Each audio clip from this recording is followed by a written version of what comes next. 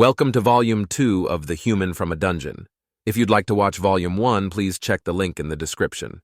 Now on with the story. How many did we lose this time? I asked coldly. 4, Harmy answered. 2 dead, 2 captured. I let out a sigh as I stared out over the field that the enemy stood in. Their smug eyes peered back at me from over their shields, their spear tips glinting in the sunlight. It was obvious that this group wasn't going to follow us either. If we had been able to get them in the trees, we would have been able to disrupt their lines and force our way through their formation. Whoever is leading them must have figured out our intentions, though. Did they lose any this time? I asked. Yeah, he replied tersely. Got a couple of lucky blows in, managed to kill 2 of the bastards. Harmy crossed his arms and spat on the ground. He's much less pleased with our situation than I am. Despite growing up together and being close friends, Harmy and I are polar opposites. I'm an artist, he's a warrior. I write poetry, tenderly carve statues, and try desperately to capture the beauty that I see in the world with paint. He likes to hit people with great amounts of force. If it weren't for the sake of tradition, he would likely be leading this defensive campaign. It isn't as if I would mind. I'd much rather be at home sweating over a block of rock. Unfortunately, I am the son of a great chief, and with that comes duty and responsibility. Irksome, surely, but it is what it is. I don't suppose we've managed to track down any high-level mages? No. What about the— Archers didn't have many arrows, Harmy interrupted. They're out. Fletchers are making more. Did we find stones? Yeah, threw 'em.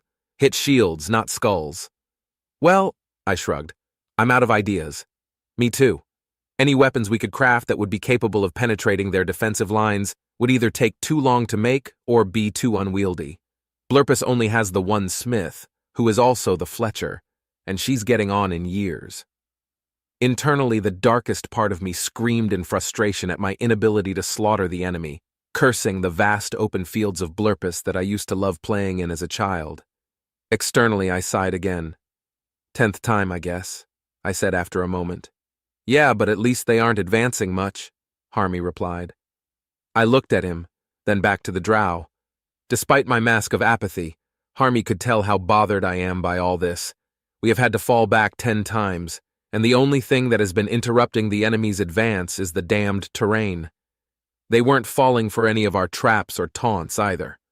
When the bastards invaded last year, they were so incompetent that I hadn't even had to take to the field. They had practically ran straight into our axes. Now, they're being far too damned careful. The bloodthirsty drow of the past had been magically given an even temper and wouldn't put a single toe out of line.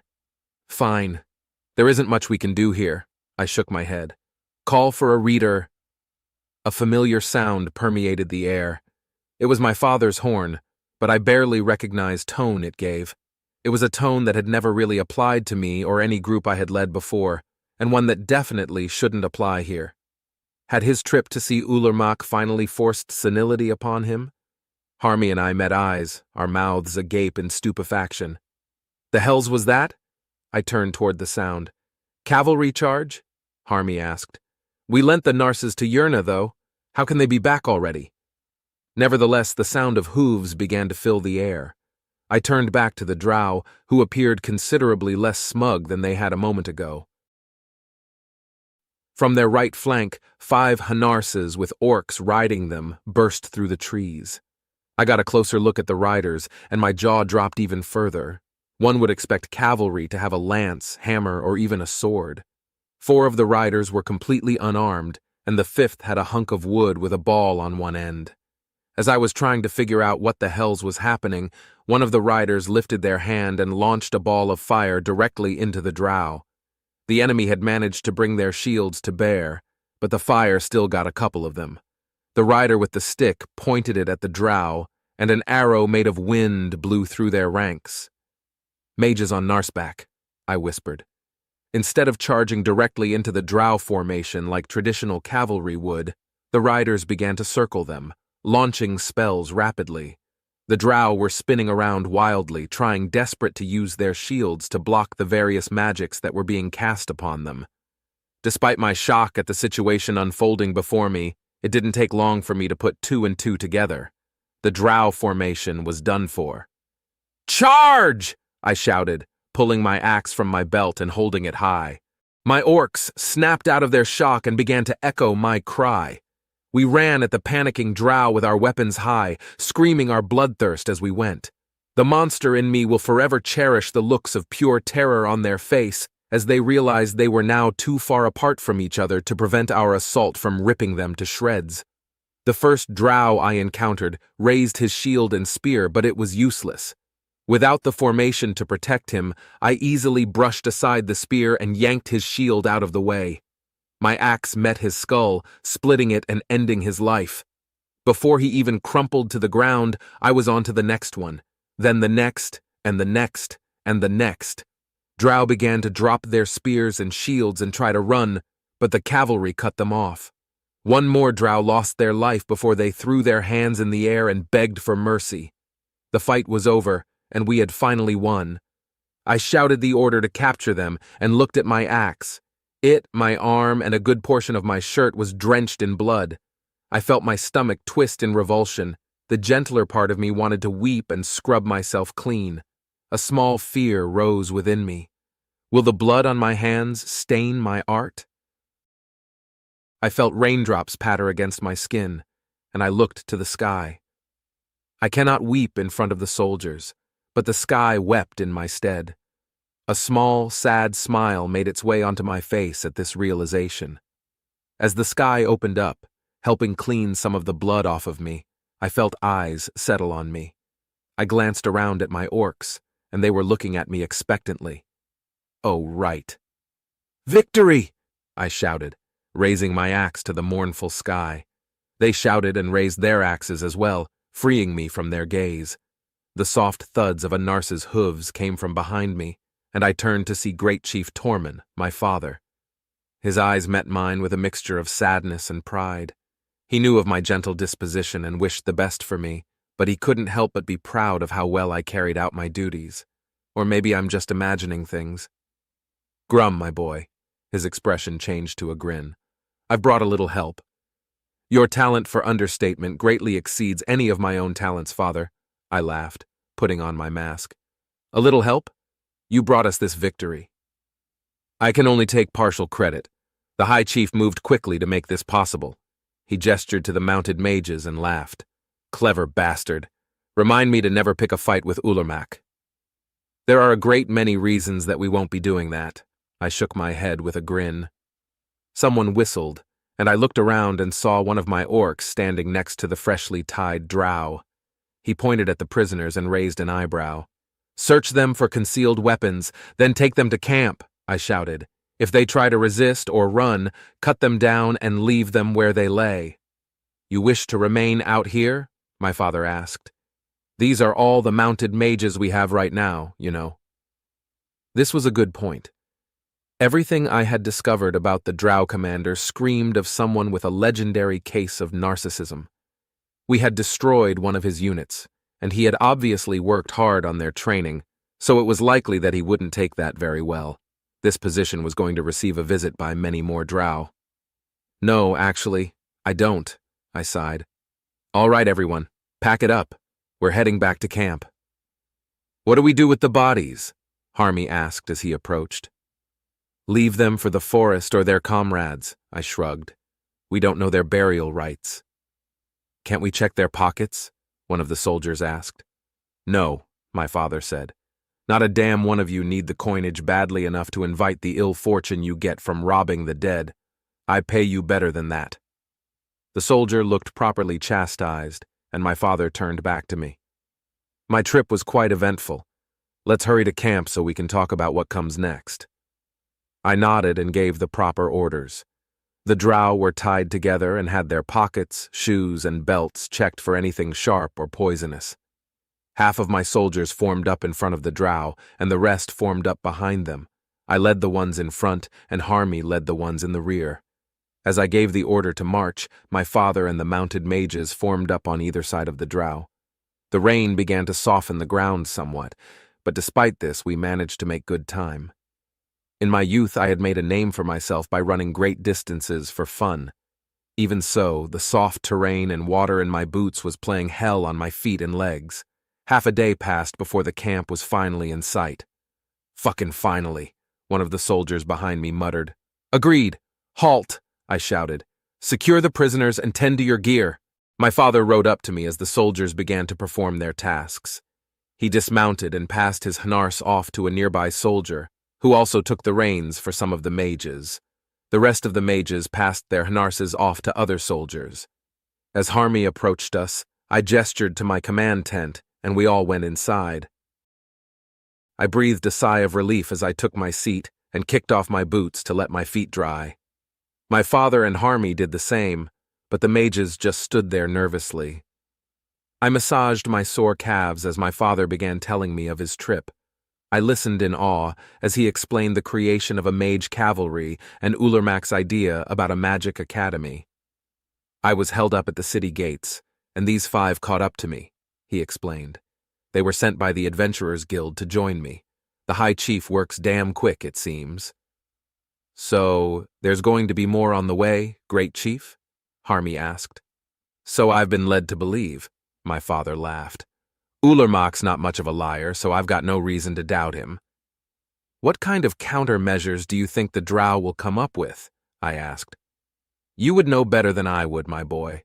But Ulermak seems to think that this invasion has vampiric backing." "Vampires?" "Yes, and I'm inclined to agree with him. There's too much that's fishy about what they're doing and how they're doing it. It practically screams bloodsucker involvement."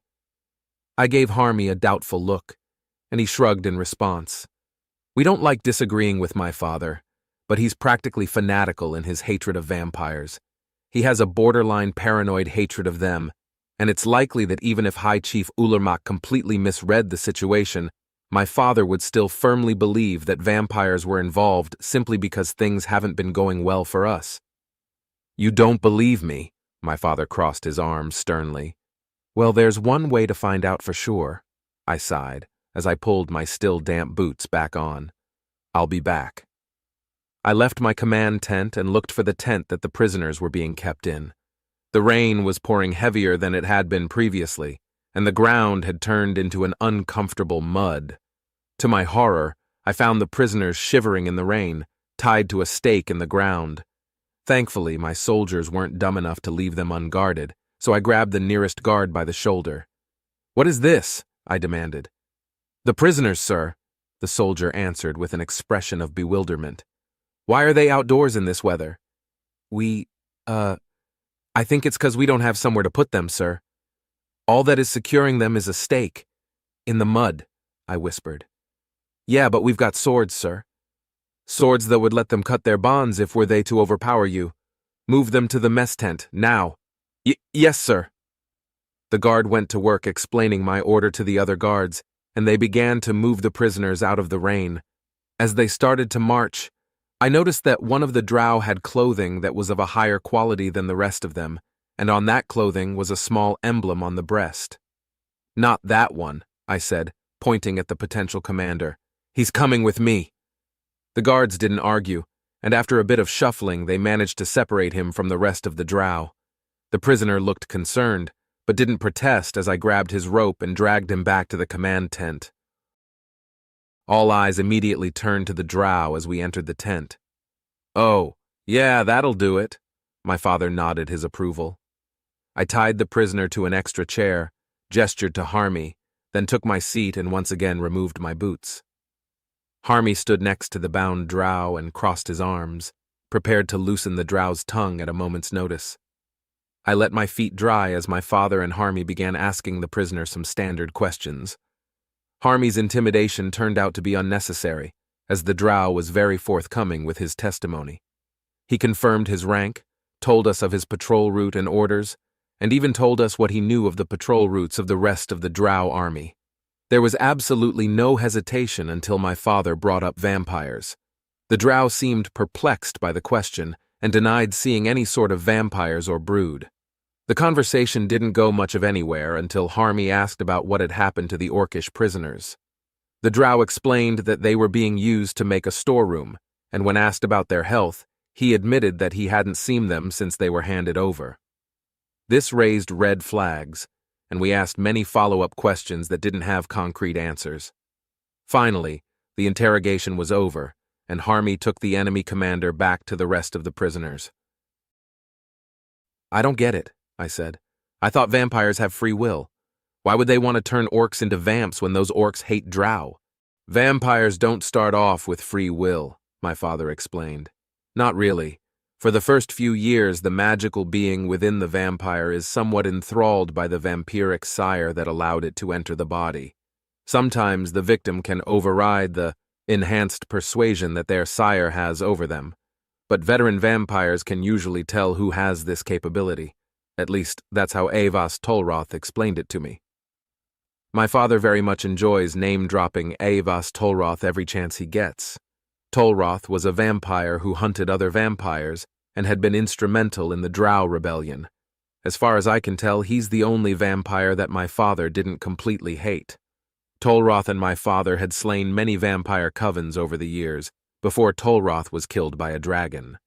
Tolroth was known for mocking his opponents with a skillful application of Gargalesis during fights. But as it turns out, dragons are a little faster than most, and really don't appreciate being tickled. "Okay, I'll admit that things are sounding suspicious. So you're thinking that the prisoners they've taken are being converted into vampires?" I asked. "Yes," he replied coldly. "And if we don't do something to stop them, we're going to end up having to fight an army of orcish vampires." A deep frown settled over my face. Both orcs and vampires are known for being sturdy opponents. A combination of the two would definitely be hard to deal with. A suppressive feeling began to take hold in my chest. Why is it that just when things start to look up, something terrible happens to be waiting just around the corner? It didn't take long for the feasting to get underway. Gnomes, dwarves, elves, and orcs brought various things out of the tree buildings and set up stalls, which almost immediately began serving drinks and cooking food. Watching a city gather together and feast without any preparation or planning is quite the novel experience. It almost seemed practiced. "Hey guys," Nick said, tearing my attention away from the various stalls popping up. "I'm sorry that I wasn't honest with you earlier." "You did what you had to do, right?" I asked with a knowing smile. Yeah. Then there's no need for an apology." "Well, I mean, I could have taken you two aside and explained what was going on." He rubbed his neck. "Oh, so you've learned from this experience as well?" I asked with a laugh. "Even better." I had figured that there was a reason he wasn't forthcoming regarding the divine interference in our journey. Either the supposed deity had flat out told him not to be, or he didn't want people to think he was some sort of religious nut.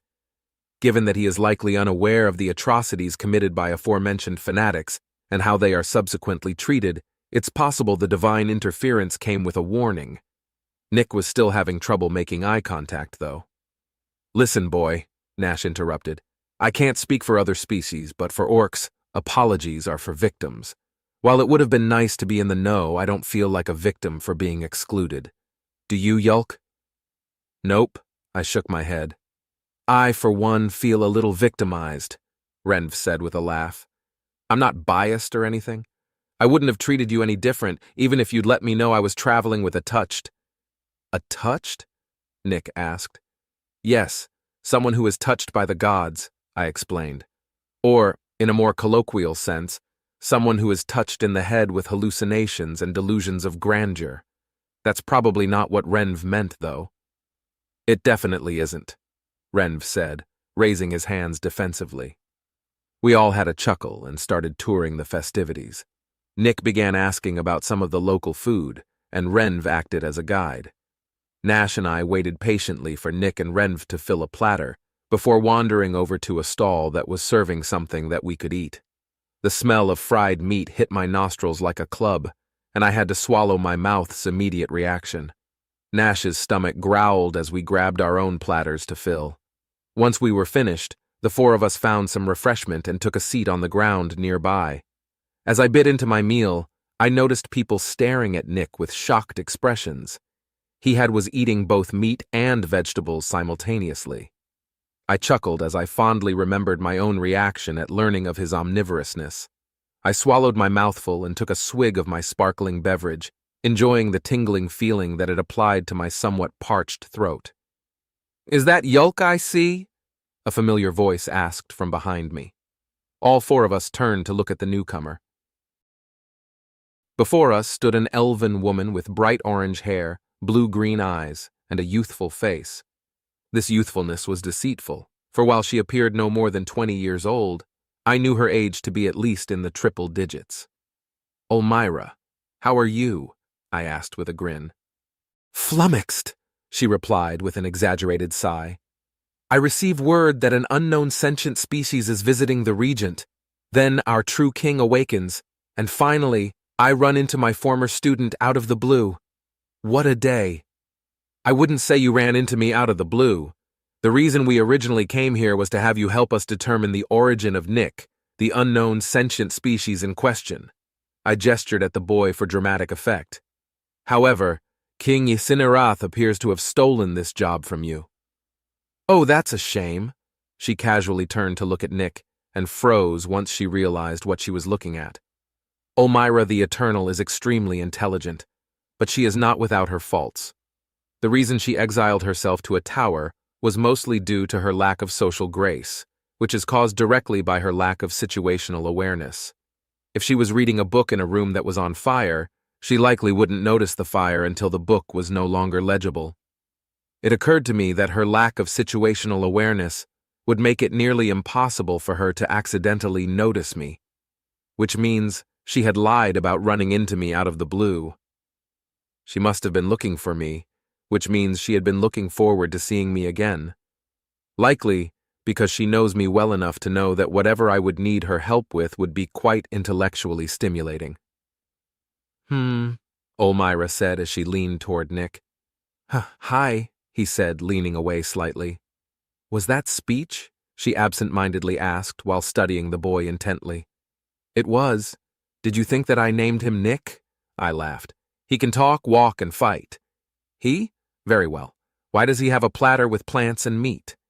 "Because he needs to eat a mixture of both to maintain optimum health. He's an omnivore." Olmira asked several more questions about Nick, which I delightfully answered. Nick remained quiet and nervous throughout this exchange, which I found a tad confusing. I would understand if he was flustered.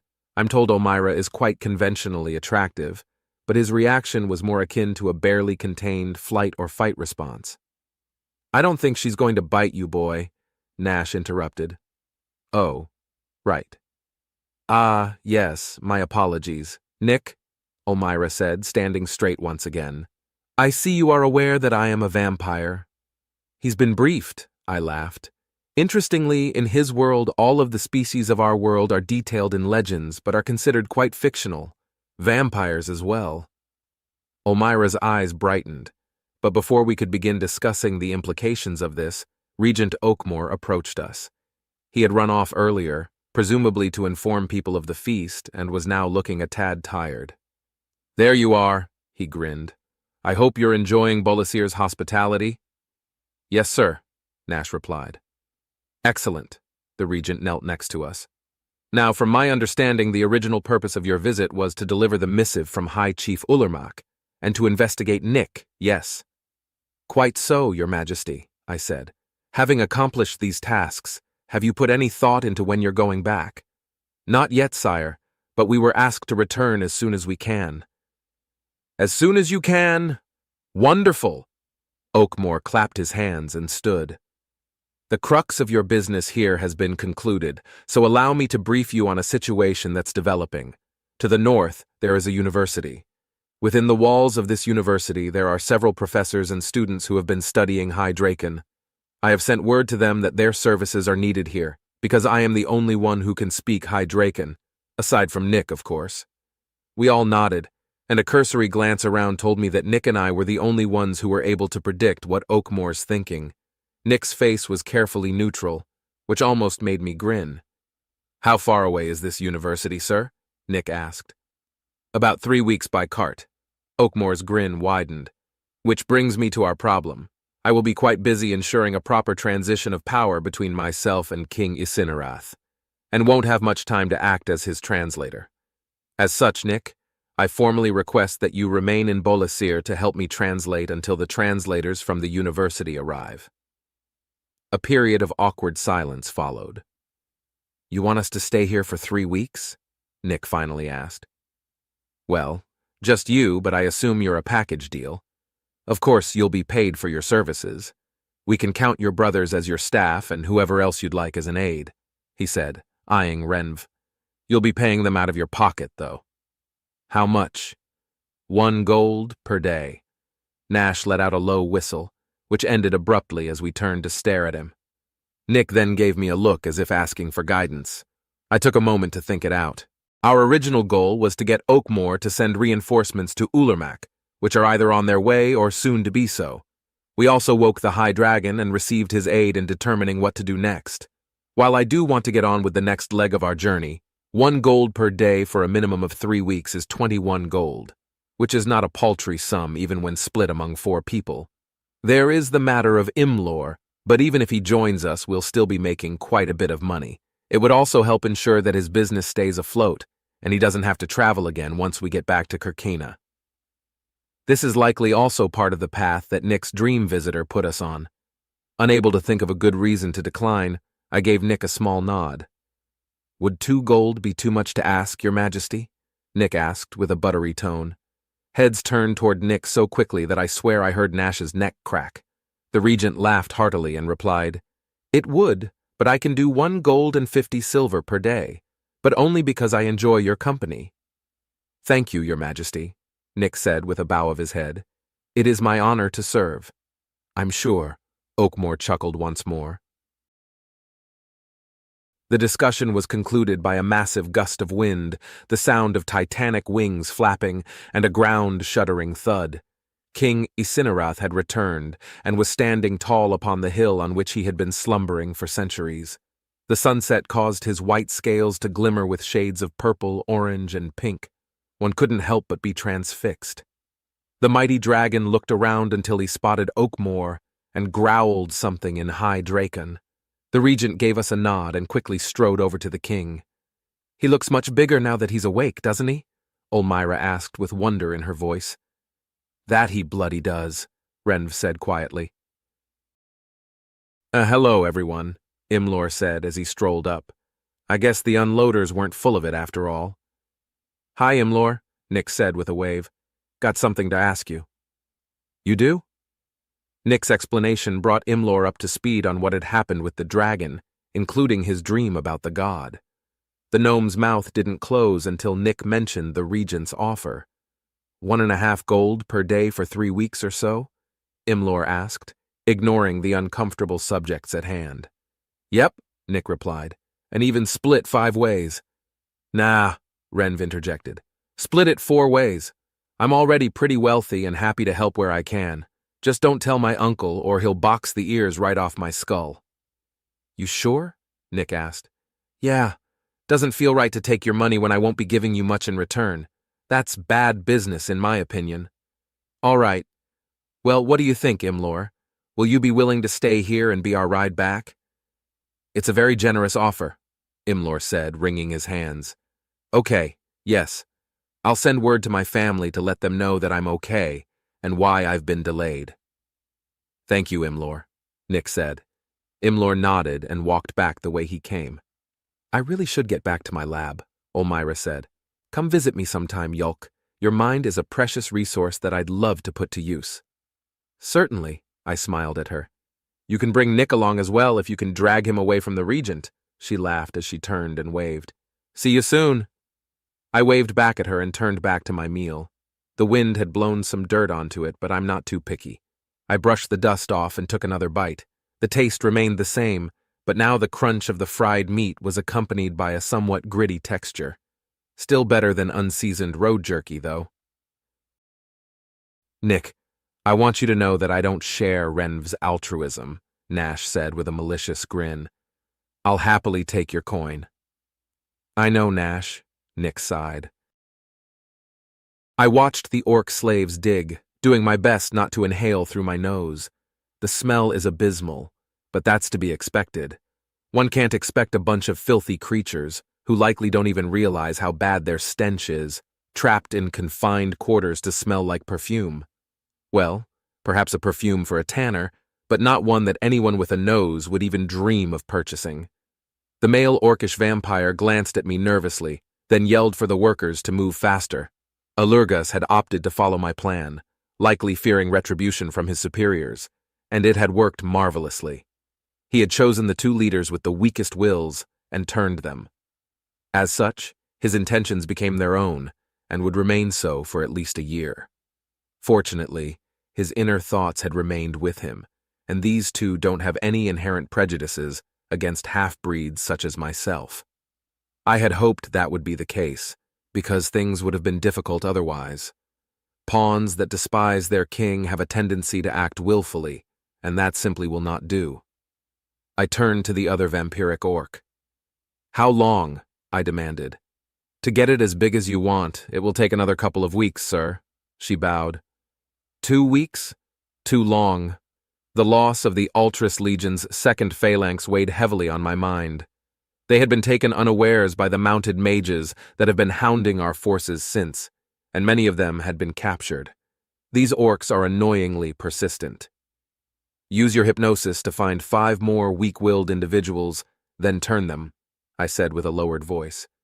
"Have them begin the escape tunnel. Be certain to keep it a secret, even from the other slaves." "Yes, Your Highness. But," she trailed off. "What is it?" "Hypnosis, sir? How do we do that?" I snapped my fingers and she looked up in fright. Our eyes made contact, and I tapped into a certain darkness deep within my being. This darkness had always been a part of me, and had acted as a cold comfort in times of stress. I felt the telltale ache behind my eyes that informed me I had made contact, and pushed out toward the fledgling vampire. Her face went slack as I forced the inner recesses of her mind to activate, showing her exactly how to do what must be done. "Like this," I projected. "Teach the other one the same way I'm teaching you." "Yes, sir." I closed my eyes, cutting the spell that I had bound her with.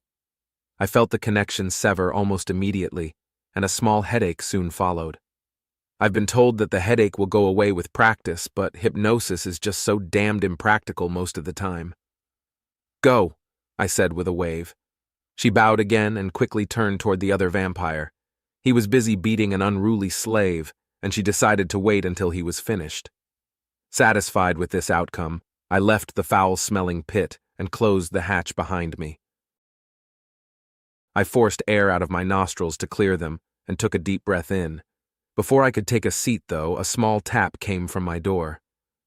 "What is it?" I asked loudly, sitting down with a sigh. "Milord, we've lost Simvalrin's First Legion. Survivors say it was the mounted mages again, but there were more of them this time," General Smarn said through the door. "Get in here, you pissant!" I shouted. The door quickly opened and closed as the general entered.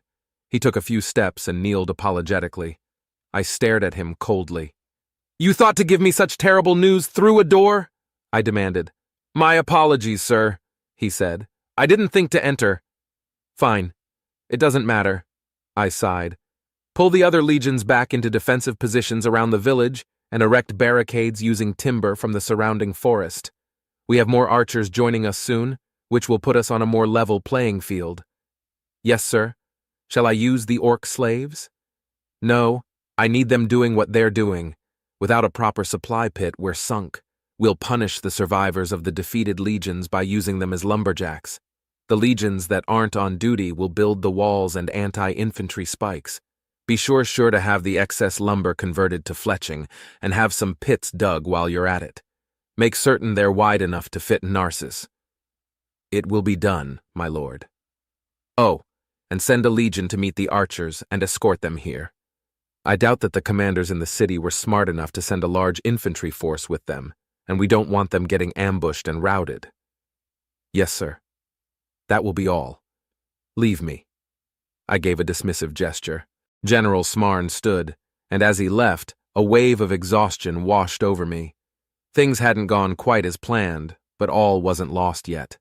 I debated sending a legion or two accompanied by archers on the offensive, but decided against it. We only have enough archers for defensive positions, and vacating those positions would leave us critically vulnerable.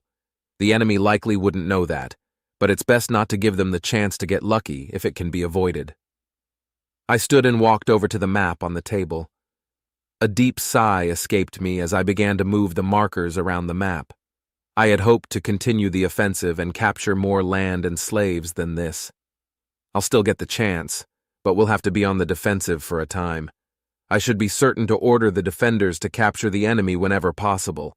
Our defense should hold up well. Archers are far easier to cultivate and train than mages are, which means I can field more archers than they can field mages. The range of spells and arrows are roughly the same, so the mages' biggest advantages will be rapid maneuvers and the area of effect of their attacks.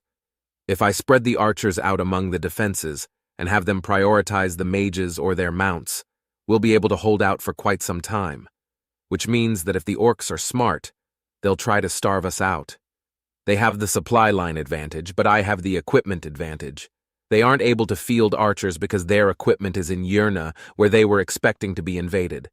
Once I add the reinforcing archers to the legions, we will be able to go on the offensive again and secure a supply line. They will have started moving the equipment back here by now, but I have ambushes and traps in place to prevent their delivery. If that doesn't work, we'll be in a sore spot. However, all of this is to secure more orc slaves and turn them into vampires. I don't need to win this war. I just need to drag it out. We'll need as many bodies as we can get our hands on to take the Night Kingdom's capital.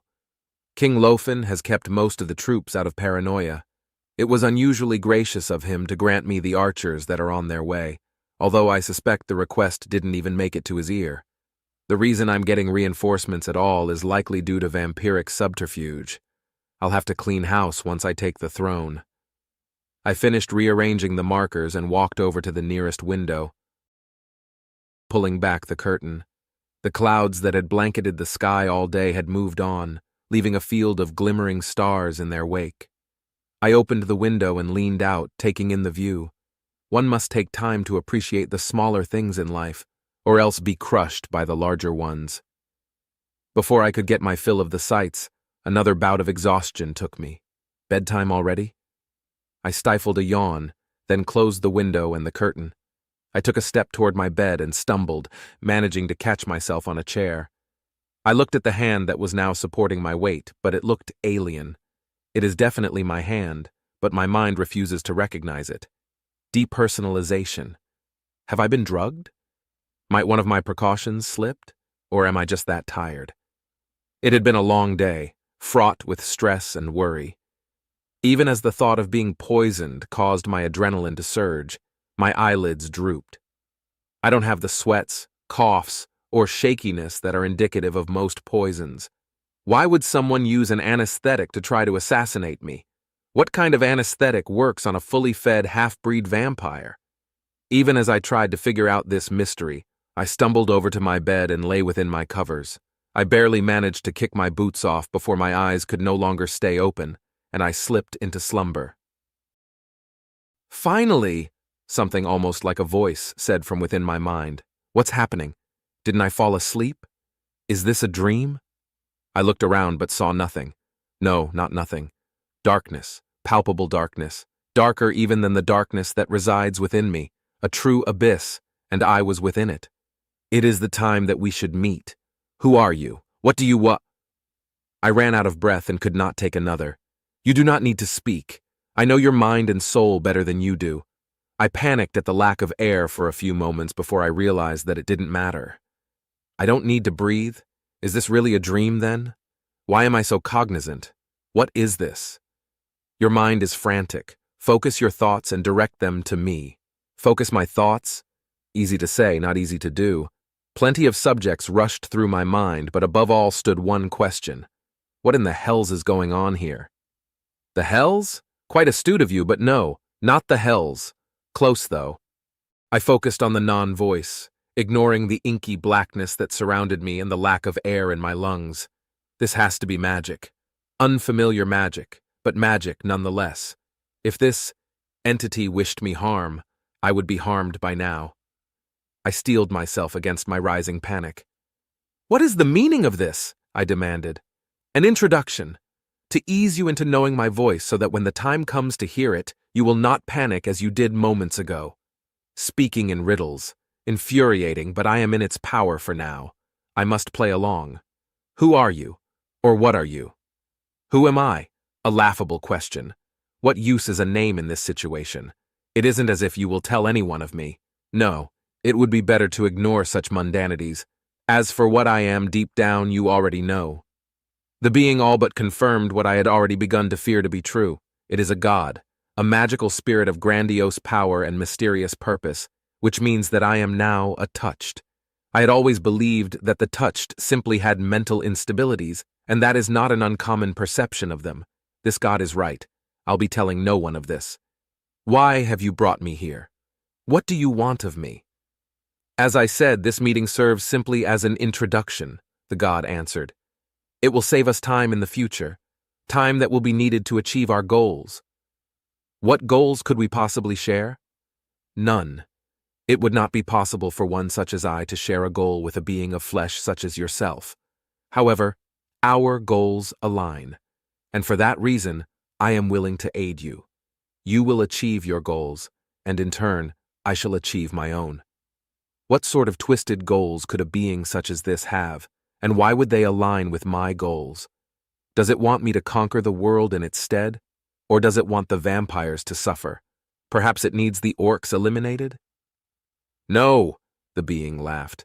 Those are not your goals nor mine. Your goal is to be seen and heard, to be able to enforce your will and ignore those that you see as inferior. You do not need the world or a kingdom for this. You simply need power and purpose, both of which I can guide you to. The words cut through me like a well-honed blade. The truth of the matter is that I do not fully believe that I can conquer the world with my plan. I had intended to take the Night Kingdom as my own and try to expand its borders, but I would have been content with executing King Lofen and exterminating the vampires that had created and then belittled me. This was a carefully kept secret, though, even from myself. My anger became stoked as I realized how easily this thing had read me and carved its way through my delusions. How can I, Master General Duke Kirain of House Yith, be relegated to mere words on a page to be read on a whim by a god? So you will give me power? I asked with a snarl. No, I cannot interfere that much. Instead, I will guide you to power and give you a purpose. This must come later, though. For now, you must know what it is to live without my guidance, it said with a cruel smile behind its words. You shall awaken, returning to your plans and your schemes. Try your best to see them succeed. We will meet again when the time comes. Before I could demand a fuller explanation, the darkness tightened around me. This embrace was freezing and forceful. I felt my bones crush and break as I was swallowed up by the abyss. Then I awoke with a start, grasping my blankets and glancing wildly around the room. I drew in a deep breath and let it leave me with a shudder. Everything in the room was just as I had left it, and the bright beams of sunrise had begun to peek through the curtains. I grabbed my arms and shuddered again. My skin was freezing, which caused another surge of fear as I realized what that implied. I hadn't been dreaming. Fuck off! I shouted as I landed a kick into Nick's gut. Our training sessions have been getting more intense as Nick becomes more familiar with swordplay. My strength, speed, and experience are all still superior to his, but now I'm actually counting on them in our sparring matches. The little shit almost landed that last strike. Thankfully for my pride, he'd let his guard down. Let's take a break, I grumbled as Nick doubled over and wheezed. Yeah, okay, he breathlessly replied. I snatched the wooden training sword from his grip as I walked past and placed the swords back on their racks. Being a sword-fighting instructor doesn't seem to be my calling. Most teachers would be thrilled at the rapid progress of their students, but Nick's progress rubs me the wrong way. I can't even nail down exactly why, which just add further frustration to the mix. Am I jealous of how easily he learns what I teach him? A little, but not enough to cause these feelings. Do I think it's unfair that he has 10 to lean on? Absolutely, but it is what it is. Plus, that isn't really his fault. Is the speed in which he picks up foreign concepts unnatural and abhorrent? Yes, but I'm used to working with freaks. Yulk, for instance. The silent jab at my brother brought a small smile to my face. We've been here for 3 days, and during that time, Nick and Yulk have been running around doing various things. Nick's been having to work as a translator when Regent Oakmore is busy, and Yulk has been spending a lot of time with his former mentor, presumably researching, but if it were anyone other than Yulk, I'd have my doubts. This has left me to hang out with Renv, who has been awaiting his uncle's return. I glanced at the dwarf, who was currently playing with the blades of grass that surround the training ring. He'd been watching our training sessions, mostly so that he could keep me company when Nick had to run off. I've learned a lot about this part of Bolasir thanks to him. I almost got you that time, Nick said, grievously misunderstanding my expression. And? I asked, my smile instantly dissipating. You feel good about that? Nothing fills a grave quicker than almost. If I had been trying to kill you, you would be dead. Maybe, but 10 would have probably interfered if things went that far. Yeah, and I'm sure that comes free of consequence. I rolled my eyes and spat in the grass. You and I both know better than that.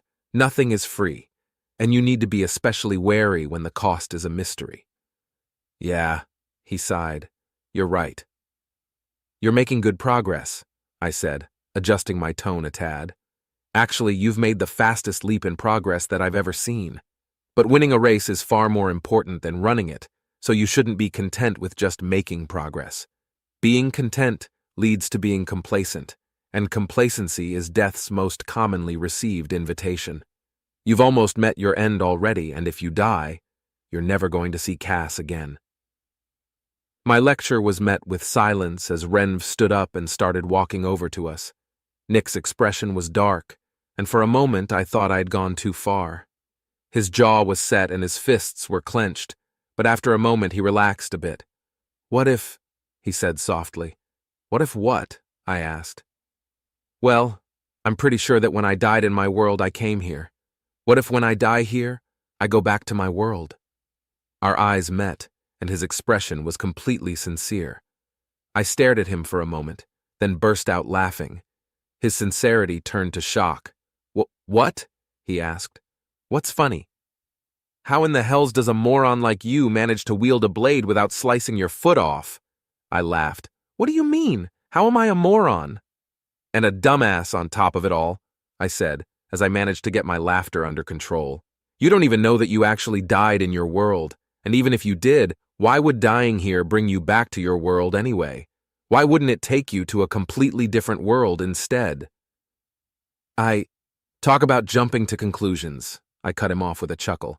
More like leaping in your case. What's funny? Renv asked.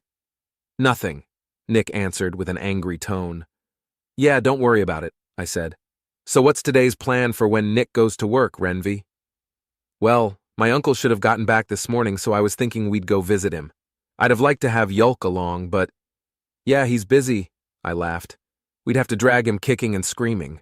Since we'd be getting between him and knowledge, he might even put up a real fight. Best to avoid that, then. What do you think? Should we head out now? Yeah, we might as well. Best get going before the Regent summons Nick. I nodded, and Renv took the lead. He told one of the guards where Nick was going, and we proceeded to leave the training pit. I'm actually going to miss this training area when we move on. It's a far sight better than the one we have in New Leva. Hells, it's even better than the one that the Adventurers Guild uses in Kirkana. This training pit has multiple open areas where people can spar in different conditions, like sand, gravel, mud, dirt, and even grass. It also has training dummies that have regeneration enchantments, which is something we should look into for New Leva. Maybe for the wall, too, so poor Naomi doesn't have to fix it every time Yulk practices his spells, though she might miss the free meals. So your uncle owns the business you work at? What about your parents? Nick asked. It's more like a conglomeration of businesses, but yeah. My ma and pop both like working with their hands, so they own and operate a branch of the manufacturing side of the company. Since I like to travel, I work with my uncle more than I work with them. Renv chuckled. They're much more tolerant of my occupation than they are my brother's, though, that's for sure. What does your brother do? He's a quack, or at least that's what people call him. He experiments with various chemicals and their effects on health, then tries to hawk the finished product. The dwarf sighed. He doesn't trust healing magic or potions, but they're much faster than any of the products he's been able to produce. I think it's a good thing not to rely solely on magic, Nick said, though he should be careful when experimenting with painkillers. Because they can be addictive and deadly, Renv asked. Bit of wisdom from your world, right? Yeah, that already happened here. He made some painkillers out of a plant that people use to get high, and convinced a few people to try them. They worked, of course, but his customers got addicted to them. It was a huge mess, and a couple of people died because of them. The court found him guilty of negligence because he didn't do a long-term study before selling the product, and they fined him so heavily that he had to sell his lab. Now he works out of his house. I'm sorry, that must have been rough on your family. It was rougher on him than on my family. It's pretty well known that he's cut his relations with us, so it didn't harm our reputation. Still, it's not fun to see family fall like that. The conversation petered out as we continued our trek. Our path avoided the main square, which is where the dragon had been staying. It's just as well we didn't need to give Regent Oakmore the chance to pull Nick into something. Finally, we approached a large building that was made of small, well-cut stone bricks. Each brick was engraved with a vine-like pattern, which was filled with what appeared to be silver. Here we are, my uncle's offices, Renv said with a grin. Follow me. Renv pushed open one of the solid wooden doors, which were about twice his height. I expected to hear the creak of hinges, but the door opened silently and with very little effort. I raised my eyebrows. Whoever installed the doors had known what they were doing. The inside of the building was even more impressive. The floor was hardwood and well-polished, and each wall had some form of art on it. Paintings, monster trophies, and even weaponry were well-positioned to vie for attention. In the center of the room was an expensive-looking desk, and behind the desk was a female gnome wearing well-tailored clothing. Hi, Sierna, Renv said with a wave. Here to see the boss. Go on in, sweetie, Sierna said with a warm smile. He's been worrying about you. He'll be glad to see you're safe. Thanks. Renv led us to the right of the desk and through another well-built door, which led to a staircase. We marched up the stairs and found another pair of doors. Renv opened the one on our left and walked inside. Nick and I glanced at each other and followed. Uncle! Welcome back! Renv said, raising his arms in a joyful expression. Renv, my boy, thank the gods! It's so good to see you well! A rotund dwarf stood from his desk and embraced Renv hard enough that I heard bones pop. I heard about the bandit attack and was worried sick. Come now, Uncle! Renv returned the embrace as best he could. I'm the one who sent word, you needn't have worried. You forgot to sign the letter then. The large dwarf released his hold on Renv. What happened to your guards? Renv trailed off and gulped. They didn't make it. Norv, Crackton, and Tell are dead. Oh gods, I'm sorry, boy. I know you were close. They were good kids. We'll make sure their families are well taken care of. Renv's uncle put his hand on his nephew's shoulder and gave it a squeeze. Then he turned to look at Nick and I. So, who are these? He trailed off as he got a good look at Nick. Wait. Oh yeah, introductions. Uncle, this is Nick Smith and Nash Alta. Nick is the human you've probably heard about. The one who woke King Icinerath? Yep, Renv said as he turned to us. Nick, Nash, this is my Uncle Don. Don Marfix, pleasure to meet you, Don said as he grabbed my hand and shook it. Don's grip was surprisingly strong, and I fought the urge to compete. After a couple of shakes, he turned to Nick and did the same. It is an immense pleasure to meet you both, Don said. A member of the famed Alta family and the mysterious human everyone's been talking about. How did you manage this, Renvi? They're the ones who saved me from the bandits, Renv beamed. I brought them here because I thought you would want to meet them and give them a reward. There's another one, Yolk Alta, but he's with Olmyra right now. The Eternal? Yeah, he was her student or something and they're currently catching up, or something. Well, it's good to see you're getting some company. Don chuckled and turned back to Nick and I. I'd be happy to reward you for your kindness toward my dear nephew. You're adventurers, right? Yes, I answered. Good. Camping out under the stars has its own appeal, of course, but there's nothing like a comfortable bed. Don walked over to his desk. So these will be invaluable to you. He opened one of his desk's drawers and pulled out a piece of paper. He grabbed a pen and began to write. He mumbled to himself for a bit, then gave the paper to Renv. Renv read the paper and nodded. You'll need to go to one of our warehouses to pick up the reward, but I think you'll like it. Okay, Renv grinned. Thanks, Uncle. Happy to do it. Come see me again sometime. Renv nodded, and we followed him out of the room. Sierna waved at us as we left the building. Nick and I remained silent while we walked, seemingly ignoring the obvious question.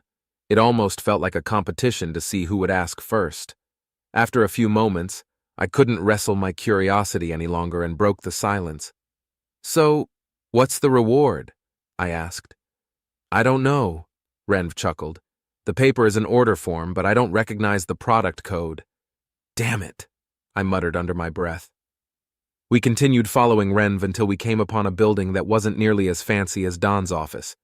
It didn't look ramshackle, but it was obvious that very little care was spent towards its appearance. Despite its lack of aesthetic, it was very impressive in size. I took in the sights as we followed Renv into the building. Large bay doors led to carts that were in the process of being loaded and unloaded.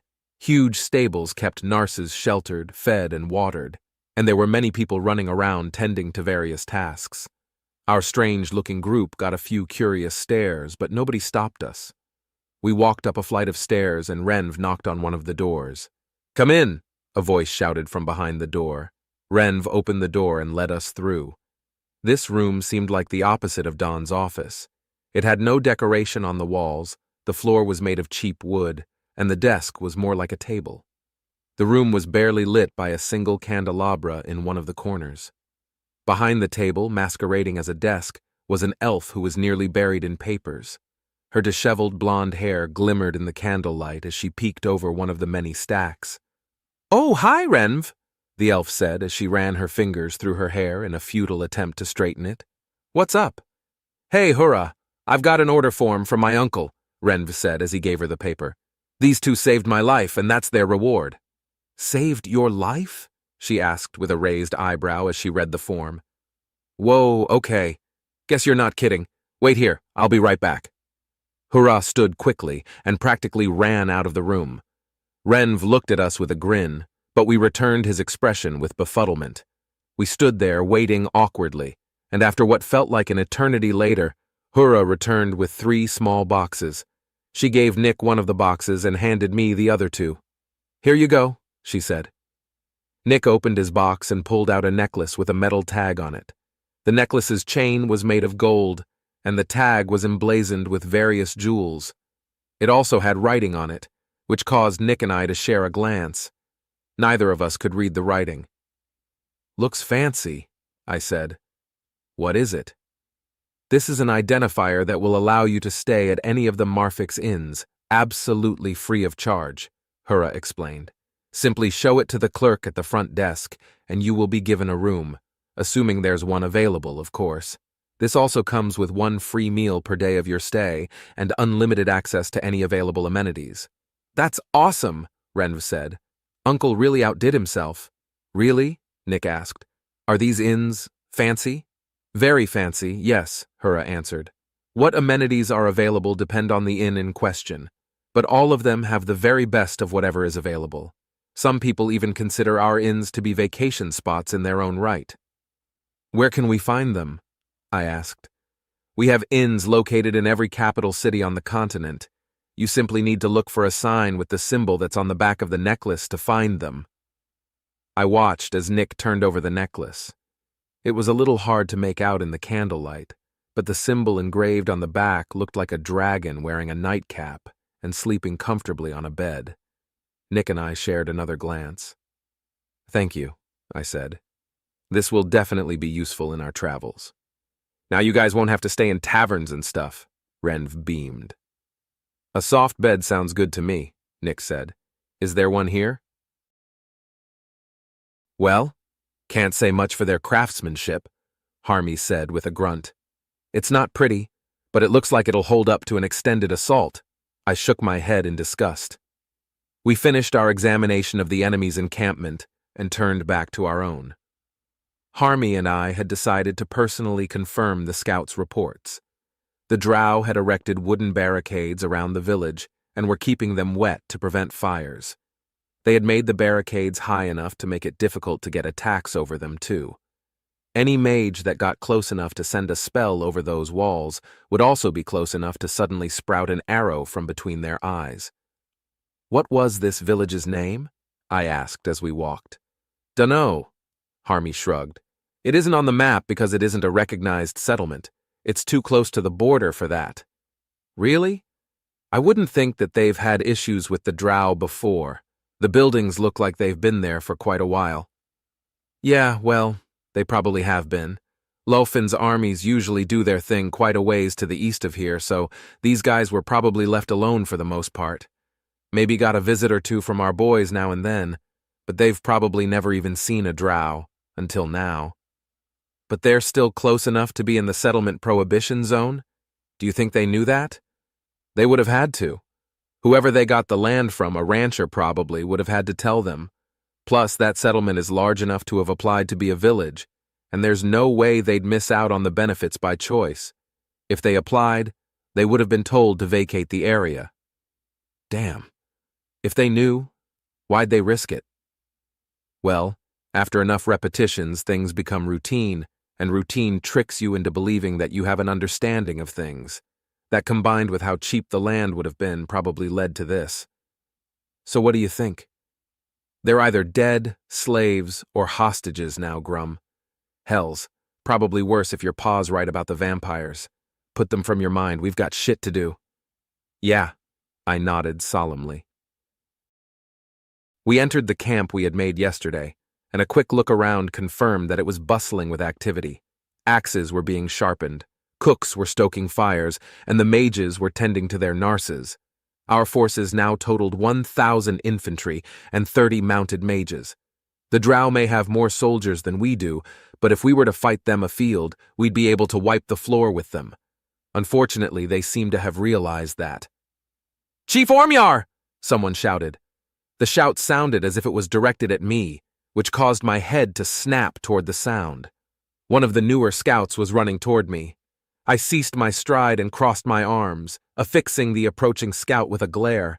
I noticed a rare smile on Harmy's face as the scout caught up to us. "I'm not the chief. My father is," I said firmly. "Sorry, sir," the scout said, trying to control her breathing. "I've got a report, and I'll hear it in a moment. I want you to be sure that it doesn't happen again. My father is the greatest chief Blurpus has ever seen, and I won't tolerate any semblance of disrespect toward him. Understood?" Yes, sir." "Good. Report." "We found the caravan from Yurna that had the supplies to make weapons. It was attacked." "Any survivors?" "We don't know for sure. They burned those that fell, drow and orc alike, loaded them into the carts and set them ablaze. Couldn't get an accurate count of the remains." "Were you able to get eyes on the force that ambushed them?" I asked, uncrossing my arms and placing my hands on my hips. "No, sir. They were hit right after they crossed the border into Blurpus. Scoutmaster says that it had to have happened days ago, according to their itinerary." "Understood. Tell the Scoutmaster to get back to regular patrols, then." The scout nodded and began jogging away. I took a deep breath through my nose, stifling my rising anger, and let the air out with a heavy sigh. "Fuck," I grumbled under my breath. "Good call. Sending the scouts to check on the caravan," Harmy noted. "It is fortunate that we now know that we can't rely on archers." "Yeah, that's one way of looking at it. Whoever this little bastard is, he's far too clever for my liking," I said. "Not only was he able to tell that we had sent our smithing supplies to Yurna, he was able to determine that we would be having them shipped back and where they would be.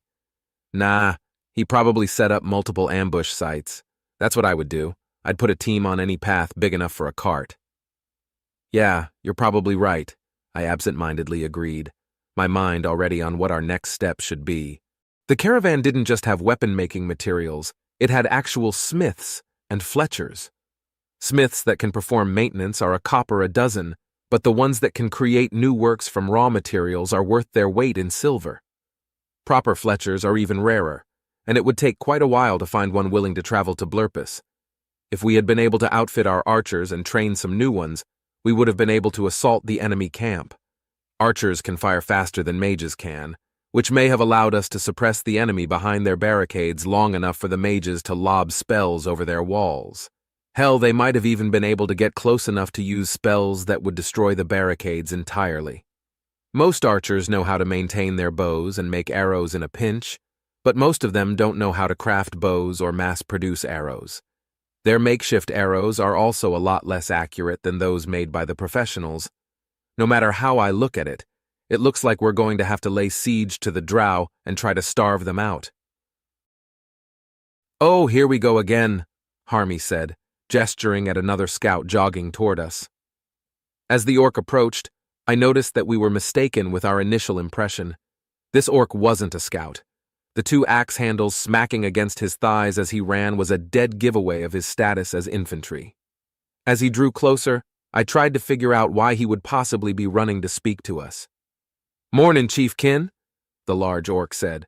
"Sergeant Balug wanted me to get you." "Sergeant Balug? What for?" I asked. "It's a surprise, sir." "I don't like surprises." I crossed my arms again. "Tell me what he wants." "Sergeant Balug's a lot bigger than you," he chuckled. Sir, plus we all want to see your reaction." "Balug may be bigger, but the Chiefkin can have you flogged," Harmy interjected. The big orc took a moment to think about this, biting his lip as his brain worked harder than it likely ever has. "I guess so. But even if you flog me to death, my mum'd recognize the body," he shrugged. "If I ruin the surprise and the boys get at me, she won't even recognize my big toe. Sir?" "It's that good of a surprise?" I asked incredulously. "Oh yeah. Your reaction'll be worth taking a few licks from the whip, if you want me to, sir." I shared a glance with Harmy, who gave a defeated shrug in the face of the country orc's stubbornness. "Fine," I sighed, pinching the bridge of my nose. "Lead on." The unruly infantry orc led us through the camp and into the woods. Being unused to traveling without a path, I made certain to watch my footing. Despite my care, I quickly fell behind. The other two seemed to be able to predict the roots and divots that littered the ground and had to stop and wait for me to catch up repeatedly. By the time we arrived at Sergeant Balug's location, my embarrassment and frustration was at a boiling point. Once the ground was clear of obstacles, I pointedly marched after our guide, ready to be harsh with whatever I was about to be shown. However, all of my anger quickly melted away once I saw the surprise. My eyes widened and my jaw dropped. "The fuck?" Harmy asked with a shocked softness. "Ah, Chiefkin! Oh, and you brought Captain Harmy too!" Sergeant Balug exclaimed. "Surprise!" A mewling whine came from a gigantic creature that had somehow been trussed up. The sound was disturbingly similar to a pupper that had just been told off, but much louder. Its head was covered in metallic-looking spikes, and the creature's red and yellow hide clashed horribly with the various greens of the surrounding foliage. Each of its bound arms and legs ended in 3 enormous claws, which were also tied together. It struggled against its bindings to no avail, and whined again. As it did so, I caught a glimpse of rows upon rows of sharpened fangs within its maw. "What in the hells is that?" I asked, regaining some of my composure. "It's a gift from the gods, a Nahalim to be specific. Young one too, judging by its size," Balug said with a prideful grin. "One of our boys was out taking a leak and found it while it was napping. Once he let me know about it, we grabbed all the rope we could carry and tied it up good and proper." I took a moment to digest this information, then turned to look at the sergeant. He towered over me, but despite his appearances and upbringing and mannerisms, he's one of the most educated orcs I know. When he says a gift from the gods in this context, it could mean literally anything. "Okay, so what's a Nahalim and why is it a gift?" I asked. "Please don't tell me you're planning on trying to eat the fucking thing," Harmy added. "Pretty sure those are poisonous. Venomous, not poisonous, and no, they taste like shit. Anyhow, to answer your question, Chiefkin, a Nahalim is one of them old biological weapons that they were using during the Cataclysm Wars.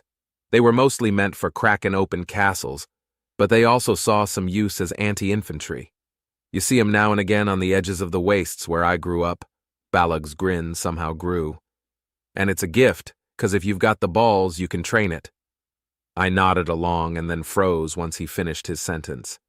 The fuck did you just say? I asked, unable to believe my ears. Balog's men tried to hide their laughter, unsuccessfully. Train it, sir. There was a guy who lived in the wastes who had a couple of 'em as pets, hunted with 'em and everything. Said they're just like giant puppers, so long's you treat them proper. He nodded sagely. Of course, they ate him in the end, but we're pretty sure he died of natural causes first. Pretty sure, I repeated. Yep, give me a few days and I'll have this boy, or maybe girl, it's hard to tell. Anyway, I'll have it ready and raring to tear up some drow in no time. What are you going to feed it? Harmy asked. We got drow prisoners, don't we?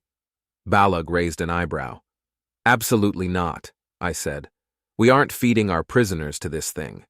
Not only would that be morally repugnant, it would also be in violation of the law of the land, and the High Chief would certainly have our heads. Well, what if we kept it a secret? You're willing to gamble your life that none of your boys will get too sauced and tell this story? Fat fucking chance, Sergeant. No. Damn. You got a good point, sir. Well, boys, what do you think? Balog turned to his orcs. Willing to go on half rations to feed the beast? The sounds of not quite suppressed mirth died out immediately, and was replaced with a tense and contemplative silence that was only broken by the occasional whine from the Nahalim. The soldiers looked between their sergeant and the Nahalim studiously. The subject of their internal conflict was painfully obvious. The stomach is one of the two organs that infantry does their thinking with. The other organ they use to think is somewhat up for debate. Fuck it, I'm game, one of the soldiers said. The other soldiers looked at the one that spoke up, and a few of them shrugged. One by one they gave their assent to the sergeant's plan. Once everyone was in agreement, Sergeant Balog turned back to me. There you have it, sir. We'll feed it with our own rations and get it nice and trained up for an assault on the enemy, he said with a smug grin. Will that be all right? If you can't train it, will you be able to kill it? I asked. Yes, sir. It bleeds just like everything else. Worst case scenario, we lose a few. But I got a look at the enemy's barricade earlier, and I'm pretty sure that we'll be losing more orcs without the Nahalim than we would if it went wild. You might be right. How exactly are you going to train this thing? We don't have cages big enough to hold it. Oh, we'll secure it in such a way that it can't run around and let it get familiar with us. Positive reinforcement and the like goes a long way with these big bastards. By the end of the week, I'll have it eating out of my hand. The sergeant was making a good case. If Balog's able to train the Nahalim, it will save a lot of lives on our side of this conflict. If he fails, though, we'll have lost good orcs and still have to face the enemy's barricade. We could try to starve out the enemy, but their leader has fully demonstrated that he isn't a fool, so he probably has a plan for that course of action. I looked at Harmy for guidance, but the furrow in his brow told me that he was just as lost as I. I took a deep breath through my nose and let it out through my mouth. Fine, I said. Train the Nahalim. We'll try to use it in an assault on the enemy fortifications once it's ready. Thank you, sir. You won't regret this. I woke up feeling fully rested for the first time in quite a while. As I stretched away the remaining stiffness in my muscles, I found myself enjoying the fluffiness of the bedding against my skin. I hadn't been able to enjoy it much last night because I'd passed out right as my head hit the pillow. It had been an exhausting week of training and translating, but all that's over now. Well, the translating at least. I'm sure Nash has something evil in mind for when we're on the road. I let out a sigh when I realized I would have to be leaving this bed. The bed isn't even the best part about the inn, though. I'd been able to get a warm shower, a shave, and a haircut as well. I didn't have much beard to shave, of course, but the hairs under my nose and on my chin had been getting annoying. The shower was amazing, and very much needed. I'd become accustomed to my stench for the most part, but every now and again I'd get a whiff that made my eyes water. Reluctantly, I left the softness of my bed and found my clothes. The Marfix Inn also had a laundry service, and I had taken full advantage of it to get my clothing and armor cleaned. On the wall near the door were 2 boxes that had conveyor belts inside them. In one box, I found my clothes neatly folded alongside my armor, and in the other box, I found the breakfast I had ordered. When we first began staying at the inn, my meal orders had raised eyebrows, but now the staff was used to it. They even made recommendations of things that they thought might taste good together. Normally, I don't bother with a breakfast order and just pick something up from a stall, but I get 1 free meal a day during my stay, and I wanted to use it on our last day here. The wonderful smell of the breakfast convinced me that I had made the right choice. There were 2 sides, one of thin meat strips that tasted like a mixture of canned ham and beef jerky, and a vegetable that looked like a dark green celery stick but tasted like asparagus. I'd been hesitant to try it at first due to my hatred of celery, but one of the elven chefs convinced me to give it a try. Now I regret not ordering it sooner. The entree was a mixture of eggs and meat, and I didn't know which animal either were from. This made me a little hesitant to try it, but the smell helped me fight off my doubts. I picked at my breakfast as I pulled on my clothes and armor. Unsurprisingly, the food was really good. Once I finished dressing myself, I moved my meal to the small table in the corner of the room and dug in. My breakfast rapidly vanished, and once I was finished, I leaned back and let the well-padded chair comfort me. I let out a burp, then reached into my nearly bulging coin purse and brought out a gold coin, placing it on the table next to the meal tray before turning my attention to putting my armor on. Once I squeezed into everything and all the straps were tied, I took one last look around. The room itself was tastefully decorated with wooden walls and engraved stone trim. They had used a light-colored wood which seemed to glow when the curtains were open. The window was able to be opened, which wasn't something I had seen in many other places. There were also some well-done paintings depicting some exciting scenery, like a man arm-wrestling a dragon and a mage casting fireball. The bathroom had a toilet, sink, and the aforementioned shower. Even without any additional decorations, it was the fanciest bathroom I'd ever personally seen. The toilet had a footrest and the shower had a seat, both of which made it easy to relax while taking care of business. I could see why Ren's co-worker said some people use the inn as their vacation destinations. My entire stay had felt like one. I felt a small pang of sadness when I realized how much I'm going to miss these luxuries, but comforted myself with the thought that we'll probably find another Marfix Inn during our travels. With another small sigh, I turned to the door and opened it to find Nash and Yulk waiting outside. Nash was holding his fist up as if he were about to knock. The 3 of us stared at each other awkwardly for a moment. "Oh, good, you're up," Yulk grinned. "Yep, he sure is," Nash nodded. "That's good. We can get on the road right away. Come on." I gave my room one final glance before I followed my brothers by adoption out of the inn. The staff bid us farewell as we left, urging us to visit again soon. We began to head to the place where Imlor had the cart set up when I spotted Regent Oakmore dashing our way. I debated whether or not to start running, but he caught up to us before I could make up my mind. "Hello, boys," he said with a beaming smile. "Glad I caught you before you left." "Why's that, sir?" Nash asked. "Your business with Nick is done, right? You already paid us and everything, Your Highness?" "Oh, yes, don't worry, I have no further jobs for you," Oakmore laughed. "The reason I wanted to catch you is to let you know that we would normally throw a goodbye celebration on account of Nick awakening our monarch and everything. Unfortunately, we can't due to, well, critical matters of state that must be addressed immediately." "That's all right, sir. I understand," I said. Good. I didn't want you to think we were terrible hosts or anything. Anyway, the next time you visit Bolasir, I'd ask that you send a message first so we can properly plan a thank you celebration." "We already had a feast. Surely that counts, Your Majesty," Yulk added. "Actually, the feast was specifically to celebrate the return of His Highness King Isinerath." The elf shrugged. "Royalty get their own party. Plus, combining celebrations is tacky. No, even if it must be delayed for the moment, I am required to insist that we do a proper celebration for Nick's contribution as soon as we are able." After a bit more back and forth on the merits of such a celebration, We relented to Oakmore's request, or demand disguised as a request, rather. Once we agreed, he merrily sent us on our way.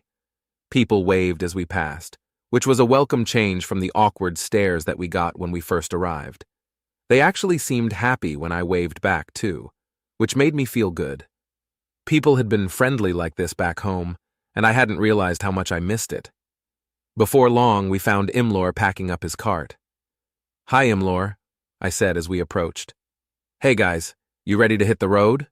he asked. "Yep," Nash said as he grabbed a heavy-looking sack from the gnome and carried it into the cart. "Very much so," Yulk agreed as he climbed into the cart after Nash. "While I've enjoyed our stay, I'd very much like to check the mail to see if Mother sent anything. I've been keeping her updated, but have told her to send her replies to Kirkana because we didn't know for sure how long we'd be in Bolasir." I took one last look around the city built within the trees. Renv had said his farewells yesterday because his uncle was taking him to see the rest of his family. It ended up being a bit of a twist of fate. Instead of Renv seeing us off, we had seen him off. However, it appeared that someone else may want to see us off. The someone that was moving our way at an unnaturally fast pace. Hey, guys? I pointed at the figure racing toward us. In the time it took for Nash and Yulk to turn their heads to look, the unidentifiable figure got close enough for me to figure out that it was a certain female vampire. The next thing I knew, Olmyra the Eternal was standing beside me, carrying a duffel bag and looking at Yulk. I questioned my sanity when I realized that she didn't look like she'd been running at all. She was breathing normally, and her hair wasn't even out of place in the slightest. The hell kind of product does she use? "Hi, Olmyra," Yulk's smile beamed. "Come to see us off?" "And to chastise you." She placed her hands on her hips.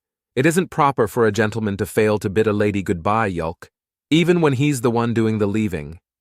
Yulk's smile faded. "Ah, I see. You're right. I apologize. I beg your forgiveness, milady."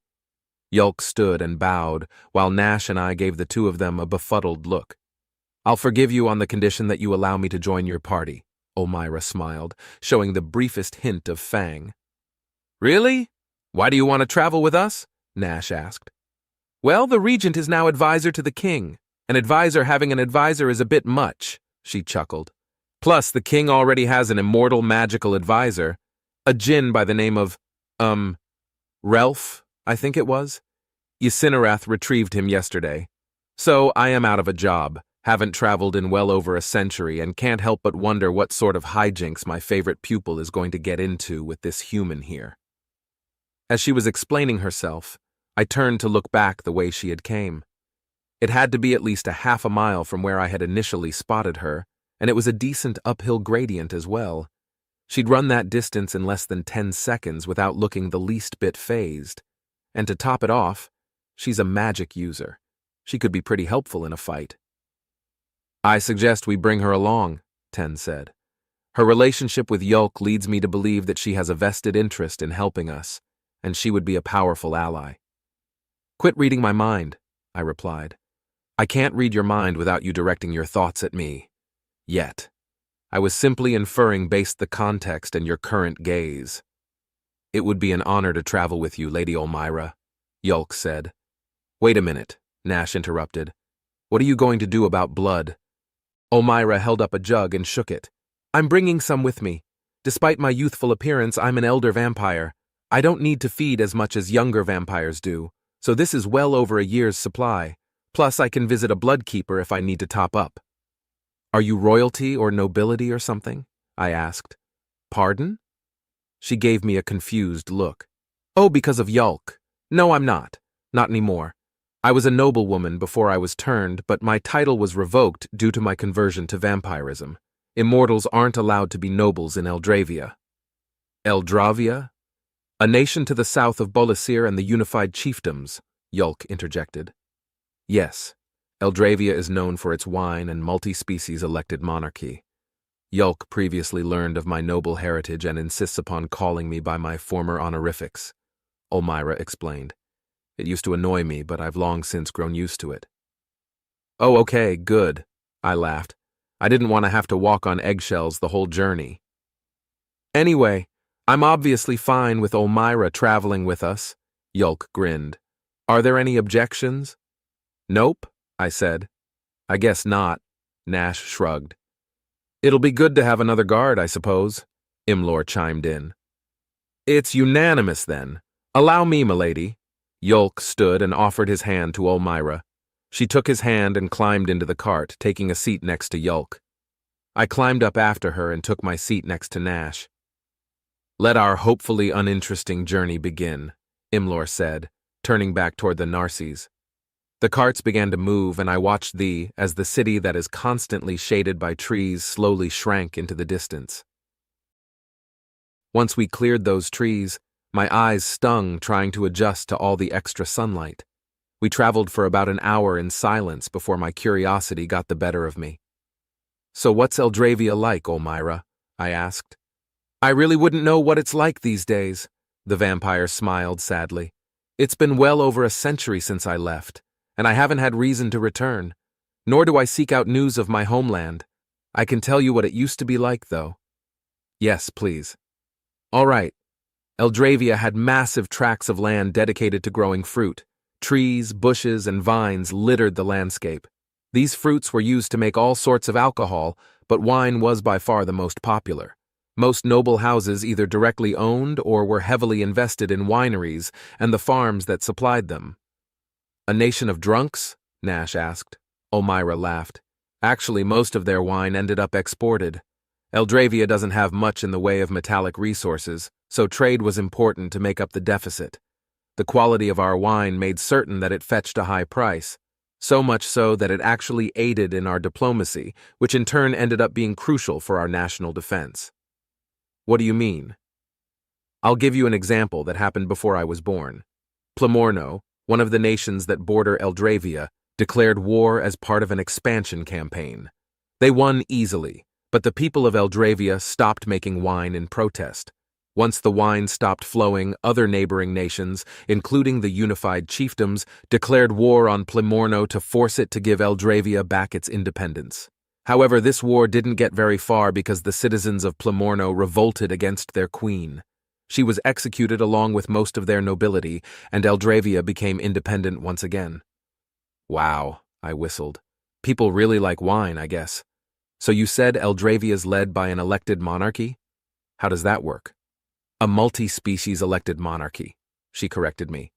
Essentially, nobility is decided by influence rather than by blood or species. Whoever can wave the most gold around becomes nobility, which results in their family also becoming nobility and forming a noble house. It is from these houses that candidates for the throne are chosen, and the general populace votes on which candidate becomes king or queen. These monarchs decide upon the laws of the land and rule until death, or they are deposed. Deposed? Yes. If a monarch doesn't live up to expectations, the noble houses have the right to dethrone them. They actually get together once per year to vote on whether or not to do so. It takes a 4/5 majority vote to get a king or queen off their throne. Doesn't the monarch put up a fight? They don't have their own military forces, so they have to rely on the forces of their house, assuming their house didn't vote to dethrone them, of course. Either way, any military they could muster would be heavily outnumbered, and they would likely face execution for their efforts. I see. So back to the noble houses. How do they become noble? If a monarch takes note of someone's accomplishments, they elect them as a candidate for nobility. The populace, including the other nobles, then vote on whether or not this individual becomes a noble. If they do, they become the leader of a noble house comprised of their family members. If they don't, then they go about their business until next time. Sorry to interrupt, Imlor said. If we're going to have lunch today, now's the best time to do it. All right, let's take a break then, Nash replied. Imlor nodded, then pulled the cart off of the road. We all climbed off and stretched our legs, then had a quick meal of dried meats and water. Except for Elmira, who didn't eat or drink. Once he finished his piece of road jerky, Nash walked up to me with an evil grin. The grin alone told me what was coming, and I felt a familiar dread begin to well up within my chest. Time for training, Nick. The enemy has done nothing more than lob the occasional fireball at us, sir, General Smarn informed me. They have encamped in the wooded area to the southwest, though, which hinders our visibility. So we don't know what they're planning or even the full disposition of their forces, I grumbled. Yes, sir. I do have some good news, though. Out with it. You were right about their caravan, and we were able to successfully ambush it, he said with a hint of a smug smile. Our forces returned today and reported that we managed to capture 18 slaves and even secured the equipment the orcs were escorting. Excellent. Put the equipment to use and put the slaves with the others. Dismissed. I absent-mindedly waved him toward the door. He bowed and left as I returned my attention to the map. While I was glad that I had successfully predicted the enemy caravan's movements, their lack of action against us here has me concerned. I expected at least one heavy assault before they laid siege, yet it has been a week since our scouts confirmed their presence, and they haven't tried anything serious yet. Are they waiting for reinforcements? That would be foolish. A bird sent by my own reinforcements informed me that they had made contact with a small enemy host and weren't able to completely eliminate it, which means that the enemy knows about my archers. Even with all of the forces of the entire unified chiefdoms, they would have difficulty taking this position, and once the archers arrive, I can go on the offensive. Even foreign aid won't arrive before my archers do. So what are they planning? Have they decided against an assault altogether? Our defenses were designed to look ramshackle, but a discerning eye would be able to tell how solid they really are. They would know that they require better equipment to launch a successful assault. But if my ambushers returned today, the ambush had to have happened at least 2 weeks ago. It's unlikely that they're still waiting on their caravan. So what are they waiting for? I stared at the map, trying to glean a clue as to what the enemy is up to. No matter how hard I stared, though, nothing came to mind. I scoffed and turned to my bed. I had just fed, so I wasn't feeling particularly tired, but it's important to remain on a schedule when one can. I removed my boots and armor, then slid under my covers. As I lay there, I couldn't help but feel like the orcs were up to something, and I was missing a key piece of information. I tossed and turned, my mind fighting over whether to think or to sleep. After what seemed like hours, I finally grew tired and fell into slumber. Well, you tried. A hauntingly familiar voice forced its way into my mind. It was a valiant attempt to subvert the will of the divine, if nothing else. My eyes snapped open and caught a glimpse of the dawn's early light shining through my curtain before my ears had a chance to register what had awakened me. Once they caught up, I heard screams, crashes, and the clanging of metal striking metal, the sounds of a battle taking place nearby. I leapt from the bed and quickly donned my armor, nearly forgetting my boots in the process. Once I was dressed, I grabbed my sword and flung open the door and promptly froze in shock. There were orcs within my barricades, but I had already realized that was the case. There was a hole in my barricade which had allowed the orcs access to my camp. The creation of this hole had to have been extremely violent, judging by the distance in which the logs had been thrown. The reason for my shock, though, was because my mind was trying to figure out how this happened while my eyes were simultaneously providing the explanation. Orcs and drow were fighting tooth and claw while mages rode by them on narcies, flinging the occasional spell to horrid effect. My soldiers had been taken by surprise and hadn't yet recovered or formed up. In the middle of all of this was a great and terrible beast. Its red and yellow hide was covered in arrows, and its massive, fang-filled mouth was ripping my soldiers apart like they were made of paper. A Nahalim, and it was fighting alongside the orcs. How? Where did they get it? Did they tame it? How? Once the Nahalim finished decimating a group of my soldiers, it rose up to its full height, standing at least twice as high as the tallest orcs. Then the beast roared, a deafening and blood-curdling sound even from my distance. Its bellow made me wince, and this finally struck me from my stupor. I began to run toward the battle, determined to rally my men and push these bastards back. We would figure out what to do about the Nahalim once we'd killed a few orcs. "Form up!" I shouted, trying to be heard over the clamor of battle. I raised my sword and shouted again. A few of my soldiers heard me and began to form their lines. A mounted mage rode past them, narrowly avoiding a swipe from a sword. An arrow narrowly missed his head, but that didn't stop him from locking eyes with me. I knew for certain what his target was. I began to ready my blade to try to cut him down, but his staff was already pointed at me. The spell that slipped his lips formed at the tip of the staff and rushed toward me at blinding speed. Just before it hit me, I realized that this was Wind Spear. I sighed at the triviality of the magic being used, and then the spell hit me. I flew backward and felt a crunch as I was forced through the wall behind me, then another as I continued through the next wall. I slammed into the ground alongside a load of rubble and tried to get up, but flopped back to the ground. My eyes weren't able to focus, and I could no longer breathe properly. I felt my chest and checked my hand, barely registering that the blood covering it was my own. Then the abyss took me. "We do not have a lot of time," the familiar voice once again rasped in my mind. "You remember our agreement?" I tried to speak, but no air left my mouth. I vaguely recalled our previous conversation and nodded. "Good. You are smart enough to know that there is nothing further you can do, and the orcs will take your camp. Once they do, it will not take them long to figure out that you are the commander, and that you are also a half-breed vampire. This will result in a rather unfortunate demise for you." "Then what do you want me to do?" I asked. "Flee to the west." "Not home?" "No. After you flee, the orcs will find your sister, and she will tell them all about you. Once the orcs learn of your heritage, they will gleefully inform King Lofen. Your home and family will be destroyed before the end of this week, despite your contingencies. If you are with them, you will also perish." A slew of emotions played through my mind. At first I doubted this being's words, but quickly realized those doubts were likely wishful thinking. Even if the orcs didn't manage to capture Asmira alive, there are the slaves that have been converted. With some clever magic, the will that Alurgus imbued into them would dissolve, leaving them to their own devices. It would be foolish to believe that they would keep my secrets.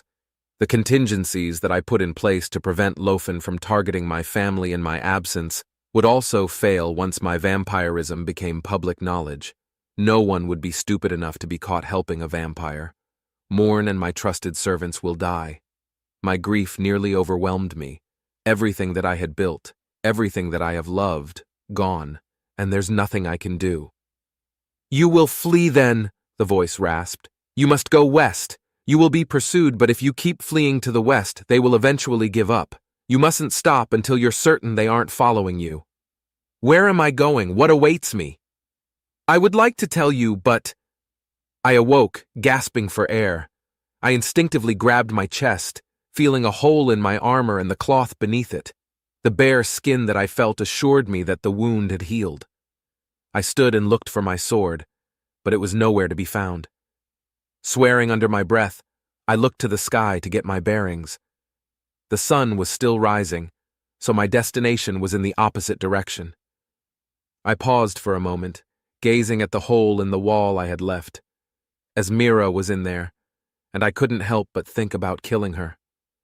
While it would better my mood to feel what meager life she has left leave her body, it would cost me precious time. I decided against it and began to run. If I'm lucky, King Lofen will find a way to kill her for me. Before I could get far, a Narse stopped in front of me. Atop the Narse was an orc spellcaster with a very familiar face. He looked at me with surprise, not expecting me to be standing. His shock caused a moment of hesitation that, when combined with his proximity to me, spelled his doom. Before he could raise his staff, I leapt, landing behind him on the Narse. I grabbed his skull and pulled his head to the side hard enough to hear a crack, and tore into his throat with my fangs. He began to seize as a sweet, coppery taste filled my mouth. I gulped it down greedily, but I couldn't have my fill. I had to get moving. I threw him from the saddle and grabbed the reins, urging the Narse to the west. It began to gallop as I heard shouting from behind me. A wind spear flew past my head, taking a small portion of my ear with it. I pressed the Narse faster and lowered myself to avoid more close calls. The gate had been left open, indicating that a portion of my forces had abandoned their posts and fled. Typical of King Lofen's finest. An explosion hit the gate as I cleared it, sending splinters in all directions. A large one took residence in my left arm, but I quickly removed it. The wound began to heal as I continued into the trees as fast as the Nars could take me. I continued to dodge both foliage and spells for most of the day, and eventually my Nars tired. It was well trained, though, and it kept going until it finally collapsed. I leapt from its back and continued running, nearly as fast as the Nars had. A few minutes later, my pursuer's Narses also tired, and I finally lost them. I kept running until the sun was in front of me, and finally slowed my pace. My heart was pulsing in my ears, and my breath was heavy. I wiped sweat from my brow as I continued to walk toward wherever my goal happened to be. As the sun began to set, I found a small cave.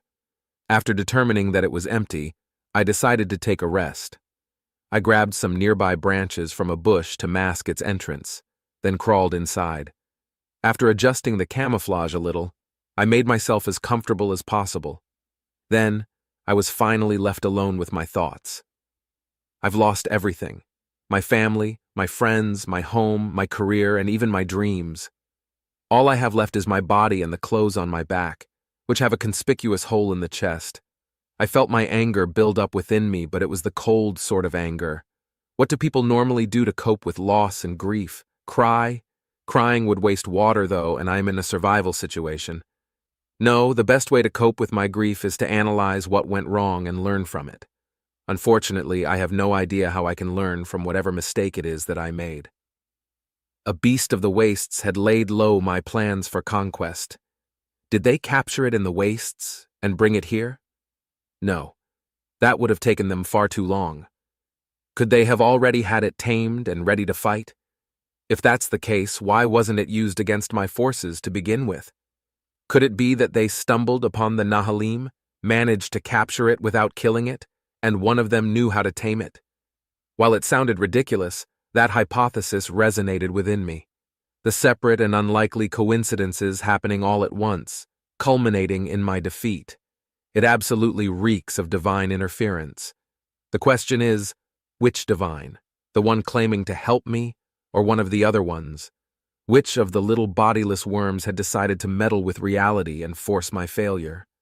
It was a group effort, actually, and I had no hand in it. I was so exhausted that I hadn't even realized I'd fallen asleep. I glanced around the abyss, trying to locate the god that had spared my life. "Why me?" I demanded. "Why would I be targeted like this?" "They do not see it as you do. To them, you are nothing. They didn't see a half-breed vampire trying to conquer the Night Kingdom and become king. Instead, they saw the vampires about to make a return to power. Obviously, they decided to prevent that from happening. But why? Their motives are as unknown to me as they are to you. They likely acted upon a whim," it said with a cruel laugh. "Yet this is precisely what I wanted to demonstrate to you. As a mortal acting on your own volition, you are powerless against the meddling of the beings known as gods. If they care enough about your plans to dislike them, your plans will fail, regardless of the thought or effort you put into them. All it took this time was a whisper to a beast and an orc." "Like you are whispering to me now?" "No, I am speaking to you. A whisper is much more subtle. Your hearing suddenly becoming clear enough to make out what someone is saying in a busy marketplace. A sudden craving for a specific dish at a specific restaurant that a certain someone happens to be at. Even something as simple as fatigue can be used to guide you to where we want you to be, as you'll recall." And recall I did. I remembered the first time I had heard this being's voice. I'd become so tired so quickly that I thought I'd been poisoned. That was a whisper then. As you can infer from our current conversation, we're capable of more direct interference. If you had managed to somehow disrupt their scheme with the Nahalim, one of the other gods may have spoken to the enemy commander and told him about the escape tunnel your orc slaves were digging. If the enemy commander failed, then a lightning storm may have formed and stricken your barricades, causing them to explode. "So why didn't you stop them? I thought you were trying to help me." I knew the answer to this question and felt foolish for asking it, but my anger and indignation forced it out of me. I am helping you in such a way that allows us both to achieve our goals, as was agreed. It should be obvious that I have no interest in your petty ambitions outside of what they can do to achieve my goals. And that's the point. If you listen to me and do as I bid you, I will help you achieve your goal. You will gain power and purpose, and no being will be able to look down on you again. If you do not, I will leave you at the mercy of the other gods to do with as they please. It is very unlikely that they will aid you. I allowed myself to calm once more and thought about my situation. This being is promising to help me gain power, but not help me do anything except gain power. So what's stopping other gods from eliminating me once our bargain is completed? They will try, but not because they want you dead. They have another goal in mind, and you will be an obstacle to that goal. However, we can only interfere when we are allowed to. There is a greater being at work here that will make certain the coming contest will be fair. And if you survive, you will be allowed to do as you please, free from the meddling of beings like me. Then what would you have me do? You will awaken and continue traveling west. The hoarse voice pierced my mind. By midday, you will reach a well-traveled road. Go left and follow the road. You will meet a traveler who is not what he appears to be. Be wary of this traveler, but consume his blood. Take his clothing and dispose of his body and your armor out of view of the road. Continue on the road in the same direction until you see a smaller path, then follow that path. Expecting riddles and sidespeak, I found myself somewhat stunned by how clear the directions were. Despite my shock, I endeavored to memorize them. Nothing will stop me from finding the power that this being is promising and annihilating whatever challenge awaits me. And what do I do when I reach the end of the path? I asked. The path leads to a dungeon. Enter the dungeon and do what you feel is appropriate. The return to riddles and sidespeak stunned me even more than its absence. It took more than a few moments for the confusion to leave my expression. You can't tell me more than that? All I can say is that you're a vampire. Do what vampires do. That's all? Why? A being far grander than myself is preventing me from speaking directly of the events that may unfold within the dungeon? It laughed. The very same being that will ensure fairness in the challenge to come. Go now and find your purpose. I awoke before I could ask any further questions, not that I would have gleaned any answers. Do what vampires do? Likely a riddle that will become easier to solve within the dungeon itself. I arose from my temporary shelter and scanned my immediate environs. Birds were singing in the trees, which indicated that there weren't predators or monsters nearby, and there were no other signs of incursion. It seems I have truly lost my pursuers. My muscles and bones ached from sleeping on the ground, and a quick stretch resulted in several satisfying pops and cracks. The stretch was able to provide enough relief to continue my journey. The desire to feed hit me as I verified the sun's position in the sky. I had used a lot of strength yesterday, and I would need to feed on blood again to restore it. Luckily, the entity had told me where to find my next meal. I did my best not to think too hard about what caused me to undertake this quest, but failed miserably. My entire family is soon to be dead, my home razed to the ground. My dreams of world domination are all but dashed, and I am touched by a supposed god. These thoughts had just wandered to whether or not continuing my existence was even worth it when I finally came across the road. It wasn't much of a road. The primary components of its construction were dirt and dust, unlike the roads that lined the countryside of the Night Kingdom. I dutifully turned toward my left and followed the glorified path. It wasn't long before my feet became tender and sore, and I found myself missing the carefully constructed stone roads of my homeland.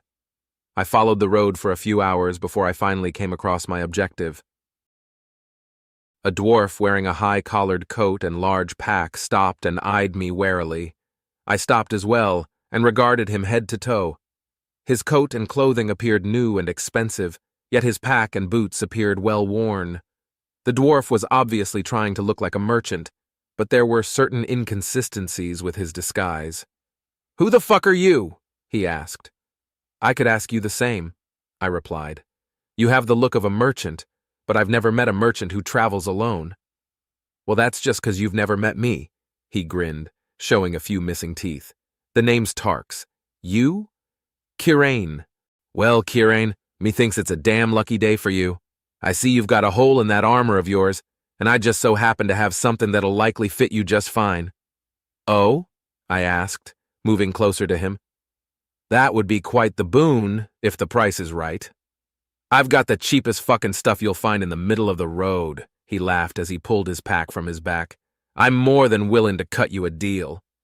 He stuck his hand into his pack as I moved closer to him.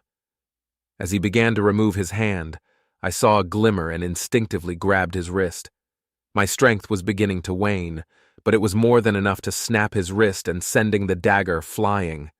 I wasted no time pulling him into his final embrace. The fuck? He gasped as I bit into his throat. He tried to resist, but I'd already taken a gulp and restored my strength. The warmth of the blood flowed through me, and I took more than my fill. After a few moments, the dwarf fell limp in my arms, completely drained of his vital essence. I let him fall to the ground and studied him. I'd managed to avoid spilling blood on his clothing, but was faced with another problem entirely. Dwarfs are significantly shorter than drow, and his attire would not fit me. My eyes darted toward his pack. On a hunch, I grabbed it and emptied it out.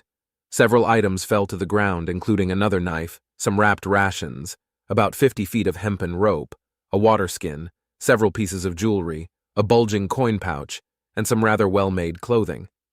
It would appear that Tarks was quite a bit more entrepreneurial than a traveling merchant should be. Take his clothes, eh? I chuckled, picking up the clothing. I removed my garments and replaced them, finding them to be a perfect fit. I spent a little time packing the items back into the bag, with the exception of the large knife, and then disposed of Tarks and my former clothing out of sight of the road. Passing carnivores would find him and make sure he didn't go to waste. Slinging the pack onto my back and securing the large knife to my waist, I continued my journey. Not a bad change of fortune. I was now far less conspicuous, and even armed. If I changed my mind about my destination, I would be able to survive for quite some time on the wealth that the dwarf had likely killed for. I was still debating this choice when I came across the path. It was overgrown and rather uninviting, and if I hadn't known to look for it, I would have missed it entirely. I stood at this fork in my journey and thought for a moment. Should I continue to whatever city this road leads to and seek my fortune with my own two hands? Or should I accept the would-be god's challenge and seek power? Voices in the distance brought me back to reality. Drow rarely leave the Night Kingdom, and I would have to justify my existence everywhere I went. I would also have to be wary of retribution from the scorned deity. I made my choice then and there, and began to make my way down the untended path. The overgrowth made travel difficult, but before long I found my destination. A small building served as the dungeon's entrance. It appeared to be a type of mausoleum, with two smooth pillars lining either side of its arched entrance. The roof of the structure rested upon these 4 columns and depicted a skull being worshipped by reptilian beings. I felt an immense dread enter my body as I took a step forward.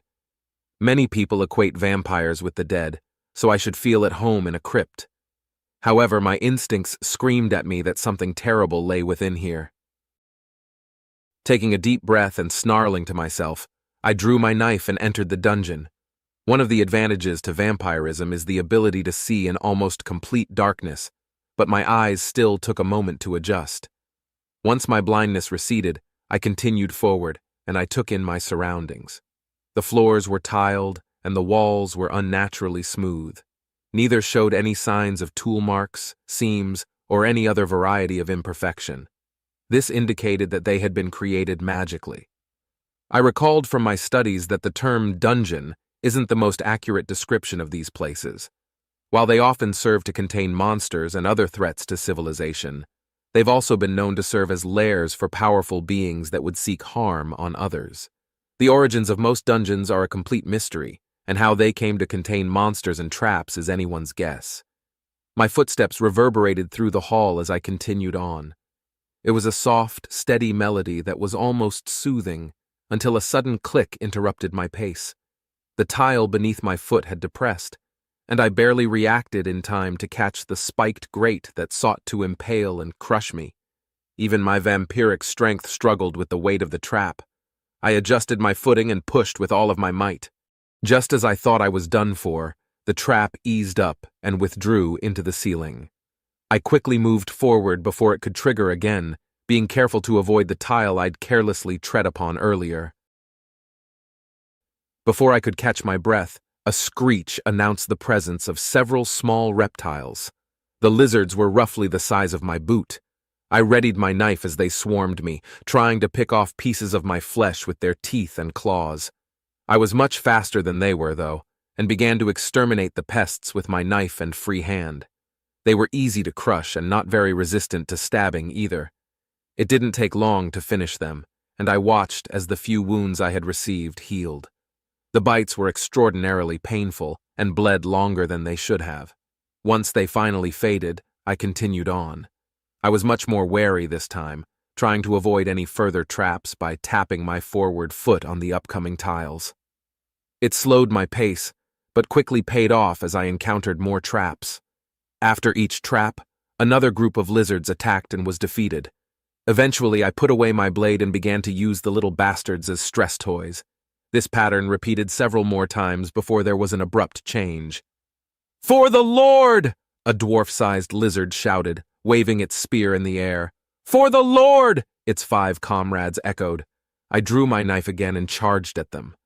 They hadn't expected this, and I managed to slit one's throat before they could recover. I grabbed its spear and flung it deep into the chest of another, then dodged back as the last 4 formed a formation of sorts. I grinned at them, baring my fangs. "A sucker!" one of the reptiles gasped. "Shit, what do we do? We poke him till he stops moving, same as everything else. For the Lord!"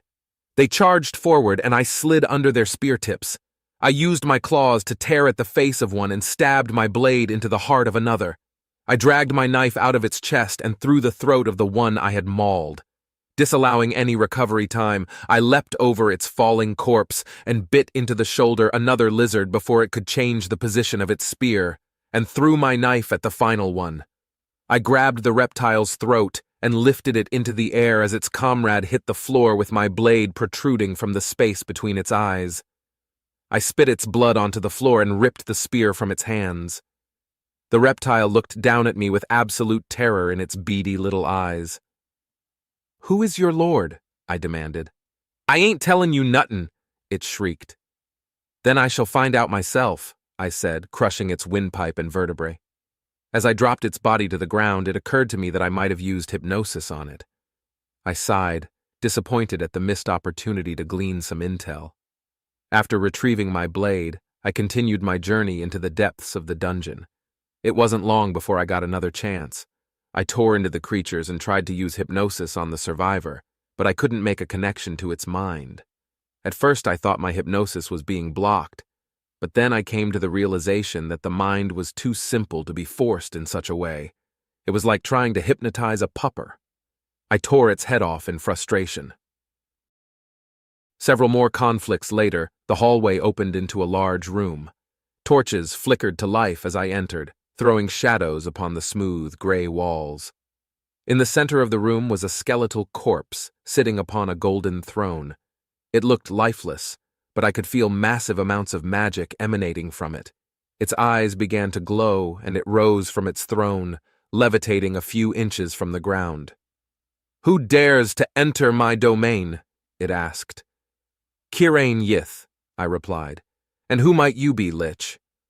What would my name matter to an insect that's about to be exterminated?" "Why would you want to know the name of an insect that you're about to exterminate?" I barely managed to dodge the ice spear it sent at me, and quickly tried to close the distance. Before I could, fire erupted from the floor and sent me reeling. The burns on my face began to heal, and I snarled at the creature before me. "Ah, a vampire," it said. "I have no blood for you to suck, filth." Once my nose healed, it caught a familiar scent in the air. I grinned at the lich and threw my blade at its face. A magical barrier caught the blade and sent it back from whence it came, but I had already closed the distance with the lich. It drew back from me, but I grabbed its neck and squeezed, crushing the vertebrae in my grasp. Its body crumpled to the ground as I caught its skull with my other hand. "You have bested me, it seems," it said. Go on, finish me. I'll return again and again. You lied to me, I grinned. Pardon? I followed the scent and approached the throne.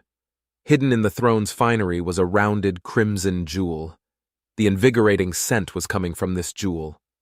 I struggled for a moment to remove the jewel from the throne, and once I was successful, I found that I was holding a disguised vial of blood. I held it up for the skull to see. A phylactery. You do have blood, I laughed. Perhaps we can make a deal, the skull said. I can give you gold, gems, even teach you ancient and terrible magics. What do you require in exchange for the safety of my phylactery? Why would I destroy it? What? What else would you do with it? You were once a mirror, and I am a vampire. I grinned widely, baring my fangs. I'm going to do what vampires do. That'll do, Nash nodded at my hunched-over form. Take a breather. Oh, okay, I said between desperate gasps for air. Nash had once again landed one of his signature kicks directly to my diaphragm. I was beginning to suspect that he had unlocked a skill similar to my breathtaker strike. This time, though, I managed to poke my training sword into his ribs before he landed it. With a growing pride in myself, I collapsed into a sitting position and watched the countdowns for my cooldowns. It had taken every single one of my non-magical skills just to land that one strike, and it hadn't slowed him down a bit. I sighed, remembering our first sparring session. I'd managed to unlock Breathtaker Strike and land it against him. It had stopped the session immediately, but I've pretty much been getting my ass kicked ever since. I'm not sure Nash is aware of it, but he's been getting stronger too. Every time I think I've gotten strong enough or fast enough to match him, he manages to pull ahead. Or maybe he's still just pulling his punches and I'm too inexperienced to realize it. Either way, I'd hate to get into a real fight against him. Would you care to try some magic? Yulk interrupted my thoughts with a toothy smile. Sure, I said, looking up at him. What kind of magic do you have in mind? He reached out to help me up, and I took his hand without putting too much of my weight on him. Yulk has a bad back, and sending him toppling wouldn't be very nice. However, he ignored my generosity and pulled me to my feet fast enough for said feet to leave the ground for a moment. If I recall correctly, you have access to several spells already. Wind Spear, Earthen Dagger, Fireball, Light Heal, and Minor Heal, right? I checked my skills list and nodded. I didn't really get a chance to use most of these spells outside of some quick training that we'd done. None of my spells had even leveled up, and most of them are useless. Fireball sounds like it would be the best of the spells, but the heated outputs is uncomfortable to work with. Earthen Dagger would be better if it summoned a sword instead of a little knife. Finally, Heal can magically mend my wounds, but I already have 10 for that. 10 can do it without using my magic too. I'd like to teach you a spell that many have trouble with, he continued. It's called Ice Javelin. You have to visualize the moisture in the air coming together and forming a magically enhanced icicle. Okay, I said as I lifted my arms and aimed at a nearby tree. I pictured all the water molecules in the air coming together to form the condensation on the outside of a cold drinking glass. I imagined all that condensation moving into the shape of an icicle and freezing, then felt my magic shoot through my arms. The air in front of my fingertips grew cold and mist began to gather together. Suddenly, the mist began to form a cone of ice. Nilavaj Asitsak! The icicle slammed into a nearby tree with enough force to make it shudder. Ice Javelin unlocked. Yulk and I looked at each other, then walked over to the tree. It was pretty thick. My arms wouldn't even fit around it, but the projectile had managed to go through it enough to poke out of the other side. Yulk let out a low whistle. Like that? I asked with a dash of smugness. Yeah, he laughed. Exactly like that. Cool, pun intended. So why haven't you tried to teach me this spell before? Because I didn't know it. Elmira taught it to me the day before we left, he said, gesturing behind me. Took me all day. I turned and was met with a wide-eyed and open-mouthed stare. Elmira's eyes darted back and forth between myself and the tree. See? Yulk said to her with a grin. He's able to learn new things much faster than most people. Yes, I see, she replied. But how? I glanced at Yulk, who returned my gaze. The place I come from had mandatory public education, I answered. So a lot of these concepts aren't new to me. Maybe that's why I'm able to pick things up so fast. The sorceress pair stared at me for a moment.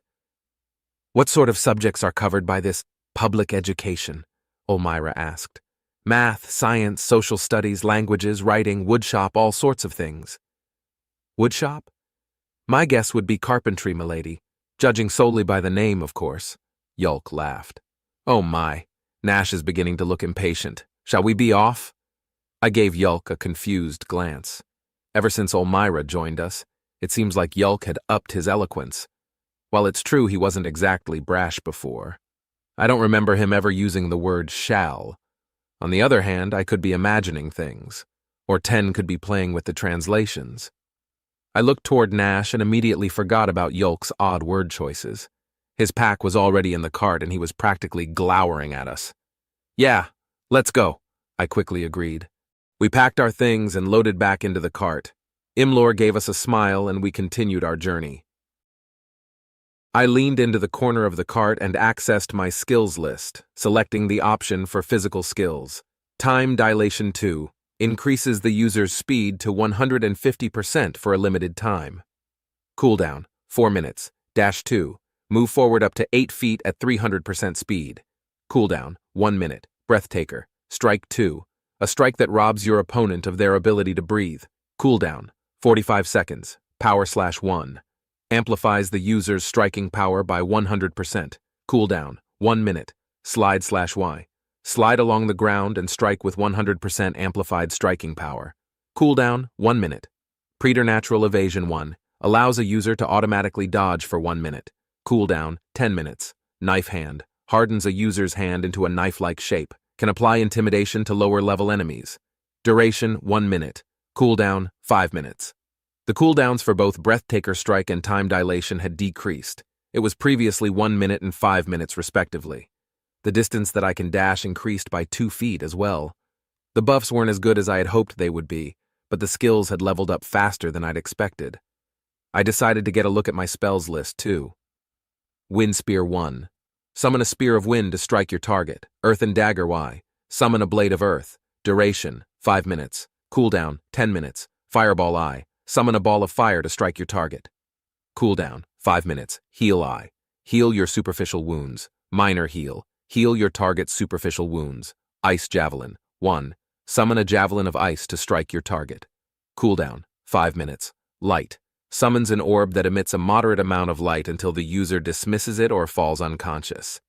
I really need to start leveling these up. Unfortunately, fighting takes a lot of my energy, and Nash is a little greedy when it comes to my training time.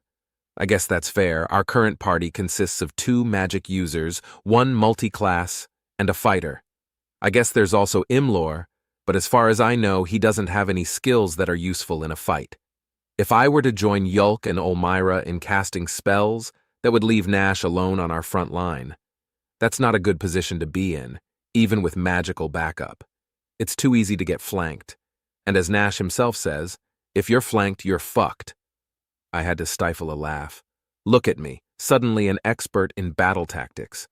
Before I came here, I knew almost nothing about real fighting. I played video games, but not enough to glean anything from them. I also fought in some karate tournaments, but those have rules and regulations to keep people safe. Real fights don't. The sound of a page turning tore me from these thoughts. I turned toward the sound and saw Yulk reading the book that Imlor had given him before we set off for Bolasir. The Musings of Gralv, a book about the Fae written by an imp. Is it any good? I asked him. Nope, he laughed. It's absolutely terrible. His grammar and word choice are abysmal, and it's rare that he spells words correctly. Actually, I'm quite certain that he's found new ways to misspell some of these words. That being said, it's a rather interesting subject given our experiences thus far. You mean with the Archfey? Yes, Algebran and... He trailed off and glanced at Elmira. And tits. Nash finished his sentence for him. Pardon? Elmira asked. Nash and I started laughing as Yulk turned a darker shade of green. Well, when I told you about our encounter with the Fae, you'll recall that I left out the names that Nick gave them, Yulk explained. I named one of them Algebron, and the other one wanted to be named Tits, I added. Oh, I see, Elmira said. Yeah, she was quite the character. Anyway, what's so interesting about what Gralv wrote? I asked. Yulk looked thankful at the change in topic and put a bookmark in between the pages he was reading. Well, in this story he spent a summer with the Fae and interviewed as many as he could. Eventually, he got curious as to why all of the Fae he spoke to were female, and one of the Fae revealed that they chose their forms based on many factors. In his case, they were trying to convince him to extend his stay indefinitely and help make more Fae. Oh? Yes, though I'm not certain I believe it. He continues to explain the process in which Fae couple with mortals in excruciating detail, though it very much reads like a soldier or guard bragging to his friends about a fictional romantic encounter. He then explains that Fae are also able to couple with certain magical plants and spirits, which lends a bit of credibility to his claims because this is the method of procreation that those who are familiar with the Fae know of. So they can make babies with anything? I asked with fear in my voice. Is Tits going to cause a population crisis? That's unlikely, Yulk laughed. New Fae cannot be created without the explicit consent of the mating partner.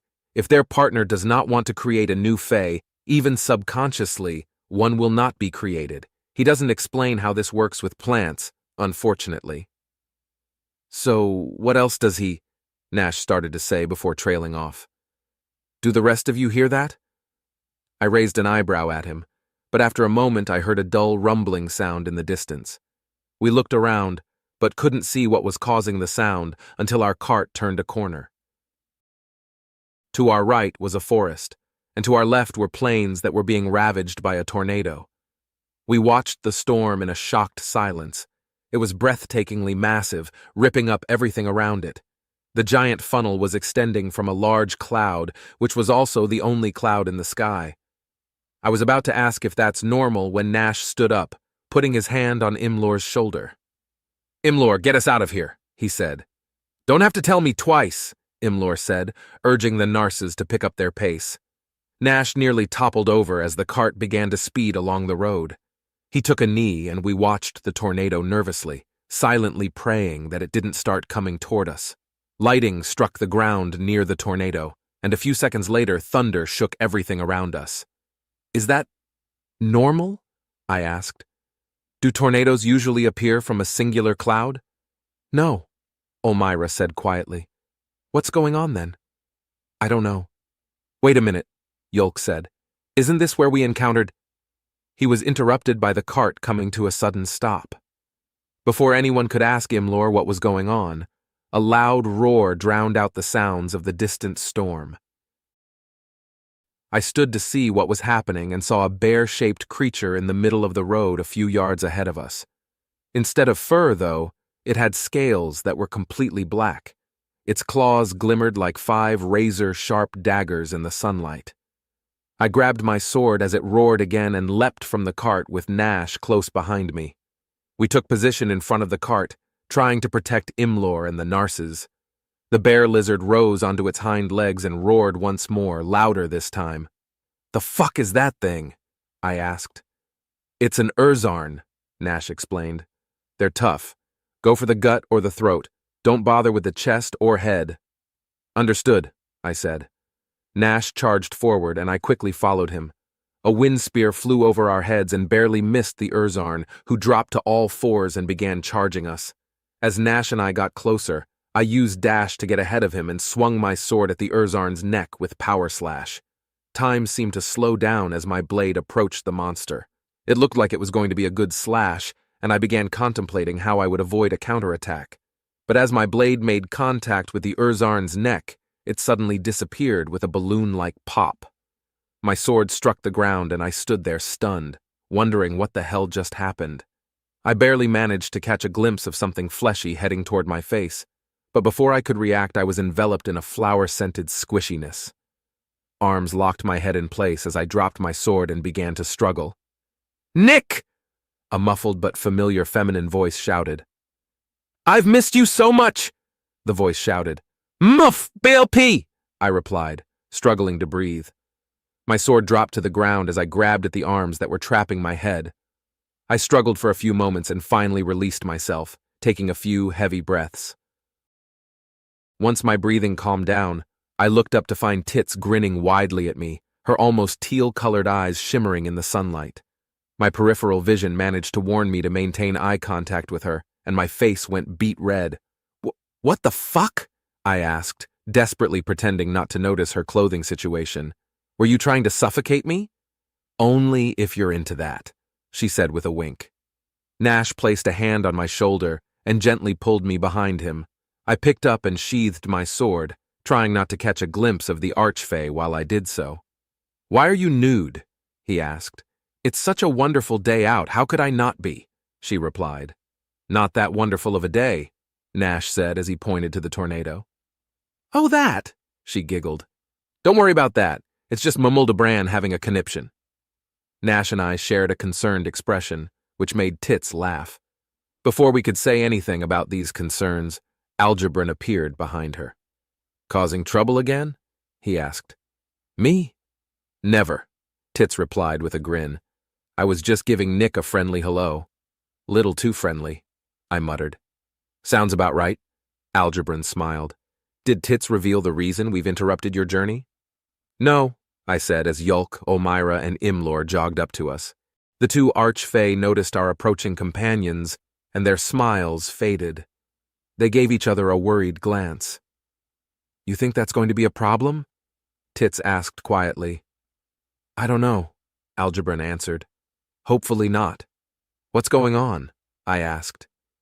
The pair exchanged a few whispers before Algebran turned back to me with a somber expression. We'll start with why we're here. The reason that we stopped you is because we need you to testify on our behalf, he explained. Testify? Like in a court? When I said the word court, they both flinched like parents who just heard their toddler swear for the first time, in a crowded but quiet public place. No, not a... Algebran hesitated. More like a hearing. What happened between us has raised a lot of questions, and the purpose of the hearing is to find answers to those questions. Nobody is in trouble. Yet, Tits said with a pointed glance at Olmira. You're keeping rather interesting company these days, Nick. Do you know that's a vampire? The seriousness in her voice combined with her nudity nearly made me laugh. I avoided looking directly at her and thought about how to reply. After a moment of silence, I turned back toward her and looked her directly in the eyes. Do I know that the oddly youthful and powerful sorcerer named Olmira the Eternal, who also happens to drink blood, is a vampire? I asked sarcastically. No, how could I have ever guessed? Ooh, you become twice as cute when you get saucy. She winked and gave herself a squeeze that made me blush and look away. Hot. Put some clothes on, Algebran chided. Is my vampirism an issue? Olmira asked hesitantly. Of course it is. Algebran turned to her with a scowl. We would have smote you the moment we saw you, were Nick not acting as your traveling companion. What? I asked, shocked. Why? To use terms you're more familiar with, vampires are possessed by the souls of the damned, Algebran explained. As are all undead for that matter. These souls are actually magical beings like fae or fairies that have twisted and corrupted themselves by intentionally breaking the laws that bind us, simply to satisfy their whims and petty ambitions. Once their corruption causes them to be killed, and it always does, they are forced to take the form of an undead. This how they serve penance for their crimes. We can see their sin, Tits added. To us it's as plain as the nose on your face. But why discriminate against those who didn't have a choice, though? Yulk asked. It isn't as if it is typical for someone to request being turned into a vampire. Oh, is that a fact? Algebran asked pointedly. If you were better versed on the subject, you would know that not all who are bitten by vampires turn into vampires. Some just die, and this is because before the malicious magical being possesses them, it gives them a choice. Become corrupted with its sins and roam the lands as a shadow of their former self, or simply die with only their own sins to bear. That's not exactly a good choice to have to make, I said. You can't really blame them for not wanting to die. They still die, Nick. Algebran's tone softened a little. When a mortal chooses to become corrupted, their own spiritual energies merge with that of the magical being, and they become an entirely different being. The only reason that vampires and the like are able to keep pretending to be the mortal in question is because the flesh maintains its memories. On top of that, the mortals that choose corruption are able to see the sins of the malicious spirit, just as we are. And all of this has to be explained to them in excruciating detail, so make no mistake, this is an informed choice. There can be no deception involved. If they know what they are going to become, why do people choose to become vampires? The mortal mind is a mystery to things like me, but judging from my knowledge of your own experiences, I would say hope is the most likely culprit. Hope that your spirit will overcome their spirit, that some piece of you will live on within them and help them make the right choices, or maybe straight up spite, depending on the person. I glanced at Elmira, who was staring firmly at the ground with her fists clenched. Nash and Imlor were looking away from her uncomfortably, as if she had just been stripped bare in front of us. Yulk, on the other hand, was rubbing his chin, deep in thought. So how do they become cleansed of this sin? Yulk asked. Undead are immune to the rigors of time, aren't they? That is up to higher beings, the ones you call gods. They measure the weight of the individual's sins and decide what variety of undead they will become. The undead are considered enemies by all living races, and as such are frequently slain. If they have served enough penance for their misdeeds by the time they are slain, they are reborn free of corruption. If they haven't repented fully or have committed more sin, they are reborn as an undead once again. If they serve their penance, what are they reborn as? Fae, fairies, sprites, etc. Maybe even mortals, but as far as I'm aware, that's just a legend. But not all magical beings are benevolent. Are those doomed to become undead once they die? Your version of benevolence is not universal. Even the blood and bone fae and fairies have laws they must abide by. As long as they follow those laws, they are free of sin in the eyes of those above our station. Yeah, well, this has been an absolutely riveting conversation, Tits said as she waved a hand and finally became clothed. But we came here for a reason, and it wasn't to explain the ins and outs of vampirism. That is true, Algebran nodded. However, it would be foolish to escort them into the forest along with a vampire. Even if we were to forbid violence against her, there are those who believe in the cycle enough to take matters into their own hands. They would also be well within their rights to do so. I can guard the cart, Elmira said softly. Are you sure? Yulk asked. We can probably protect you. You genuinely cannot, Algebran replied tersely. Even if it were within your capabilities to defend her from the fair folk, which it isn't, the corrupted do not have the right of self-defense under our laws. Meaning that if I were to try to intercede on her behalf, you would be committing assault or murder. This would result in your arrest, if you aren't killed outright. I will remain at the cart, Elmira said. Yeah, me too, Imlor added. No offense intended, but I'm looking to get home in one piece, and the fair folk have a somewhat grim reputation among my kind. Merchants or gnomes? Tits asked with a laugh. Both, actually. Yeah, fair enough. Algebran, you want to leave them with some reinforcements? Or should I? I'll do it, Algebran said, raising his hand. Ridelos lanredet sac. An icy chill crept through the air as red energy leapt from his hand and began to form the shape of a person. Once the magic finished taking shape, a crack rang through the air that made me jump. We suddenly found ourselves joined by a fae in crimson armor. Its glowing red eyes made its coal-colored skin seem even darker. Its left hand held the longest sword I had ever seen, and in its right hand was black rock. Even I felt magic stirring within that rock. Must be an arcane focus. I turned to Algebran and raised an eyebrow. This is a simulacrum of a blood fae, he explained. While I have actual blood fae under my command, I will not force them into the position of deciding between my commands and their beliefs. Yeah, that's probably smart, I said. What happens if a fae stumbles upon the cart, though? Won't you get in trouble if your spell hurts them? Oh, I'll be casting a spell on it that will make it unnoticeable to all thinking creatures, Tits answered with a smile. The spell wears off when whoever is inside of it calls out to someone on the outside of it. Or if I want it to. What do we need the blood fae for, then? Nash asked. There are creatures that don't think, brother, Yulk said. Oh, right. Yulk helped Olmyra back into the cart, as Imlor took his seat. Yulk, Nash, and I grabbed our bags and rejoined Tits and Algebron. Tits cleared her throat and held up her hand. Emamitna Titsak, she said. The spell took effect instantly. I tried to focus on the cart, but I could no longer really see it. Whenever I tried to look directly at it, my gaze wandered and I forgot what I was doing. It was a very unsettling experience. There, your friends are secure and the cart is protected, Algebron said. Let's be off. What about Mamuldebrand? I asked, gesturing at the distant tornado. It's best to let them vent their frustrations. They'll join us once they're done.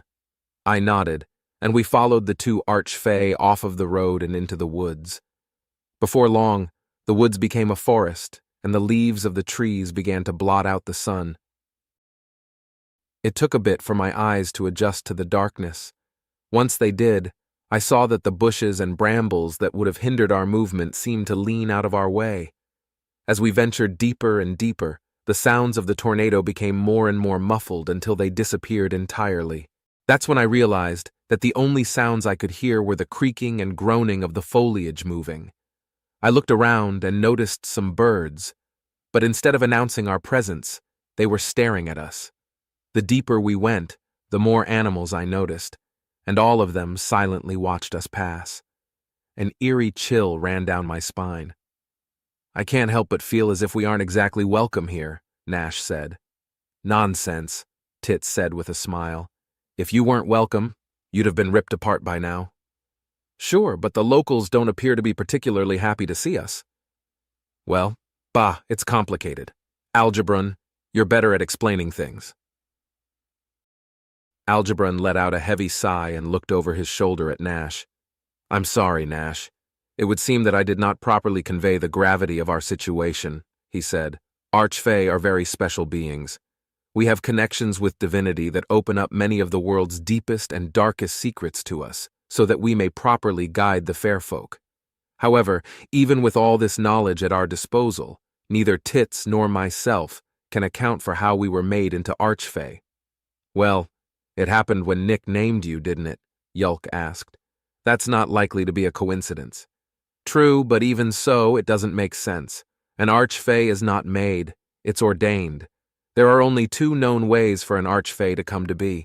Either the Fey nobility pool their powers to imbue a named Fey with enough power to make the necessary divine connections, or the divine themselves forge these connections.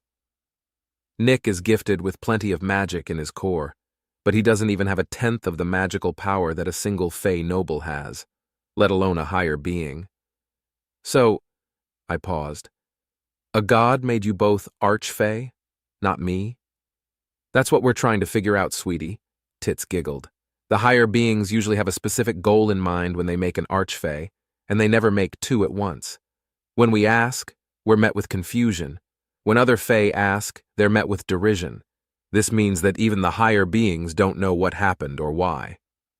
Obviously, this requires a thorough investigation, which is where the hearing comes in, Algebron said. You'll be meeting with some of the kings of the fair folk, who will be asking you questions about our interaction. Kings? I asked, a little bit of fear leaking into my voice. Yes, but don't worry. This is an informal hearing, Algebron laughed, seemingly reading my mind. You'll be speaking as equals, despite the airs that some of them will put on. Don't use honorifics, especially gendered ones, and don't speak out of turn. Don't say sir or ma'am? Why not? The physical form of a Fey is not an indication of gender or sex. We lack both, in fact, and it can be taken as an offense to assume otherwise. Algebron sighed. Thought that's just one of the many tiresome tricks that you mortals frequently fall for. It's such an old trick that there's even rules surrounding it. If the mortal is unaware that you're a fair folk, You cannot feign offense at being addressed with a gendered pronoun. Even if they are aware, they are still allowed to use most gendered pronouns so long as you are presenting as that sex. Unless it's an honorific. If you call a fair folk sir or ma'am, they'll probably demand satisfaction. If you're lucky, it'll one of your material possessions. That's actually in the book, Yulk whispered to me. You can call me ma'am if you want to. Tits winked at me. But that's okay, I said.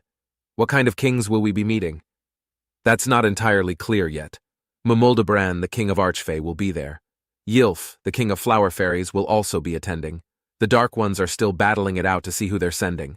Basanoth, king of the Blood Fae, or Horth, king of the Bone Fae, would be the most likely participants. Maybe both, seeing as how they frequently fight to a draw. Tamothy will also be there, Tits added. King of the Sprites. Tamothy isn't actually part of the hearing, though. They're just curious about what's going on. Algebran shrugged. We're nearing our destination. We fell into silence and continued walking until we came onto a clearing. A colossal tree stood in the center of said clearing, glowing with magical energies. I recognized it from Algebran's memories, the tree of life that births new fairfolk. Between us and the tree were branches that had warped to form desks and chairs. There were 2 rows of 10, facing each other. Algebran gestured to them. Sit, we'll begin soon, he said. I watched with anticipation as the dust from our attacks began to clear.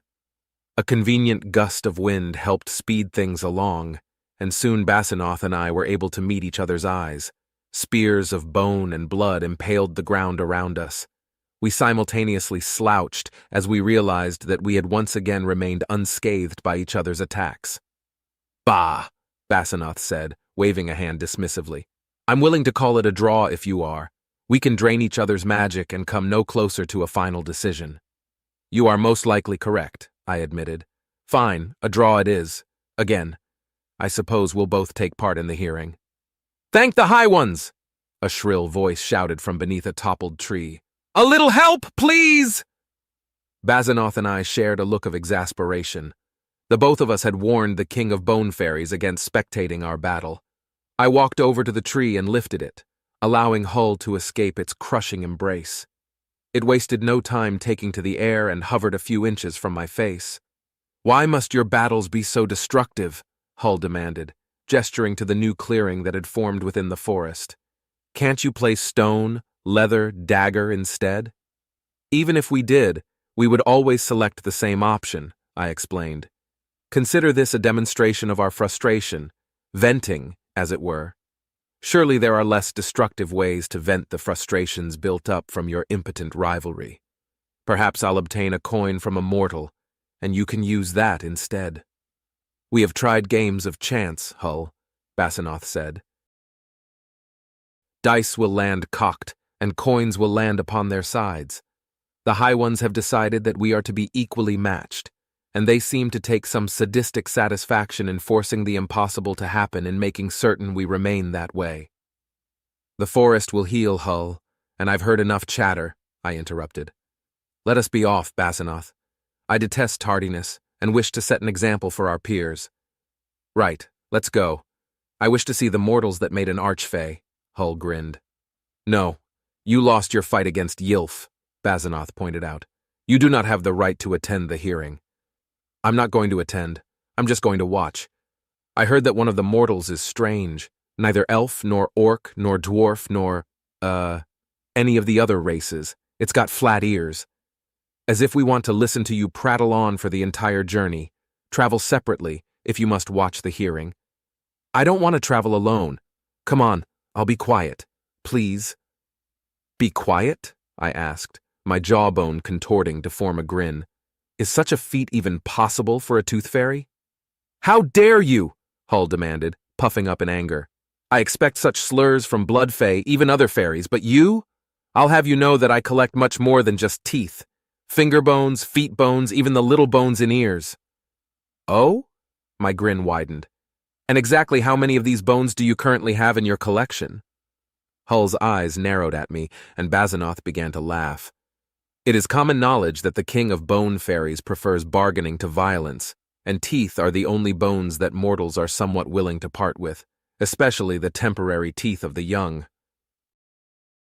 I began to walk, and Hull hurried after me indignantly, muttering obscenities under its breath. Bazanoth and I made our way toward the Tree of Life as Hull began ranting about the unfairness of my question. Whenever the raving began to die down, one of us would laugh, and it would cause it to begin anew. The distance was vast, though, and eventually Hull forgot about my insult. "So, why are the two of you evenly matched to begin with?" Hull asked. "It seems like a fairly arbitrary thing for the High Ones to desire, let alone enforce." "It is because I am the embodiment of life, and Horth is the embodiment of death," Bazanoth explained. "We are destined to rage against each other, yet neither can claim victory over the other, not while we actually exist, at any rate. That doesn't make sense. If a living being became immortal, they'd be immune to death, right? So life would continue to exist, wouldn't it?" "Wrong," I answered with a chattering chuckle. "There is no such thing as true immortality among the living. Even if there were, the very act of becoming immortal wrenches them from the chains of life, and one cannot call such a being living. Even if that weren't the case, death would still have the last laugh at their expense. The very world upon which we tread will one day die, and where will they be then? They will be left desperately praying for death to whomever will listen," Bazanoth said. "Mortals are such fleeting things, and their longing for immortality only serves to prove this. If they were allowed to mature for a few thousand years, they would realize the folly of such desires." Do you think we'll want to die one day?" "Because of this conversation, I already do." I clicked my teeth in laughter. "Oh, come on. Seriously, though, we're immortal, aren't we?" "No, we aren't," I answered. "We are able to perish. While it's true that the cycle of fairness allows us to retake physical form, if that happens, we lose who we are in the process. Death is not simply a loss of one's body, it is a loss of being." The King of Bone Fairies contemplated silently while the King of Blood Fae studied me with pursed lips as we walked. I met their gaze and tilted my skull in a silent query. "Are you going to get dressed?" Bazanoth asked. "You look like a naked lich." I looked down and realized I had not yet applied flesh to my form. With a sigh, I began the process of covering my wonderful skeleton with mediocre and completely cosmetic meat. Nearly all beings find my true physical appearance threatening or otherwise disturbing. Long ago, a mortal pointed out to me that this must make me lonely. I wholeheartedly agreed and replied that was the point. I prefer solitude. Once the bloodless tissue had bonded and tightened to my precious bones, I looked back at Bazanoth. "Is this adequate?" I asked. "Going for the androgynous look?" Bazanoth replied, pointing at my chest. I looked down again and noticed that it looked as if I had a singular feminine breast. I sighed again, summoning a small bone spear and stabbing the inflated skin. It hissed as the air left it and reformed in a more masculine manner. "That looks good," Hull said. "Still need actual clothes, though." "It's never enough for you fleshy ones," I complained. "First you cover your bones with meat, then you cover the meat with cloth, and sometimes you even cover the cloth with metal. Where does it end?" "At the armor," Bazanoth laughed. I scoffed as I donned my coverings. The cloth was a simple tunic and pants made of various plants suited for the purpose, and the armor was similar in shape to Bazanoth's, but made of bone instead of indurated blood. Once I was fully dressed, I made an exaggerated gesture to my outfit. Both of the other kings nodded their approval, and we continued on our trek. Before long, we came upon the clearing of life, and to my surprise, we weren't the first to arrive. Algebran and Tits had managed to find and bring the mortals, and the lot of them were sitting patiently. Yilf was also already seated, casually watching our approach. I detected Timothy's presence, but they were hiding in some foliage at the edge of a clearing. I gestured at the King of the Sprites, and Hull took my meaning and joined them. Bazanoth and I made for our seats, but Algebran stopped us with a raised hand. He nodded at the mortals, 2 orcs and the much-discussed human, and they rose. The human looked exactly like the Archfey had described him, but slightly more road-worn. "Horth, King of the Bone Fae and Bazanoth," King of the Blood Fae, Algebrun said, then gestured to the mortals. May I introduce Yulk, Nash, and Nick of Clan Alta? Basanoth and I shared a glance, surprised by the fame of the familial name. Clan Alta, eh? Basanoth asked. I'm fairly certain that I owe one of your ancestors some comeuppance. A member of Clan Alta, an orc about your size and shape, challenged me to a duel about 50 years back. They used a bit of trickery to secure the win, and as their prize they took my I suppressed a laugh, as I noticed what had given Basanoth pause. The King of Blood Fae was staring at the belt of the orc known as Nash, upon which rested a serrated battle axe. I recognized it immediately. My axe, Basanoth finished their sentence. Pray tell, Nash of Clan Alta, how did you come about ownership of Bonebiter? The orc's eyes widened as he instinctively reached for the axe. Instead of drawing it, which would have been a fatal mistake, he ran his hand over it. I bought it from the Adventurers Guild, he explained. My father owned one that was almost just like it. Basanoth and I looked closer at the axe. It was very similar, but contained much more iron than Bonebiter could have. Even though the extra iron makes it a more effective weapon against me, Basanoth would be unable to safely wield it. We exchanged a look. I see, Basanoth laughed. A near-perfect replica. Does your father still have the original? I'll gladly face him again for the chance to regain it. Though, he's likely getting on in years, so perhaps we should do a battle of wits instead. My apologies. Nash bowed his head slightly. My father is long dead, and he was buried with the axe. It was his most cherished weapon. I see. You have my condolences. It fills me with a bittersweet happiness to know that he enjoyed my axe so much. Basanoth had it made specifically to give them an edge against me, I explained. Then he immediately lost it to your father. That's true. I retrieved the weapon and ran into your father on my way to challenge Horth. I was unaware that your father had been living wild, as he put it, and agreed to face him for the axe. If I had won, I would have gained his blood, but I fell into one of the traps he had set to catch food for the night. As a result, he took the victory and my axe. Basanoth sighed. And to top it off, the smith that crafted it was hit by a falling star before I could ask them to make another. They were reborn, of course, but lost all memory of how to fashion metals. Divine intervention, I nodded. That's what you get for trying to surpass me. The mortal's eyes widened in horror at our little exchange, except for the sorcerer named Yulk. His eyes remained calm and collected, as if he wasn't the least bit surprised to hear anything that was being said. I found this curious, but before I could ask him anything, Basanoth turned to the human. So, Nick, you must be the one that made a couple of new archfey. Yes, but not on purpose, Nick stammered nervously. How exactly does one make accidentally two archfey? I asked, bemused. Well, they stopped us on the road because they wanted our names, but since we need our names, I gave them new names, and then they were archfey. Takes quite a lot of power to create a name for a fey, Basanoth said. However, that isn't enough to make an archfey. It shouldn't be, at least, I added. Though we're not exactly experts on the matter, Momuldobran would know more. Just where is the king of the archfey?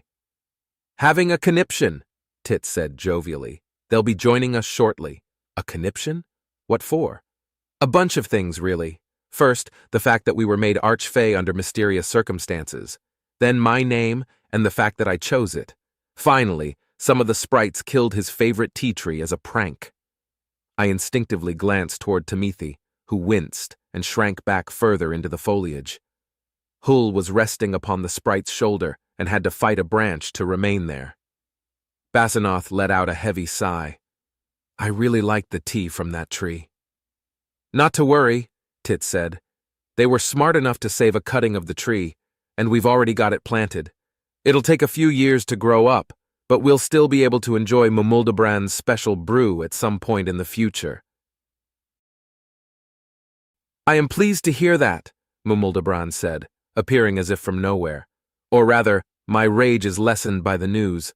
We did not gather here to discuss my anger, though. Didn't we?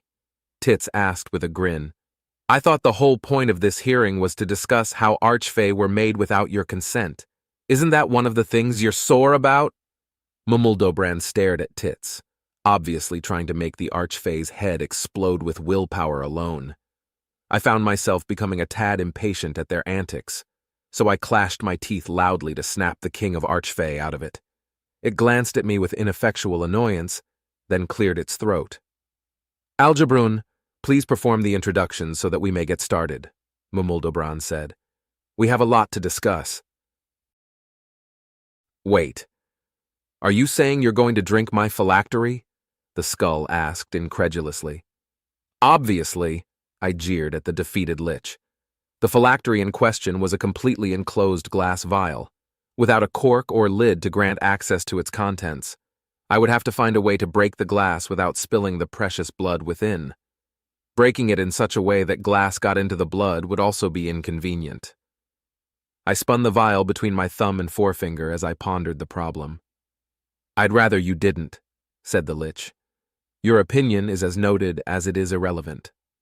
That's not just blood, vampire. It's blood that has been thrice cursed and forcefully imbued with dark magics that have been forgotten to time. There's no telling what will happen to you if you drink it. Best case scenario, you die, and I'm stuck in here as a skull until I can find some way to regenerate." "You believe that's the best case scenario?" "Yes, I do. To give an example of the many potential worst-case scenarios, you could become a flesh-eating mutant, doomed to mindlessly wander these halls until an adventurer puts you out of your misery." "Why bother trying to talk me out of drinking this?" I asked. "It isn't as if it's your only phylactery. I can smell another one lurking around here somewhere." "Oh," the talking skull said. "So that's why you haven't killed me?" "Yes. Now answer my question." "I care because I do not know what will happen. I have a deep-seated hatred of surprises." "Seems more like a fear." The skull paused, considering its next words. "The two are intrinsically linked. Regardless, this is what I came here to do," I said as I set the skull down on the throne and licked the end of the vial. "Please, we can probably—" The lich trailed off as it was drowned out by the shrill whine of my claw scoring the glass. Once I had completed the score, I gently squeezed the vial until I heard cracking noises. I repeated this process until the cracking had ceased. Then I flicked the end of the vial, sending it flying and leaving me with a freshly opened phylactery. "We can find another way to do whatever it is you're trying to do," the lich pleaded, panic edging into its voice. "You don't have to do this." "Calm down," I replied with a smirk. "Everything will be fine." "No, it won't. You're about to make a terrible—" The skull's semi-ethereal voice seemed to fade away as the overbearing smell of magically enriched blood made its way to my nostrils. The coppery smell that I was more familiar with had always been infatuating to a degree, but this was far more than that. It felt as if it were demanding that I drink it. My fangs involuntarily grew, forcing my mouth open. In the back of my mind, I knew what was happening. The being in my dreams had told me of whispers and their effects. Despite this knowledge, my hand moved toward my mouth of its own volition, and I lacked any desire to stop it. A single drop of the blood touched my tongue, and shockwaves of pure pleasure spread throughout my body. It was like nothing I had ever felt before. Better than the most delicious dessert, better than a gentle massage after a long exercise, better even than making love. I shuddered in ecstasy before draining the phylactery in one gulp. For the briefest of moments, I had found bliss. Every ache and pain was gone, replaced by a kind and loving warmth that embraced every last corner of my body. Then the pleasure turned to an equal and opposite measure of pain. It felt as if all of my muscles and tendons were trying to move in opposite directions, fighting each other in the process. My bones began to crack as if they were breaking, and I heard a scream as I was forced into doubling over. I briefly became aware of the fact that the screaming was coming from my own mouth before I fell to the ground. My head smashed against the smooth tiles, and I was suddenly free from the pain, floating in a void that was rapidly becoming familiar. "Finally," the raspy voice said. "I was beginning to think that you had somehow missed what you needed to do." "What?" I ran out of breath and silently cursed myself for even trying at this point. "What happened? You drank the lich's phylactery just as you were meant to. Now you will have power. I remember pain. So much pain. Too much pain to survive. I'm jealous. The ability to feel must be so wonderful and horrible. Interesting to say the least. But why did it hurt so much? Power can only be gained through pain, either your own or someone else's. In this case, your pain was necessary. Your body is reconfiguring itself, which is exactly as pleasant as it sounds. What is it reconfiguring into? Is that a hint of vanity I hear in your voice? It laughed. Are you worried for your physical appearance? No need. You will retain your appearance, though your musculature will be mildly larger than it was before. The reconfiguration mostly impacts your internal organs, and fangs, of course. That doesn't answer my question. It's less fun if I have to give you the answers to everything, the being sighed. Fine, I will spoil the surprise. You are becoming a being that this world has not seen since before the Cataclysm Wars, a master vampire. Its answer left me speechless. It is common knowledge that vampires become more powerful as time passes, growing in strength, speed, magical prowess, and even intelligence. However, this growth is as dramatic as it is mysterious, and does not occur in brood or half-breeds. As such, I had dismissed the knowledge as quickly as I had been forced to learn it. All of it came flooding back, though, as I struggled to cope with what I had just been told. Master vampires are the penultimate form of vampire ascendancy. They are faster, stronger, and capable of much more devastating magical feats than any other vampire. Some vampires spend their entire unlives trying to discover how to become a master. Unfortunately, no vampire wants another vampire to become a master. Masters can use their powers of suggestions on lesser vampires, forcing their intentions upon them as if they were mere fledglings or brood. As a result, all of the research into how to become a master was as jealously guarded as it was fruitless. There's nothing more terrifying to a vampire than to have all of their plans and schemes laid low by a master vampire who has need of them. Of course, these hypnotic powers have limits. I don't know specifically what those limits are, but there were at least 10 masters in the ages before the Cataclysm Wars. 4 of them fell to mortal armies, 2 of them fell to other masters, and the rest fell to betrayal. This includes the founder of the Night Kingdom, who was usurped. A master vampire? I finally asked. And what am I to do with this gift? Your only obligation to me is to do what comes natural to you. It will take you some time to get used to your new body, though, and bear in mind that consuming blood is no longer optional. You need less of it than a standard vampire does, but you will perish if you do not feed. I don't suppose you can tell me where I can find blood.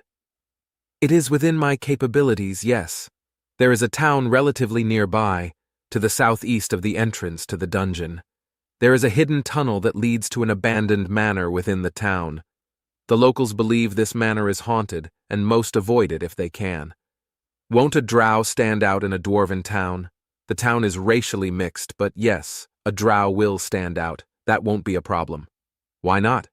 I cannot say. I'm already towing the line regarding what I can tell you. I understand. I'll find the hidden tunnel. Can you tell me more about my abilities? Not in detail. Suffice it to say that you're in for a surprise after your first meal. The entity began to laugh, and before I could ask it to clarify, my eyes snapped open. I took in a breath and noticed smells that I hadn't noticed before. Even the smells that I had noticed before smelled more defined and pungent. My ears were ringing, and I tried to put my hand to my forehead to soothe the ache behind my eyes. Instinctively, my head tilted to the right as my right hand sailed past it and smashed into the floor, cracking the stone tiles. I stared at the broken tiles in shock for a few moments before I realized the ringing in my ears had turned to buzzing. Buzzing that sounded suspiciously like someone attempting to communicate with me. I closed my eyes, shook my head, and swallowed to clear my ears of pressure. "Do you still have your wits about you, vampire?" asked the Lich. "Or have you been driven to madness by the potency of my blood?" "Do not worry for me, Lich. I am cognizant of my surroundings," I said with a grin that demonstrated my new fangs. "Gods, your fangs! What in the hell's happened to you?" I licked my teeth, inadvertently shredding my tongue in the process. I quickly closed my mouth to hide this blunder. I pretended to clear my throat as I waited for my tongue to heal enough to reply. For centuries, perhaps millennia, vampires have been wishing to do what I've just done. Yet for all their studies and efforts, a half-breed has accomplished it first, I said with a laugh. I have ascended. Ascended? What do you— The lich trailed off for a moment. Oh, I see. You're a master vampire now. Correct. And now I must seek a source of nutrition. Where is the secret tunnel to the city nearby? I'm not helping you until you kill me. I stared into the eyeless skull and felt it staring back at me. We continued this contest of gazes in silence for a few moments before I sighed and shrugged. So be it, I'll find it myself, I said, rising from the ground to study the walls. You're going to leave me here, then? What better place for you than your throne? This isn't my throne. Then whose? I trailed off as I found a disguised switch. No, it doesn't matter. I have more important matters to attend to. I pressed the switch and a door hidden within the wall silently slid open. I looked back toward the lich with a cruel grin. Farewell, lich. Fret not. I'll return soon. I hope not. I laughed and entered the hidden passage. I found another switch inside which closed the hidden door behind me. This passage led to another room, filled with odds and ends that indicated that it was a mixture of an apothecary and library, both of which had seen extensive use fairly recently. I explored this area, finding several rooms in various states of disrepair. I found a kitchen, a room with several destroyed beds, an armory full of rusty equipment, empty jail cells, a dining hall with rotted furniture, a surgical suite, and an abandoned altar to a long-forgotten malignant entity. Finally, I came across the tunnel that my own malignant entity had spoken of. As I traveled this tunnel, I realized that it opened up many possibilities for me. Instead of leaving the corpses where they lay, I could bring them back with me and create my own vampire horde. I could even purchase the manor at the end of this passage, becoming a well-respected member of the town. Before long, I could take control of the town and raise an actual army. With this army, I could attack the Night Kingdom with no need of plots or secrecy. Then the vampires that managed to survive King Lofin's purge would be forced to bow to my will. I would be able to expand our borders, using the drow as fodder for brood. It was with these pleasant thoughts in mind that I came to the end of the tunnel. I found another switch, opening another secret door and allowing me access to the manor. It was decrepit. I had entered into the foyer, and great marble columns covered in mold and moss greeted me. The two larger columns held the ceiling, and four smaller ones held up the staircase, the center of which had collapsed. The giant windows surrounding the doors had all been broken and boarded up. The tile flooring was partly covered by a rug that must have cost a lifetime's worth of earnings, but was now as worthless as the detritus covering it. Even through all the wear and tear of time, I could see how splendid this place had once been. I found myself a little jealous, for my own manor could hardly compare. I wondered what had caused this town's populace to find it so loathsome, but my theorizing was interrupted by a very welcome scent. Prey. I quickly and quietly tracked the scent, and found someone sleeping in what had been the dining room. An obviously homeless elf was resting on a table which had lost its legs. The smell of his day-to-day life was repugnant, but thankfully it was overwhelmed by the scent of his lifeblood. Happy to find my first meal, and potentially my first lackey, I bit into him with such speed that he didn't even have time to wake before his blood was gushing into my waiting maw.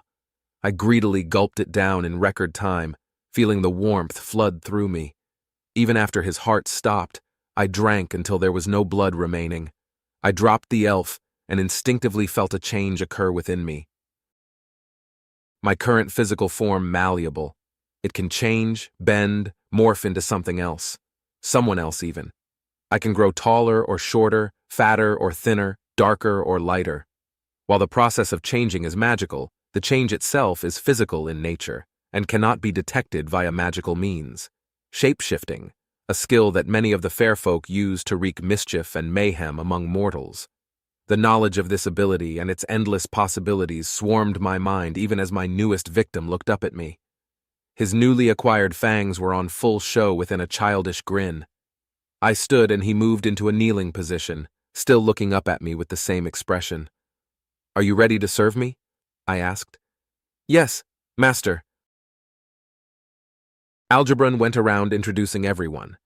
Basanoth, king of Blood Fae, wore the same armor as the Blood Fae that Algebron had summoned earlier, but was much taller and had a meaner-looking face. His chiseled jaw and low-set brow made it look as if he was permanently scowling. Horth, king of Bone Fae, had nearly identical facial features, but both his skin and armor were an off-putting pale yellow-white color. It took a second for me to realize that it was the same color as sun-bleached bone, which makes sense since he's the king of Bone Fae, I guess. Mamuldobran didn't look like I had expected at all.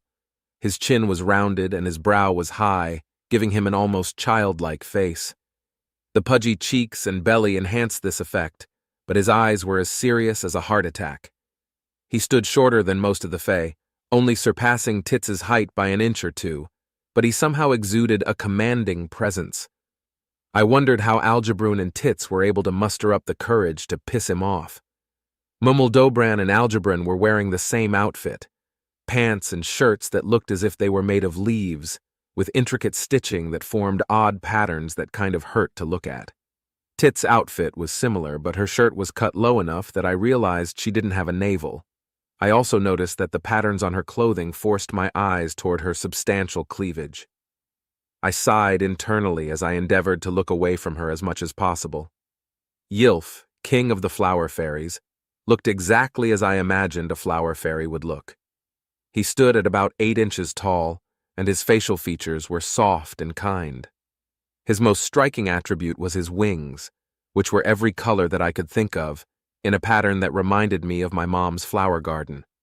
He was wearing what could only be described as a onesie made of flowers, and when Algebron introduced him, he held out a hand to me. "What are you doing?"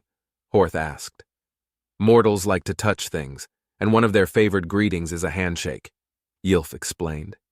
I gently took his hand and was shocked by how cold it was. Then I was surprised by strength of his grip and shake. We shook for nearly 40 seconds before Algebron interceded. "I'm fairly certain that's too long of a handshake, Ylf," he said. "Really?" Ylf asked. "It's a very pleasant sensation, though. Such a warm hand, with a nice and firm grip as well. I could shake it all day." "We do have other matters to attend to," Mamuldobran sighed, rubbing his forehead. "Oh yes, my apologies." Ylf released my hand and smiled at me. I nervously returned his smile and then realized that I had been internally referring to these creatures as male and female. With Tits and the other Fae, it was an easy mistake to make. They were practically caricatures of their displayed genders. Ylf, though, was much more androgynous, and this had made me realize my mistake. A few of my friends back home struggled to define themselves with gender and would probably do much better than I can in this situation. Some of my other friends would do much worse, though. Before I could start wondering how all of them were doing, I refocused on the situation at hand and endeavored to avoid referring to the fair folk using gendered pronouns at all cost. "Now that we are acquainted, let's get started," Mamuldobran said, gesturing to the chairs and tables. The seating rearranged to form a semicircle facing 5 seats with matching tables. Algebron looked at me and gestured to the center seat. I sat, and Yolk took the seat to my left. Algebron sat next to Yolk, and both Tits and Nash tried to sit to my immediate right. "No, no!" Tits winked at him and pointed to the other chair. "You sit there, I'll sit here." "But," Nash said, trailing off and looking to Algebron for help. "Honestly," Algebron shook his head. "Nash, you should let them take that spot. We should just be grateful that they're sitting in a chair and not on Nick's lap." "Now there's an idea," Tits said with a wide smile. "No," I stated emphatically. "Aw, come on, Nick, don't be like that. Uncross your arms and lean back so I can—" Mamuldobran slammed a fist on the table in front of him. "Sit in the thrice-damned chair, now!" Tits shot the king of the Archfey a venomous glare, but did as she was told. The 2 Archfey held eyes for a few moments before Mamuldobran turned his attention to me. "Now then," Mamuldobran said, "Nicodemus Liam Smith, I understand that you provided a name to both Algebron and Tits, and immediately afterward they were transformed into Archfey. I also understand that you are touched. Please elaborate on your interaction with the being you spoke with in the void. Mumildobran? I feel that's unnecessary, Algebron interrupted. I've already told you all about that interaction. Yes, Algebron. You saw his memories when your blood mingled. However, when viewing memories in such a way, the view is crystal clear. A perfected recollection, if you will. One's perceptions of one's memories are often different from the memories themselves, though. Nearly always, in fact.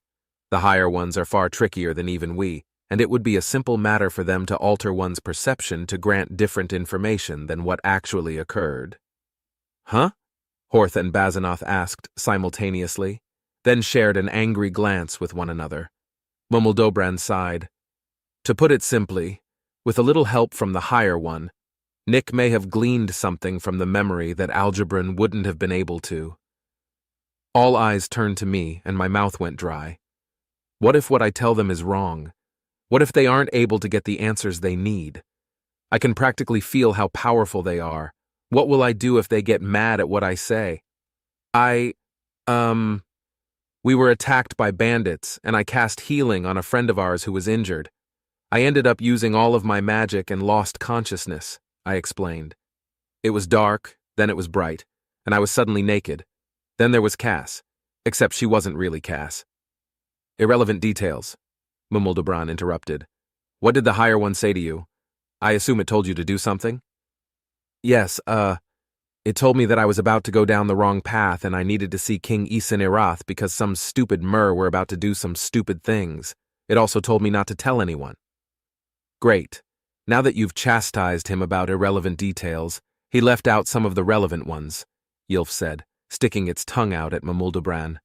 Nick, we'd like your interpretation of these events as they happened. Start from when you met the higher one. Okay. We were both nude, and I thought she was in disguise, but I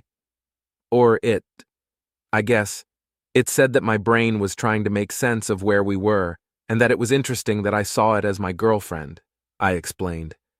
It told me that my brothers and I wouldn't know what to do when we got to Bolasir, and that we needed to see King Isinirath, or it would take years for me to figure out how to get home because some stupid Mer were about to do some stupid things. It also called Yulk cute.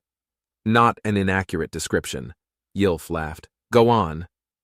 It said that it's rooting for me, and that the reason it didn't tell me exactly what I should do to get home is because of a pact.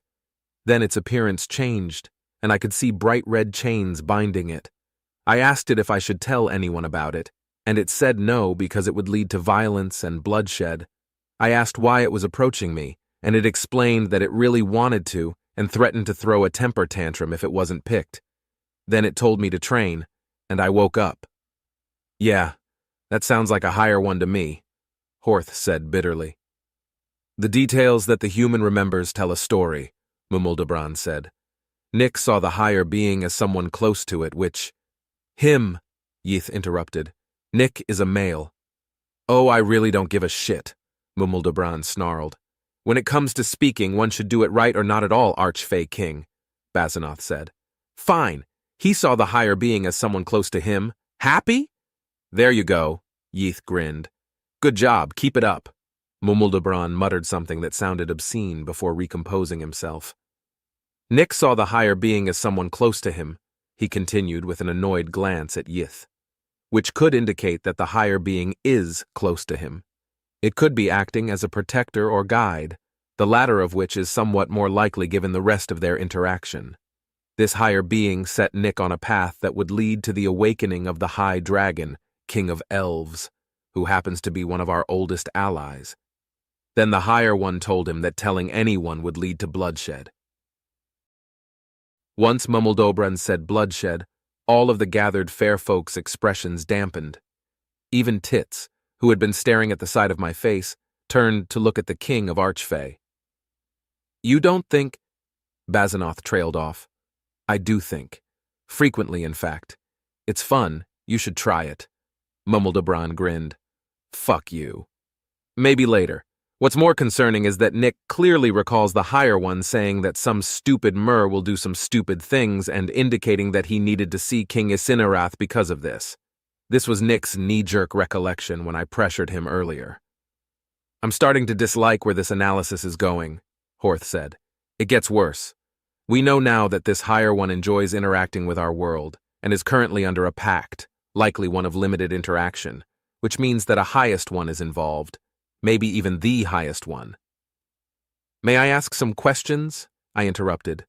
Mumuldabran gave me the same annoyed look that it gave Yith earlier, but nodded. What is a highest one, and why is bloodshed relevant? Beings that are far more powerful than the higher ones and had a hand in the creation of the universe, Algebrun explained. They do not interact with anything except for the higher ones, and mortals rarely even come to the realization that they exist. Mortals call the higher ones gods, but the highest ones are better described as such. And the reason that bloodshed is relevant is because fair folk don't bleed, Mumuldabran added. The higher one you spoke to would have known of this hearing. It would have known that your options would be to tell us the truth or try to avoid telling us anything, and subtly informed you of the consequences of either choice. We also have a vague warning of stupid Mur doing stupid things, a previously incapacitated ally suddenly awakened by the same one bearing this warning, 2 mysteriously created archfey, and a higher one under a pact of limited interaction. Which means that all of the higher ones are likely under a similar pact, Yith said with a slight frown. I think we now know where Algebrun and Tits came from. One of the higher ones promoted them, but couldn't tell us that they did so. More importantly, we're going to be attacked soon, Horth grinned. And it must be a serious attack if it wouldn't lead to bloodshed with us left unwarned. We get to add to our collections, Basanoth returned Horth's grin. Nick, Nash, Yulk, we are done here and you may continue upon your journey, Mumuldabran said while he rose from his seat. Oh, and thank you for your time. You now have permission to wander these lands with up to 3 companions each, unmolested by the Archfey and the Fey they oversee. And the Blood Fey, Basanoth added. And the Bone Fey, Horth nodded. I can make no promises regarding any of the fairies. Yith shrugged and smiled. Thankfully, we're mostly a friendly sort. Wait, can't we help in some way? I asked. You already have, Algebrun said. You have made a choice that has allowed us to prepare for the upcoming attack. Algebrun's correct, Mumuldabran interjected. Plus, you have things to do, and we don't know when this attack is going to occur. It could be days from now or years from now, such is the nature of the higher ones. Nash and Yulk rose from their seats, and I followed suit. Yulk put his hand on my shoulder and gave it a small squeeze. I looked up at him, and he gave me a small smile. Let's go, Nick, he said. Don't worry, they'll be okay without us. Yeah, the King of Bloodfey fought our dad and didn't die, Nash grinned. They're plenty strong. I let out a small sigh, unable to shake the worry that something bad might happen to Algebrun and Tits. Then I looked around at the assembled fairfolk and realized that a fight alongside them would probably be out of my league anyway. I nodded slowly. Yeah, I said. You're pro. I want to go with Nick, Tits interrupted. He could likely use my help on his journey and my aid would be more beneficial to him than it would be to the deep wild forest. Plus, I haven't seduced him yet. The clearing went silent as everyone turned to look at Tits in disbelief. A few seconds passed before Mumuldabran cleared its throat. You have no idea how much I'd like to say yes to that request and be free of your annoyance for a time, the King of Archfey said. However, I am getting a very powerful urge to say no, and cannot pinpoint the source of said urge. A whisper, Tits said sadly. I see. Well, sorry, Nick. Looks like I'm needed here and can't go with you after all. Huh? I managed to reply. Go now, lovely little object of my adoration, she whispered, stepping closer and putting her finger against my lips. Before I change my mind. The warmth of her finger barely registered in my mind as I stared deeply into her eyes and saw how serious she was. We stood there for a moment while I thought about what to do. A smile began to creep over her face. I could almost see her mind changing, which made up my mind about what to do. I turned and ran back the way we came as fast as I could. Yulk and I watched in alarmed disbelief as Nick sprinted off into the forest. His sudden departure left me in a bind. I couldn't go after him because that would involve leaving Yolk behind, who would not be able to keep pace with us due to his back. My concern for Nick waned a bit when I remembered what the fair folk had said regarding our ability to travel their territory, though. They won't mess with him, and he's strong enough to be able to hold his own against most of the monsters and animals around these parts. He's apparently fast enough to outrun the ones he can't, too. Though whether or not he's smart enough to make that decision is another matter entirely. I shrugged and turned back to Tits and Algebran. Well, I guess it's time for us to get going, I said. Indeed it is, Algebran smiled warmly. See you later. Later. Yolk and I waved as we left the clearing, following Nick's hastily made path. We had to watch our step because of the undergrowth that littered the ground. How the boy managed to sprint through this without breaking his neck is a wonder. Despite the distractions of the undergrowth and my desire to yell at Nick, I found my mind wandering back to what Algebran had said. It wasn't an uncommon way to say goodbye, but it struck me as odd that it came from a fae. Was it truly a farewell, or was it intended to be a premonition? Hey, Yolk, what do you suppose Algebran meant? I asked. When it said, see you later, I mean. I very much doubt it was utilizing the colloquialism, Yolk chuckled.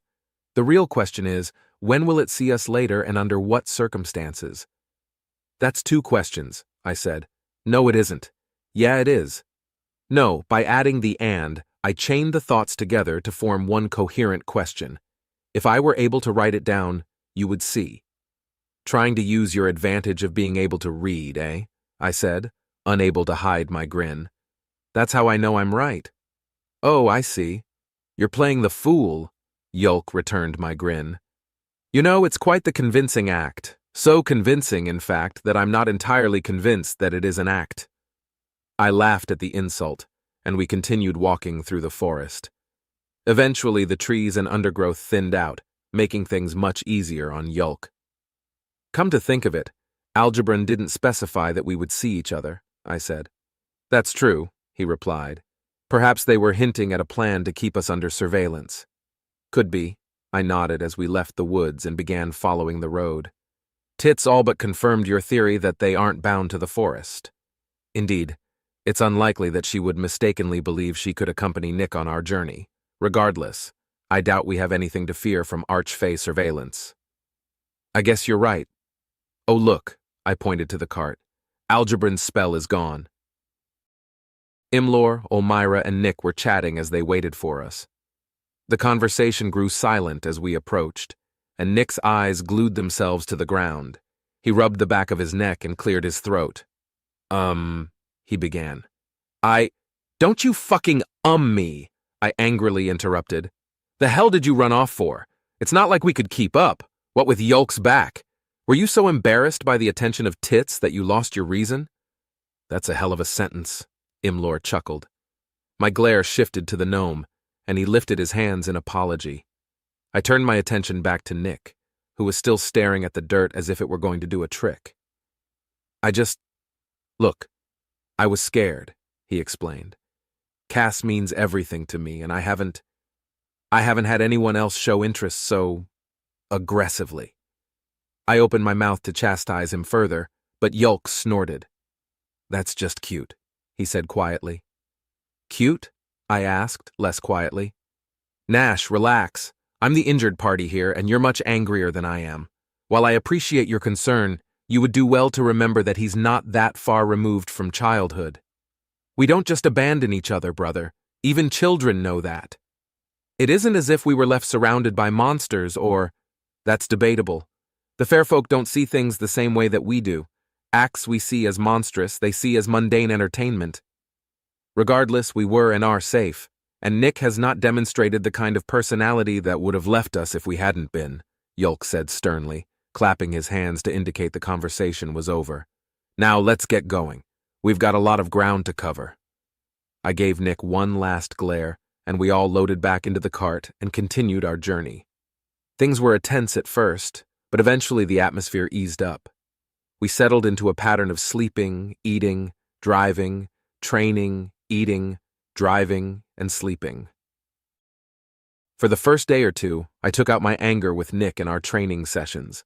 Once my anger was abated, I eased up on the boy, allowing me to notice that he had actually made a lot of progress.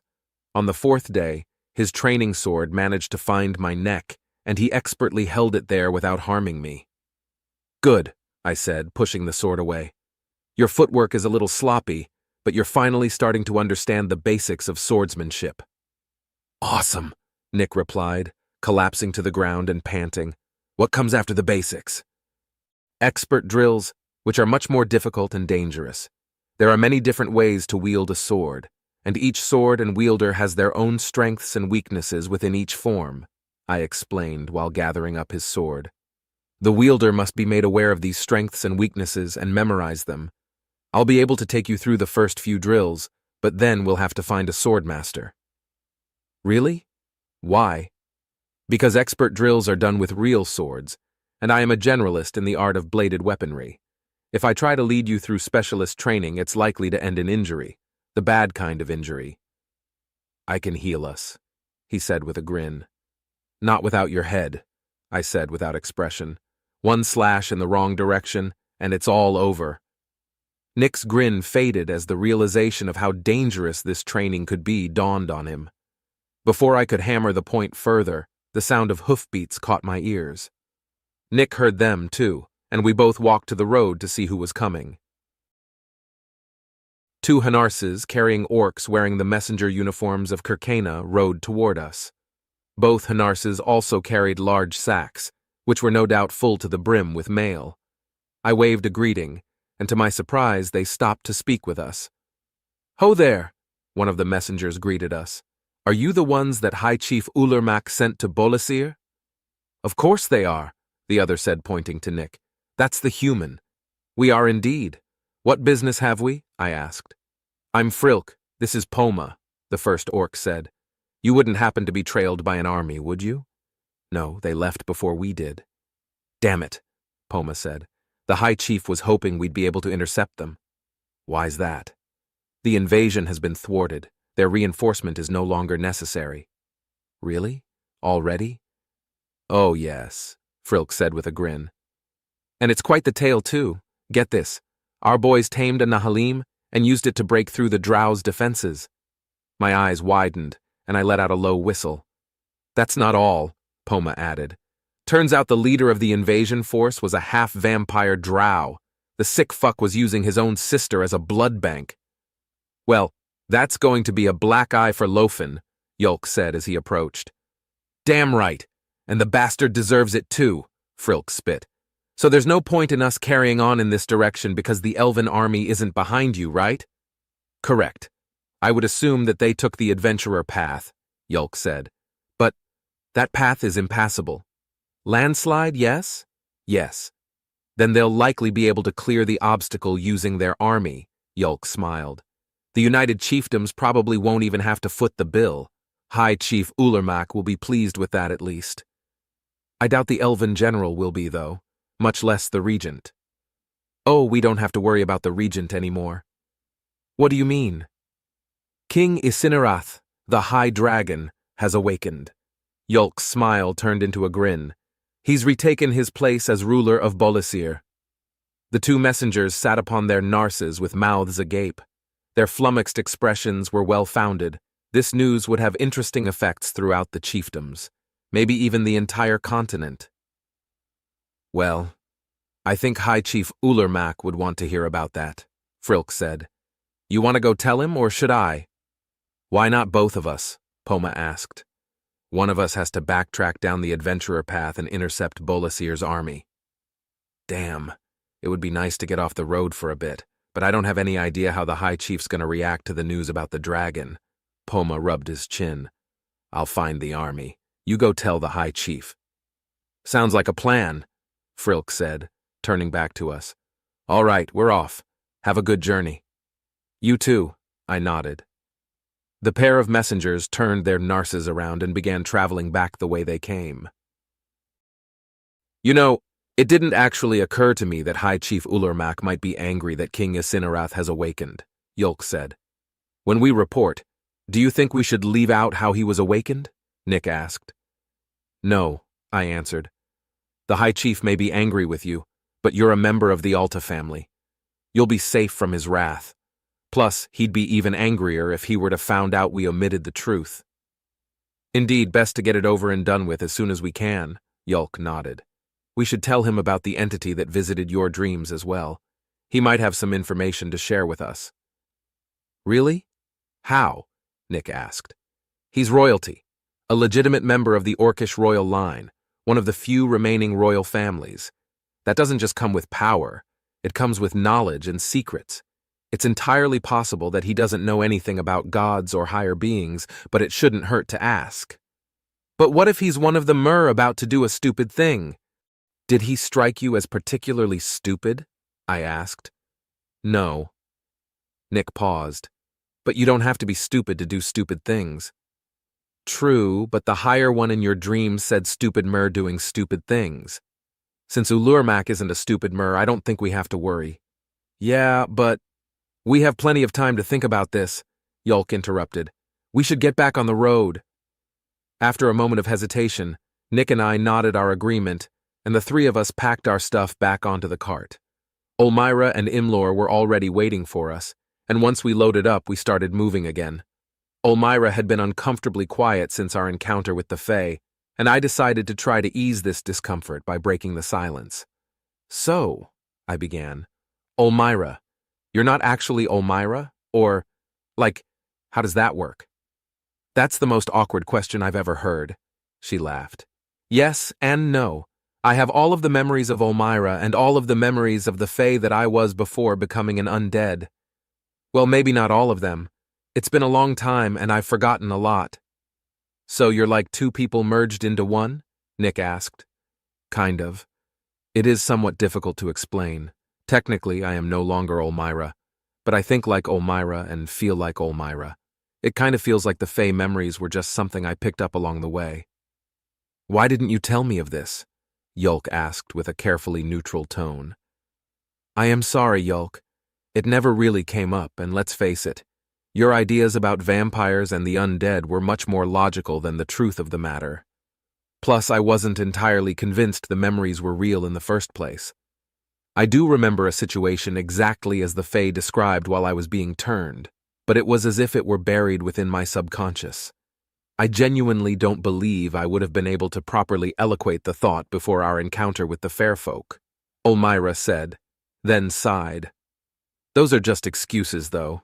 Truthfully, I was afraid of what you might think. What do you mean? Well, you might have conflated me with the Fae that I apparently used to be and seen me as a monster. Or worse, you may have had questions that I had no answer to and believed me to be a fool. Either way, it would have been difficult to maintain our relationship as student and teacher. Nick, Imlor, and I sat uncomfortably as the air thickened with awkward emotion. Every second that Yulk spent formulating his response felt like an eternity. You have mistaken me, Yulk said softly. I do not judge others on the actions they took eras ago, nor do I conflate ignorance with foolishness. It would be a lie to say that I wouldn't have seen you in a different light, but I would have proudly continued to benefit from your instruction. I see. It would appear that my reasons for the secret were more wounding than the secret itself. Once again, I apologize. It's forgiven, he smiled. I don't expect you… What? I said it's forgiven. There's no point in dwelling over it, especially since you're remorseful. Friends keep secrets from each other all the time, and this is likely one of the least harmful of those secrets. I probably have a secret or two as well, though none come to mind. So, what? That's it? Olmyra asked incredulously. You don't see me any differently? Of course I do, Yulk laughed. Apparently you're much more knowledgeable than I had previously believed, which means you still have much more to teach me. It never even occurred to me that you may be a fount of information regarding the Fae. Obviously, I'd quite like to maintain our relationship as student and teacher, as well as our friendship. Oh, of course. The air cleared as the pair smiled at each other, and we continued our journey to Kirkana. I signaled for Rezun to leave as the two dwarves settled into their seats. Leith was working very hard to avoid making eye contact with me. The dwarf he accompanied did not have any such issues, and was actively trying to stare me down. Really? I sighed. I appreciate your support, Emperor, but what possessed you to personally accompany your forces? Emperor Jack crossed his arms angrily and raised an eyebrow. As if you don't know, he replied curtly. While I understand that you vehemently support us against the Night Kingdom, you could have simply sent a general in your stead.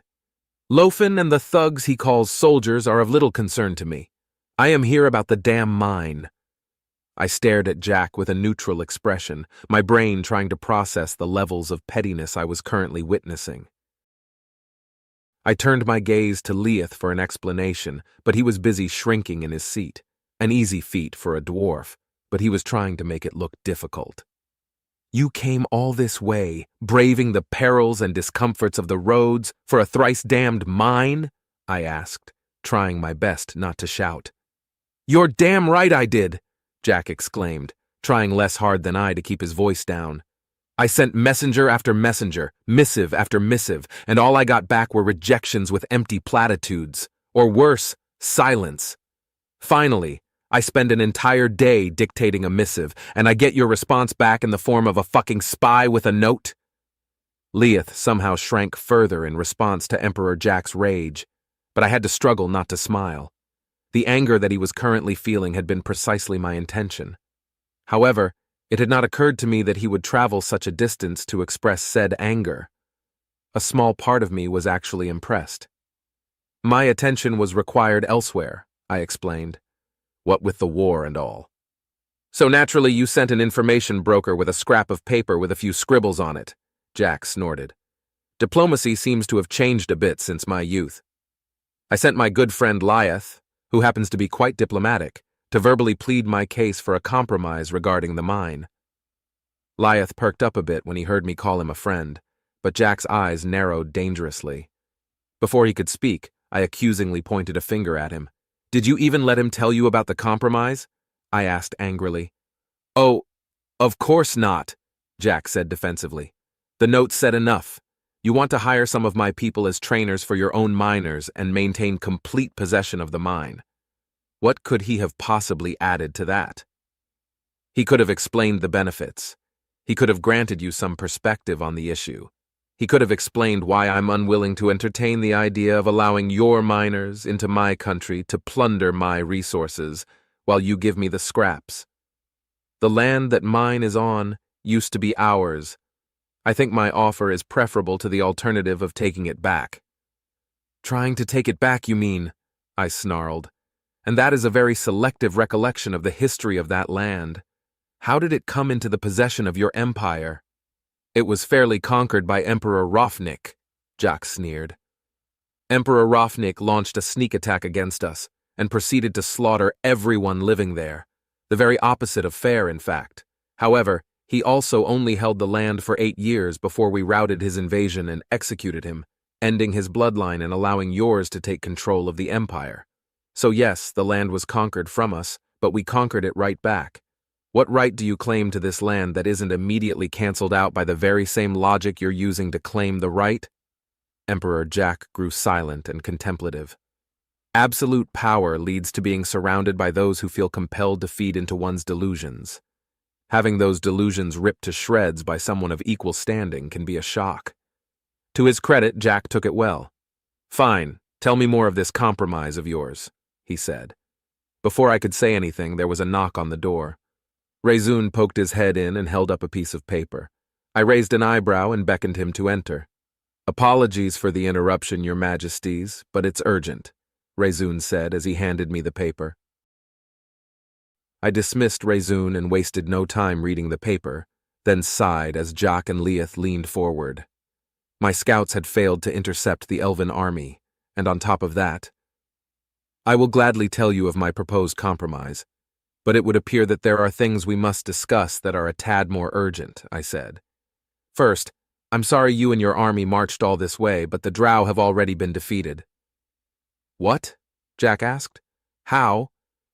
We deployed mounted mages, and in response, the Drow fortified the position they took up in one of our villages. Apparently, some of our soldiers captured and tamed a Nahalim, then proceeded to use it to overrun the position. I see. Indeed. Unfortunately, I was right about the Drow general being a vampire. His sister, whom he was using for sustenance, confirmed that he's a half-breed. He escaped during the battle, heading west. Into my territory? Perhaps, but he could have just as easily turned north and returned home once he lost his pursuers. I've sent word to King Lofin with what we've learned. It reeks of conspiracy, and while I'd love to see King Lofin flayed alive, having the Night Kingdom seized by vampires would be very undesirable. Yes, it would, Jack said, and then chuckled. This means my army was essentially an honor guard escorting me to our debate about the mine. Largest honor guard ever, methinks. Speaking of which, wait, you said first. Indeed I did. You see, I also sent for aid from Bolasir. Once I learned of our victory, I sent messengers to you and the elves to inform you of the circumstances. The messenger I sent your way missed you, but should be reporting to your general right about now. I chuckled. The messenger I sent to Bolasir missed their army, but ran into the messengers I had sent to request aid, who had some rather interesting information for me. King Icinerath has awakened. Leith's eyes went wide, and I expected a similar expression from Emperor Jack. Instead, I was met with confusion. Who is King Icinerath? Jack asked. What? I asked incredulously. I've never heard of Icinerath. What is he king of? Why should we be concerned that he's awakened? King Icinerath is the high dragon that's been sleeping in Bolasir. He's the king of Bolasir. Then who the fuck is Oakmore?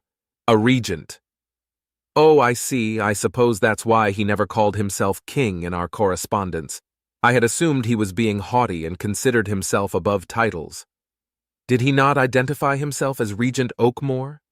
He did, yes, but for some reason I thought that was his name. Regardless, how does this dragon's awakening impact things? I've never met King Icinerath and do not know his temperament. High dragons are meant to be fair and just rulers, but legends are prone to exaggeration. So, I don't know. Then it's entirely possible that Bolasir just became a hostile nation. Yes, it is a possibility, I shrugged. I have faith in Oakmore, though. Oakmore likes you a whole lot more than he likes me. If you knew him well enough, you would know that's irrelevant. He's honorable, almost to a fault, and cares enough about his people to avoid pointless conflict. You'll forgive me if I don't wholeheartedly believe you. I will continue to be wary of things to come until my fears are assuaged.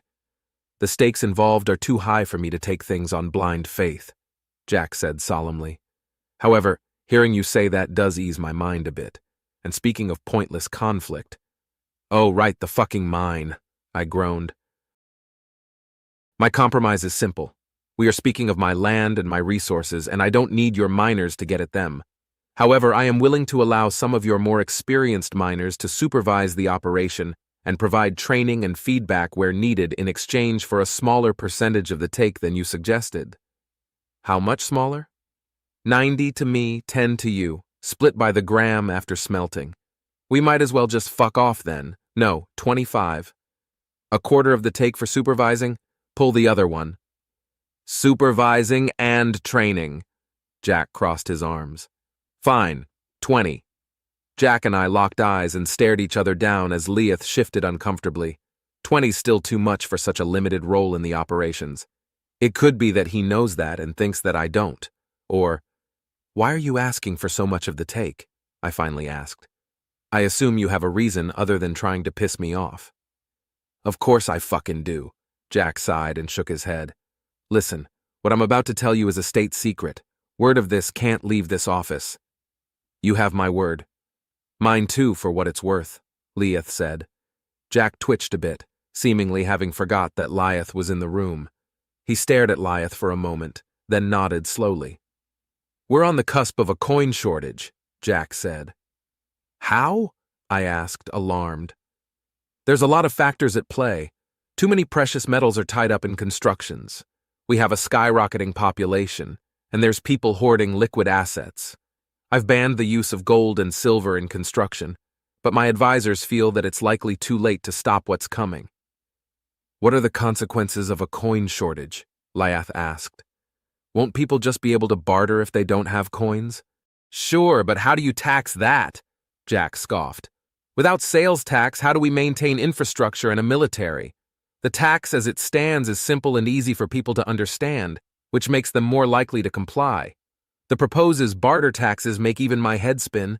If people don't understand how to calculate the tax, how are they going to pay it? And how are they going to pay it without coin? Am I supposed to accept a quarter of a clucker? Plus the issue of foreign currency, I added. If a coin shortage occurs, people who can't barter will likely use foreign coins to pay their debts, which may drive down the value of Calcutti's currency, especially if those coins contain a higher concentration of precious metals, which will only serve to exacerbate the issue by causing inflation. So why not just tear down the buildings made of gold? Leeth asked. Well, for the most part that gold is privately owned, and if I start tearing down government buildings to get at the gold in them, it's going to cause concerns among the populace. These concerns could result in bank runs and other financial and fiscal issues that we'd all like to avoid, if possible. I leaned back in my chair and considered Emperor Jack's position carefully. On the one hand, these economic issues could spread beyond the Empire's borders and into my own lands. On the other hand, I now have some forewarning, which could allow me to take advantage of this situation and come out on top. But that wouldn't exactly be the neighborly thing to do. Fine, we can do 25%, I said, but I want this remembered. It will be. The Empire of Calcutti will happily owe the unified chiefdoms a favor. Have your people draft an agreement and I'll sign it, Jack said, standing. Now time to return home since there's nothing left to do here, apparently. A shame, I was looking forward to a fight. Don't be so hasty, friend, I said with a grin. You may want to stay a bit longer. Why's that? Because the messengers I sent to Bolasir are very interesting. So interesting that you'll want to meet them. My grin grew. And they'll be back soon.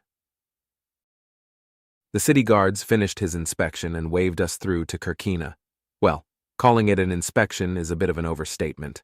They simply glanced at our cargo and under the carts. Somehow, this made them certain we weren't assassins, smugglers, or whoever else they'd been ordered to detain. It occurred to me that this type of security is infrequent for Kirkina and likely a response to the conflict with the Night Kingdom. I see the reason that the guards didn't detain us or perform a more thorough inspection is likely because we aren't drow. I wonder how long the line would have been if we had been at war with Bolasir or the Empire of Calcutti. One of the blatantly newer guards had done a double take when he saw Nick, but thankfully, a veteran guard was on duty and was able to put 2 and 2 together. Nick's presence could have been another reason we weren't more thoroughly inspected.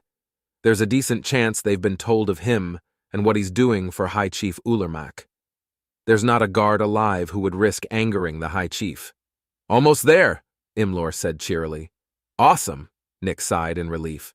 I could use a shower. The inn has me spoiled. Not sure the inn is to blame for that. Nash chuckled. Olmira and I smiled, remaining silent.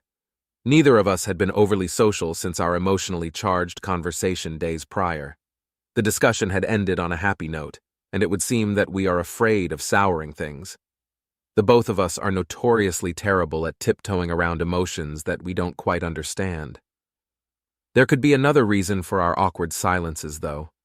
I meant every word that I had said during the conversation, of course, but I had conveniently left out how hurt I felt that she hadn't confided in me. Over her years of tutelage, we had become each other's confidants. I told her of my deepest, darkest secrets, and in exchange, she had told me many secrets that were much more embarrassing and compromising than the fact that she was a fair folk reborn as a vampire. So why did she feel the need to hide her true origin from me? Unfortunately, I could not think of any reasons that were particularly flattering for either of us. No matter, I've endeavored to forgive the matter. It is difficult to cope with these feelings, but as with any other challenge, I'll manage. The cart continued through the city, while Nash and Nick debated what we should do after seeing Ulermak. We shouldn't get back on the road right away, Nash said sternly. Need at least a week to do all the relevant research. Research? What research? Nick demanded.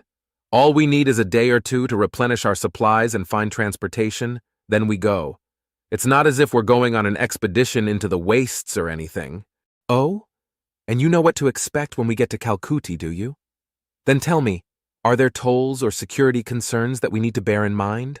Will every city or village there allow us to carry our weapons openly? Or will we need to account for being unable to do so? How's the weather?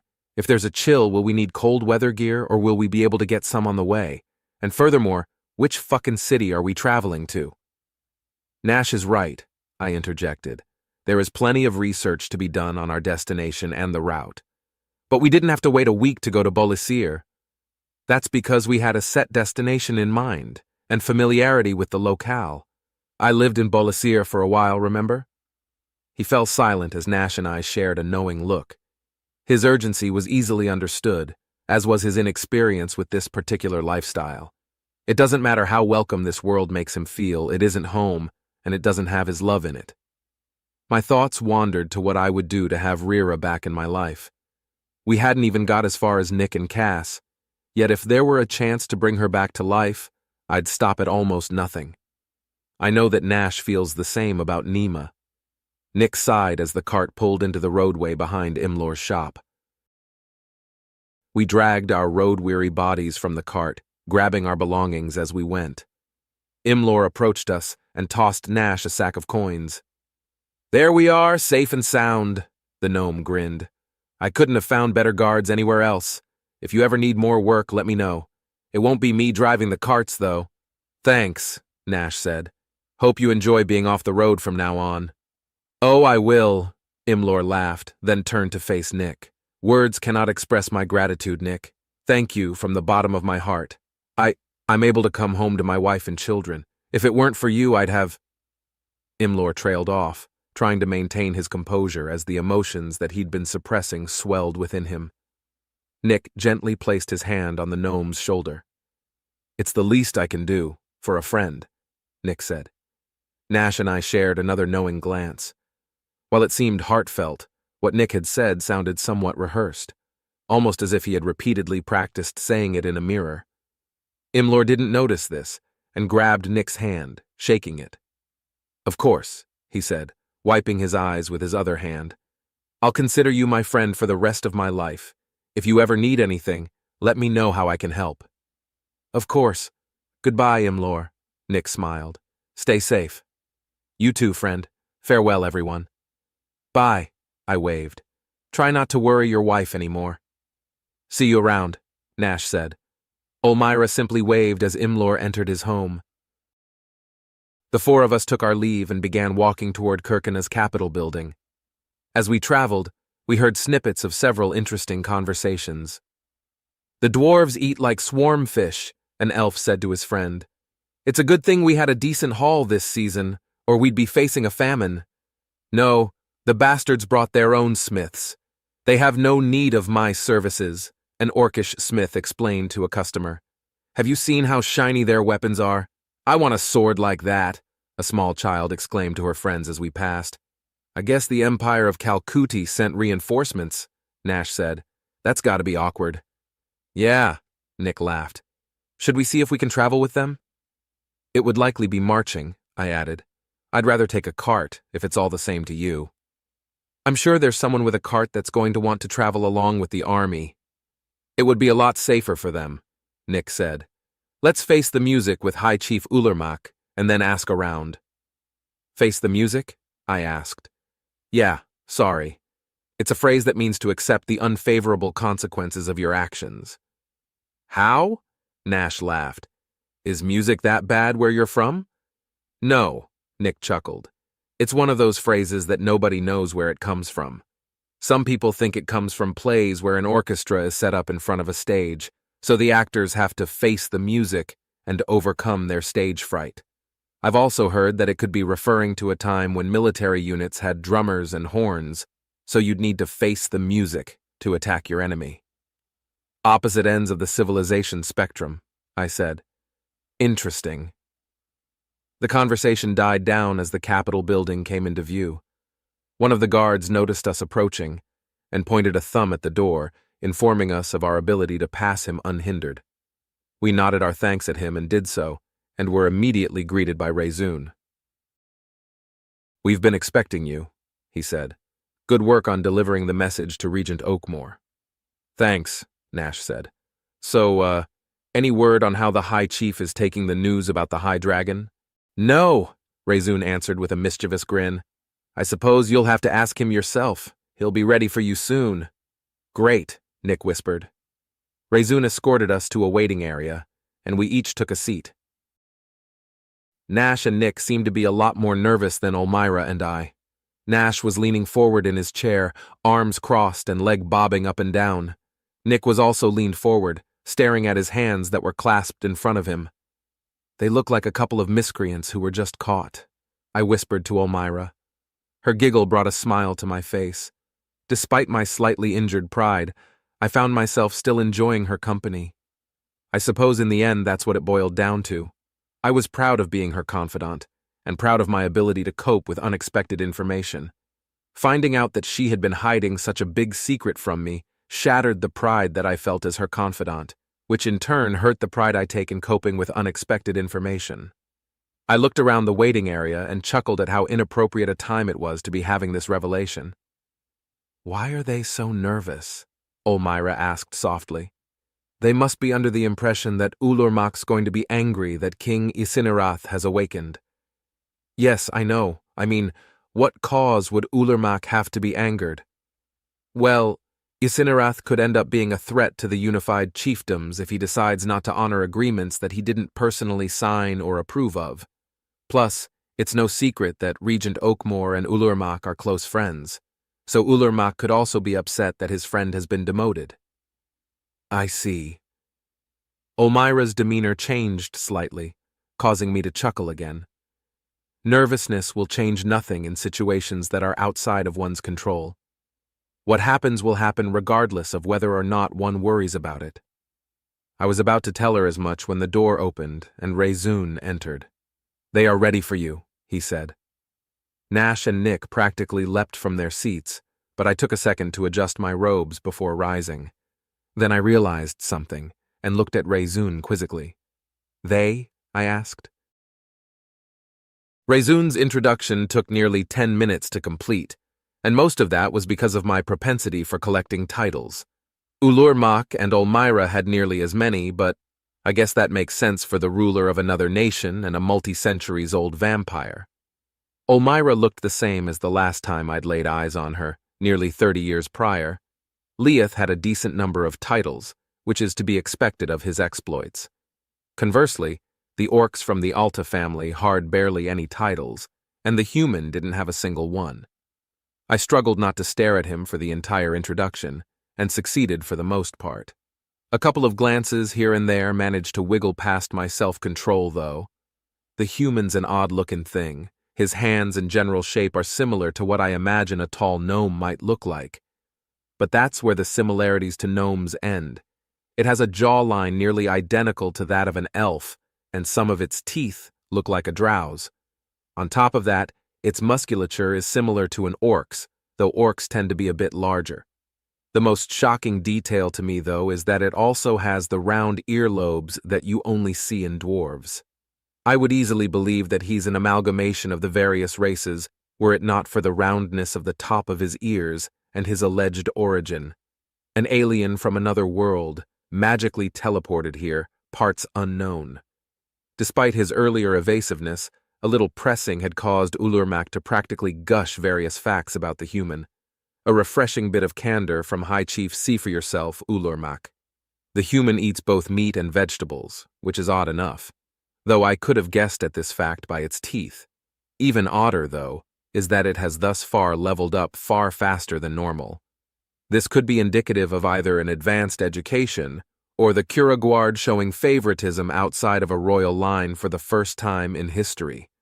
Finally, it had killed a monster that nearly destroyed a team of over 20s. A monster that may have been a corrupted version of its own race. The look on my face at hearing that last fact had caused Ulurmak's caginess to return. I glanced at Leith, who was also studying the human. He had met it before, but desperately wanted to know how it awoke King Isinerath.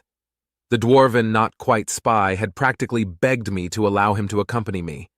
In exchange for an unnamed future favor, I had allowed it.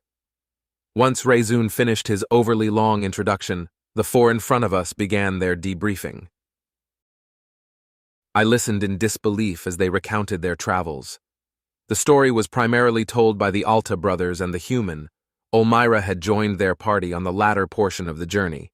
The human spoke with an eloquence that could rival that of a duke, but with far less profanity than is typical in my empire. This lent credence to the idea that he had been educated. But by whom? What kind of teacher would educate a being like this without simultaneously turning him into a research project? Despite his eloquence and formalities, though, his story was full of holes and time skips that indicated it was likely trying to hide something.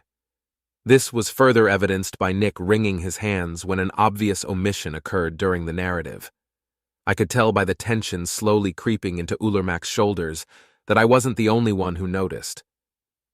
Once the translators arrived, we made our way back here to report to you, High Chief, the human said. Ulermak crossed his arms. I confess that I do not know you well, Nick, but I suspect that the events you just elucidated have been heavily redacted. There were some happenings that were not relevant to the mission, Your Greatness, Yulk said, bowing his head. Happenings that are rather sensitive to our charge, I'm afraid. And how am I to know for certain these happenings are irrelevant when I am not to know of what they are? Teasing does not befit one of your station, High Chief, Elmira the Eternal said, crossing her arms to match Ulermak's posture. Consider the likelihood that the Altas would endanger the United Chiefdoms. The massive orc and domineering vampire stared at one another for a few moments. I'd argued with the both of them before, but hadn't seen them argue among themselves. I absent-mindedly rubbed the thick golden hoop in my left earlobe as I tried to guess who would give ground first. Everyone else in the room looked as if they'd been shown their graves, though. After a few seemingly tense moments, Ulermak laughed uproariously, which caused a few flinches. I knew you'd spoil my fun the moment you walked in, Elmira. She's right, boys. I'm having a bit of levity at your expense, he explained. I am content to let you have your secrets so long as they don't come back to bite me on the rump. They won't, sir. Nick trailed off. Wait, you don't plan to attack the fair folk anytime soon, do you? What? No, Ulermak answered incredulously. First of all, the only fair folk we're aware of are on good terms with us. Second, it would be a damned foolish thing to do, regardless of our relationship with them. They help keep the monster population manageable. Third, how in the hells do you know about the fair folk? The Alta brothers sighed simultaneously whilst the human attempted to fabricate a plausible explanation. The explanation carefully dodged the reasons that the group had met with the fair folk, as well as some of the crucial details that had been discussed during that meeting. The only real detail he gave were the names of the fair folk involved, which caused me to involuntarily snort. Ulermak looked over his shoulder at me. Once he met my gaze, he smirked and rolled his eyes. Then he turned back to Nick and the orcs with a much sterner expression. Well, I've never heard of Algebran or Tits, but Mumuldebran is a name that I know well. It is a representative of the fair folk of the deep wild forest, most of which is within the domain of the unified chiefdoms. Ulermak explained. We have a great many agreements with the fair folk of the deep wild forest. It would not be an exaggeration to say that a threat to them is a threat to us. Well, High Chief, they seemed confident that they have the situation under control, Nick said. That is not for you to decide, but I can see you are determined to keep this secret. Well then, let's try this. Ulermak clapped his massive hands. Yulk Alta, by the authority of the office of the High Chief of the United Chiefdoms, I hereby order you to tell me of your journey in full, unadulterated detail. Failure to comply will result in your arrest and a punishment of up to 15 years in prison. What about his mom? Leith asked. Oh, she'll understand, Ulermak said. The Alta clan is mostly law-abiding and very honorable. By refusing this order, Yulk will be breaking the law. She may protest, perhaps even smack me upside the head, but she'll take no action to prevent his incarceration. I understand, sir, Yulk said calmly. I invoke the right of confidence. The right of confidence is an orc law passed by Ulermak's grandfather. It allows one to refuse to answer questions that may compromise the security of the unified chiefdoms in the presence of one who may reveal those secrets to an enemy. My rage was immediate and blinding. "What in the hells is that supposed to mean?" I demanded. "You think I can't be trusted with your little secrets? I'm an emperor. I know secrets that would cause the hair to flee from your head, boy." "My apologies for the insult, Emperor. Your Highness is not the reason for my invocation, though." My temper cooled as Yolk looked pointedly at the dwarf to my left. Leith chuckled and stood up, brushing off his pants. "Fair enough," he said. "I'll see myself out." "Hold on," Ulurmak said, holding up a hand. "The right of confidence is non-applicable. Leith is an official friend of the unified chiefdoms. If what you're about to say can be said in front of the Emperor, it can be said in front of Leith. No offense, Emperor." "Some taken," I growled. "But he sells information," Nash argued before realizing his blunder. Before Ulurmak could chastise him, Leith laughed. "That I do, Nash, but I've got honor. Of a sort. If a friend swears me to secrecy, it will be a secret that I keep." There was a moment of silence as Yolk contemplated how to proceed. "Understood," he finally said. As Leith sat down, Yolk began to tell us what actually happened during their journey. We listened intently to the entirety of the tale of gods and fae in shock. A spark of paranoia lit within me when I learned that Nick is touched, but I quickly quelled it. It isn't as if there's much harm in the gods watching us, and the only methods of trying to prevent their surveillance would only guarantee their ire. The ire of the gods is obviously best avoided at all costs. Still, I didn't feel happy about it. "And once the messengers left, we made our way here," Yolk said. "Well, I can see why you decided to keep that a secret." Ulurmak uncrossed his arms. "However, it is a good thing you told me.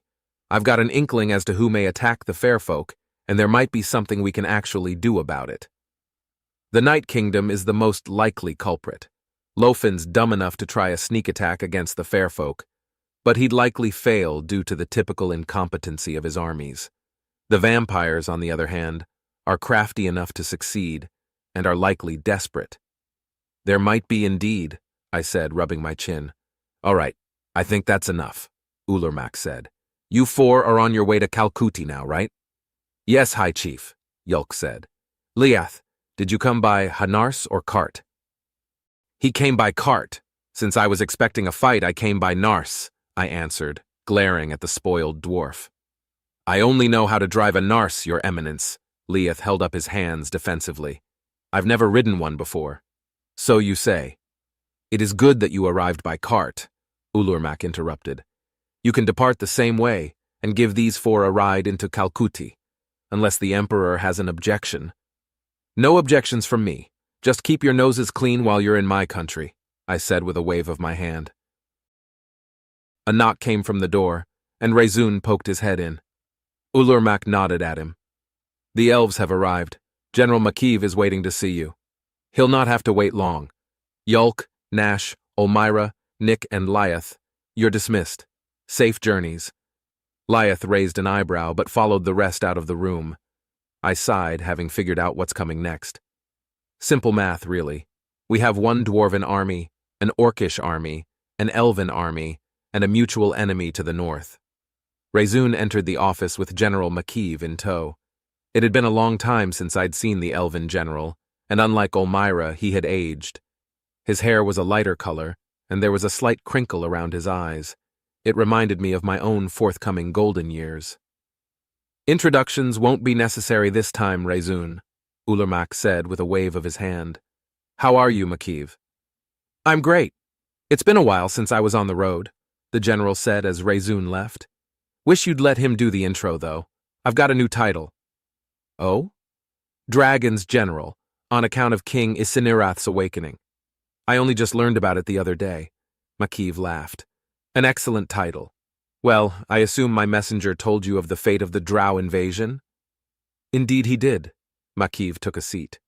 "However, my men need fed and watered, so we finished our trek regardless. And since we're here, I had an idea." "Lead an invasion into the Night Kingdom and force Lofin into a lasting treaty?" I asked with a smirk. Yes, Emperor. I take it you're of a similar mind?" "No, I'd rather raze that damned country to the ground and split the land evenly amongst us. We can decide what to do with the Night Kingdom's holdings once we beat it," Ulurmak chuckled. But first, we have an invasion to plan. I don't fucking get it, Rebus said while rubbing his temples. Isn't this a dead dungeon? Apparently not, Hino replied. Travelers have gone missing nearby, and the only thing the disappearances have in common is tracks that lead back to this dungeon. We stared at the mausoleum that marked the entrance of the Talakum dungeon for a moment. Rebus wasn't wrong. Until a few days ago it had been classified as neutralized and looted. Then some newbie adventurer went looking for his missing cousin and found some blood in a ripped pack, then followed some tracks back here. It's probably for the best that he immediately turned tail and reported it to the Venators Bureau. Our party is contracted to the Venators Bureau and is currently comprised of 5 members. Mako, an orc from the Unified Chiefdoms who's large enough to make a Nahalim pause. Ithrima, an elven sorceress that's been with the party for about half a decade now. Then there's Rebus, Hino, and myself. All 3 of us are dwarves from the western fringe of Calcuti and founding members of our locally famous group, the Western Wasters. I absolutely hate our name. It's supposed to indicate the fact that we originate from the western portion of Calcuti and that we are willing to go into the wastes. To me, the name makes it sound like we're a bunch of drunks. Unfortunately, the one who coined the name died slowly and painfully because of consumption. It was sad enough to make us to stick with the dumbest fucking name of all time. What do you think, Gally? Mako asked. This gonna be an easy one? Bah, I replied. How should I fucking know? Don't got anything to base that kind of judgment off of. Last reported monster in this fucker was kobolds, but kobolds don't do kidnappings. Hell, they don't even like going above ground. Mako shifted, his heavy armor clinking as he hefted his pike casually onto his shoulder. The rest of the party also fidgeted nervously. Nobody liked it when I couldn't tell how dangerous something was gonna be. It's probably just luck, but I've never been wrong. Might also have something to do with the fact I don't venture a guess unless I've got something to go off of. Well, I guess it's not like I've got nothing. A dungeon supposedly filled with lower-tier monsters suddenly becomes a hideout for kidnappers. The entrance to said dungeon is a fucking grave marker, and I can smell death from all the way out here. There's no chance this is gonna be a safe quest. Fuck it, I sighed. I'm gonna say it's probably life-threatening. So let's just do what the Bureau asked and take a peek, yeah? Sounds good to me, Rebus said, attaching his shield to his arm. It's all they're fucking paying us for anyway. Come now, Rebus, Ithrima scolded. We don't do this for the pay. We do this to make things safer for the citizenry of the Empire of Calcuti.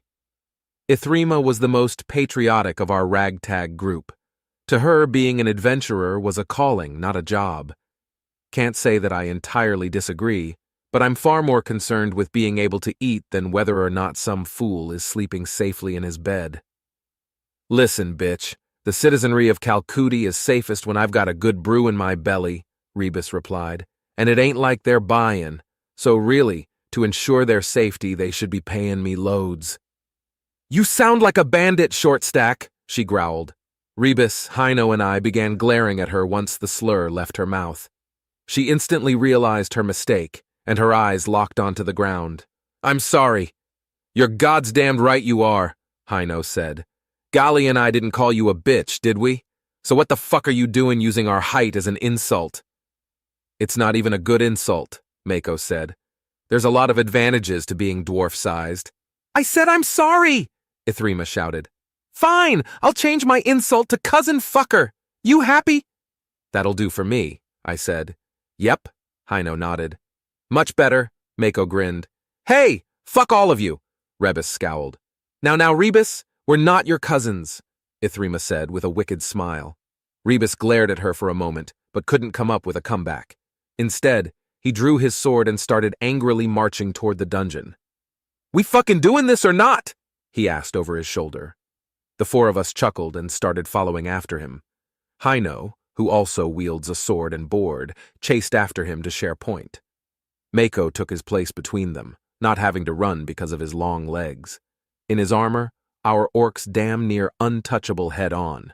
But since he uses a pike, he's vulnerable to attacks from the side. Hino and Rebus cover his flanks with their shields and swords, while Ithrima and I handle ranged attacks and healing when it's needed. It's a tried and true formation that's led us safely through many fights. But the moment we crossed the threshold of the dungeon, a knot formed in my gut. The smell of death was almost overpowering now. There's corpses somewhere, and probably a lot of them. Gods, I hate being right. We activated our lights, and I nervously checked my string and quiver. The soft twang of the string echoed in the dungeon, causing me to wince slightly. Everyone else looked at me with a raised eyebrow, and I sighed softly at my rookie mistake. We continued forward, and I noticed Ithrima fiddling with her ring. It had been given to her by her husband to mark their engagement, and it became her arcane focus after he was killed by a warg. His death is what made her want to become an adventurer. She only plays with the ring when she's thinking about him, or when she's nervous. It felt good to know that I wasn't the only one. Both the floor and the walls were tiled, apparently by magic. The lack of tool marks was a dead giveaway. Mako started poking the tiles in front of us as we went, and eventually his pike found a trap. Once the trap withdrew, he pointed out which tile was its trigger, and we stepped past it. We didn't get far before Mako stopped again. "Damn, that's gross," Mako said softly, poking his spear at something. "What is it?" I asked. "Dead kobolds," Rebus said. "Looks like they've been here for a while." Hino held his nose and knelt to get a closer look. "They sure have. The flesh is pretty rotten. This one's neck. I could swear that's a handprint." Mako knelt down, took a look, then nodded solemnly. "Yeah, that's definitely a handprint. Those ones were cut, though. So 2 of them. One with a blade and one strong enough to crush a kobold's neck bare-handed." "I don't know." Hino held out his hand and compared it to the neck. "Pretty sure that's a left hand. Might have been only one attacker, blade in their right hand and grabbing with their left." "There's a lot of things that use blades when they don't have to," Rebus added as Hino and Mako stood. "Even some adventurers do that." "True," Hino shrugged. "Guess we still don't know what we're dealing with." With the mystery left unsolved, we continued on, hoping to find more clues as to what we were dealing with. It wasn't long before we did find more clues, but they were in the form of several more groups of kobold bodies. We stopped to examine each one, and our findings grew grimmer as we went. "It's like whoever did this was just playing with them," Hino said solemnly. "I don't get how you make it through this many kobolds without getting a wound or two that'll make you hesitant." "What do you mean?" Mako asked. "This one's got a spear next to it, but also has a handprint on its neck. Would you try to go hand-to-hand with someone holding a spear?" "No. The whole point of a spear is to make people keep their distance." "Hold on. This one's got a bite mark on its shoulder," Rebus said. Hino jogged over to him and examined the dead kobold. I fought the temptation to join them. "Tell me this isn't what I think it is, Hino. It only looks like that because of the rot, right?" Rebus asked. "Oh no," Hino replied. "What is it?" Mako asked. The bulking orc joined the pair of dwarves and examined the corpse. The 3 of them went uncharacteristically quiet. Ithrima and I shared an annoyed glance. "Well, don't keep us in suspense," I growled. "The fuck did you find?" The 3 of them stood. "There's no doubt about it," Mako said. "This is a vampire bite." "A vampire?" I scoffed. "Here? And since when do vampires snack on kobolds?" "Since when are you a fucking expert on vampires, Gally?" Rebus rebutted. "Since your mom taught me last night. She sucked just as—" "The Night Kingdom has vamps," Mako interrupted with a sigh. "Heard that the chiefdoms were fighting them again this year. Could be one came through the chiefdoms with the Drow army." "No, that doesn't make sense," Ithrima said. "Drow can't become vampires, and there's a mutual hatred there that runs deep.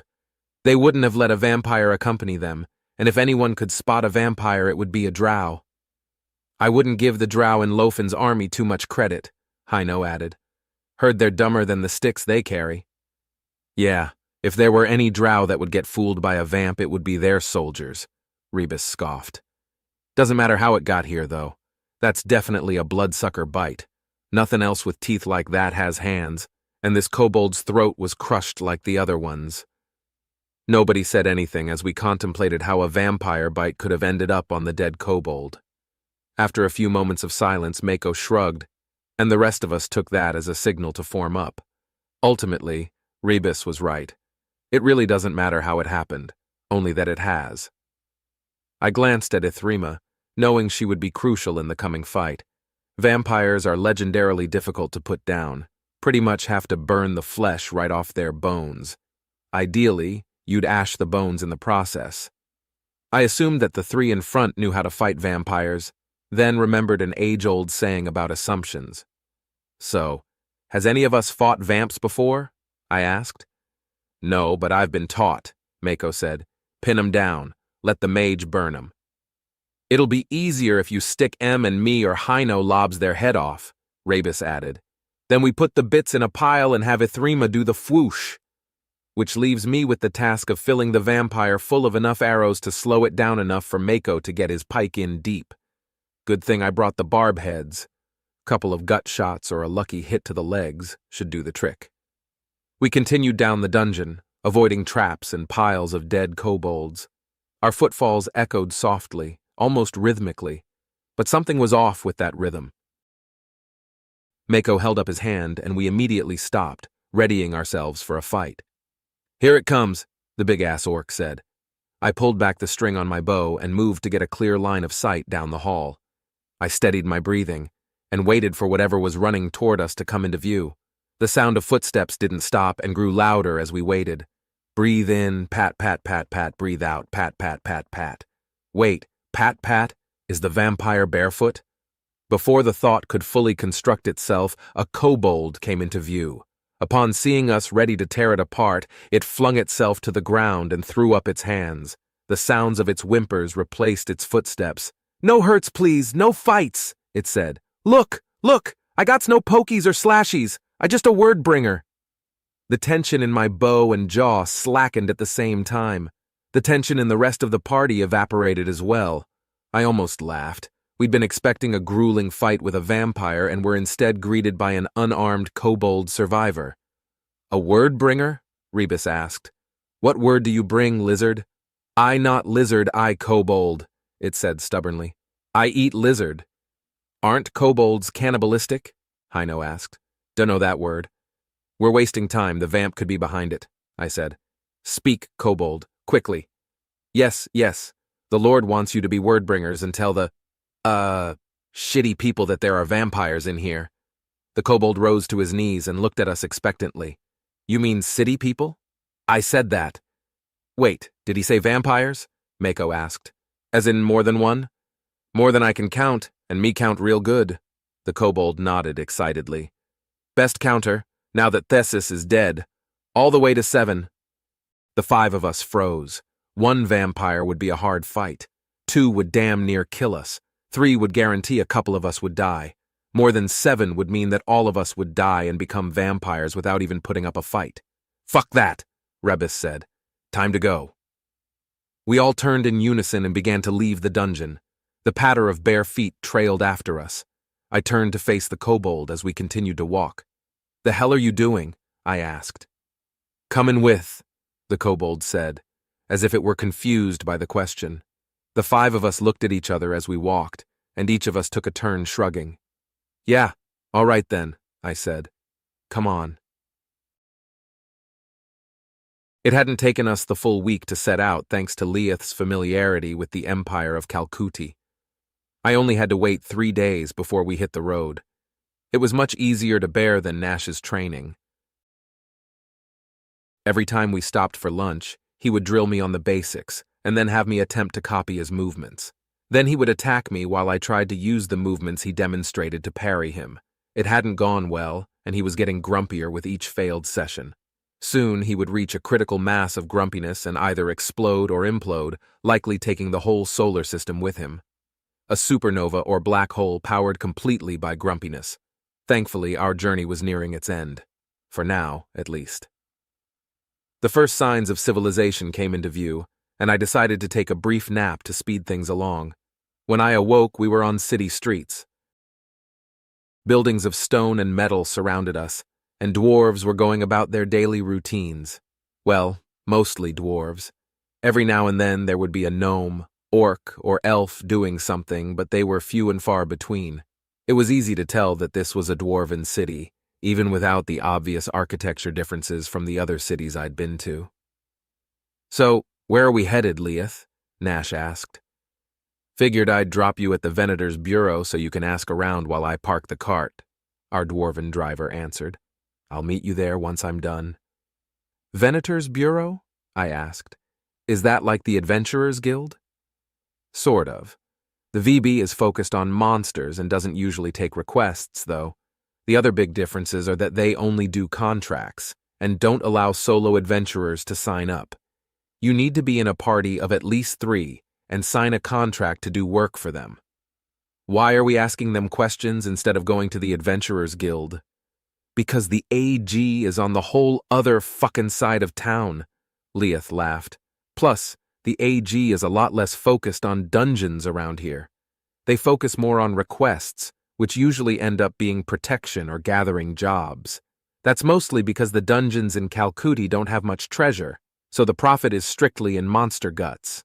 So if you want to know all there is to know about dungeons, the VB is your best bet. And here they are." The cart rolled to a stop in front of a building that looked similar to the others, but with a lot more gold trim. Thanks to the tables and chairs off to the side of the building, it gave off a tavern-like aura. We hopped out of the cart, and Leith gave us a wave before he took off down the road again. "Well, the dwarf's logic seems sound," Nash muttered. "Let's find somebody who works here." We entered the building and the tavern vibe immediately intensified. The inside of the Venator's Guild looked almost exactly like the taverns often depicted in video games and anime, right down to the bar and patrons. The only real difference was the amount of gold trim. There was a lot more of it on the inside than there was on the outside. I couldn't tell if we'd walked into a booze hall or a treasure vault. Once a few patrons did their obligatory double takes at my appearance, the room went quiet. Thankfully, it felt more like a shocked silence than a suspicious one. Nash chuckled as we approached the bartender and/or receptionist. The orc behind the bar watched us approach while shuffling some papers. "Greetings," he said. "Pleasure or business?" "Business," I replied. "We'd like information on the dungeons around here." Nash gave me an annoyed glance while I stepped forward and took a seat at the bar. "Yeah, we can do that. You able to read?" "Not any languages that anybody seems to write in," I laughed. "Fair enough. Figured you weren't from around here. Y'all want a drink while you ask your questions?" "Yes," Yulk said. "Whatever's on tap will be fine. Any allergies?" We looked at each other and shook our heads. Good. 4 meads coming up. The bartender busied himself with pouring the drinks while Nash, Yulk, and Elmira took their seats. I watched as he poured, wondering if I should say anything about my age. After he poured the second glass, all the conditioning my mother had instilled within me finally kicked in. "You know, back home I'm not old enough to drink alcohol," I said. "How old are you?" Elmira asked. 18. Well, last I checked. 18 years old and doesn't know how to parry properly, Nash sighed. "Your people must have it pretty damn easy." "Is it a cultural taboo or a medical necessity?" Yulk asked. "Cultural, I think. Legal drinking age in my country is 21, but in other countries it's lower. Plus, the law doesn't prohibit parents giving you alcohol, at least not in my state." "Your country has multiple countries?" Elmira asked. "Like an empire?" Before I could answer, 4 mugs slid down the bar and slowed to a stop in front of each of us one by one. My eyes widened as the bartender returned to his previous position. Elmira and my brothers seemed unimpressed, though. "How'd you do that?" I asked. "Practice," the orc smirked. "So what are you wanting to know?" "How many dungeons are nearby?" Nash asked. "Only the one. It was considered neutralized until just a few hours ago, actually." "Neutralized?" "Well, the last time the dungeon was spewing monsters was over a decade ago. Contractors that went to explore it reported traps and kobolds who seemed to have a leader, but no loot or monsters worth a damn." "Kobolds aren't worth anything?" "Maybe to a collector, but you get a lot more of the good stuff from their bigger cousins, and you don't have to listen to them yap at you. Plenty of folk take issue with hunting things that talk, too. Since the kobolds weren't bothering anybody, The decision was made to leave well enough alone. "What are the kobolds' bigger cousins?" I asked. "Reptians and sauroids. Reptians are about as big as I am and have a neurotoxic venom that causes a total body paralysis, which can lead to death via asphyxiation. They travel in groups, have 6-inch claws, and hunt by spitting their venom at their victim and ripping them to shreds once they're paralyzed. Sauroids are much bigger and kinda look like a mix between a kobold and a troll. With a much bigger mouth, though. They're solitary ambush predators that usually try to eat their victims whole. Both make for damn good hunts." "So why is the dungeon no longer considered neutralized?" Nash asked. "We've been having a bunch of disappearances, far more than normal. A couple from here in town, but mostly out on the road near the dungeon. Couple of adventurers found evidence that the victims had been taken into the dungeon, so we sent some of our own to check it out." He gestured over to the corner. My gaze followed his wave and saw a massive orc, 3 dwarves, an elf, and upright lizard that was happily eating a chunk of meat. It was my turn for an obligatory double-take. "They brought back a kobold that claims the dungeon has been taken over by vampires, at least 7 of them. The Western Wasters are brave, but not stupid. That's far too many vampires for 5 adventurers to handle. They made their way back to report, and we reclassified the dungeon as active." A somber silence settled over us at the mention of vampires. Rezun had spared no detail when he explained what had happened in our absence. My first thought was that the vampire that had led the drow may have taken refuge in the dungeon, but Rezun had said that half-breed vampires aren't able to make more. Something weird is going on here. "Do you think the disappearances in town were due to the vampires?" Nash asked. "I don't know. It's hard to believe that they could make it through the gates, especially since there's a nightly curfew." An odd feeling, like a soft nudge, tugged at the back of my mind. Too many coincidences. We're looking for dungeons that were inhabited by the cult. My brother's homeland was attacked by a vampire, and there's a dungeon with vampires on our first stop. I couldn't shake the feeling that it's been waiting for us, somehow. "We should talk to them," I said. "I feel like this might be the dungeon we're after." "You gonna take a drink of your mead first?" Nash grinned. I looked at my untouched mug of mead. My friends back home hadn't been the type to throw parties with booze, so the only time I'd ever had any was the beer my dad shared with me on my 18th birthday. The bitter taste of the beer echoed in my mouth, and I felt my stomach churn. Yeah, of course," I said, picking up the mug. "Don't worry, I'll prevent inebriation," Ten said. "Thanks." I took a deep breath and chugged the contents of the mug. It was much sweeter than I expected, but it burned a little going down. Once the mug was finished, I set it down and wiped my mouth. Once my sleeve left my mouth, a loud burp forced its way out. "Nice," the bartender chuckled. Nash raised his eyebrows as Yulk paid for the drinks. "Hope you stay on your feet after that," he said. "It'll be fine," Yulk said. "We're not going to be heading out immediately. If he ends up drunk, he can sleep it off." Yes, it's possible that Ten will intervene." "That's cheating," Nash grumbled. Damn, Yulk saw right through me. I pushed the mug towards the bartender with a chuckle and heard a muffled voice. "Toxin resistance unlocked." "Really? That feels a little cliché." Well, I guess the cliché would be more along the lines of someone with superpowers being unable to get drunk because of a resistance to poisons, rather than unlocking it while drinking. As I tried to think of an example of someone gaining a resistance to toxins from drinking booze, an evil thought occurred to me. I just unlocked a skill," I said innocently. "It's called toxin resistance." "I stand corrected," Nash replied angrily. "That's cheating." The sour expression on my adopted brother-turned-trainer's face filled me with a sick glee. Seeing jealousy twist his features completely made up for all of the recent bruising. Yulk chuckled and shook his head. "Well, that's a handy skill to have," he said. "I would note that it says resistance rather than immunity, though." I pulled up the skill information and relayed it to them. Toxin resistance. Allows a user to resist 25% of the negative effects of a poison or venom. It doesn't have a cooldown or duration either, I added. I guess that means it's always active. That does sound like a handy skill to have, the bartender said, grabbing my mug and putting it in a sink behind him. I suddenly became aware of how weird this must look to the poor orc. Something he's never seen before comes up to his bar, asks strangely coincidental questions about dungeons, then downs a mug of mead and gains a new skill. And in the face of these odd events, he's managed to maintain his professionalism. He didn't ask what I am or act suspicious of me at all. To him, I'm just another customer. I reached under my cuirass and pulled a gold coin out of my coin pouch. I placed the coin on the bar and slid it towards him. "Thanks for the drinks. You can keep the change," I said. "I didn't catch your name." "Thank you," he said, smiling as he picked up the coin. "The name's Jums." I introduced myself and the rest of my party while they finished their drinks.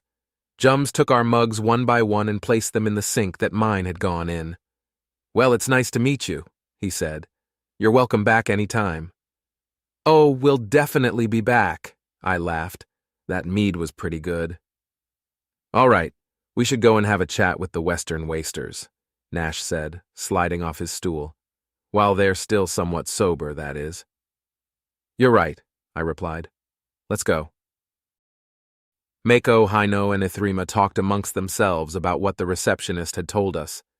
He had said that even though it will take a while for a team of specialists to be formed, coming back was the right call. If we had tried to take on the vampires by ourselves, we would have almost certainly died and become part of the vampire nest. I know it was the right call, but Rebus and I felt a bit bad about it. In the time it takes for another team to form, more people will disappear and the nest will get larger and more dangerous. Part of us wanted to go back in to give it a try, an extremely stupid part of us, that is. To distract ourselves from these almost certainly suicidal urges, we'd been watching the overgrown lizard try to eat its weight in meat. It's a good thing the meat's cheap. "So, you like the food?" I asked the kobold. "Mm-hmm," it replied with a stuffed face. "Voracious little shit, isn't he?" Rebus muttered. The kobold tilted its head at Rebus, and then unhinged its jaw to swallow what it had just shoved in its mouth. Rebus and I flinched in disgust as the chunk of roast direwolf slid down its throat. "What mean?" it asked. That word? Voracious. It means someone or something that eats a lot," I clarified. "Is I eating too much?" "Nah," Rebus chuckled. "The meat here is pretty cheap and you probably saved our asses. So eat up." "Can I just eat regular?" "Don't know how to eat up," it said, lifting its head and pointing its snout at the ceiling. "Maybe can. What's that thing?" The kobold shifted its head to look at the group approaching us. I had been keeping an eye on the outsiders the moment they'd entered, but they'd headed straight for the receptionist and hadn't caused a fuss. They were dressed as adventurers, not hunters, but it isn't uncommon for people from the AG to come around. Still, some of the groups closer to them had looked pretty shocked. I wasn't able to tell why, though. Maybe one of the elves is famous or something? Come to think of it, a pair of orcs with a pair of elves is kind of an odd sight around these parts. "You should know this one. Those are orcs and El." Rebus stopped talking as he got a better look at the group. "Actually, you're right. The fuck is that?" There were indeed two orcs, but one of the elves looked off. As they walked up, I did a quick comparison and noted several discrepancies between it and the other elves. First, round ears. Second, wrong facial architecture. Third, its smile showed a few sharp teeth that shouldn't be there. "Probably not an elf," I muttered. "Hello, sorry to intrude," the not elf said. "We were told that you were just inside the nearby dungeon and found some vampires. We were wondering if you'd be willing to share some intel with us." Hino, Mako, and Ithrima turned to face the newcomers. Each of their eyebrows rose once they got a good look at the one speaking. The silence started to get uncomfortable, so I interrupted the awkward moment by sliding a chair towards the group. "Sure, but intel isn't free. Buy around and we'll chat," I said. The non-elf thing took the chair while the rest of its group grabbed some more, and before long we were all sitting together.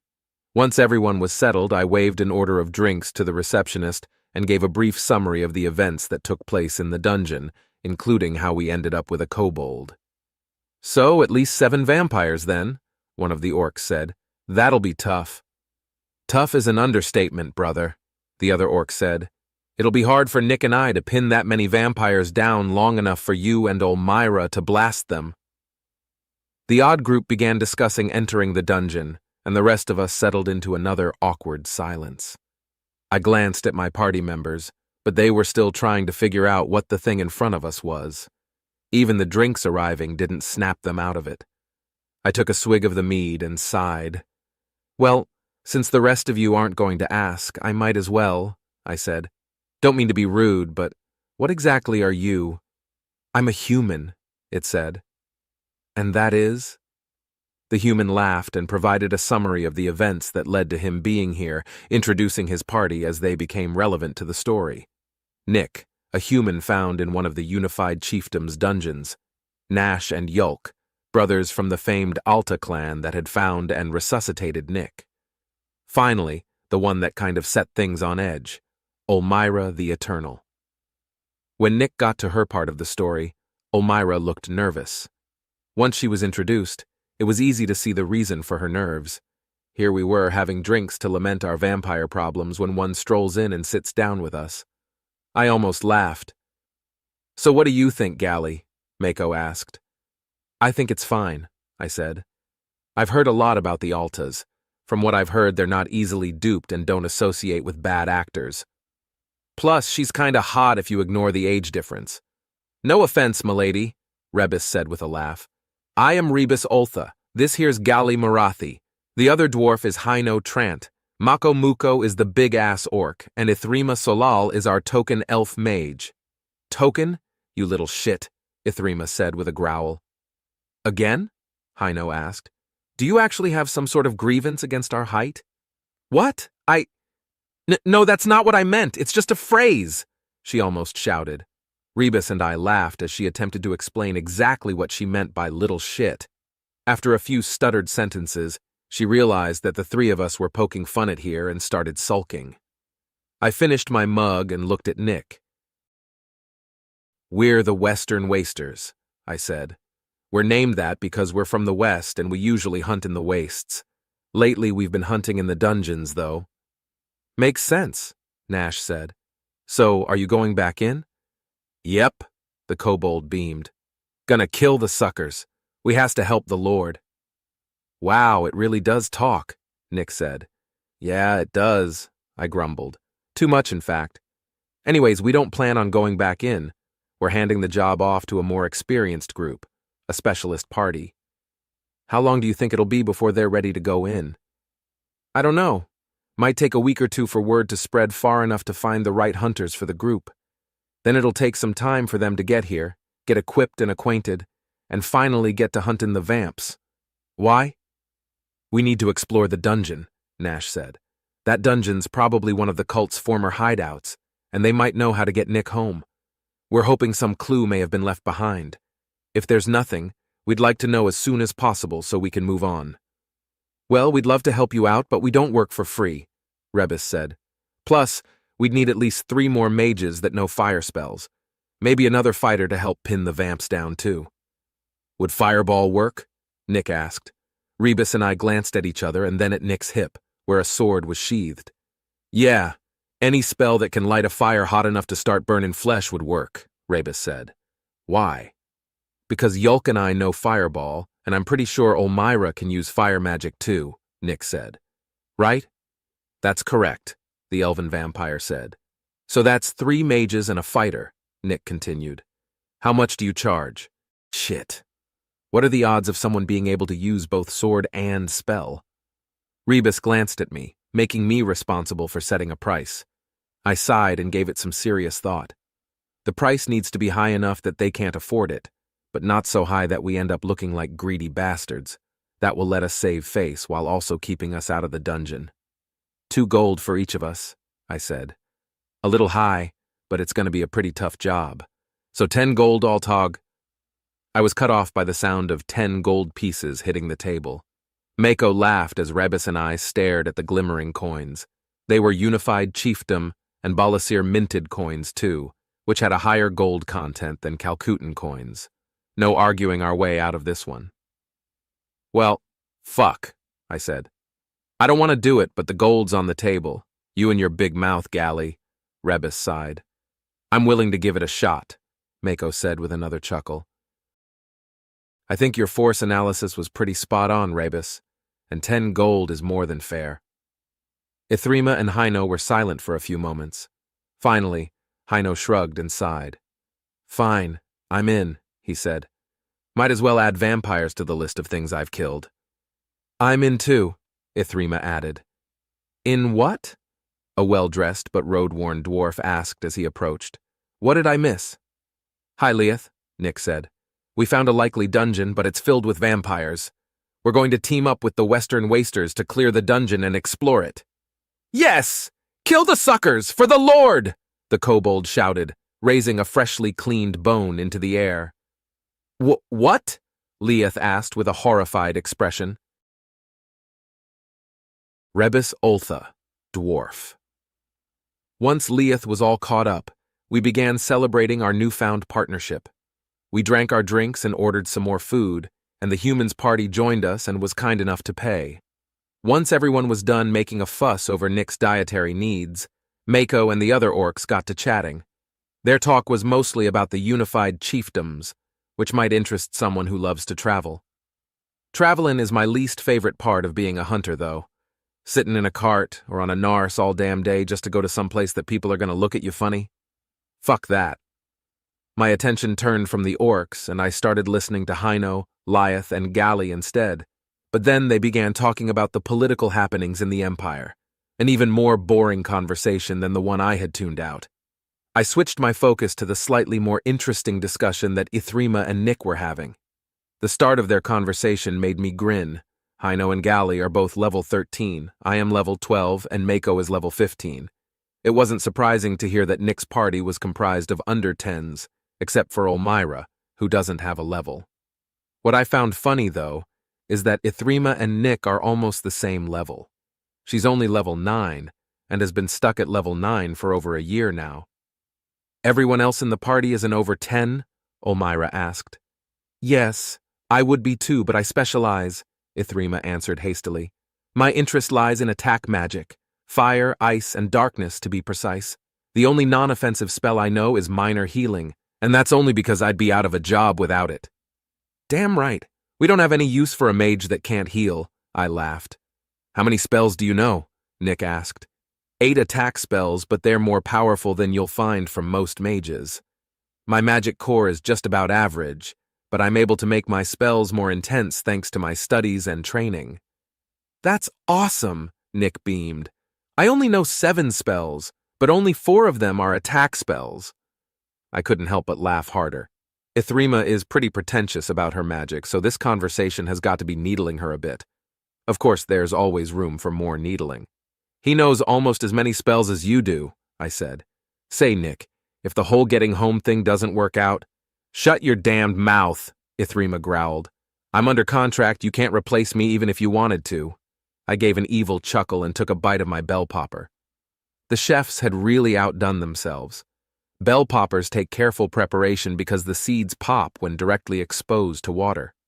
Since the plant already has water in it, you've got to be really careful while cooking it to prevent the seeds from prematurely popping. Each seed is filled with a sweet powder that's often used to sweeten other food items. The rest of the bell popper has a slightly bitter taste to it, so eating the whole plant turns into one hell of a culinary experience. It's one of my favorite foods. As I ate, the ladies explained how the impact of an attack spell is based on both the expertise and the amount of magic behind the spell. Essentially, a dumbass with a lot of magic can lob a fireball that's as intense as a smartass that only has a little magic. I chuckled again and asked if Ithrima was sure she had an average amount of magic. Before she could react, Mako cracked his neck and patted his pants. This has been great, but I'm getting tired. We're setting out tomorrow, right? He asked. As soon as possible would be ideal, Yulk said, unless we have a reason to stall. We all looked at each other, but nobody could think of anything. Our equipment was well maintained because we hadn't really used it, and it wouldn't take long to pick up the supplies needed for the hike. We all agreed that tomorrow would be the day of our raid and left the Venators Guild. We walked together until we reached our respective destinations, which happened to be across the street from each other. The inn that we were staying at wasn't exactly the worst place you could stay in this town, but they were staying at the Marfix Inn. It wasn't that surprising considering how quickly Nick had dropped 10 gold earlier, but I still felt a pang of jealousy. The Marfix Inns are well known for their extravagance and luxuries. Massages, professional chefs, climate control, super soft beds with even softer bedding, and even hot water were standard in every inn. I'd always wanted to stay in one, just to see what it's like to be pampered like that. Unfortunately, even their cheapest rooms run a whole gold piece per night. It's hard to justify that kind of expense when you might need to pay for equipment repairs. Even 50 silver would be a lot just to stay the night. Our inn only cost 20 copper per room per night, and we doubled up to save some money. Except for Ithrima, of course. She always played the female card to avoid having to share a room with any of us. I gave an exaggerated sigh as I watched Nick's party enter the Marfix Inn. Then I turned to look at Gally with pupper eyes. "Absolutely not," he said. "But we have 10 gold," I argued. "It won't cost more than 5. "He's right," Mako said with a lot less investment than me. "If we double up, it would only be 3 gold. "Yeah, 3 gold that will be sorely missed if we end up ruining our equipment tomorrow," Gally scoffed. "Plus, we already paid for our rooms here. They don't give refunds, you know." "Who cares?" I asked. "It's only a few copper. We could be dead tomorrow, Gally. We should live a little." "I'd rather be dead than destitute." "Oh, come on, it's not that bad. We'll still have 7 gold. And that'll be enough to replace most of our equipment. Plus, if we're successful with the vampire hunt, we'll qualify for better-paying hunts. And what if we're not successful? Then we'll be dead and won't have to worry about it."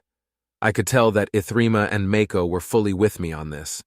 Heino was being pretty aloof, but there's a good chance he'd vote my way if I called for one. But calling for a vote here would undermine Gally's leadership. Heino, Mako, and I had previously spoken at length about who should be our next leader, and we'd settled on Gally. His even temperament and innate situational awareness would make him a great leader, but he's humble enough to decline the position if we tried to make it official. So naturally, we were trying our best to put him in that position without him realizing it. "Wait a fucking minute. Why am I the one making this decision?" he demanded, displaying his innate situational awareness. "'Cause you're the one carrying the money," I answered quickly. "And I don't want you to ruin our stay by bitching about how we aren't being miserly the whole damn time." As if I'd... Gods above and below, grant me patience. Fucking fine. We can stay at the Marfix, but I still reserve the right to bitch the whole time. Once I finished jumping for joy, we got our stuff from the inn and explained our decision to the very understanding innkeeper. Then we went across the street to check into the Marfix. I tried to play it cool when we went inside, but the sheer wealth on display made my jaw drop. It's common to see gold trim in Calcutan buildings. It's not common for that trim to have gems embedded in it, though. On top of that, in the center of the lobby was a multi-level golden fountain with water gushing out of the largest blue sapphire I'd ever seen. It struck me that 3 gold would be a bargain to stay in a place like this. We got a raised eyebrow from the front desk clerk, but other than that, he was very polite and professional. There was a small argument over who the kobold would be bunking with, but Ithrima finally folded when faced with the prospect of having to share a room with one of us. We surrendered the 3 gold, deposited our stuff in our rooms, and set off to enjoy the amenities. The first thing I did was visit the spa. I got a nice mud bath and warm rinse, then went to the sauna where I ran into Nick and Nash. "Hi, guys," I said cheerily as I sat down across from them. "Pretty hot in here, isn't it?" "Nah, it's just right," Nash said gruffly. "Yep, not too hot at all." Nick wiped the sweat from his forehead. I grinned as I realized what I had walked in on. A tough guy competition was in full swing. I let out a sigh as I leaned back against the wall, knowing that I had the advantage because I had just walked in. "You're right, this is pretty nice," I said. We sat in silence for a time, allowing the heat to slowly bake us alive. Eventually, the last glimmers of sunset shining through the sauna's only window began to fade. Once the glow was gone completely and night finally settled, Nick cleared his throat and stood up. "While this heat is enjoyable, I think we should be going to bed now. he said with an air of diplomacy. We have a long day ahead of us, and we'll need our sleep. Nash and I looked at each other. On the one hand, the human's suggestion could be considered a sign of weakness, which would allow us to poke fun at him. On the other hand, he had a damn good point, and poking fun at him would result in us having to stay in the sauna longer to prove we weren't as weak as him. I grinned when I realized that Nash was also considering the fact that I had joined them late and had quite an advantage in this contest. He's right, Nash said, standing. We'll be heading to bed. You? I might as well, I sighed. I followed Nick and Nash out of the sauna and chose a shower stall to rinse off. The cold water was an extreme contrast to the heat of the sauna, and I had to struggle to maintain my composure. Once we were finished, we nodded to each other and went to our rooms. Heino's snores greeted me as I entered the room. He had somehow managed to clean his gear, and it was currently laying neatly next to his bed. My own gear had carried the scent of kobold corpses out of the dungeon, so I'd left it for the launders. I disrobed, laid in bed, and tried unsuccessfully to fall asleep. At first, I blamed Heino's snoring. That didn't really hold up for long, though, because Mako's snoring is much louder.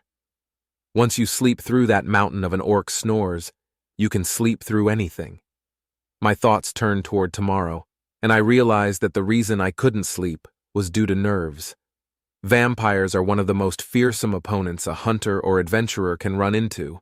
They're smart, fast, and unnaturally strong. Plus, they can turn you into one of them.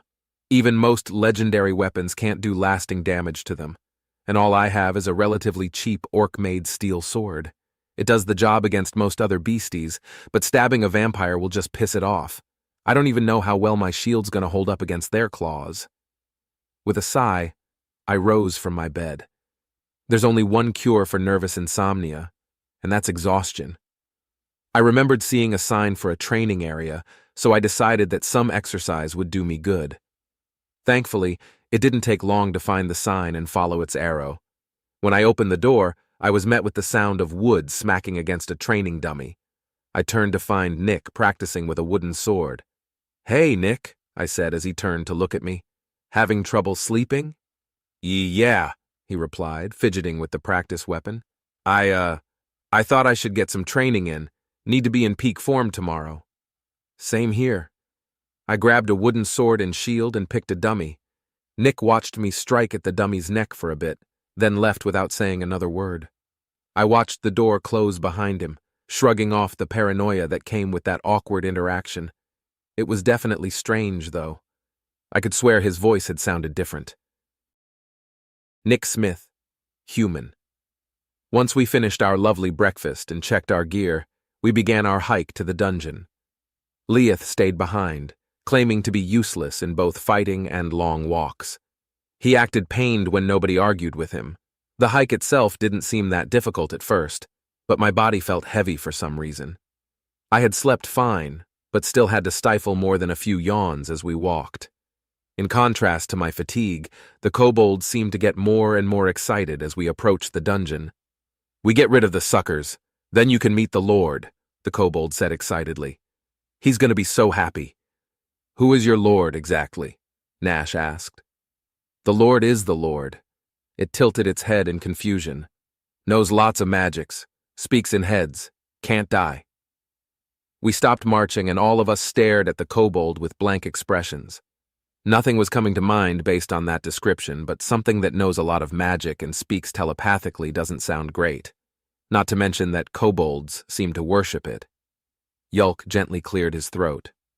"Kobold, does your master have any skin?" he asked. Yeah, I think." "Wait, yeah, he does," the kobold said excitedly, then paused and rubbed its chin. "Doesn't wear it a lot, though." "Sounds like a lich," Gally said nervously. "Dunno that word.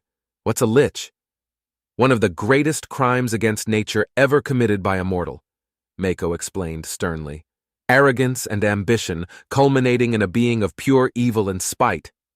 "Too many don't know words," the kobold crossed its arms angrily. "But the Lord isn't evil. He helps kobolds a lot. Nobody else helps kobolds. Shitty people think we're trash.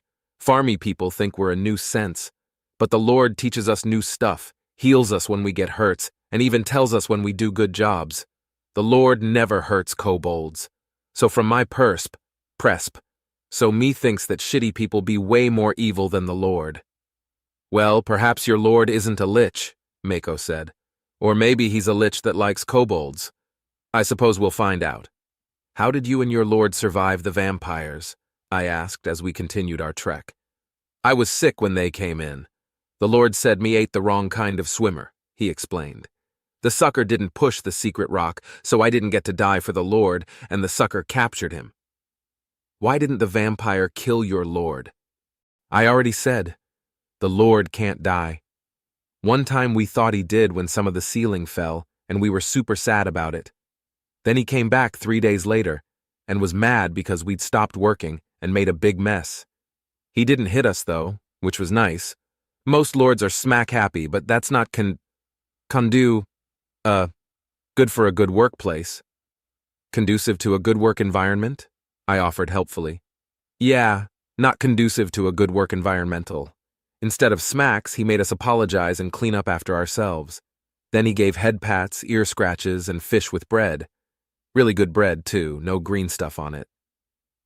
Well, coming back from the dead is a big indicator that this guy's a lich, Gally said. Kobold, how do we know that your Lord isn't going to attack us once we defeat the vampires? 'Cause he's not gonna. The Lord doesn't hurt helpers.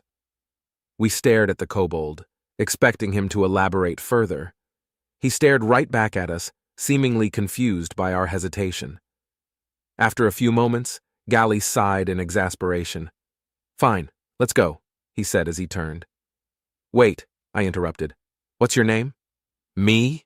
The kobold asked. Yeah. Simith is what me is called. Don't mind being called kobold, though. You don't? Gally asked. Nah. Reminds me that I'm the last, which also means that I'm the best. Sure, Gally said as we continued on. You're the best by default, why not? You can't count past 7, though? Mako asked with a grin. I would think that the best kobold would be able to count to 10. I don't know what comes after 7, Samith sighed. 8, I added, trying to be helpful. 8 what? 1, 2, 3, 4, 5, 6, 7, 8, 9, and 10. Who's 9 and 10? Why did 7 eat them? How do numbers eat things? Samith sighed louder. I have had these questions for so long and nobody ever answers. The realization that the kobold was caught up on a pun made me hesitate. Wait, did you translate that right? I asked 10. Yes. How is that pun in more than one language? I am an artificial intelligence, not an etymologist. What does studying bugs have to do with anything? No, that's entomologist. Etymology is the study of words and their histories. Shit, I grumbled to myself. There it is, Gally said. That's the entrance. We stopped in front of a mausoleum that was made entirely of polished tan brown stone. It reminded me of my grandma's counters, which were made of fake granite. The mausoleum had 2 columns on each side of its entrance, which was lacking any sort of door. The sun made it impossible to see past the entrance, though, as if the mausoleum had a door of darkness protecting whatever was inside it. Above the entrance was a carving that depicted 2 winged beings kneeling to a skull. At first glance, I thought they were angels. Closer inspection revealed them to be armored elves. The skull didn't have any pointed teeth, so it was probably elven too. Oh, I get it now, Mako said. Right. The skull is because of the lich, Rebus added. Makes sense. How does that make sense? Ithrima asked. Surely this dungeon is older than the lich. How do you figure? Hino countered. Well, the monsters within the dungeon were spewing out of it at some point, right? Ithrima looked around for assurance. Am I the only one who thought that implied that someone stopped the monsters? Like the lich and kobolds? There were baddies before the Lord, Seameath added helpfully. The Lord said that they were making the shitty people come, so he killed them all. My daddy helped. So how can the skull be referring to the lich? Ithrima demanded smugly. It's obviously not native to this dungeon. Gods grant me patience, Rebus sighed. Why are you thinking this carving was always like this? Liches are as magical as they are megalomaniacal, so why in the hells wouldn't he change the carving to suit himself? We gonna argue, or are we gonna get to work? Nash asked. We're burning daylight. Like that matters, Rebus laughed. It's darker than the crack of my ass in there. We'll have to walk back, unless you plan on camping in the dungeon? A nasty smell wafted from the dungeon as if to prove Nash's point. Mako chuckled as Rebus sighed. Fine, let's go.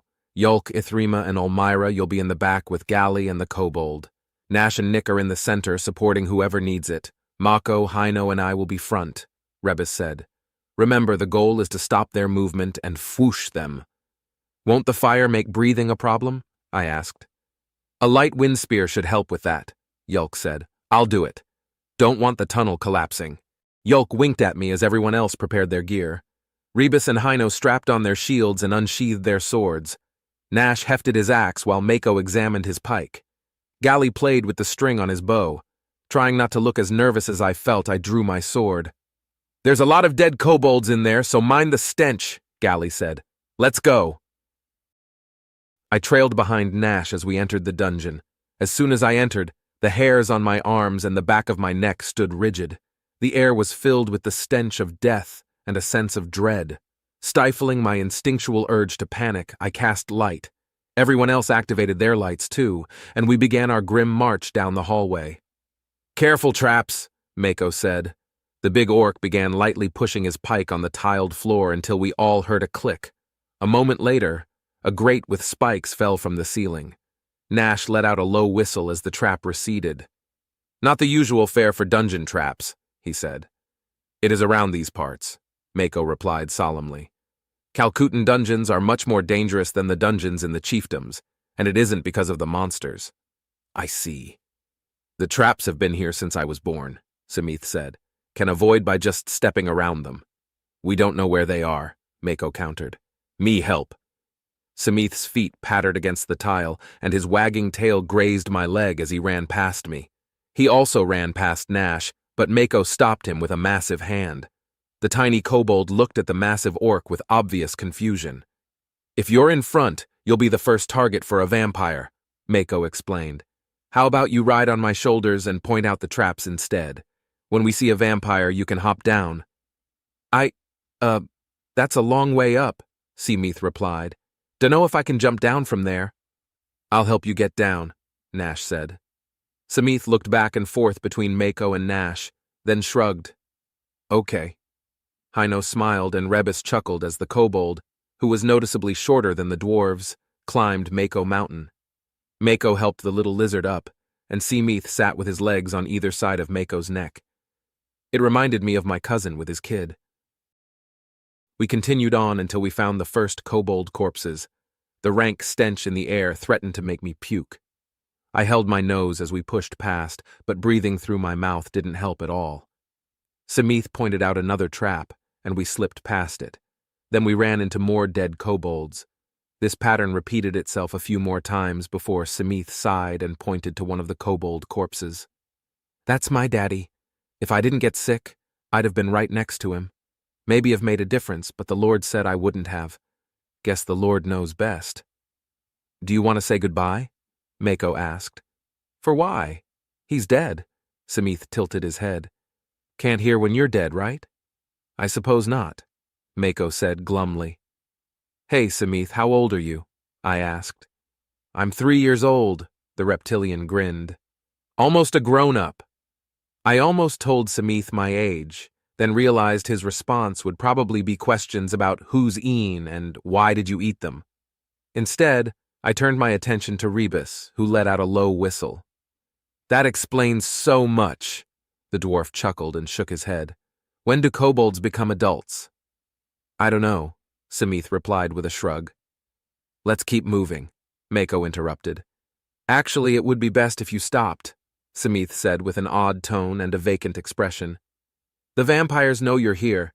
2 of them have come to greet you. Prepare yourselves, hunters. The fuck? Rebus asked.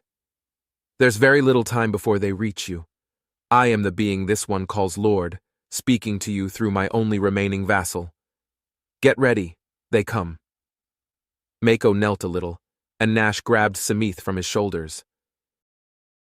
We began to hear the soft thuds of footsteps just as we prepared our weapons. Rebus and Hino prepared their shields, and Mako hefted his pike. Nash and I took position behind the three, ready to intercept any vampires that got through. Gali cocked his bow as Ithrima, Yulk, and Olmyra prepared to cast their spells. Seameath looked up at us and shook his head in confusion. "What happening?" he asked. "The vampires are coming," I said. "Get behind me." Seameath stared for a moment, then scampered toward the rear of our formation. We waited as the footsteps grew louder, prepared to see vampires leaping out of the shadows toward us. Then the footsteps stopped. I couldn't see them, but I could feel them watching us. Like the creeping feeling of panic when your nightlight goes out as a child. When you just know there's something in your closet and under your bed. When you get older, you're able to tell yourself that you're imagining it and that there's nothing there. But this time, it's not my imagination. "Really?" Rebis asked. "You just gonna watch us? The big bad vampires are scared to have a real fight?" A pair of pale dwarves stepped out of the darkness. They were wearing tattered clothes, and their fingers ended in pointed claws. Cruel, fanged grins were plastered on their pasty faces. "We're not the ones who should be scared," one of them said. I almost couldn't follow its movements. The moment it finished speaking, it rushed toward Rebis. The other vampire rushed toward Mako. Moving just as quickly, Hino stepped in front of Mako as the orc's pike stabbed the vampire that was after Rebis. Mako hefted his pike upwards with the vampire skewered upon it, as Hino's sword flashed briefly in the light. The vampire slammed into the ground in front of me, and we made brief eye contact as Nash's axe fell. The heads of both vampires rolled in opposite directions on the floor. "Quick, pile 'em up," Gali said. "Gotta burn 'em." I stopped the vampire's head with my boot, and a wave of nausea smashed against my gut. Fighting it, I picked up the head by its hair and tossed it onto the body that it had been attached to. Hino and Mako tossed the pieces of the other vampire on the pile. I swallowed heavily and held up my hand. Labarif Zak! Intense heat flew from my hand and enveloped the pile of vampire parts. Eerie screeching and the smell of burnt meat filled the air. The knot in my stomach twisted further as I watched the bodies convulse. That's what it would look like if Rebis, Hino, or Gali. Unable to fight it any longer, I turned away from my party and spewed my breakfast onto the tiled floor. "Well, that was easier than I thought it would be," Rebis said, tactfully ignoring my display. "Let us hope it remains that way," Mako said coldly. "Why the human puke?" Seameath asked. "Did he eat a bad swimmer?" Drowmaster Vampire, Kirain Yeath. "Skull, what are these carvings?" I demanded, pointing the lich at the stone tablets laying on a desk. "These are what remains of the weathered notes that I found during my explorations," the lich replied. "I do not know what they say." "Liar." I dropped the skull on the table. "I transcribed them in the hopes of finding someone who does," the lich said, unperturbed. "The pages that I found were in poor condition, to say the least, and would not survive if I were to remove them from this dungeon." "Let's say I believe you.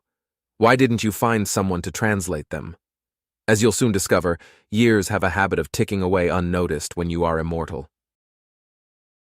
"Sir," Habas excitedly burst into the room, "we have more intruders." "Perhaps I spoke too soon," the skull said smugly. "Where are they?" I asked, ignoring the jab. "In the entrance hallway. Send the youngest too. Conversion if practical. Slaughter if not." "Only two, sir?" "Yes," I sighed. "The entrance hallway isn't broad enough to send everyone, and those dwarves will not be much of a loss. Even if we lose them, we will gain valuable intel in exchange for their sacrifice." "What sort of intel, master?" "We will know that the adventurers know how to fight vampires and are likely here to do so," I growled.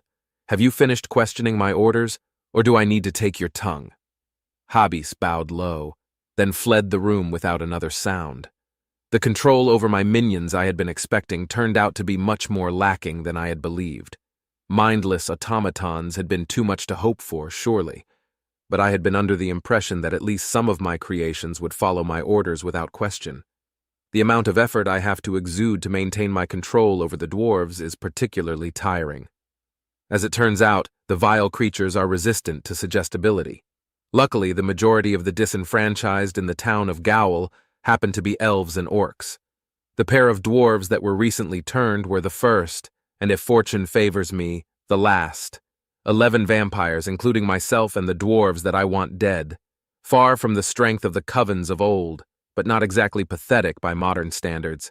The adventurers that stumbled upon us are no match, unless— Lich, what do you know of the gods? I asked.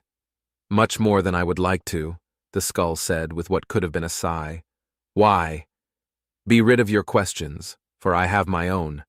If a god were to warn someone of a forthcoming challenge, how imminent would that challenge be? Either very imminent, or literal decades from now. It is rare for a god to warn anyone at all, but even rarer still will that warning be of any use. Why? Well, let's follow the chain of logic to find our answer.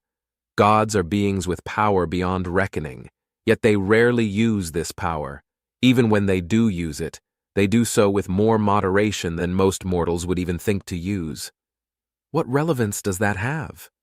Well, I believe you may be in a similar situation as the gods. Tell me, with all your power, why is it that you don't simply assault the town? I see. An assault on the town of Gowl would effectively be suicide, and I am not foolish enough to believe otherwise. Even with all of the strength and abilities at my disposal, I would not be able to overcome the numbers that the town could produce. Is the Lich implying that mortals would be able to overpower the gods with numbers alone? Or perhaps it's referencing adventurers. While it is true that most adventurers don't stand any sort of chance against even a normal vampire, adventurers have the ability to become far stronger and faster than other mortals. It would be foolish to believe that there are no adventurers that could best me in combat. Vampires that make themselves known become prey to experienced adventurer parties. That's likely the implication. There is something bigger than the gods, and if they misbehave, it steps in. I had already gathered as much, though. Might I ask, vampire, are you touched? The Lich asked. And if I am? It would explain a great many things. Poor thing wrapped up in the whimsy of the gods, a simple tool for their amusement. Pity, I demanded with a laugh. From a Lich without magic. How far I must have fallen. Hear this, though. The moment I find your additional phylactery, I will be smashing you into the bone dust that you so richly deserve to be. Before the Lich could respond, I felt a pain in my chest. This pain was new to me, but its significance was immediately known, as if the knowledge of what this pain meant had been somehow engraved into my brain without my knowledge. The dwarves were dead. Both joy and alarm rose within me in equal amounts. Stay here, I mocked the skull as I rose. I have something to take care of. The skull made a sound that was a mixture of a hiss and a sigh as I left the room. The dungeon turned out to be much larger than I had originally believed. Half of our time is spent searching for new recruits, and the other half is finding new hidden doors. Some of the doors are trapped, but that's not a problem for beings that can regenerate. 8 pairs of vampiric eyes turned from the entrance hallway to watch me as I entered the throne room. They had been nervously awaiting news of their brethren. I regarded them coldly as I took my seat on the throne. The dwarves are dead, I said casually. Go, avenge your brothers. In unison, they nodded and rushed into the hallway. A small smirk spread over my features. 2 vampires is one thing, 8 is another matter entirely. The foolish intruders don't stand a ch. I clutched my chest. It had been less than a minute, and already one of my vampires was dead. Isriv, a gnome that we had plucked from the trail. She had begged for mercy, to live, and gratefully kissed my hand once her conversion was complete. The next to fall was Heron. The orc had been a great find, sleeping off a drunken bender in an alley behind the inn. He was relatively small for an orc, and life had not been going well for him. But because of this, he had a genuine desire to be used for my greatness. Alus, Toril, and Patir faced their final death almost simultaneously. Were it not for the searing pain in my chest, I would have laughed at the irony. The 3 sisters had been a trio of traveling merchants. As sisters, they had been together their entire lives and had met their end in the same manner. I barely managed to recover before Noriz and Malu perished. Noriz had been the most beautiful elf I'd ever seen, despite her years of living rough. Her golden hair had glowed in the moonlight as I bit into her that fateful night. I'd intended to make her my bride. Malu was also beautiful by orc standards. She had been the guard hired by Patir to protect their convoy.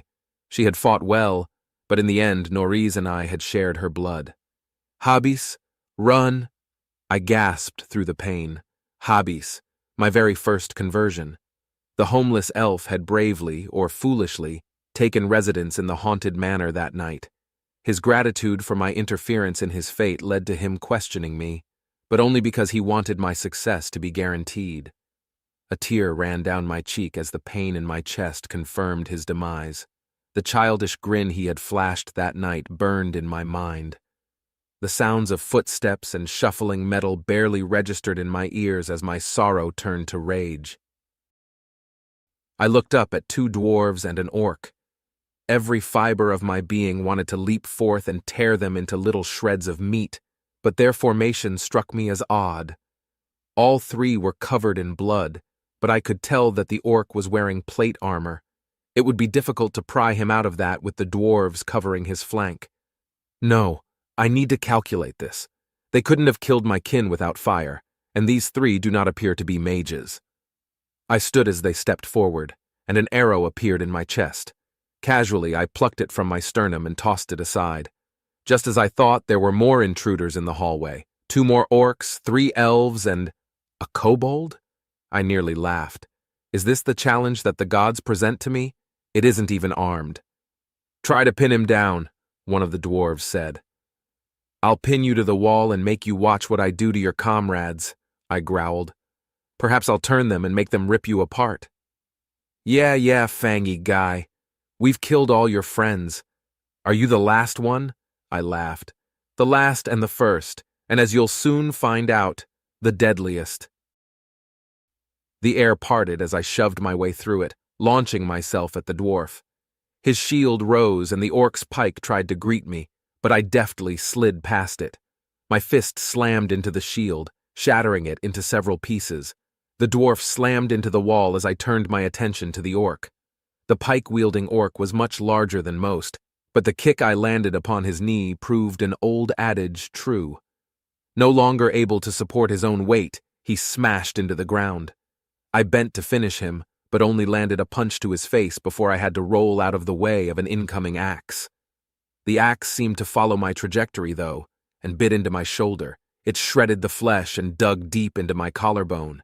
I rose to my feet and found myself face to face with another orc. He grinned. "Take that, you son of—" My open palm slammed into his sternum, depriving him of the breath needed to finish his insult. I dug my claws into his chest as he collapsed to the floor. His heartbeat teased my fingertips as bones began to crack. Tearing the heart from his chest would make a fine trophy and demoralize the other intruders. A glint of light caught my notice, and I kicked at the dwarf that was coming for my head. The kick landed directly on his bicep, breaking the bone beneath it. My heel then connected with his head, knocking him out cold. Before I could do anything else, I felt a sharp pain in my heart-seeking arm, severed. I leapt back and glared at the— "You're not an elf," I said as my arm began to regenerate. "Labyrinth Tisak," it replied. Pain and flame engulfed me as the fireball slammed into my chest. An ethereal screech escaped me as I tore at my burning flesh. The thing that burned me tried to attack me before I could extinguish the flames, but I batted it away. I tore large chunks from myself and flung the still burning flesh away from me. My regeneration made this a difficult task, but before long the flames no longer threatened me. I turned to face my opposition. An orc sorcerer was bent over the axe-carrying orc I had felled earlier. The fireball-casting creature was being helped up by the 2 elves. My arm was lying near me, and I whimsically picked it up while my opponents struggled to regain their composure. A new one had already grown. Once the elf-looking thing had regained their footing, I threw my arm at them. It ducked, and my arm sailed past them and into the entrance hallway. I tried to taunt it, but incomprehensible gibberish left my face instead of any words. I put my newly formed hand to my lips and touched bone. A good portion of my skull was on show, and my tongue was lolling out from the bottom of my jaw. The little bastard had got me good. Fearing what may happen if my regeneration didn't reset my tongue's position, I tore it off. The pain was nothing compared to what I had just experienced, though. I focused my gaze on the pair of elves and not-elves standing in front of me and released a visceral growl. Fireballs leapt from their fingers, and I leapt from the ground. I sailed over their magic and landed behind them. One of the elves was slow to turn, and my fist landed a hefty blow to the back of her head.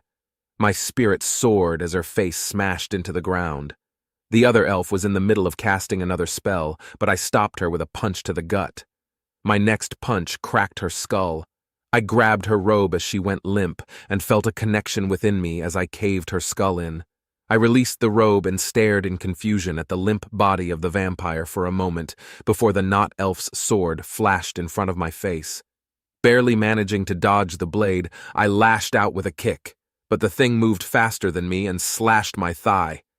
With another growl, I threw a punch that connected with its chest, sending it flying into the nearest wall. As it connected with the wall, a helmet seemed to appear on its head, but it was gone as quickly as it had appeared, and the thing slumped to the ground. I regarded it for a moment, doubting my own senses as I licked my teeth with my freshly grown tongue. Finally, I turned to last conscious intruder. He regarded me coldly as I approached. "Friend of yours, I presume?" I asked with my new lips. "Brother, actually," the orc replied. "If it is any consolation, your brother fought well. Only 2 of you even managed to wound me, and your brother was one of them. I'm sure he will appreciate the compliment." I looked around at the myriad of fallen would-be vampire slayers. All of them were still alive, but gravely injured. I could smell the blood pooling within them, waiting for their heart's final beat. A very tantalizing smell. The only exception was the vampire and the odd creature that had burned me.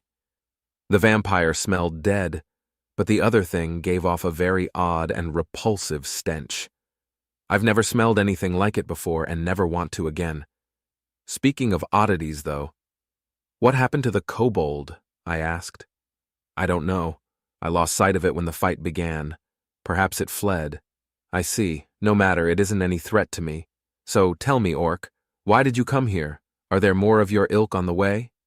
We came here to solve a mystery, and yes, the Venators Guild is aware of the vampire presence within these ruins. If we do not return, more adventurers will come, and they will be specialists. Well, it would seem that I need to start over then, I laughed. Perhaps I'll spare you and your brother. You can help me make a new headquarters. I laughed harder as the orc's eyes widened and his jaw dropped. The thought of becoming a vampire and enslaved for all eternity must be terrible to the poor thing. My amusement abated when I realized it wasn't looking at me. "No," a voice from behind me said. Artificial intelligence, Tenzing, AI. Despite the enchanted cuirass and helmet, the impact with the wall did serious damage to Nick's body and brain. His loss of consciousness occurred immediately following the damage to the frontal and occipital lobes of his brain. Thankfully, this meant that I didn't have to try to dampen the pain of the fractured ribs and sternum. A quick scan of the body revealed organ damage and internal hemorrhaging, but nothing that I couldn't fix. Still, the damage to the brain would have been fatal if it weren't for my intervention. I immediately set about repairing this damage and tried to take control of the body. This was unsuccessful at first. Another examination revealed that I had missed some damage to the cerebellum and medulla oblongata on my first examination. Swelling was causing issues with the spinal cord, preventing my attempts at locomotion.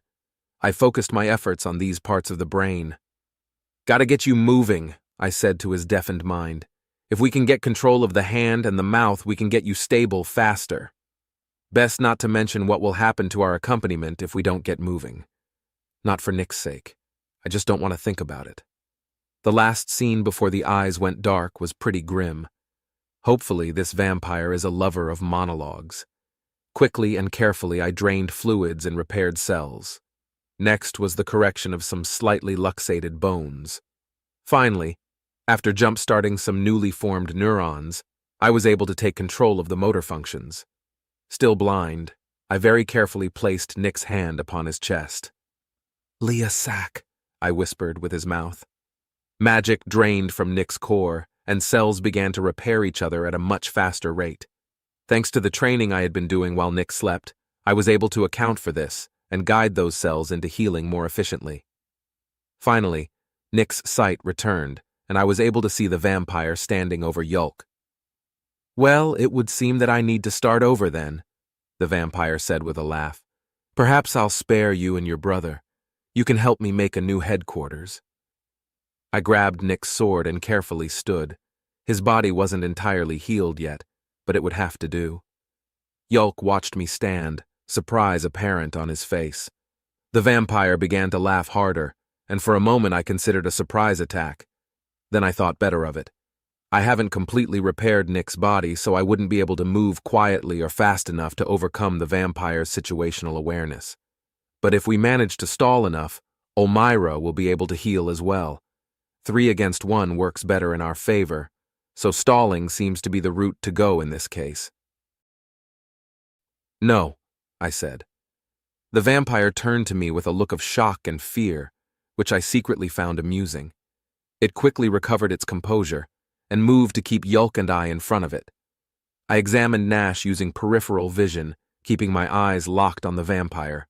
Yulk had healed him, but the fluttering of his eyes behind their lids indicated that he was still down for the count. "No?" the vampire asked, seemingly offended. "Correct. You're going to stop me?" "Indeed." "How?" He rose to his full height and smirked, trying to demonstrate that I was no threat to him. However, his calculated stare was desperately searching for an opportunity to attack me, an opportunity that I would not grant. "I'm going to kill you," I replied. "Is that a fact? And how are you going to accomplish such a feat?" the vampire asked mockingly. "Decapitation and incineration." The vampire was indeed talkative, but it occurred to me that I was being too terse. My bid to bide time would fail if I didn't become more verbose. Unfortunately, this vampire seemed to have a propensity for asking stupid questions. "Well, incineration you can certainly do," the vampire growled. "Decapitation is another matter entirely, though. I don't believe you're fast enough, but I'm more than happy to see who can decapitate whom." The vampire slightly shifted his stance, preparing to attack. "Hold on, I didn't catch your name," I said, internally wincing at the obvious stall tactic. "I am Kirain Yith, Master General turned Master Vampire." The vampire took the bait with a wicked smile. "And you?" I faced a sudden and unexpected existential crisis as I tried to decide whether to introduce myself or disguise myself as Nick. Thankfully, this crisis was resolved in milliseconds, and I decided that providing an enemy with information was a bad idea. "I am Nick Smith, an adventurer far from home," I answered, "and trying to find my way back. And what business does a lost adventurer have with my kin and I? I need to know how to return home. The answer may lie within this dungeon, and you are currently between myself and said answer. Therefore, you must be removed as an obstacle." "I see. And if I were to voluntarily remove myself as an obstacle?" The healing process is completed as I gestured to the other fallen adventurers. "I think we're a little past that, don't you?" I asked. The gesture disguised a shift in my stance, and as the vampire opened his mouth to reply, I lunged forward, swiping at his neck. The blood-sucking creature leapt backward with a hiss, but the tip of my sword grazed his larynx. He glared at me as blood dripped from his neck. "Rapes de new Tissac!" I shouted. The spear of wind tore through the air toward the vampire. He fell to the floor to avoid it and leapt at me once the spell sailed over him. I sidestepped and slashed at his outstretched hand, severing it. "That's the second time you've disarmed me!" the vampire snarled. "There will not be a third! Nilevaj esitsak!" He slid around the incoming ice javelin and rushed me again. I prepared to parry the incoming claws, but they didn't land where I expected them to. The vampire's feint would have been fatal had I not realized it in time to leap back, but the claws still raked my face. Healing once again, I pushed forward, slashing at the vampire as I advanced. These slashes were meant to seem wild and uncoordinated while guiding the vampire to dodge them in certain ways. The goal was to force him into a corner. The vampire had other plans, though. A slash aimed at his regenerating chest went unanswered, and his fist met Nick's cuirass. The impact was solid enough to cause internal damage, but I managed to keep Nick on his feet while giving only a few steps of ground.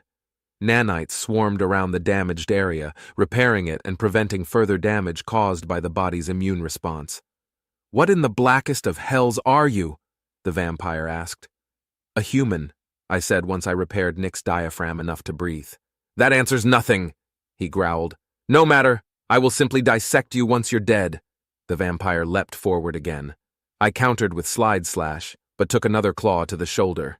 My slash opened the creature's thigh, which seemed to have no effect.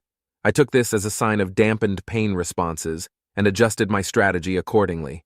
The vampire landed and immediately resumed his offensive. I triggered preternatural evasion, allowing me to avoid more damage while looking for an opening. Nick's body moved on its own while I examined the vampire's attacks. Thankfully, he seemed to be martially trained, which caused a pattern to emerge from his attacks. After 3 attacks, he would reset his footing, which gave me an average of 0.25 seconds to respond. Plenty of time for a counterattack, but he was intentionally keeping his neck as far away as possible. It would take at least 0.28 seconds for a blow that could cause decapitation to connect. What can I do here? I certainly can't let him keep attacking. A spark of genius ignited within my processor. The mouth can move very quickly and doesn't require the limbs, so if I time it just right. "Labarif," I said, raising my hand once the 3rd attack missed. "Tiesak." The fireball appeared between us and connected almost immediately. The vampire roared as his flesh was once again ignited. "Again?" he demanded before his lungs succumbed to the effects of the fire. The heat singed Nick's hair and caused a 1st-degree burn, but I pushed forward regardless. Using dash and power slash, I decapitated the so-called master vampire. He crumpled to the ground and I stopped his head from rolling. The vampire glared up at me from the ground, but I met his venomous gaze with apathy. I picked up his head by the hair and tossed it on the pyre made from his own body. Then I did the same with the hand I had removed earlier. "Yulk, it's 10, I said. "I know. You and Nick don't act at all alike," the orc chuckled. "I'm going to need your help to heal everyone." "Omira should be up soon, but Yulk, did anyone grab that arm that he threw?" "Arm? What are—" "This arm, presumably," a voice called out from the entrance hallway. Yulk and I turned to look and immediately took defensive postures. A bejeweled skeleton wearing a flowing robe floated 3 inches off of the ground.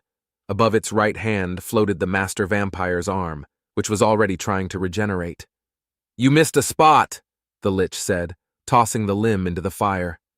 An ethereal screech filled the air, shaking the ground beneath us. Yulk's hands flew to his ears, but I maintained my posture, fearing what the lich may do. I did send some nanites to repair the hearing damage, though. Once the screech subsided, Yulk dropped back into his defensive stance. The lich regarded us coldly, but with an underlying caution. We regarded it in much the same way. "So, Yulk broke the silence. "What? Wait, my lord!" a voice called out from behind the throne. Yulk and I turned again to find the kobold that had accompanied the party. At the start of the fight, he had sprinted off behind the throne. With his return, I quickly put 2 and 2 together. He hadn't run off to avoid the vampire. He had gone to find his master. "My lord," the kobold said breathlessly. "They's helpers. No hurts for helpers, yes?" "Yes, very good, Seameath. No hurts for helpers indeed," the lich replied. "So long as they remain helpers and do not become harmers." "They won't do that," Seameath said merrily. "They's friends, fed me good." "Excellent. Remember to thank them for their hospitality." "Oh, not these ones. The ones that are—" The lich waved a bony hand to quiet the kobold. "This turn of events has left me in an awkward situation. We really shouldn't broadcast my existence to everyone we meet, but what do I do? Nick's brain is repaired and is currently in deep REM sleep, so if I deactivate myself, he'll just collapse." "I thank you for your assistance," the lich turned to me. "You're quite a capable fighter." I glanced at Yulk and back toward the lich, all the while trying to decide what my next course of action will be. It would be inconvenient to have a dialogue with the lich and have to catch Nick up to speed when he awakens. Either way, I'm going to have to tell Nick about the fight. Though we agreed that I have permission to use his body when he's unconscious, he might get upset if I were to pose as him. Plus, once the others start to wake up, they might notice something wrong as well. Yulk said that Nick and I don't act alike, which seems to be true now that I think on it. I can't quite mimic the way he holds himself or the way he speaks. As I finished turning back to the Lich, I decided what to do. As my gaze locked onto the hollow pits that the Lich would call eyes, he looked at me with an aura of expectancy. With a mental sigh, I prepared myself. Then I pretended to faint. Larry Visimiro.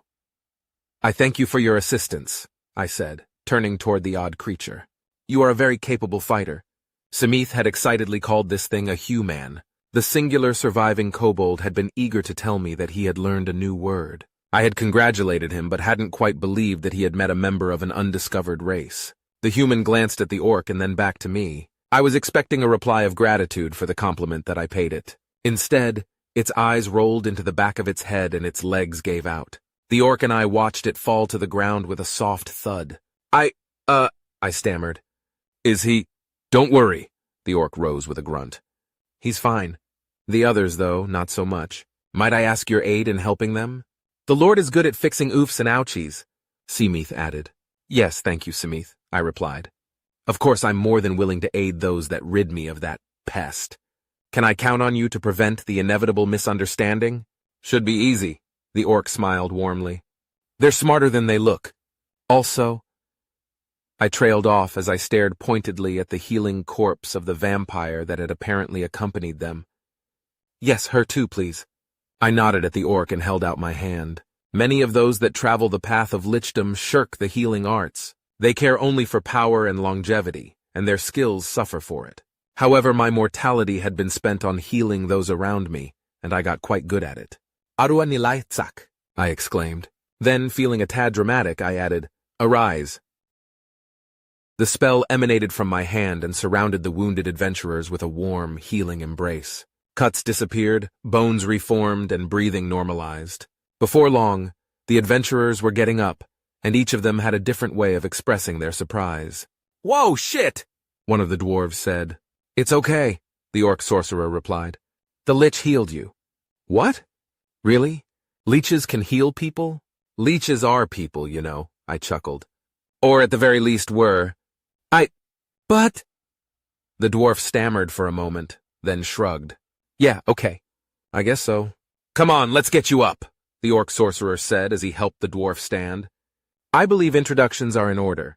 The adventurers introduced themselves one by one, and Yulk introduced the still-sleeping human as Nick Smith. I had many questions regarding the human and the vampire that accompanied them. However, I decided to invite their questions first with my own introduction. Greetings, Alta brothers and the Western Wasters, I said. I am Larry Visimiro, Lord of the Fallen and King of the Kobolds. King of the Kobolds kinda makes sense, Rebus said hesitantly. What makes you the Lord of the Fallen, though? Yulk, Ithrima, and Olmyra were completely stunned by the mention of my family name, but Rebus seemed oblivious. Their expressions told me that my father is still quite famous.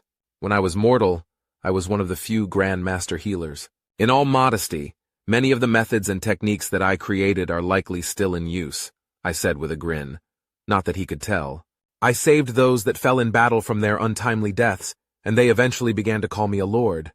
Lot less edgy than I thought it would be, Gally added. What's up with you three? Sorry, did you say Larry Visimiro? Ithrima asked. I did. As in House Visimiro? Correct. Are you related to Imlor Visimiro? Yulk asked. Much to my shame, yes. Imlor Visimiro? Nash asked. Who's that? Imlor the Grand, Olmyra answered in awe. Larry was the name of his eldest son. I corrected.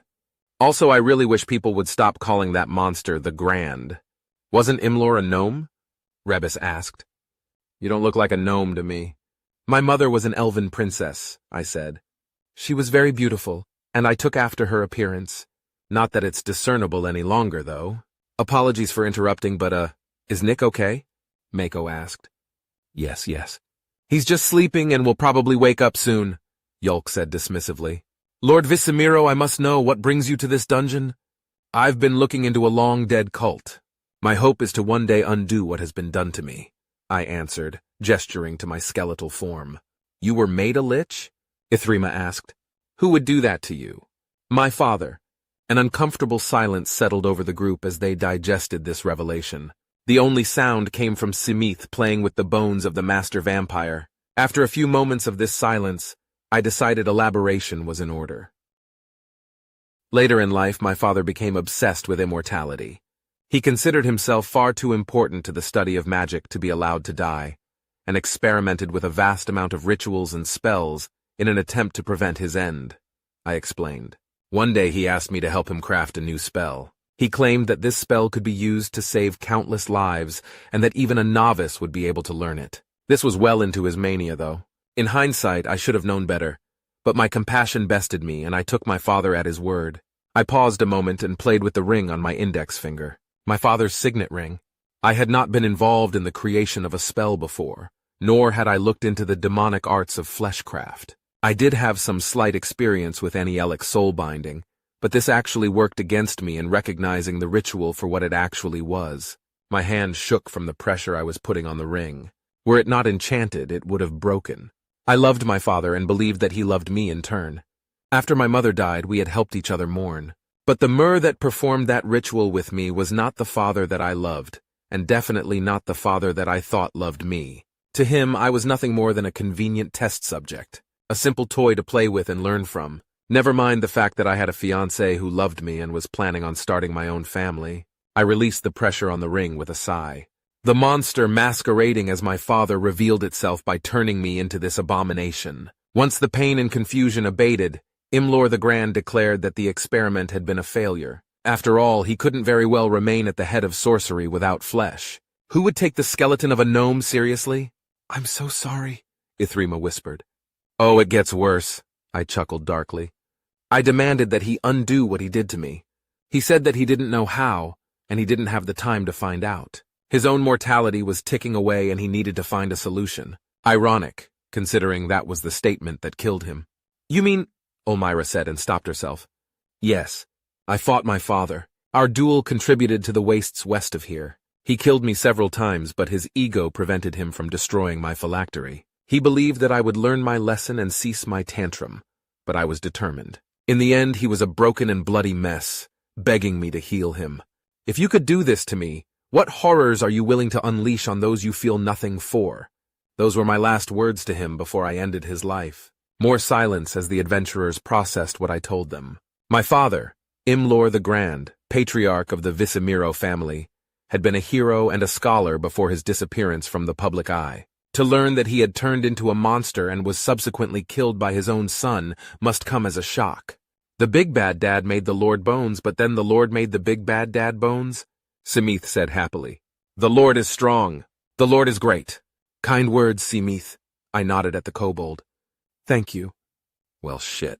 Guess you can't choose your family, right? Rebus asked rhetorically. Indeed you cannot. Yulk nodded sagely. My condolences. Not to get off topic, Lord Visimiro, but what exactly were you hoping to find down here? No need for honorifics.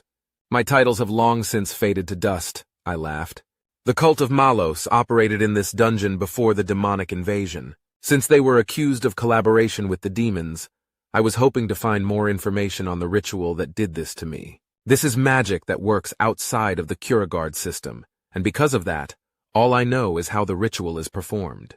If I knew why certain steps were taken and what effect those steps had, I may be able to eventually find a way to reverse the ritual and return to my mortal form. Or maybe you could be immortal but with skin, Rebus said. No, I'd rather just be a normal Mir again. Immortality is worth nothing when you're the only one who has it, and I'd rather not be forced to cohabitate with the fair folk just to have some consistent company. I would definitely choose having skin over my current state, though. Fair enough, Yulk chuckled. So, did you find anything? I found that this dungeon is much larger than it appears at first glance. The cult of Malos was definitely performing experiments here, but most of their notes had rotted away. Some were legible but in terrible condition.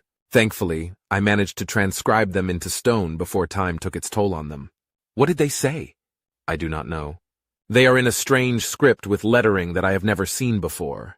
The words are very weird, Simith added. Much more pointy than the ones in the picture books. Picture books? Mako asked. Yes, I was attempting to teach the kobolds how to read. Some took to it better than others, I answered. Where'd you get the picture books? Nash asked. I've had them for a long time. When I still had flesh, I was frequently called upon to heal ill children, and the picture books would help keep them in high spirits. I keep the books with me to remind me of what kind of mirror I was. No, the pictures are very pretty, but I still can't read, Simith sighed sadly. Don't be sad, Simith, you'll get there one day. You've made a lot of academic progress, remember? You can count all the way to 7, I said. Nash muttered something angrily under his breath, and Yulk struggled to keep his composure. I looked at the Orc brothers quizzically, but Yulk held up a hand and shook his head slightly. Is there any chance that we could see these writings? He asked. They are in the office, I said, nodding to Simith. Please retrieve them. Careful, they're heavy. For the Lord, the kobold exclaimed gleefully and ran off. I've been hoping to meet with some Fae to ask if they've seen a language like the one on the tablets before. But it's a treacherous journey and the kobolds were ill-prepared to accompany me, I said. They made it pretty clear that the only way for me to leave this dungeon without an honor guard would be to kill them all. Obviously, I wasn't willing to do that. Mako rubbed his chin. Hey, Gally, way ahead of you, big guy, the dwarf laughed. If you can pay for food and stuff, the Western Wasters would be happy to escort you to see the Fae. What? I asked, flummoxed. Well, we owe you one, don't we? Gally posed the question to the rest of his party. Yep, Hino and Rebus said simultaneously. Sure do, Mako added. Having a lich among our party is going to get us some odd looks, but yes, we do owe you one, Ithrima said. Plus, I reserve the right to pester you with questions. An unfortunate side effect of being a lich is that my face no longer shows when I smile. I had been expecting hostility, overt or otherwise, but here they are offering to help.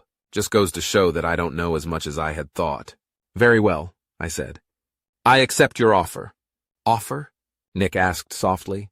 I'm not on her, though. I think it's about time to wake him up, Nash chuckled maliciously. Nick Smith. Darkness enveloped me, but there was a familiar feeling to this darkness. The darkness that wasn't quite darkness, but was actually nothingness in disguise.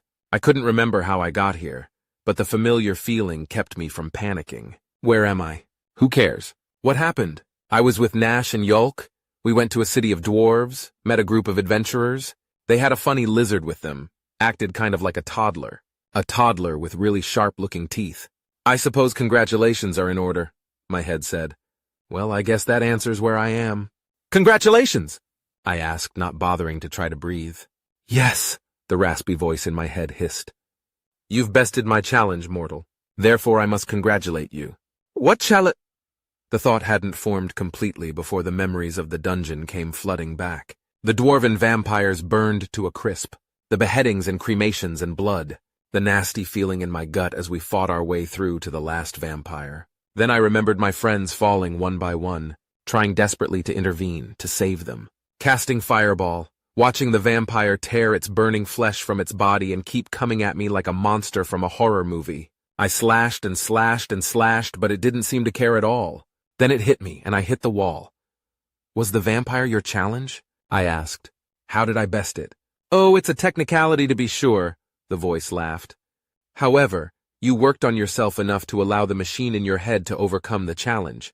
Since the machine is an intrinsic part of you, you've overcome the challenge. Congratulations. Oh, thank you. A flood of images poured into my mind, trapped within myself, trying desperately to keep my body intact. No, to heal it, to use it. Nervousness as I stared down the vampire. Kirain Yith, Master General turned Master Vampire. Need to stall, need to heal. Healing done, attack! Missed the slash, cast Windspear. He dodged, but I took his hand. What is this? I asked, feeling an odd sort of pain. Just watch. Ice javelins sailed past the vampire and his claws slashed my face. I healed it and kept slashing at the bastard, trying to force him into a corner. My slash connected with his chest and the vampire hit me. This isn't what happened. Wait, are these Ten's memories? Or are they my subconscious memories of Ten using my body? I saw the vampire finished, then the lich and kobold entered. I watched Ten nervously glance at Yulk, and then nearly laughed when it pretended to faint to avoid detection. Now you're all caught up, the god thing said. Why didn't you tell me about the challenge? I asked once the pain faded. I'm not the same being you've been conversing with, it replied with a chuckle. I thought that would have been obvious. Oh, sorry. Not quite used to all this yet. Why were you trying to challenge me? To see if you deserve the reward. A nice little clue to help you on your homeward journey. A clue! You'll see when you wake up. Oh, what would have happened if I failed the challenge? Well, if you survived, you could have tried again some other time. But you wouldn't get the reward without killing the vampire. Or having the vampire killed by some other means, I guess. And if I died, then you'd be dead. Ah, no afterlife or revives or anything like that? You are mortal. When you die, you return to the environment and reform as something else. Your impermanence makes an afterlife impossible. In my world, we have a lot of beliefs regarding the afterlife. I know. To be fair, we aren't all knowing. Your beliefs could be correct, and mortals may have a sort of immortal soul that exists beyond our abilities to detect. I nodded along at this explanation before I realized what it just admitted to. What do you mean, you know? I demanded. A foolish question. I'm a higher being, boy. You expect me to be ignorant of your origins? How could we possibly hope to see you get back home without knowledge of where your home is? So you actually do know how I can get back? Duh. Then why won't you tell me? Another foolish question, the raspy voice sighed. Everything is transactional. You give gold to get goods and services. You expend energy to obtain energy. You make us happy, we help you get home. How do I make you happy? By being satisfactorily amusing. There are many forms of entertainment, Nick. But you? There's nothing else quite like you. We'll give you pointers and challenges. You do what you do and entertain us. When we are satisfied, you get to go home. How long will that take? Time is not a concern to us, nor should it be for you. But Cass, we'll be waiting for you. There wouldn't be any point to this without a proper incentive. So time isn't passing back home. I can tell you should not be concerned with the passage of time, but I am unable to elaborate further. The being laughed as the sound of chains echoed in my head. Well then, I've given you the congratulations you are due and answered some of your more pressing questions. Rest now, you'll awaken soon. Why? I woke up to a very toothy mouth screaming in my face. Instinctively I struck at it, but someone caught my hand. The scream turned to laughter as I yanked my hand back. Good morning, sleepyhead, Nash grinned. What the fuck? I demanded. A quick glance around informed me of my current location. The dwarves were laughing their asses off, and even Yulk was hiding his mouth. Ithrima and Olmyra were less amused, though. Then, my eyes landed on the skeleton, and the embarrassment that had been threatening to turn my cheeks red immediately disappeared. He's friendly, Yulk said, seeing my expression. And a significant historical figure, as it turns out. Significant historical figure? I asked. Once the laughter died down, Yulk explained what the Lich had told them.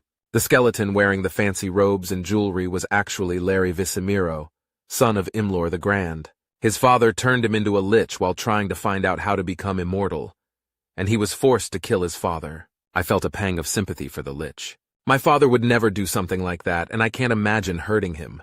I do understand why Larry did what he did, though. The tablets might have information of interest to us, Yulk continued his explanation.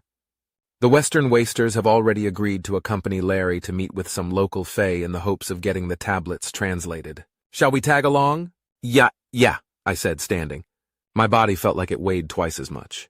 That's the whole reason we're here. What language are the tablets in? I don't know, the Lich answered. I am fluent in many languages, but this one is very odd. In what way? Yulk asked. Most languages are related to one another because of common ancestors, and, for lack of a better phrase, linguistic interbreeding. Even the written forms share similarities, but these letters are odd. I suspect that it's a language from another continent. Don't we communicate with other continents? Rebus asked.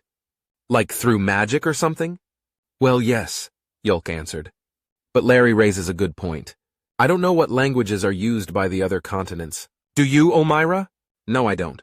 Interacting with other nations isn't my specialty, she said. What do they even talk about? Gally asked. Yulk and Olmyra shrugged, probably sharing technology related to governance. Weather reporting, farming techniques, things of that nature, Yulk replied. While the others continued discussing what governments might discuss, I turned my attention inward. Hey, Ten, I thought. Hi, Nick, Ten said innocently. What's up? While I was asleep, another god thing was speaking to me. It showed me what happened. What happened? With the vampire. Oh, Ten paused a moment. So that's why you didn't ask when Yolk was telling you about the lich. You're not mad, right? No, I was just going to say good work. Second time you've saved us, I said. Thanks. No problem. I take it you don't mind my training routines either? Training routines? I asked. Then several memories of early morning exhaustion flooded back to me. It didn't take long to put two and two together. You've been using my body while I was sleeping? I demanded. You seem angry. I am. My apologies then. It would seem that I misinterpreted one of our previous conversations. I kept my face carefully neutral to mask the baffled anger I was feeling.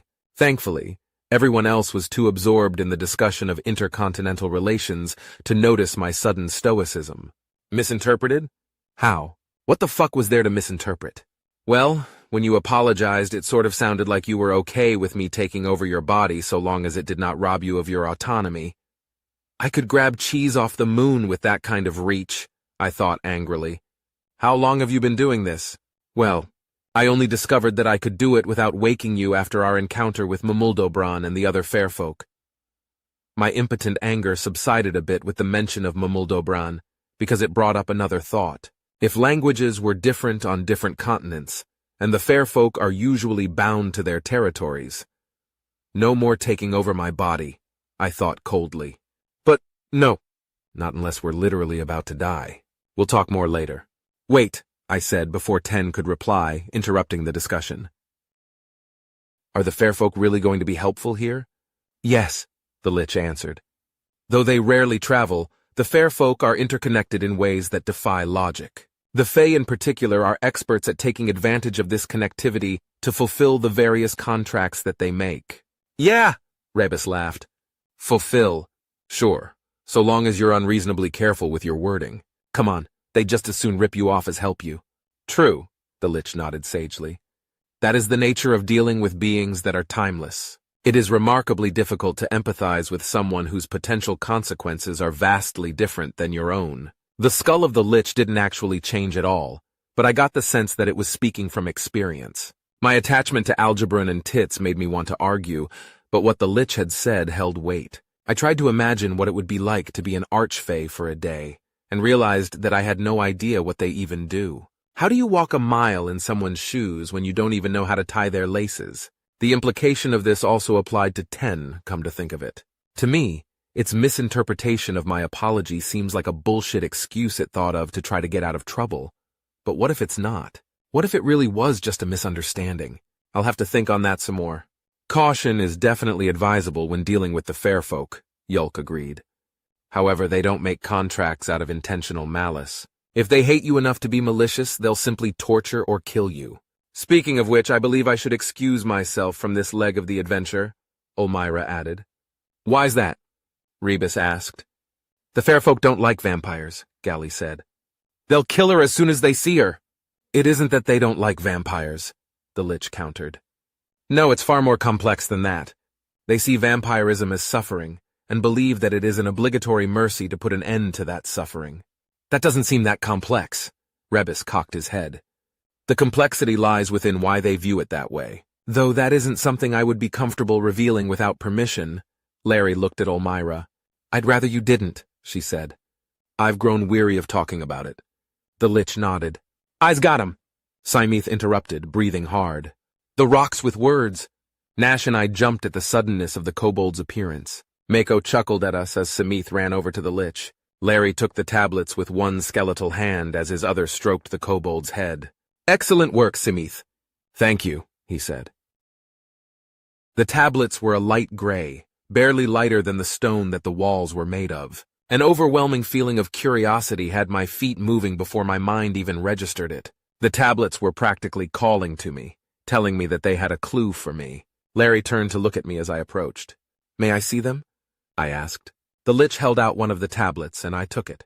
It was surprisingly heavy, and I snuck a glance at the kobold who had carried several of these despite its small stature. I made a mental note not to underestimate the little reptile. Then I turned my attention to the tablet, and my eyes widened.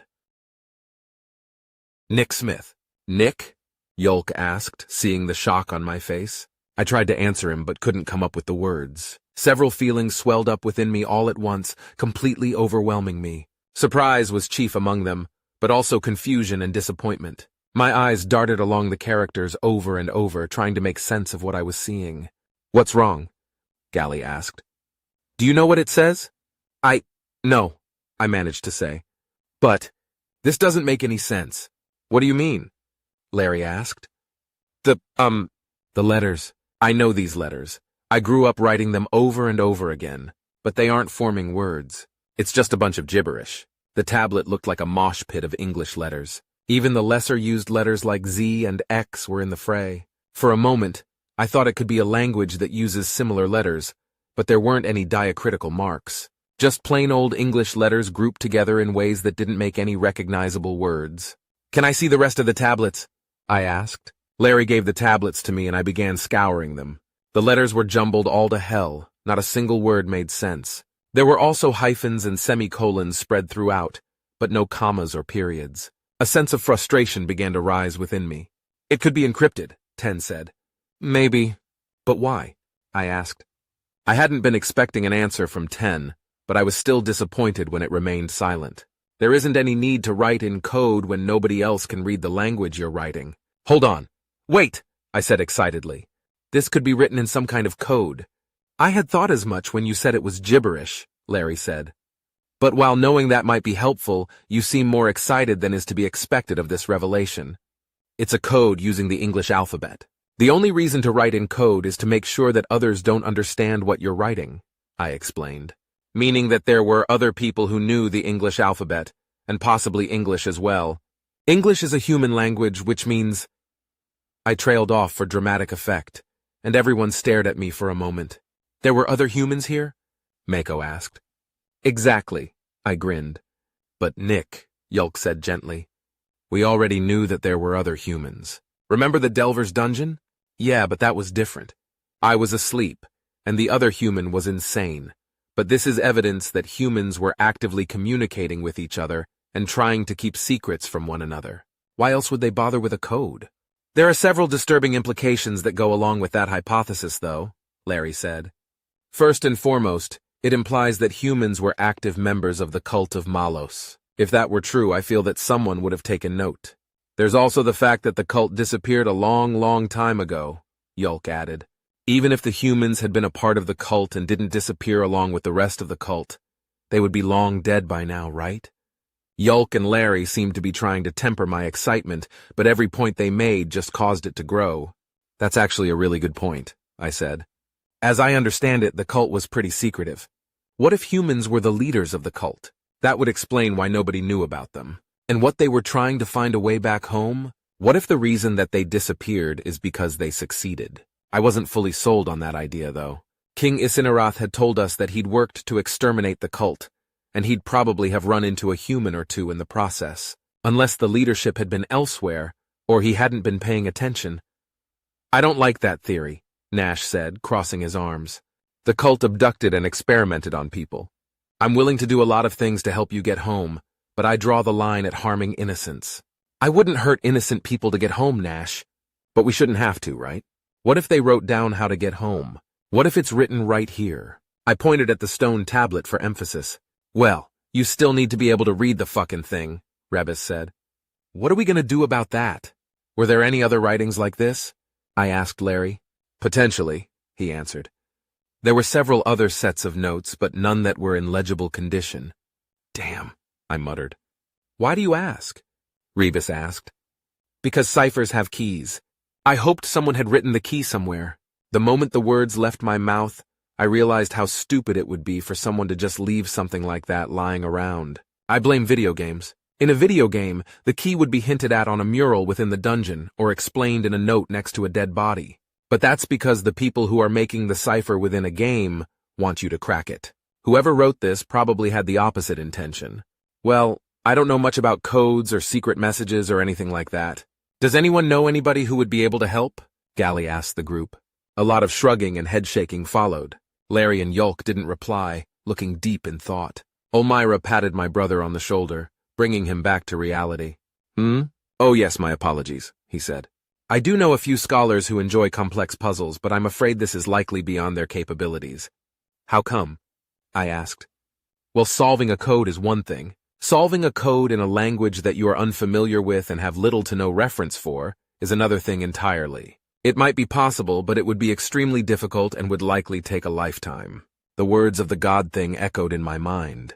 I doubt this is what it meant when it said time isn't a concern. Plus, it wouldn't exactly be entertaining to watch me wait around until someone finally solved this damn code.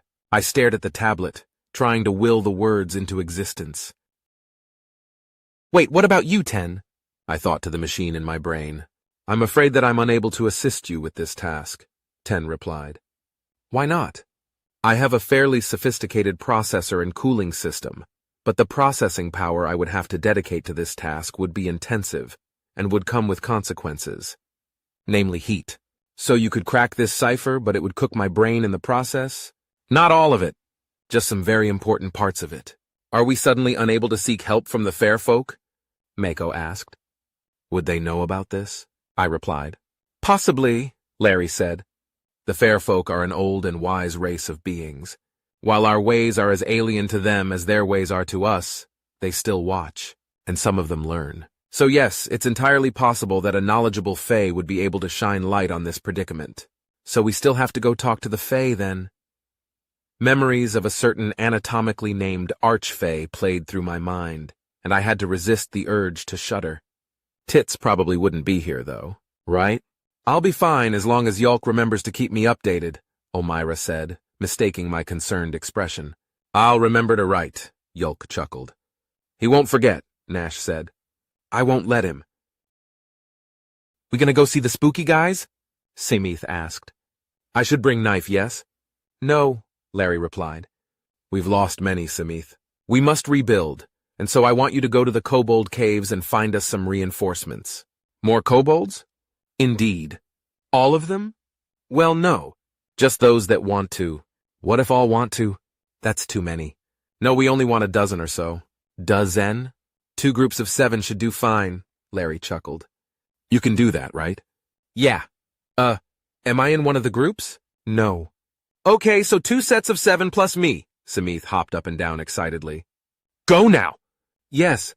For the Lord, the kobold shouted as he ran out of the room. We stood silently as we listened to his footsteps patter down the entrance hallway. Once they faded, Mako turned to the Lich.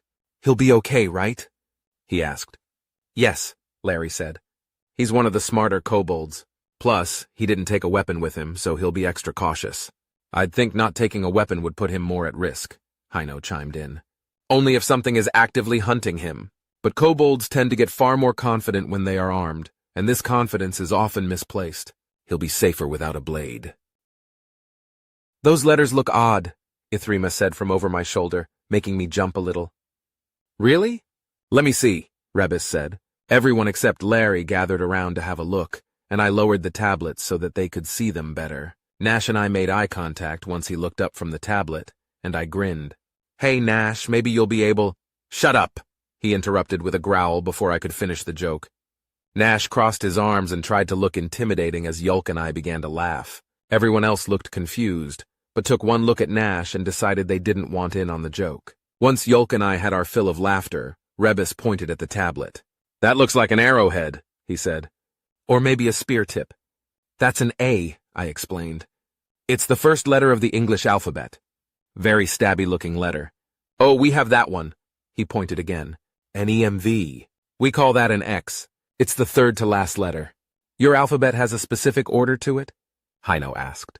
Why? I opened my mouth to answer, but found myself at a loss. The hesitation I felt turned into a small existential crisis, as it dawned on me that I can't think of any real reason the alphabet is in that order. Maybe it's historical? Or— I think it's because it's easier to teach it if it is in a certain order, I said. There's a song and everything. I sang the alphabet song for them, and my demonstration left everyone speechless for a bit. Humans have singing scholars? Ithrima asked. Huh? Oh, I guess. Technically, those scholars are usually children, though, I replied. Kids love to sing, and teaching them the alphabet song helps them remember the alphabet, or the names of the letters at least. More questions about public education followed, and I answered them to the best of my abilities. Everyone seemed impressed, except Yulk and Nash. They'd heard it all before. "Well, that would certainly be better for the little ankle-biters than hawking goods in the street," Rebus said. "Or the mines," Mako added. "Nah, kids long for the mines." "They most certainly do not," Ithrima argued. I almost agreed with her, but decided to keep quiet once I remembered how popular a certain video game was back home. Even I loved it, but grew out of it when I became a teenager. Maybe kids really do long for the mines. The conversation about public schooling continued for some time, culminating with Yulk and Ithrima discussing how such a system could be implemented.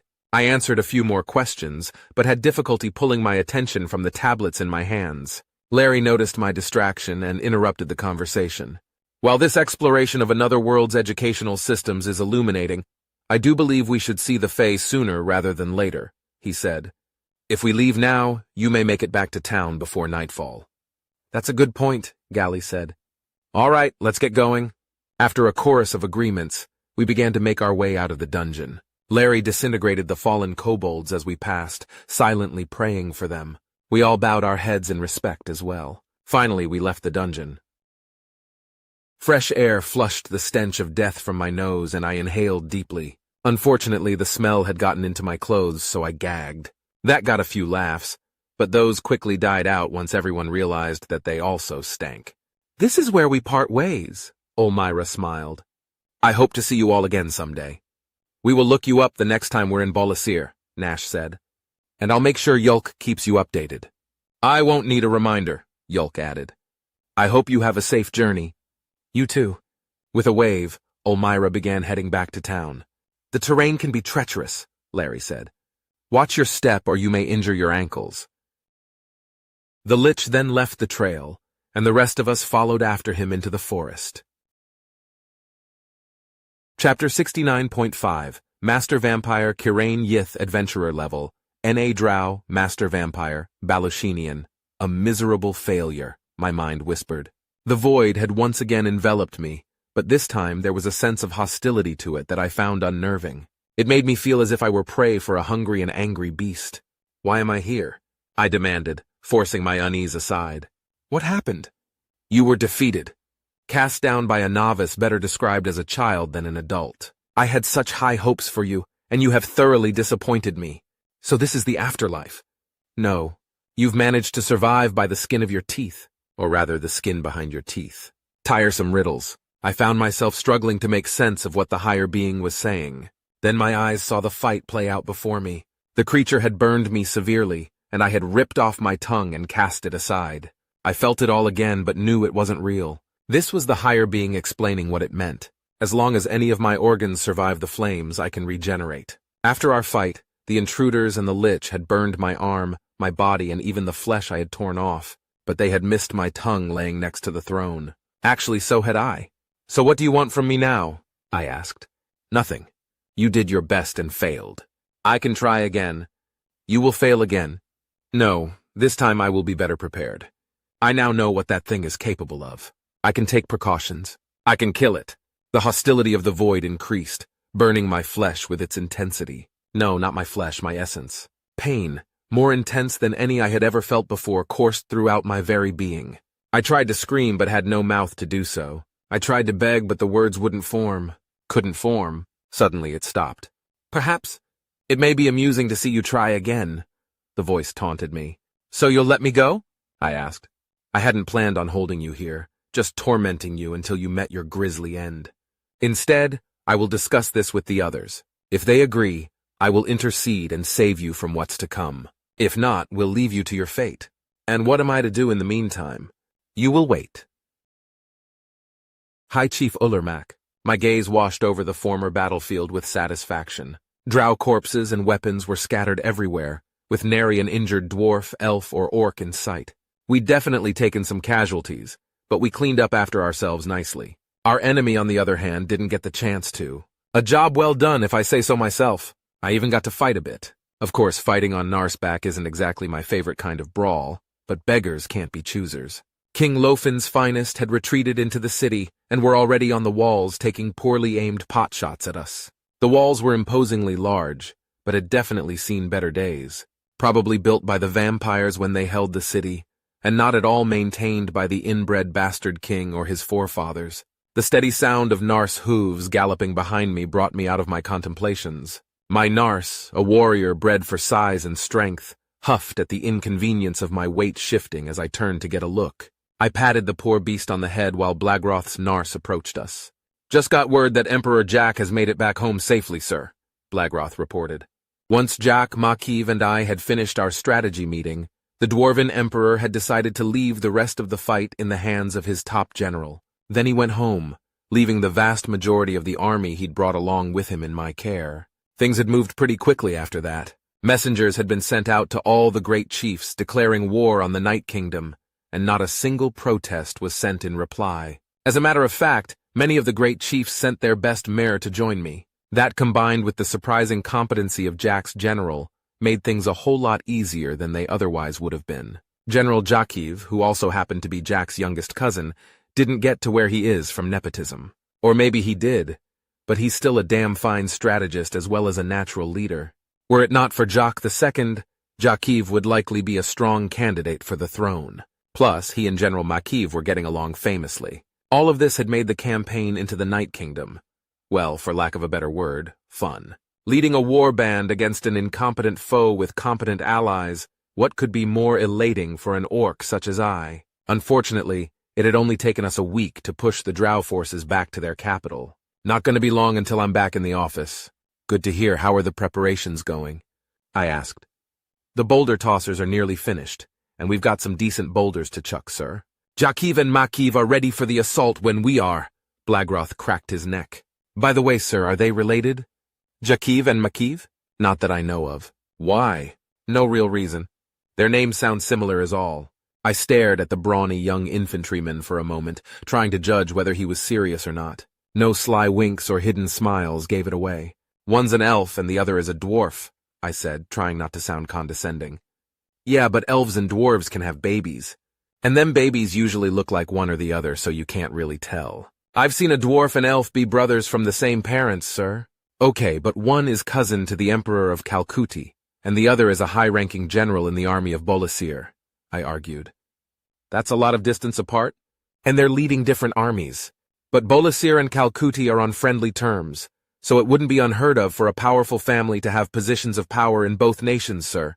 Not only was he serious, but he now had me doubting Jakiv's and Makiv's familial origins. What I had initially believed to be an ignorant assumption turned out to be a well-thought-out question that I don't have a good answer for. I can see why High Chief Olmag lent him to me. I'll have to give the city of Havros a tax cut as way of thanks. Well, all I know is that they aren't related, I said with a shrug. At least not closely. Changing the subject, I need you to spread the word. Once the boulder tossers are ready and loaded, they're going to fire 3 volleys, which should open up the walls. Nobody is to charge until the 3rd volley is in the air. Right, or else we'll be squashing our own. Blagroth nodded sagely. What do we do if 3 volleys isn't enough to bring down a good enough portion of the wall? It should. These walls aren't exactly the best on the continent, I chuckled. But, yeah, if the walls somehow stand up to the volleys or if we miss, just call a retreat. So, charge once the 3rd volley is in the air. If the wall doesn't fall, retreat. Easy, right? Sounds like a plan, sir. Blagroth turned his Nars and rode off. My own was absent-mindedly picking at the grass. He huffed another complaint as I picked up the reins and steered him toward my encampment. Despite his hesitancy and my weight, we made good time getting back. I sighed internally as my tent came into view. One of the biggest and gaudiest damn pieces of fabric I've ever seen rose above all of the others surrounding it, telling everyone who had eyes exactly where the High Chief sleeps at night. Even the tents of the great chiefs who managed to catch up to us were tiny in comparison. If the Drow were a more capable foe, it would be fucking stupid to show them exactly where to strike. Thankfully, they don't stand a chance of getting this far behind our lines. The dour mood brought on by the sight of my tent disappeared when I saw who was hanging out with the guards surrounding it. Olmag! Glad you decided to join us! I shouted and waved. Gracefully, I slid off my Nars, the ground shuddering slightly as I landed. It could be my imagination, but I swear the Nars sighed in relief before it trotted off to join the others at the stable. I strode up to Olmag and grasped his outstretched forearm. Wouldn't miss it for my wedding, High Chief, he laughed. How's Blagroth? Has he been making himself useful? He has. All compliments, no complaints. He's been acting as my second in command and doing a damn good job of it. Didn't catch his rank, though. Oh, that's because we don't really do ranks in Havros. You're either a chief or you aren't. Good to hear that he's been taking initiative, though. What happened to your original second in command? Well, I left Rezun handling administrative stuff in Kirkana, and Homlin became ill on the second day of the campaign. Blagroth was already helping Homlin by then, so he just stepped into the role like it was nothing. Yeah, that sounds like him, Olmag chuckled. So, I take it the rats are hiding in their den? Ha! Comparing these cowards to the mighty beasts that roam the wastes is an insult to the rats. But yes, the drow are cowering behind their walls. Not to worry, though. I brought siege equipment, I said with a grin. Boulder tossers, which are currently being assembled, and hook ladders. Yes, I know that too. I was wondering, if you could be the first over and/or through the wall? Oh, yeah? Nope. What? Every great chief here wants to be the first. Even I want to be first. We all had a shouting match earlier, and it became apparent that nobody will be satisfied with a compromise. So, I trailed off and shrugged a little. So nobody gets to go first? Exactly. We'll all be leading from the back. But the troops are aware of the situation. If they're upset that they get to protect their chiefs, they aren't showing it. Also, if it will be of any comfort, I'm willing to explain the situation to your soldiers. Nah, if you explain it to them, I don't get to bitch to them about it. Olmag laughed. So how come we don't all go first together? 'Cause some of the great chiefs shouldn't be on the front lines at all, I replied with a malicious grin.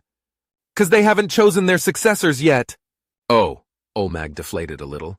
If a great chief were to fall here without a successor, there would definitely be a civil war. Could be a war between their hopeful successors, or the other great chiefs may bring up age-old claims and start trouble. Or both, actually. I know, High Chief. Either way, it will be a blow to the unified chiefdoms.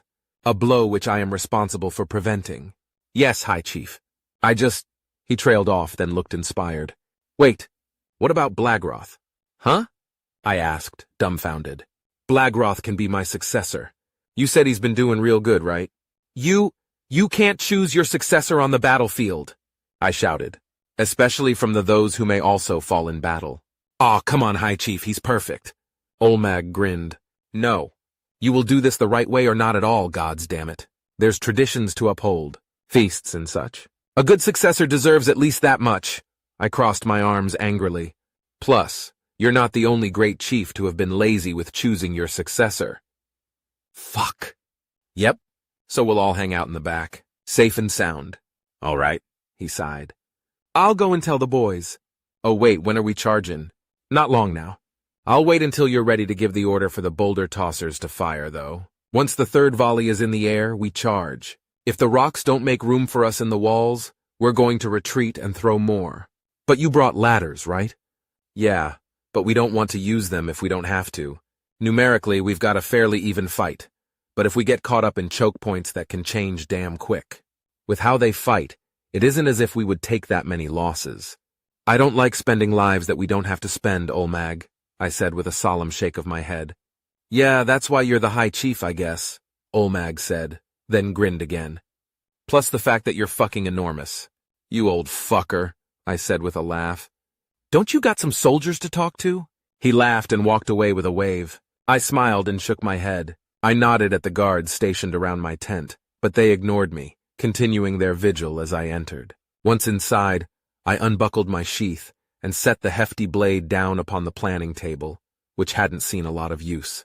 There were conflicts in the past where it had seemed like I'd been at this table for the entire duration, but this time we'd made a plan, and it had worked. The drow had been even less prepared for a counter-invasion than I had hoped. They'd fallen for every trap and tactic that we'd thrown at them, and now they were going to lose the capital.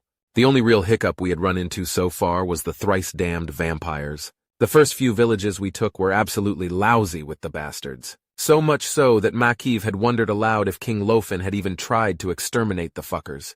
There had also been some skirmishes with vampire brood, deadly beasts, but no match for well-trained soldiers supported by mages, even less deadly to mages on Hanarsback.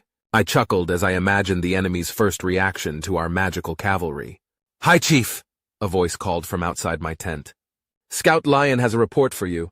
Lion, an orc from a small village who had a knack for learning new surroundings and spotting minor details.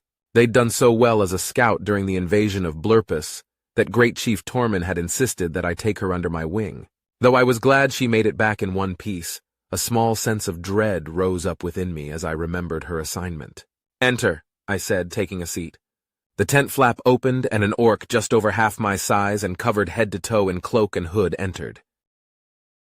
Lion removed her hood, and her long, light brown hair fell across the back of her cloak. She knelt, and that very same hair covered her face. "O highest of chiefs," she said sarcastically, "I have come to deliver unto you—" "Oh, come on," I interrupted. "Enough with the theatrics. Get up and report." "Yes, sir," she chuckled as she rose. "I take it you've got good news if you're being so playful." "Oh no, not at all," she said as her demeanor shifted. "I thought my little performance would ease the blow, as it were." The small sense of dread grew larger. "Report," I said coldly. "I found the vampires," she replied, all sense of levity gone. "They are amassing in the east." "Amassing? How many?" "At least 10,000 brood. Likely more, but I couldn't get close enough to count all of them. There's also a few dozen vampires among them." "How could you tell?" "The brood don't eat vampires," she shuddered. "That's the only meat they won't eat, it seems." She trailed off, staring at the floor. I'd seen plenty of monsters feed off of people before, and I knew how many nightmares it takes to forget such a sight. "I understand, Lion," I said softly. "I'm sorry you had to see that." "Wish I could say that I've seen worse, High Chief," she replied. "But only if that meant what I saw wasn't as bad as it was. They're ravishing the countryside and preparing to march." "Shit." "Yeah. Any hints as to where they came from?" I asked. "No, sir. It's like they just popped up from the ground or something." My thoughts turned to the reports from the invasion of Blurpus. The commander had been a half-breed drow vampire, and had the captured orcs dig out a chamber of horrors beneath the village they took. I wonder how many villages here in the Night Kingdom had a similar pit beneath them. "I need Makiv and Jakiv," I said.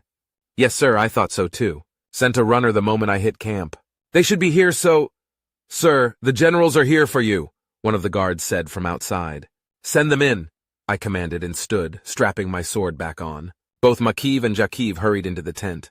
"A vampire army," Makiv said. "Never thought I'd see the day." "It isn't outside of my expectations," I replied. "Figured there'd be a host of them somewhere. However, the size of it is concerning. 6,000 against 10,000, Jakiv added. "It'll be a close thing." "Lion, set the marker," I said. Lion moved to the table and picked up a piece of stone that was painted red. She stared at the map for a moment, then placed the stone upon it. "Very good. If there's nothing else, you're dismissed." She nodded and left the tent as the generals approached the table. I stared at the new red marker demonstrating a large enemy host to our east. Something about it. "It's fairly far, thankfully," Makiv said. "Gives us time to prepare." "Not much," Jakiv replied. "We can't turn our back on these walls, else we invite the drow's daggers." "Indeed," I agreed.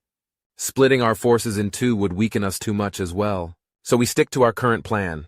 Take the city, then fortify at the vampires." "Would Lofen surrender if we told him about this?" "No, he would never do something so smart," Makiv chuckled. "Either he wouldn't believe us and we'd have to fight anyway, or he'd betray us the first chance he got. We would also lose precious time waiting for a reply," I added, then noticed Jakiv shifting uncomfortably. "What's wrong?" "I rode here in due haste," he replied. "Didn't allow time for my Nars to be saddled. I am pained." Makiv and I nodded knowingly. Riding a Nars without a saddle is a pain that is known to most who have learned to ride. Many riding instructors consider it a rite of passage to have their pupils experience this unique type of injury. The pain is immediate, but then fades a few moments after you dismount the Nars. Then, it comes back with a vengeance, seemingly clawing at your insides and causing nausea as it goes. "I do hope someone's bringing your saddle," Makiv said with a chuckle. "Yes, but never mind me. What do we do once we take the city?" "We'll worry about the walls first and foremost. Once we're in the walls, we'll get to work plugging the holes," I explained. "It'll take the vampires a day or so to get here from all the way over there, so we can use the mages to help take the city. Once everything's settled down, we'll put the mages who know fire magic on whichever sections of wall survive our assault. Should also have archers with flaming arrows," Jakiv added. "The city should have enough pitch. I'm concerned about a potential vampiric presence within the city. Makiv said. Getting attacked from both sides of the wall would be devastating. We'll need to have patrols, assuming that we are confining the civilians until everything settles down. That's not a bad idea, but each patrol will have to have some way of permanently ending a vampire. Torches could do, but they're easily extinguished. Mages would be the best option, but each mage we send on a patrol is a mage who can't be on the wall. Damn. Wait. Infantry patrols with torches and whistles, I said. They will be supported by a rapid response force of mounted mages. That should prevent an attack on two fronts. Good plan, Makiv nodded. We'll see it done, High Chief. Gods, though, I don't like how close that army is to Bolasir. I glanced at the marker on the map and my eyebrows rose. Makiv was right. It was only about 2 days' march from the border of Bolasir. Maybe we'll get lucky and they'll march on Bolasir instead, I chuckled. King Isinarath is far better equipped to deal with them than we are. That's true, Makiv said with a laugh. I suppose I worry for nothing. Yeah, I said, something about the map still nagging at me. All right, same plan as before.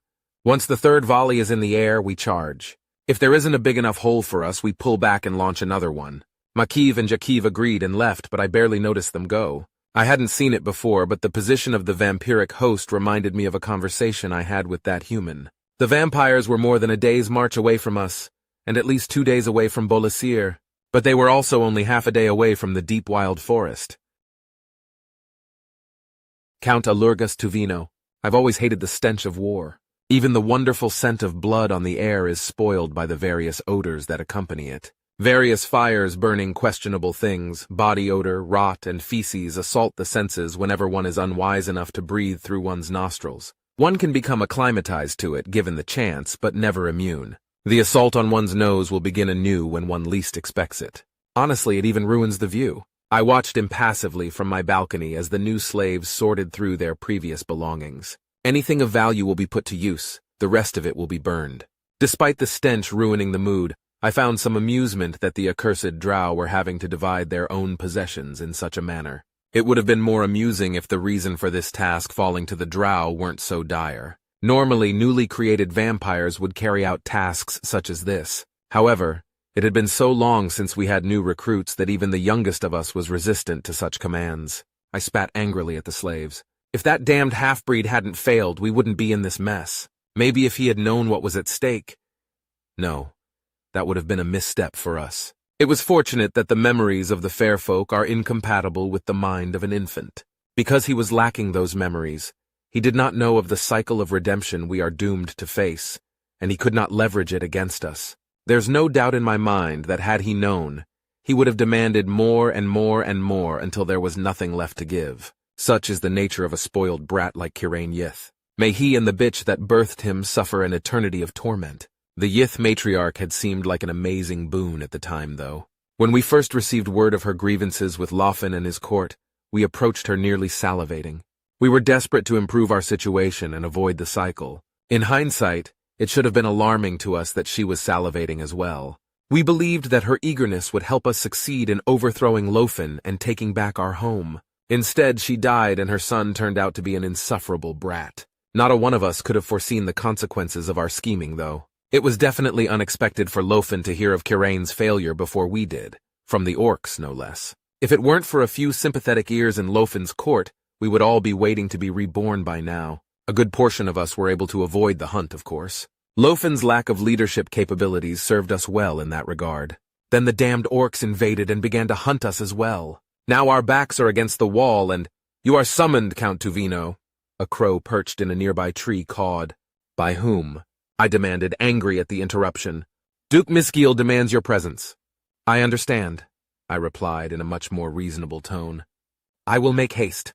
I turned from the crow and made my way through the building that was currently acting as my manor. A meager manor, certainly, and not even close to matching my previous accommodations. The manor I had been living in, belonging to a drow countess that was quite enamored with me, was far superior in nearly every aspect.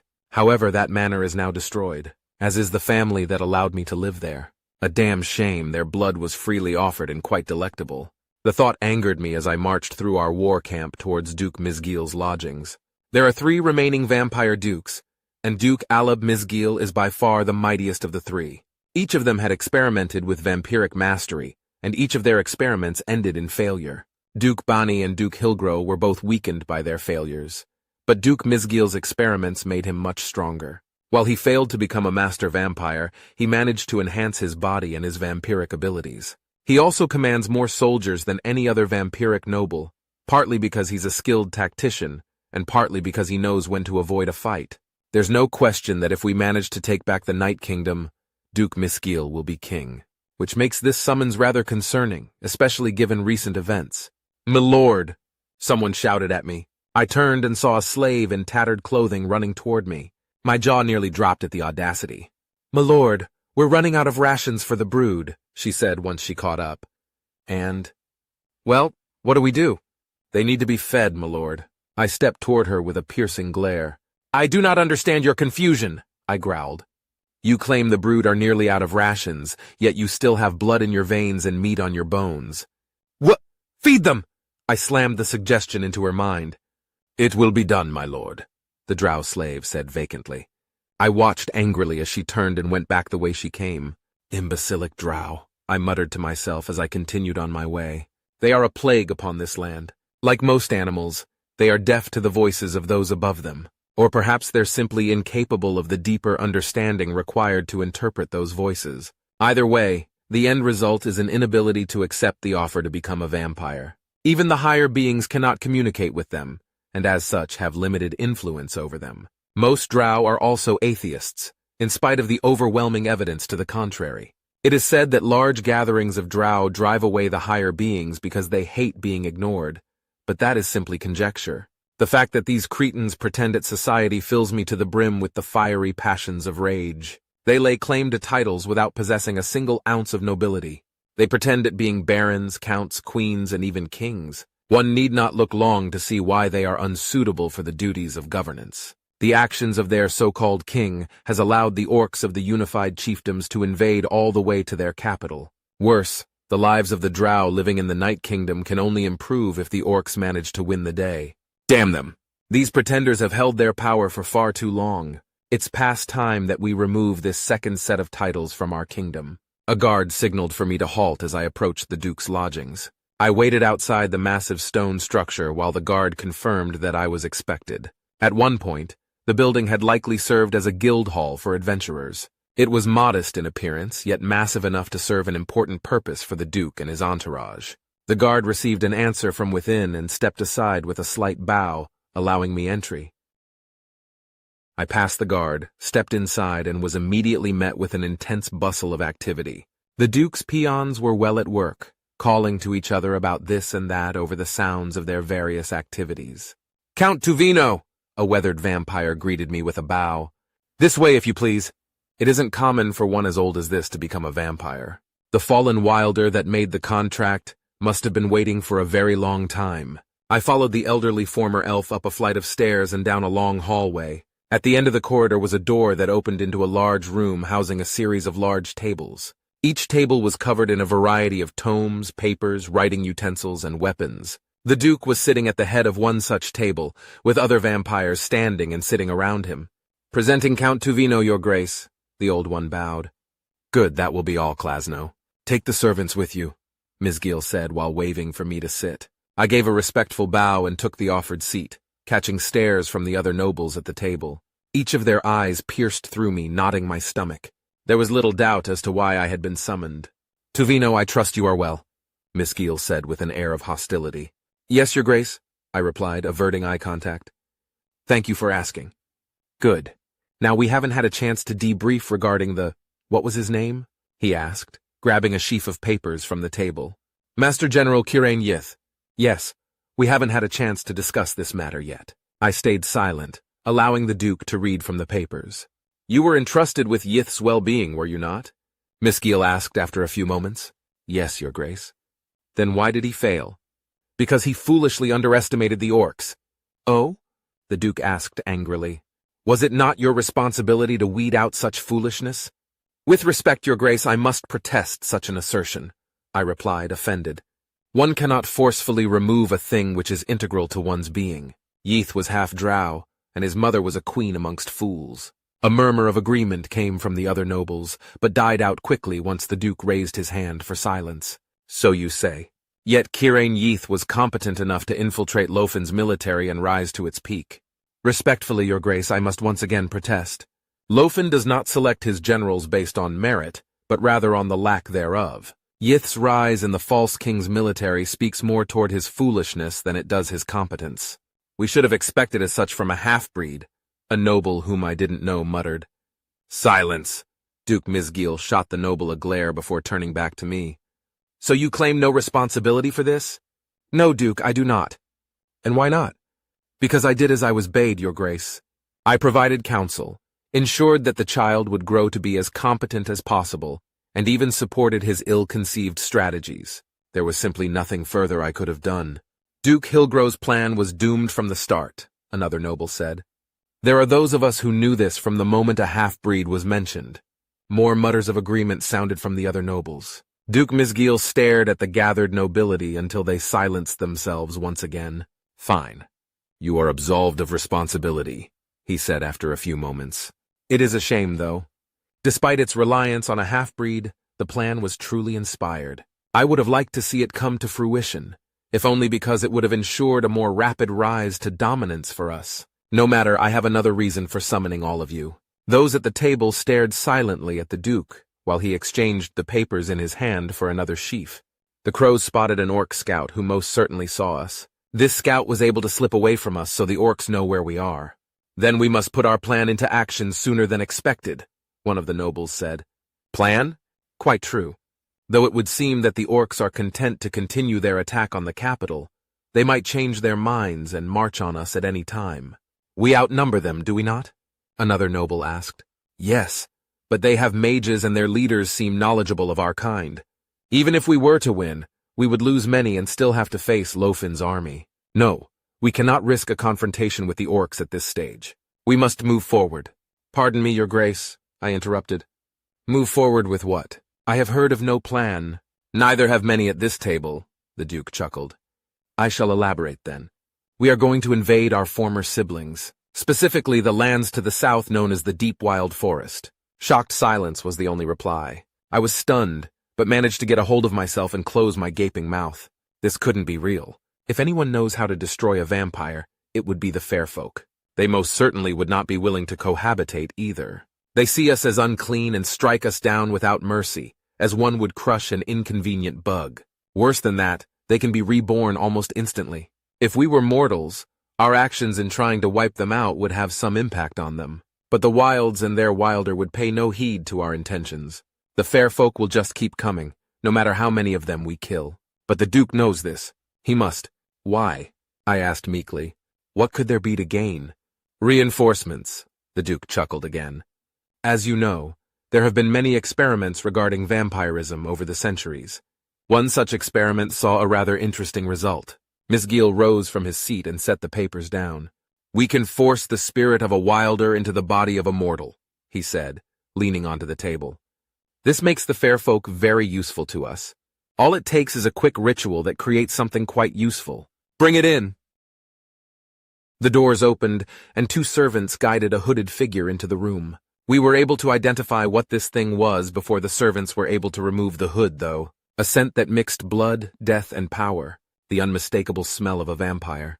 The servants removed the hood from the creature's head, and a small gasp escaped one of the nobles as its features came into view.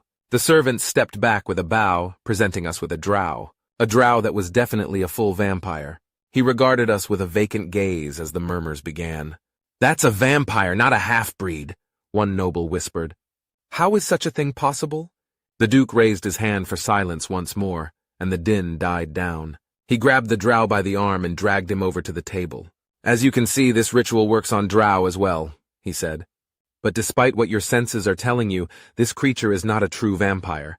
Allow me a quick demonstration. Misgil picked up a dagger from the table. Take this dagger, he said to the drow. The drow took the dagger. Place your left hand upon the table. The drow mindlessly complied. Pin your hand to the table, the Duke said coldly.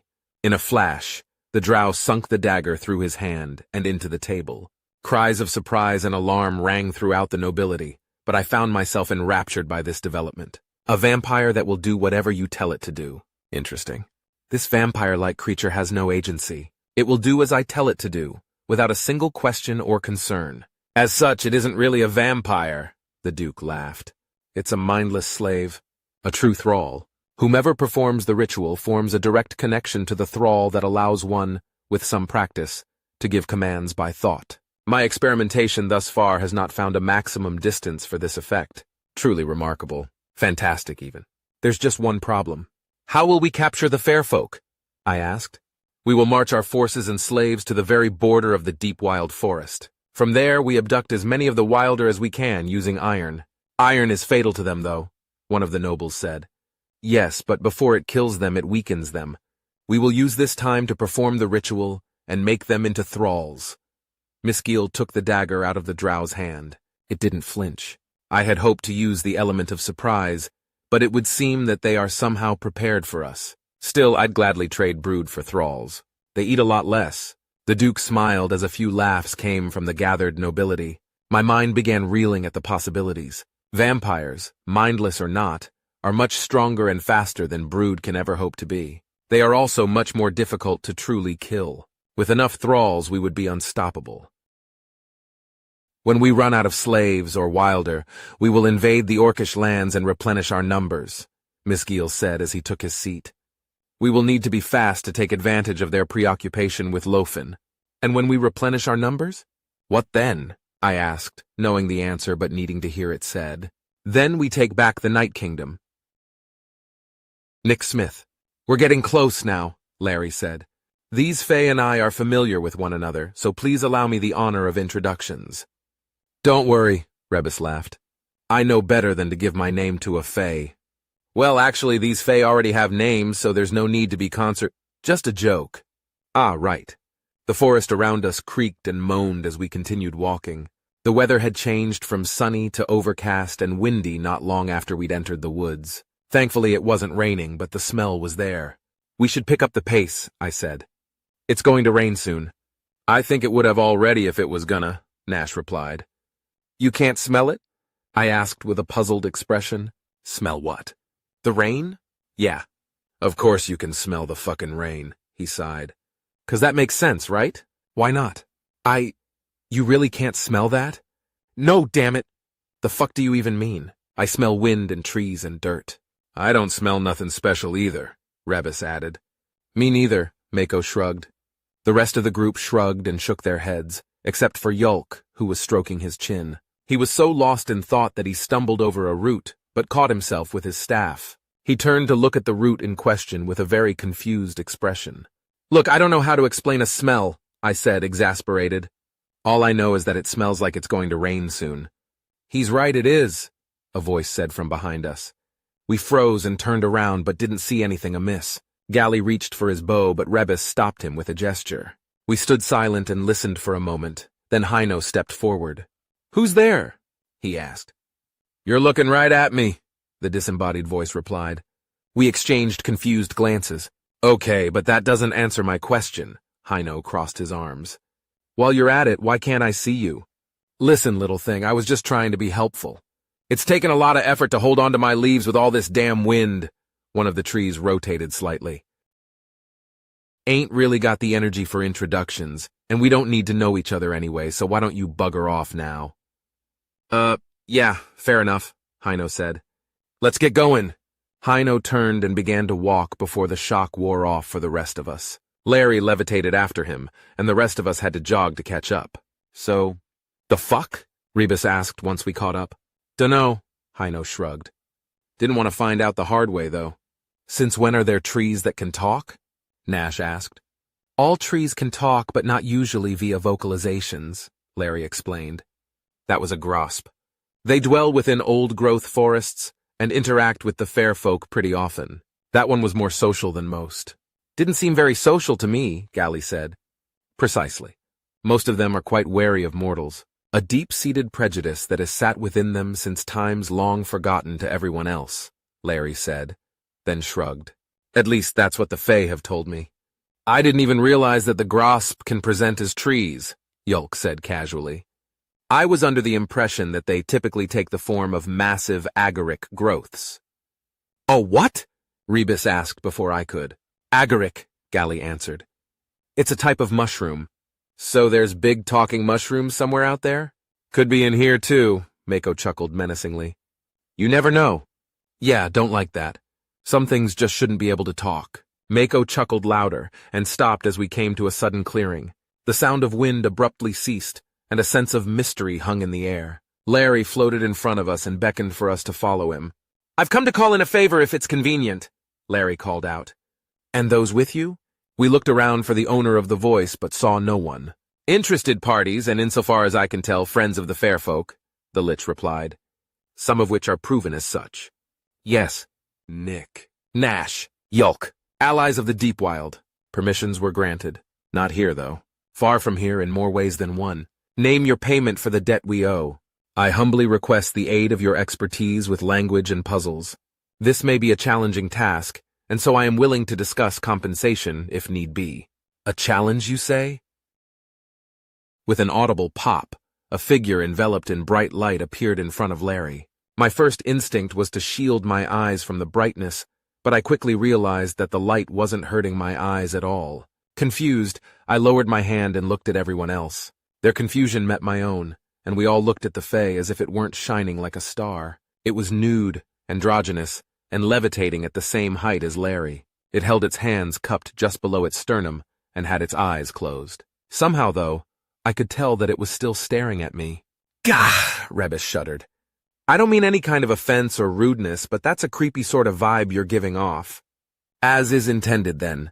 The Fae winked without moving its eyelids. Larry held up his hand as a warning for silence, and we obliged. May I introduce you? The Lich asked the Fae. No need, Virn replied. They know me now, and I them, and it was true I knew of the Arch-Fae of the Court of Stillness. Its name, Virn, granted by a mysterious being that leaves a hole in my mind. It loves the way that ice slowly forms when autumn first arrives. It hates the smell of flowers and has a flair for the dramatic, even compared to the other Wilder. It once kicked Mumuldobran in the non-physical equivalent of a dick for becoming a king and leaving the court. It felt as if I'd known it all my life, but had amnesia about how we met. I knew of Virn, but not of the Court of Stillness or why it was angry with Mumuldobran for leaving. The word Wilder popped into my head, and from context I was able to guess its meaning, though I'd never heard it before. When these discrepancies came to mind, my stomach tied itself in knots. I want you to know that I did not enjoy that, Ten said angrily. Enjoy what? I asked. Whatever that thing just did. All my neuromapping just flew right out the window and into a puddle. Don't think any of them would make interesting playthings for us, except Nick. Though playing with Nick would lead to some rather serious problems, Virn sighed. Nash might be fun for some of the fairies, but his hot temper would quickly escalate to the point of ruining things. The Bone Fae would love Mako, but he would break too quickly. Rebus would entertain the sirens or sprites for a time, but the issue of keeping it in his pants would limit that enjoyment to half a day at most. Hino and Gali are too cautious for play. Ithrima and Yulk are too curious for play. Congratulations, you are all safe. For now. I see. Well, I suppose that saves us some time, Larry said. Though the veiled threats are unnecessary, Virn. I came for aid that you owe to me, and these mortals are under my protection. Let's not be rude. Virn knows no other way to communicate, another voice called from behind us. We turned and watched a skeleton enter the clearing. It walked right through our little group and up to Larry. Something about it felt off, as if its bones didn't all belong to the same being. It took me a second to realize that it was a bone fae, like King Horth back in the deep wild forest, but not wearing any facsimiles of flesh and fabric. The bone fae stopped in front of Larry. The two skulls regarded each other with their empty sockets and fleshless faces. It is a pleasure to see you again, Nerton, Larry said. Same, Larry, the bone fae replied, then raised a bony fist. Fight me! Everyone, including Virn, froze for a moment. Nerton pumped his fist in the air, causing a rattling noise. Larry regarded the bone fae carefully, then shook his head sadly. We don't have time, I'm afraid, the Lich said. I am tasked. Who tasks you? Nerton asked. I'll destroy them, then we can fight. I task me. Then we can... No, but perhaps at a later time. Larry held up his hand gently. There is knowledge to be obtained. Oh, about your lost flesh? Perhaps, but potentially intriguing knowledge regardless. Nerton thought for a moment. Fine, I'll hold off the challenge for now. May we double our usual bet, though? Of course, Larry nodded. I will want your rarest matching tibia and fibula. Fine by me. I'll be wanting your mandible and sternum. Larry chuckled and reached into his satchel while the rest of us shared concerned glances. He pulled out the tablets and then offered them to Viren. The archfey looked confused for a moment, glanced at its hands, then sighed. The light surrounding Viren disappeared as it opened its eyes, grabbed the tablets, and began its examination. Its demeanor made a subtle shift from perturbed to alarmed, then carefully neutral. Before I could ask why, it cleared its throat and looked back to Larry. What language do you need these deciphered into? Viren asked. They are written in code, the Lich replied. I am aware, the archfey replied testily. What language do you need? Larry turned to me inquisitively. Can you decipher them into English? I asked. Both the archfey and the bonefey visibly winced at my question. Oh, sorry, I apologized instinctively. Yes, I can decipher them into their original language, Viren interrupted me. Wait here, I'll return soon. You'll be safe from the rain in this clearing. Viren disappeared with a pop, and Nerton regarded us nervously. His gaze fell on me more than the others. I'm going to take my leave as well, the bonefey said. We'll duel some other time, old friend. Very well, Larry nodded. Nerton turned and walked away from us at a brisk pace. Several questions seemed to hang in the air, but nobody said anything. I contemplated the behavior of both Fae. Why did they flinch when I said English? How did Viren know the tablet was encoded? How did it even know what English is? Well, would you look at that? Rebus pointed above us, interrupting my thoughts. It really is raining. Gods damn it, Nash muttered. Master Vampire Kirain Yith. Well. This is a surprising result, the Void whispered. What is? What's happening? I demanded. The others have conferred. A decision has been reached. And what was there? My eyes snapped open and I gasped involuntarily as pain shrieked through my body. The smell of burnt flesh stung my nostrils. I tried to stand, but remained firmly on my back, as if my limbs would not heed my commands. You sure we can't eat? Someone asked. No bad meats. Smell it. We gots to burn it, someone else said. Recognition of these speech patterns tickled at my mind, but the pain prevented cognizance. What is the meaning of this? I shouted as I once again tried and failed to move. Ah! It living. So? It can't hurt you, scaredy scales. Keep cuttin'. I contorted my neck to look around and saw a few kobolds standing around roaring fire. A kobold with a short sword began to approach me as another threw a severed leg into the fire. I glanced down and realized with horror that I didn't have any arms, and the leg that just went into the fire was probably my own. No! I screamed. A blinding pain rippled through me as the sword bit into my torso, slicing away precious flesh. Regenerate, I have to buy time to regenerate. The dryness I felt in my mouth grew more intense as I focused on trying to regrow my limbs. Please, I whimpered. Stop! I'll just go! Nope, a kobold interrupted me. You hurt the Lord. If you live, you might do it again. Oh, plus you killed my friends and family. Yeah, that wasn't a very nice thing to do to Seameath. Bad sucker, the kobold with a sword said as it threw another piece of me into the flames. I'm sorry. I'm so sorry. I'll never hurt anyone again, I lied. Just please stop! The sword plunged into my flesh once more. The kobolds chuckled cruelly at my screams. Think he's small enough yet? One of them asked. Please, I begged hoarsely. Yeah, another one replied. But let's chop the head first. Still has sharp teeth to bite with. No! I can give you things.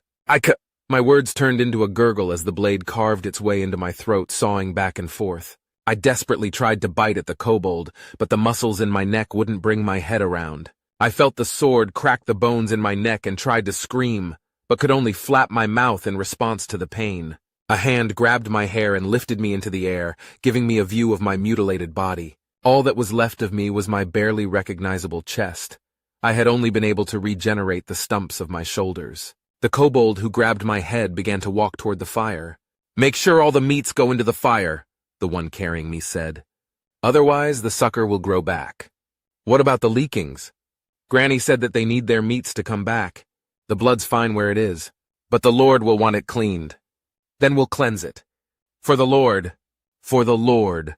The reality of my situation finally sunk in as the kobold wound up to throw me. I'm going to die. I finally found the power I've wanted for so long, the power to make things the way they should be, and now I'm going to die. It's not right.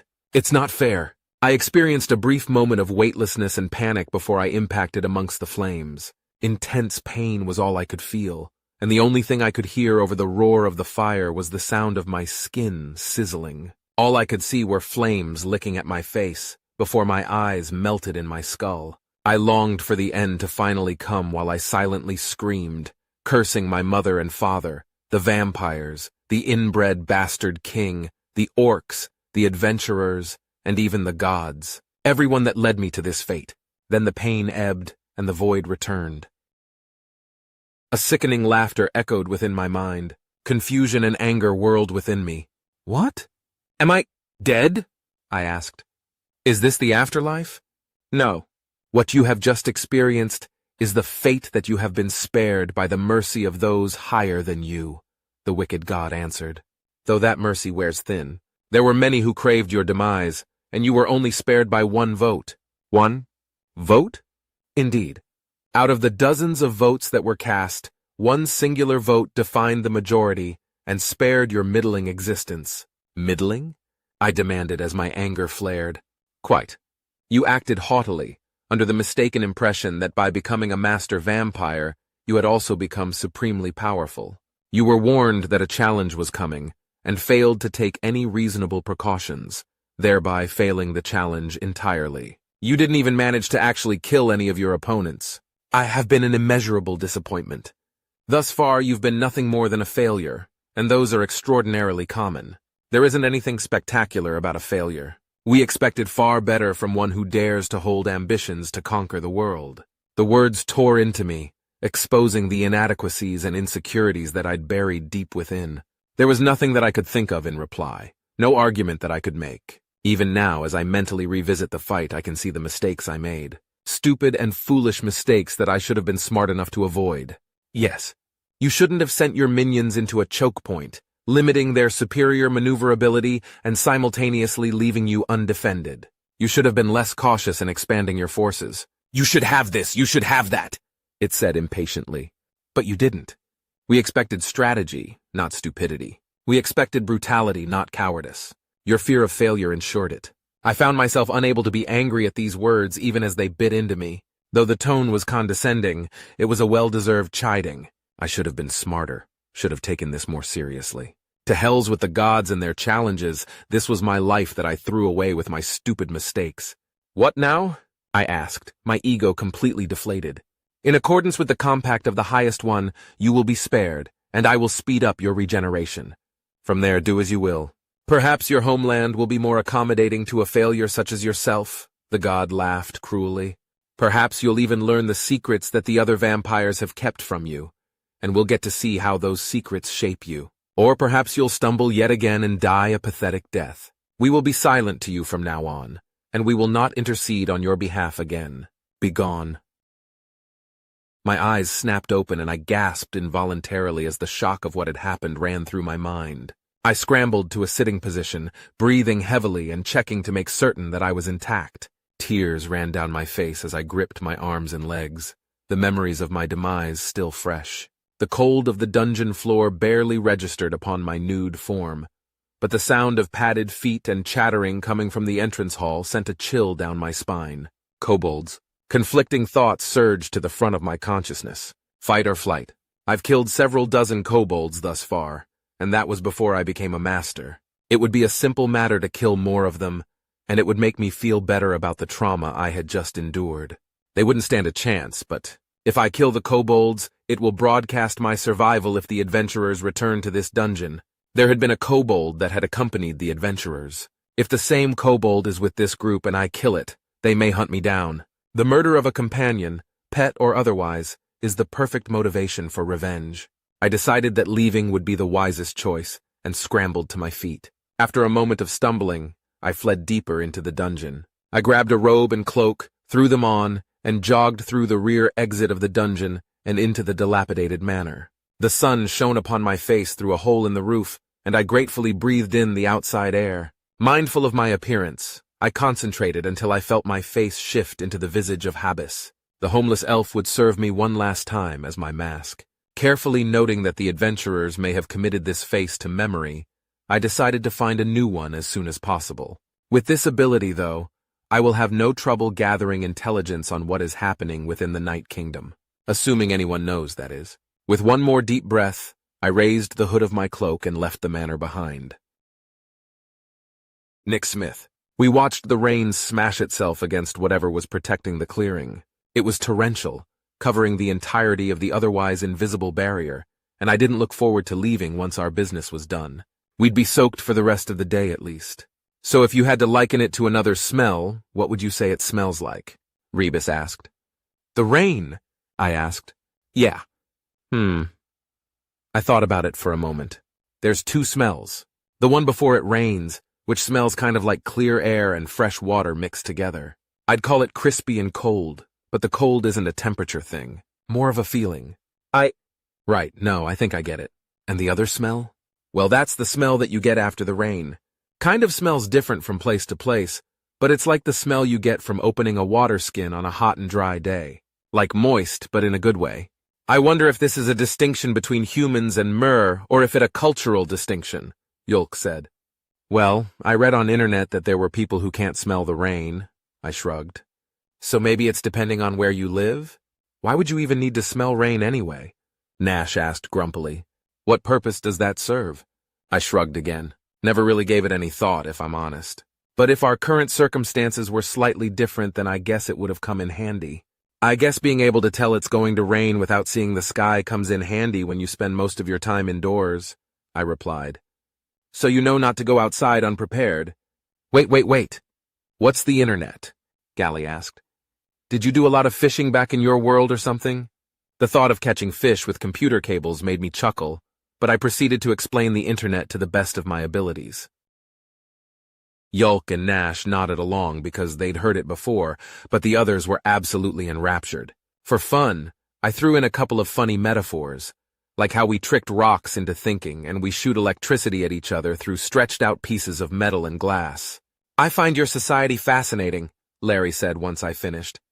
The thought of creating such things without magical assistance is mind-boggling. Well, we had a saying back home. Any sufficiently advanced technology might as well be equivalent to magic, I recited. I guess whoever said that didn't imagine a place like this existing, though. Perhaps, Yulk interjected. Though magic isn't exactly unknown. It has rules and structure to it, just like the technology you describe. When one takes into account the Kuragward, one could claim that the very essence of magic is technological in nature, just a technology that mortals are unfamiliar with. I'd love to know exactly what the Kuragward is, I said. Like we told you, nobody really knows. Unless, Nash looked at Larry. No, not even I know much about it, the Lich shook his skull. There are many that assume it is a higher being that is allowed direct interaction with mortals, and provides them with boons based on how accomplished that mortal becomes. Though my limited interactions with it have led me to believe that it isn't alive. Perhaps it is a remnant of the ancient civilization that created the steel golems that we've found in dungeons. A pang of nervousness grew in my stomach. Higher beings, the ones that are watching me for the sake of their entertainment. Is the Kuragward really one of them? Or maybe a machine designed by them? I know that I rely on it for my spells, but are my skills also part of whatever system it's part of? Can they just pull the plug if I'm not amusing enough? We've discovered some literature in one of those dungeons that indicate that the golems are actually machines, Yulk added. They aren't magical in nature, they are based on forgecraft. Truly. How interesting. Larry rubbed his jaw. If it isn't magical in nature, then anyone could make one, yes. Probably not. It takes an understanding of things that will likely elude us for quite some time, Yulk sighed. The documents that were discovered described how to forge the metal plating and how to arrange the innards, but not what the innards are made of. I see. Probably wires and a battery, I added. Power storage? Yulk asked. So they do use magic? No, batteries use acids to create an electrical charge. I think the electricity flows through the wires and cause the parts to move. It's a bit above my knowledge level, I admitted. There's different things that limit the amount of electricity that move through different parts, which cause them to move differently, somehow. Yulk and Larry fell deep into thought. Before any follow-up questions could be asked, though, a soft pop sounded from behind us. A grumpy Fae holding several stone tablets regarded us coldly. The deciphering is complete, Viren said. I've altered the tablets accordingly. Thank you, Larry said, rising to collect the tablets. I stood as well and walked over. My heart began to beat faster and faster with each step I took. Would this be it? Will I finally figure out how to get home? Larry handed me the first tablet and I began to read. I am Miguel Rodriguez, and I have been given this journal to document my experiments. With everyone waiting patiently, I read the passage aloud. My heart felt as if it was going to burst. The person who wrote this was human, I'm certain of it. All of the odd names I've heard so far, and not a single one of them was even close to the ones I knew. Plus, it was originally in English. Well, what else does it say? Rebus asked. I cleared my throat and continued. To comply with project security, I will be using a Visionaire cipher which will shift every entry. The keys will be documented elsewhere as appropriate. I have just been revived from stasis and do not know the current date. I've created a rudimentary calendar that I will use to mark progress. This is the first day's entry, or pre-entry if you will. A Visionaire cipher? I asked the Archfey. Was that difficult to— Of course it was. I couldn't even do it without the keys. Viren crossed their arms. I had to take out some rather inconvenient debt to obtain that knowledge. Now read. Okay. Sorry. Day 1. My revival went without any serious issues. The minor issues were simply a discomfort and confusion which should not have occurred. The pod I had been sleeping in has been adjusted. There are no answers for who adjusted the pods, nor how or why. An unfortunate aspect of this modification is that the data in the pods have been wiped. As such, there seems to be no proper way to tell how long we've slept for. All we know is that the modification occurred approximately 4,000 years ago. There are very few of us, and we have little in the way of aid from the local populace. Apparently, they have been exterminating us wherever they can find us. I've been given no explanation for this behavior, and I suspect that the actions of the surviving members of the Melos organization are to blame. I find myself frustrated with these conditions. These people don't seem to know what has happened, or they simply won't tell me. They estimate there are fewer than 1,000 humans that we can rely on at the moment. The pods were supposed to keep us in stasis until we were long forgotten, but something happened 4,000 years ago, and many of us were revived. Each generation revived replacements, and now we're here. Hardly any of us left, and with a mountain of things we need to do to secure our future. First, we need to find a way to perform extra-dimensional travel. Next, we need to revive and gather the remaining humans. Finally, we need to escape from here. This is not our home. The research required of me is odd. Demons and angels, or demons and Eniels if you use the local parlance, have knowledge of portals that we require. There have been several instances of extra-dimensional invasion, though typically on a small scale. We need to find out how they are able to pierce the fabric of reality. Well, that's ominous, Rebus laughed. This is the cult, right? The ones that caused the demon invasion? Guess they figured it out.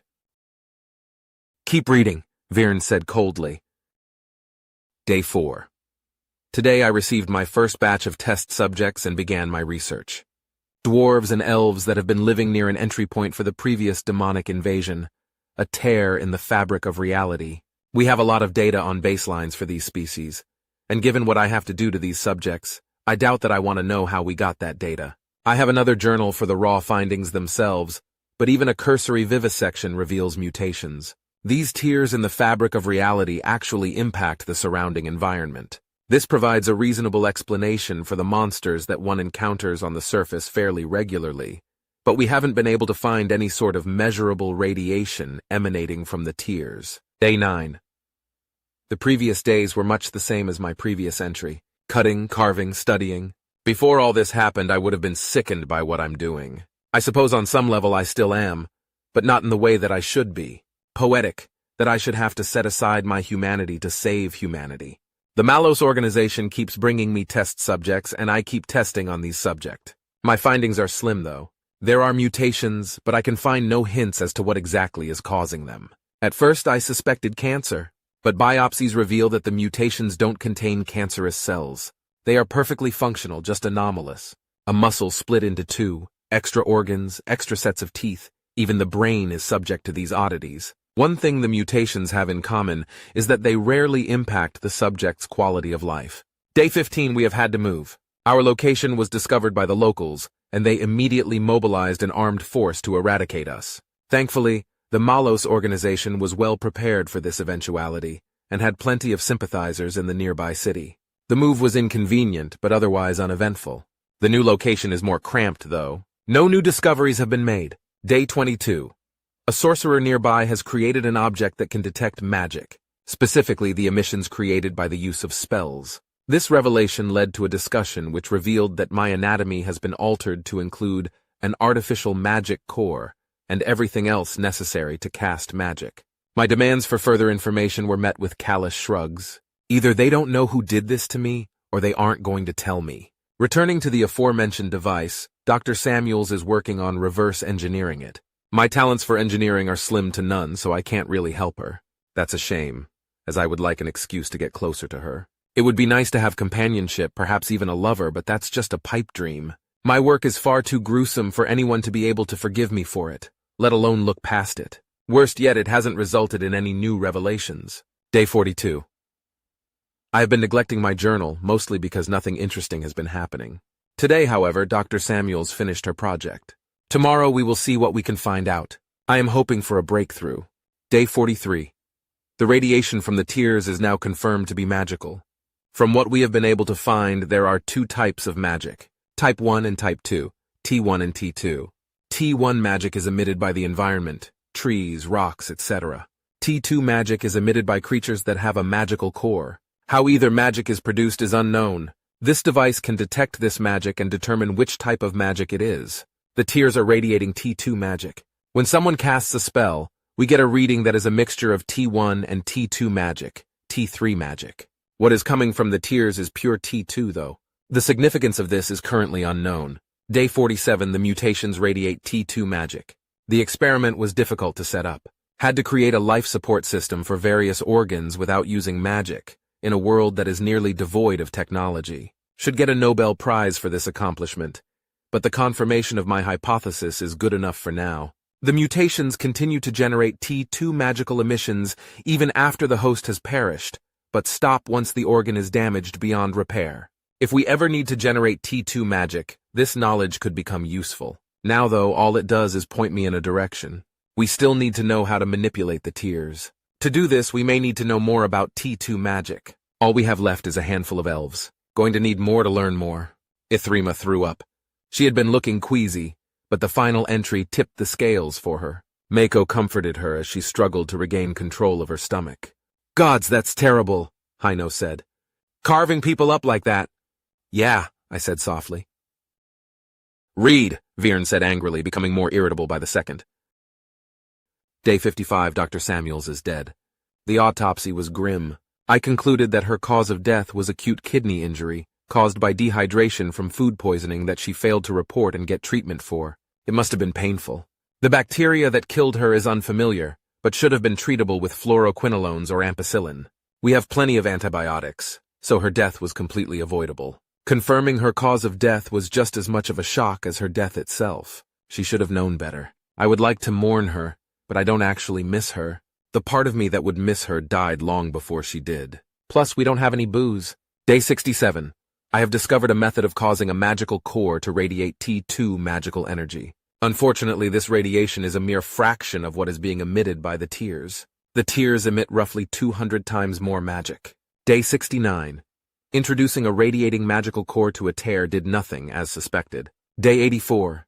Introducing 50 radiating magical cores to a tear did nothing. Day 85 argued with leadership today. They wanted to try 100 radiating cores. Massive waste of resources, unlikely to produce any measurable results. Not to mention the cost in lives, which I didn't. Pointing out that 100 subjects would have to die to do that would have probably convinced them to move forward with the stupid idea. At first I thought the plan was to escape from here, but now I think there's a more sinister endgame at play. Day 91, a demon has been captured. It has been interrogated, but the results of that are being kept from me. My job is to examine their physiology. Demons heal a lot better than elves and dwarves do. Gods, Rebus said in disgust. This guy's fucked up, I replied. Not all humans are like this, I promise. No worries, Nick, Gally said. We don't know you all that well, but we can tell you're not like this Mikhail guy. It is interesting to listen to someone go from academic to monster, Yulk said, though a little nauseating. A loud snap rang through the air, causing all of us to jump. Viren looked at us angrily. Nick, the Archfey growled. We do not have much time. Read, now, before you lose this chance. Nick Smith. Dumbfounded, I met Viren's angry stare. What's the rush? Did something happen? What's going on? It's probably stupid to ask, though. I turned my attention back to the tablets and began to read again. Day 94. The demon emits T2 magical energy by default. A significant amount of it, much more than the elves or dwarves do. It's possible this is why the tear is radiating this type of magic. Further experimentation is required. Demon physiology is fascinating. Organs shift in their purposes as others are removed and shift back once they regrow. Not certain if this is the case for all demons, but this thing is made to survive. Very useful for my purposes. Day 96. It spoke to me today. Threats, of course, but the fact that it was able to learn English to do so is pretty incredible. It looks like a simple beast with a vaguely humanoid form, but there's a cunning intellect in there. It's a shame that I don't have the luxury of experimenting with its intelligence. Day 101. My research has allowed the Malos organization to discover a method of summoning a demon. Essentially, a miniature tear in this reality is formed, and a demonic presence is pulled through by force. It's outside of my expertise. I informed the leaders of the fact that I have no need of a second demon at the moment, and explained that demons seem to be strong enough to be a risk, so it's best to leave it be for now. They listened for now. Day 103. The demon died today. The timing is very suspicious. It is also of concern that I can't seem to pin down the cause of death. I think that someone killed it, likely to force the issue of a summoning ritual. Or I'm being paranoid and it simply passed due to having too many of its organs removed at once. It continued to radiate T2 magic for 3 hours after its death. Unlike with the elves and dwarves, though, its organs stopped emitting the magic even while on life support. The significance of this is unclear. Day 104.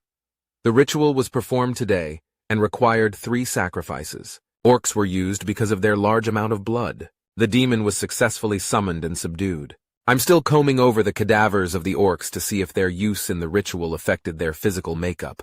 Writing this while eating lunch. Veggie sandwich. Meat that didn't used to be sapient is difficult to come by, and I refuse to allow myself to sink that low. Lunch is done.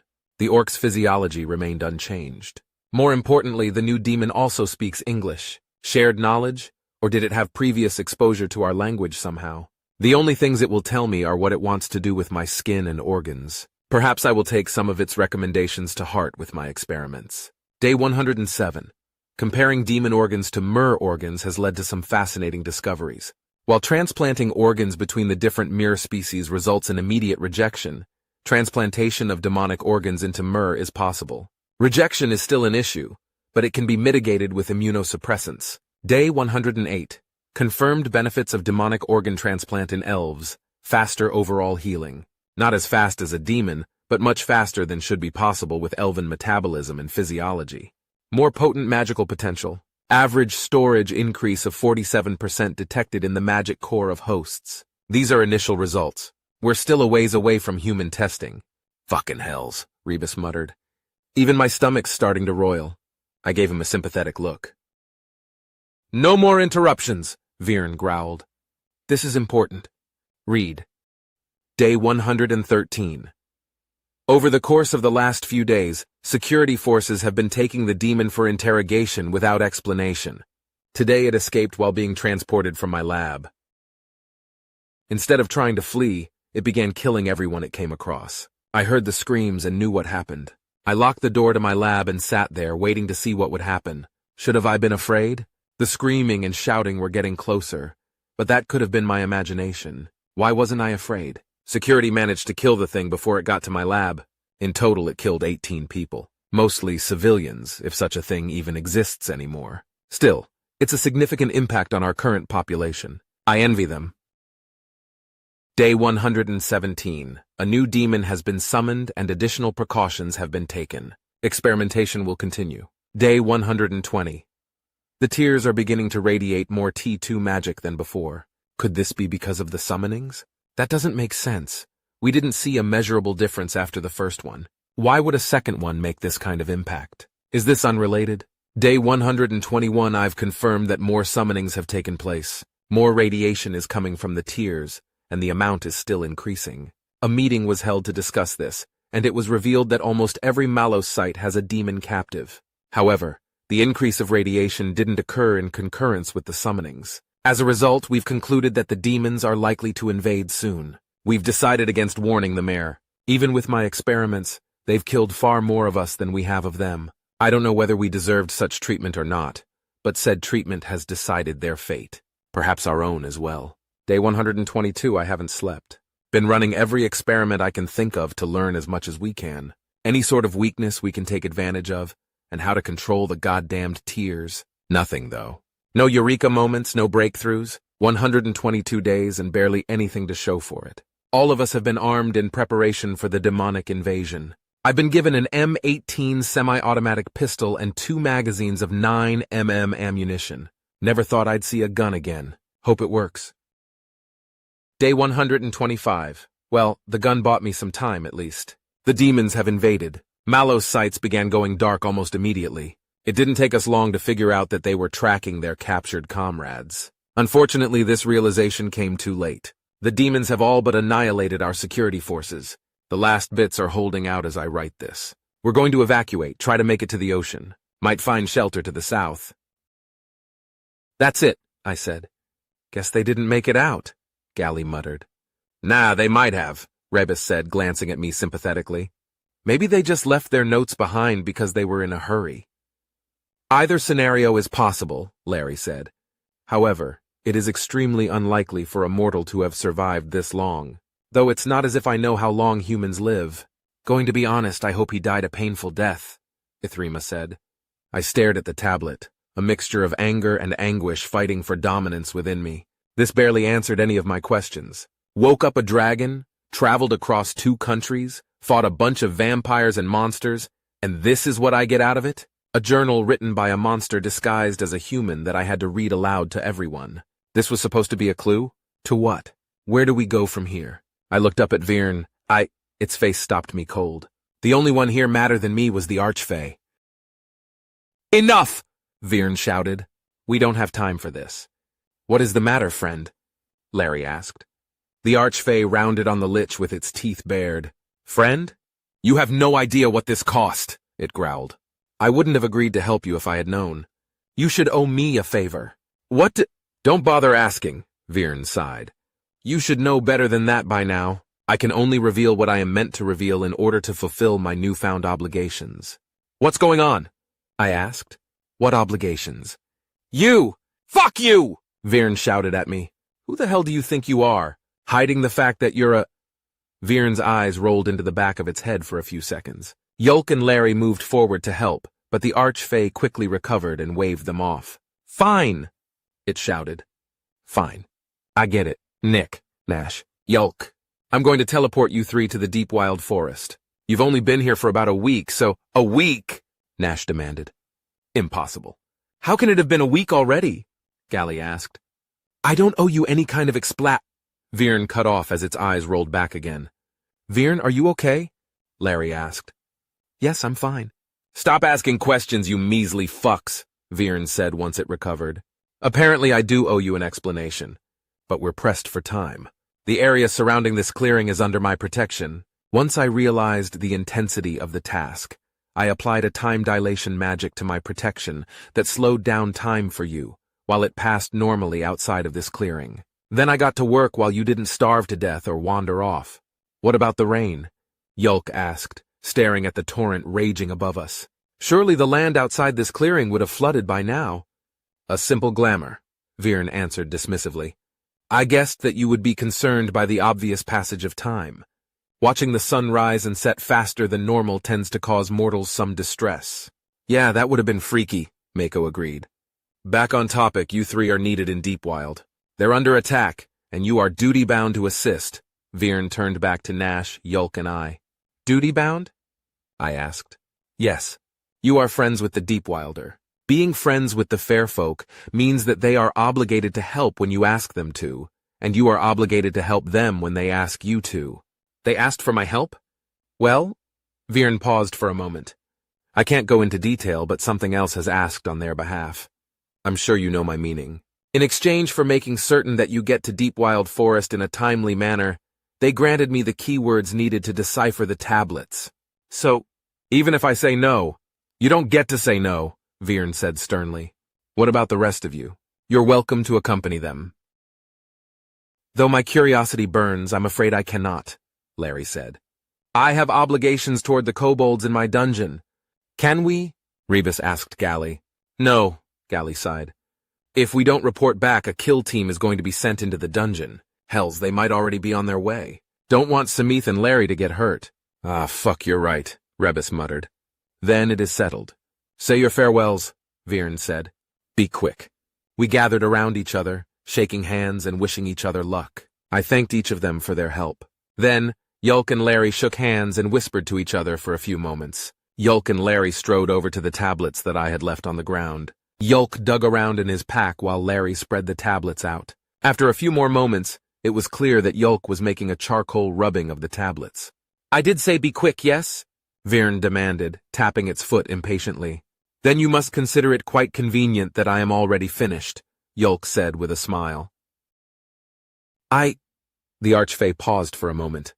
Whatever, let's get this done. All three of you need to be touching. You can hold hands or put your hands on each other's shoulder or whatever you want. Viren waved its hands urgently, rushing us together. Send word of your travels, Hino said as gathered. We'll make sure Larry stays informed too. Oh, you'll be visiting me? Larry asked. Yeah, why not? As long as you're all right with it. Yulk and Nash placed their hands on my shoulders and turned to look at Viren. Yes, of course I'll be fine with it. It's been so long since I had good Viren waved his hand and everything went dark. Count Alurgus Tuvino. I watched the thralls drag yet another chained Fae into the ritual cage. Part of me was amused, finding a grim satisfaction in the suffering of those who would dare to look down on me. Another, much smaller part of me was disturbed by what I was witnessing, though. This magic is wrong on a fundamental level.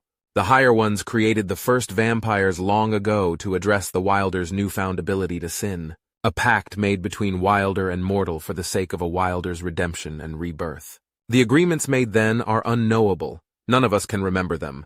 But the ritual that we're repeatedly performing perverts the intentions of the higher ones and forces the pact on both the mortal and the Wilder. I wonder what happens to them if they die, I muttered. They'll likely return to the cycle, Count Heseth said as he nodded for the ritual to proceed. They're pretty much zombies and haven't committed any sin, so they'll probably be reborn as a Wilder. The vampire performing the ritual nodded back, then began to utter words of power as he drew a blade. The drow that was chained to the altar began to scream and beg as the blade rose. The Fae started to convulse as the words struck it. The final word of power struck the Fae as the blade fell into the drow's heart. And what if they aren't? I asked. The vampire withdrew the dagger from the drow and, unseen to us, the essence of the Fae was drawn out of its flesh and thrust into the now empty vessel laying on the altar. The previous vessel instantly became desiccated and crumpled to the floor of the cage. The drow's eyes, which had not yet had a chance to close, flickered to life.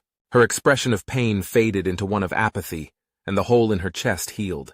A new thrall had been born. That's not something we have to worry about so long as Duke Miskeel's plan works, Heseth shrugged. Right, I half-heartedly agreed. The Duke was very educated in the matters of the arcane. After less than a day of performing the rituals, he managed to find a way to allow someone else to perform them in his stead. After 3 days, he had found a way to perform multiple rituals at once. We were well on our way to fortifying our ranks. There was a cost, though. The Wilder were viscous in their resistance. We had lost dozens of brood with each round of fighting. A single vampire is worth at least 10 brood, though, so we've made an overall profit from this venture. And it isn't as if we can't make more brood. I'm going to attend to the Duke, I said. Be well, Heseth nodded. I made my way through our encampment, trying to avoid the eyes of all the caged Wilder. The derision in their gaze makes my blood boil, and I don't trust myself not to react. While ripping them to shreds would feel great, we'll need as many of them as possible to retake our rightful place. A series of grandiose tents came into view. The Duke's new quarters weren't quite as fine as the old guild hall, but they were still much better than my own. Perhaps if I manage to make myself useful, I'll be granted a larger tent. One large enough to hold a table would be wondrous. Hold! The guard stopped me, then turned toward the inside of the tent.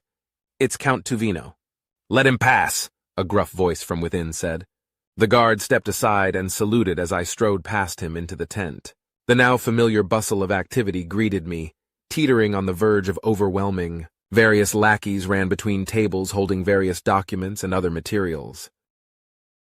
Duke Misgiel stood in the midst of the crowd, easily a head taller than everyone else. The Duke glanced up from the war table and immediately spotted me. He waved me over, and I made my way through the chaos, taking my spot at the other side of the table. The war map was covered in tokens, and very little of it made any sense to me. "Good morning, Count," Misgiel said as he moved one of the tokens. "I trust you are well?" "Yes, Your Grace," I bowed. "My lieutenants are prepared for the day's activities." "Excellent. We've made good progress thus far, and your forces have been particularly fortunate. Hardly any casualties. Good work." He nodded absent-mindedly. "Unfortunately, that's liable to change soon." "For what cause?" "The damned Archfey. This forest has more of them than it should. We've been able to outmaneuver them thus far, but it seems they've finally come up with a strategy that has slowed our progress immensely." A snarl crossed over my face, but I recovered before the Duke noticed. "I despise the bastards. Archfey are arbitrarily chosen to wield immense power. It's given to them regardless of whether or not it's actually deserved. Their destructive capabilities are difficult to match, but like everything else, they have weaknesses. Most of them are physically meager, as if they sacrifice their physical strength for enormous magical potency. If one could get close enough, it would be a simple matter to tear them into pieces. Getting close is the difficult part, though. Their half-existence gives them a view of the world that makes it all but impossible to sneak up on them. Furthermore, they are reborn much faster than other Wilder are. Even if you get lucky and manage to kill them, they'll be back before you can escape. Swarming them wouldn't work either. Their specialty is large-scale attacks. Fire, wind, and ice destroying everything within a broad area is their favorite tactic. One could say that it's difficult for them to wield their powers without collateral damage. "That's it," I exclaimed. "Pardon?" Misgiel asked. "The Archfey specialize in magic that has a wide area of effect. They would struggle to strike an individual target. And we use some of the captured Wilder as meat shields." Duke Misgiel opened his mouth as if to dismiss my idea, but the words paused in his throat. "I doubt they'll be willing to fall just to drive us off," I grinned. "One of the most grievous sins a Wilder can commit, the one which I was held responsible for, is killing a fellow Wilder outside of an established duel. Whether the kill is accidental or intentional, the punishment is the same. If the Archfey destroy our meat shields, they will become vampires when next they perish." "That is an inspired plan, Count," Misgiel grinned. "I agree," a hauntingly familiar voice said. I noticed the silence that had fallen over the tent just before an immense pressure gripped my mind. The Duke and I locked eyes, and I could tell that he felt it as well. Leaning on the table to steady myself, I turned to see who had spoke. "Hello again, Alurgas," Kirain sneered at me. The shock of the situation numbed my mind. Kirain should be dead, but he's here, and he smells different, stronger. He's not a half-breed anymore. Somehow he's become a vampire, no, a master vampire. Impossible, but it's happened. "How?" I managed to gasp. "How? How did I survive? How did I get here? Or are you asking how I became a master vampire?" Kirain replied gleefully. "Yes." His laughter echoed through my mind. "Well, when I realized the battle was lost, I followed some timely advice and fled into the land of the dwarves. As for how I became a master, well, I had a little snack." Kirain chuckled. "Then I came here. On foot. Vampires can run quite fast, and masters run even faster. I actually would have arrived sooner, but I had to make some detours to find out what was going on. And to feed, of course." "How dare you!" Misgiel growled. "How dare I? How dare you! Resisting a master vampire's influence isn't something a normal vampire can do." Kirain walked over to the Duke. "You've been naughty. No, despicable is a better word for it? What kind of terrible, terrible things have you done to yourself?" Duke Misgiel raised a clawed hand toward Kirain's throat. The failed strategist casually watched the hand approach him, then laughed as it fell. "No, this unfortunately unacceptable. We're going to have to undo your little modifications," he said. "It's a shame. You'd be useful as you are if I could trust you to obey." "I'll never," Misgiel gasped. "You can't? Can't what? Undo what you've done to yourself?" Kirain grabbed Misgiel by the nape and slammed his head onto the table. "If I couldn't, I would simply kill you." Kirain's voice ran cold. "You managed to save yourself, though. You see, when I was looking for you, I ran into some of your servants. After some persuasion, they told me that you had fled your den in a rush, that you'd left behind a lot of riches and research. I've always been oh so curious, so with some more persuasion, I got them to tell me where your den is. The thick table creaked as Kirain pressed harder. Not to worry, though. Their disloyalty was punished in the end. I was hungry, you see. Kirain lifted the Duke's head and brought it down once more. I'm talking, Miss Gill, Kirain growled. Now, where was I? Oh yes, I paid your den a visit. Found your research. It was quite illuminating. You were interesting in so many things. Rituals, physical and magical augmentation, and even reversing aforementioned augmentation. The idea that one of your servants might use your augmentations for themselves led to you creating a cure for them. Rather insightful of you. Kirain removed a syringe from his cloak. The needle tipping the syringe glistened menacingly. I tried to move to stop him, but my body felt as if it were made of stone. I was helpless as Kirain plunged the needle into Miss Gill's neck. And now your life is saved, Kirain laughed. Assuming you survive this. The Duke went limp and fell to the floor. I couldn't move to get a better view, but I could see his legs twitching erratically. A seizure, probably. I wanted to glare at Kirain, but my face regarded him without emotion. I wonder what will happen to the thralls if he dies, Kirain casually pondered. Miss Gill's movements only lasted a moment more. Once he was still again, Kirain examined him. Guess we will have to wait to find out, he said, kicking the Duke's foot. Get up. A creature that was much smaller than the Duke rose and took a place at the table. No longer did Miss Gill tower over other vampires, and his previously impressive musculature was now barely clinging to his bones. A sick part of my mind noted that he looks more like the other Dukes. Good. Now let us discuss how we are going to handle the current situation, Kirain said. First, I was bluffing. I don't know why Allergus's plan is inspired. Explain to me why the Archfey wouldn't simply eradicate the meat shields along with our troops. His eyes locked onto mine as he finished speaking, and suddenly my own voice was filling the air. Except I wasn't speaking. My mouth was speaking on its own.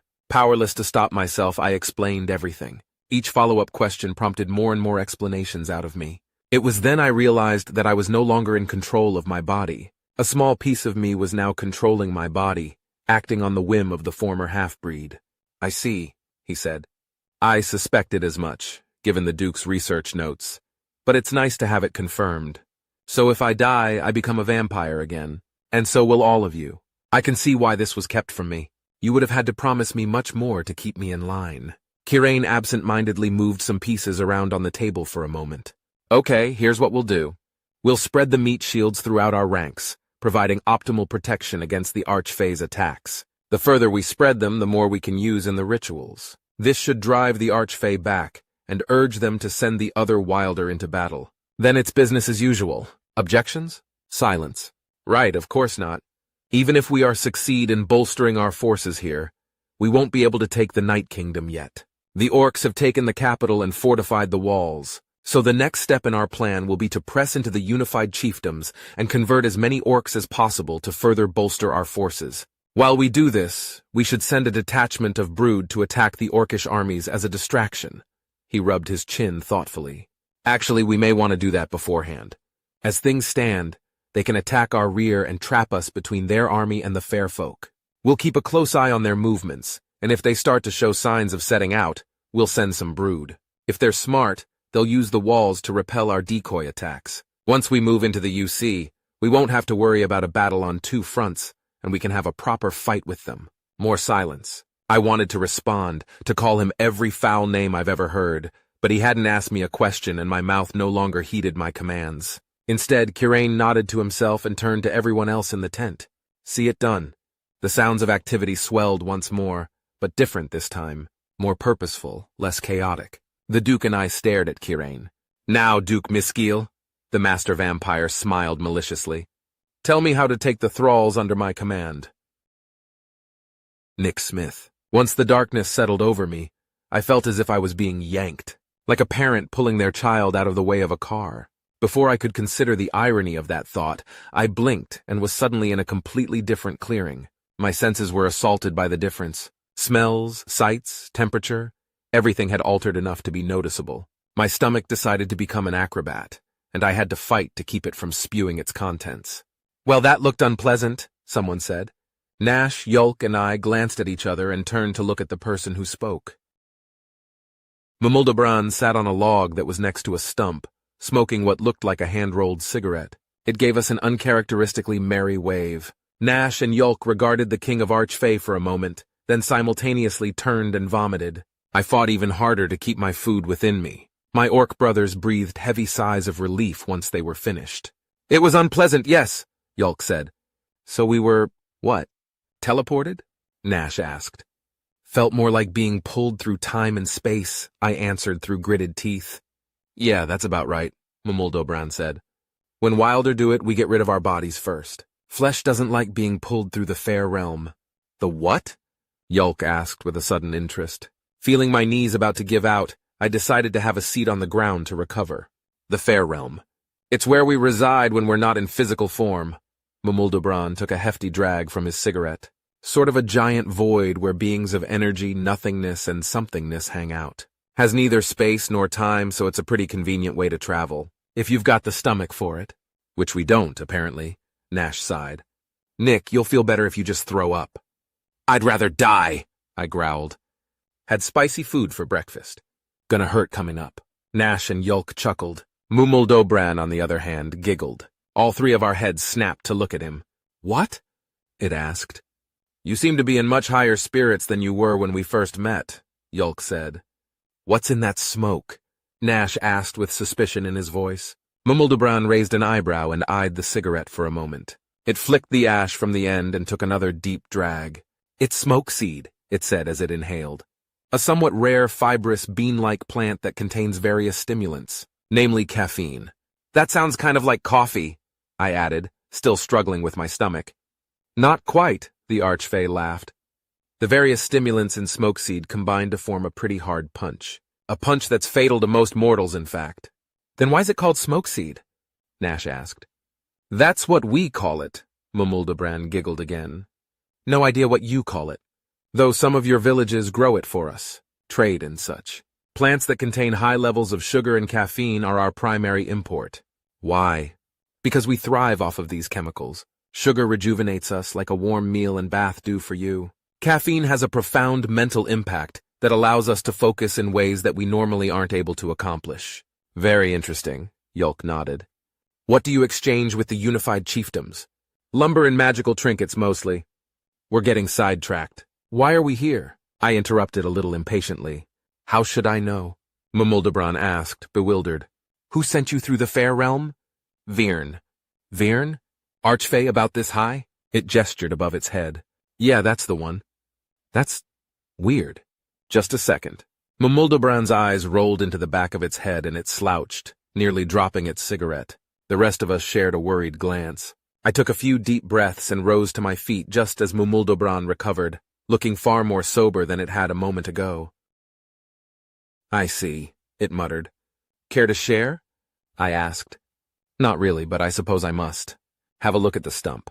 The three of us approached the stump that Mumuldabran was sat next to. As we got closer, we realized that the wood had been carved to look like a forest. Bugs sat patiently on top of the small carvings, as if marking points of interest. We are being attacked, Mumuldabran puffed at his cigarette. Vampires. Vampires? Why? I'm unsure, but the screams coming from the fair realm indicate something sinister. What I do know is that they're well organized and using captured Wilder as shields. What's a Wilder? I asked. Me. And the other fair folk, essentially anyone who is an intricate part of the cycle of wilds. Ah, I said, barely understanding the explanation. Anyway, the use of our comrades as shields is a rather smart move, as it prevents us from using the Archfey to their fullest potential. Why's that? Nash asked. Well, our strength isn't exactly subtle, Mumuldabran chuckled. By using our powers to kill the brood, we'd be unable to avoid killing the Wilder captives. You don't want to kill your friends, I said empathically. What? No. They'd just come back. Wouldn't be a problem. The issue is that killing them is considered a sin by the higher ones, meaning that we would be punished for it. If we kill enough of them and the enemy manages to kill us, well, we might end up on their side of this fight. Yeah, that would be bad, I nodded. So, why are we here? The higher ones pulled a bit of trickery as they do. You see, I requested help from a certain group of Wilder which Virn is a part of. This group of Wilder, however, owes my group nothing and is not beholden to our calls for aid. If they were to aid us, we would be in their debt, Mumuldobran explained. I am fine with this. The other kings are fine with this, but the higher ones dislike us trading favors with each other. One wrong word leads to chaos and such, so they took it upon themselves to interfere and send you instead, since we are beholden to each other. Yeah, but Virn owed the higher ones a favor. Why didn't they just use that to get them to help you? Mortals trading favors owed by others is quite a bewildering concept, if I'm honest. When you owe someone a favor, they are the one that you owe that favor to. No self-respecting Wilder would ever get caught in the web of mental gyrations required to justify having to do something for someone you are not beholden to because you're beholden to someone else. That's just silly, it giggled. Plus, I don't think the higher ones wanted them to help us to begin with. They definitely wanted you here, though. Any idea as to why? Nope. Swearing under my breath, I looked at the trunk map. What am I supposed to do? Go and fight an army of vampires? I could definitely take down a few of them, but judging by the number of red bugs on the stump, that would just be a drop water in the ocean. If you can't use the Archfey, what are you doing instead? Yulk asked, using the Lesser Wilder. Don't tell them I called them that. Mumuldobran giggled again. But there's a problem there too. The enemy is grabbing our soldiers and using iron to capture them. The various forms of Fey, fairies and such are putting up a fight, but it's not enough, I said flatly. What sort of formations are you using? Formations? The three of us glanced at each other, and then stared at Mumuldobran in disbelief. Like battle formations? How are your troops sorted? Sorted? We're just fighting. So is the enemy for the most part. Like a mob? What? I trailed off thinking. So it's basically just a large brawl between two groups. Don't be dismissive. This is a proper war, not some riot. Mumuldobran crossed its arms. What weapons are your soldiers using? Magic, for the most part. The Bone and Blood Fae sometimes use swords and spears. This is a mess, Nash muttered. No offense. Some taken. Mumuldobran's eyes narrowed. If you want to turn things around, you're going to need to be more organized, I explained. If you have groups that use similar weapons, then it's easier to know where to put them to counter the enemy. Since the enemy is trying to kidnap your soldiers, some safeguards should be taken too. Safeguards? Yeah, like, well, riot shields. I just told you this isn't a riot. I know. But if the enemy isn't coordinated, then they're basically rioting, right? And the way to counter a riot is with phalanx that uses big shields. It helps control the crowd and keeps your people from getting pulled away from the safety of your group. If your Fae use this tactic, it will protect them as they attack the mob of vampires. Plus, unlike a riot, you don't have to be concerned with whether the mob lives or not. You can use large spears behind such a shield wall, Yulk said. Stick the vampires and it will be much easier to ignite them. And then you won't have to rely on the Archfey, Nash added with a nod. Mumuldobran rubbed its chin. While the king of Archfey thought to itself, I thought about how ridiculous it was that I was teaching riot tactics to a mythical being. I'm not even an expert in the craft, I've just seen a few on TV and wrote a paper on it for social studies. How will they see to aim their spears and spells? The king of Archfey asked. Clear shields would be best. Like, made of plastic. I trailed off, realizing what I was suggesting. Yulk and Nash gave me a confused look. Well, that's not an option, Mumuldobran laughed. But, yes, I think we can come pretty close to it. A bit of magical manipulation here, a bit of craftsmanship there. You can get your forces in the rear equipped, then trade them with the ones at the front, I suggested. Is there a way to help them get organized? Yes, that won't be an issue. All Wilder can move as one when we have to. It's distasteful, though, but likely necessary to survive the current situation. Good. That will help make sure the Fae don't get dragged away while... I paused, reflecting on how invested in this I was getting. While they take care of the enemy.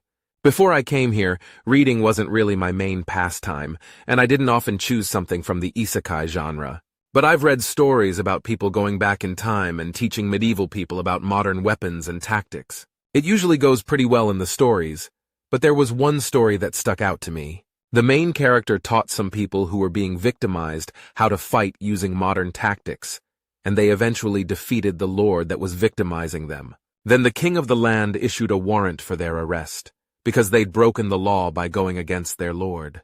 The MC then taught the people how to make guns, and they defended themselves against the king's soldiers. But the author didn't write it as a power fantasy. The deaths depicted were gruesome, and there was even a scene where one of the king's men begged for his life.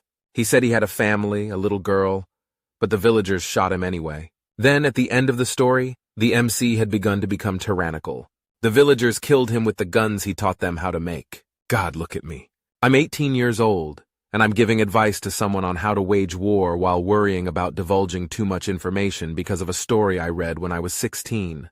The absurdity of my new life wasn't anything new to me, and I thought I'd gotten used to weird things happening.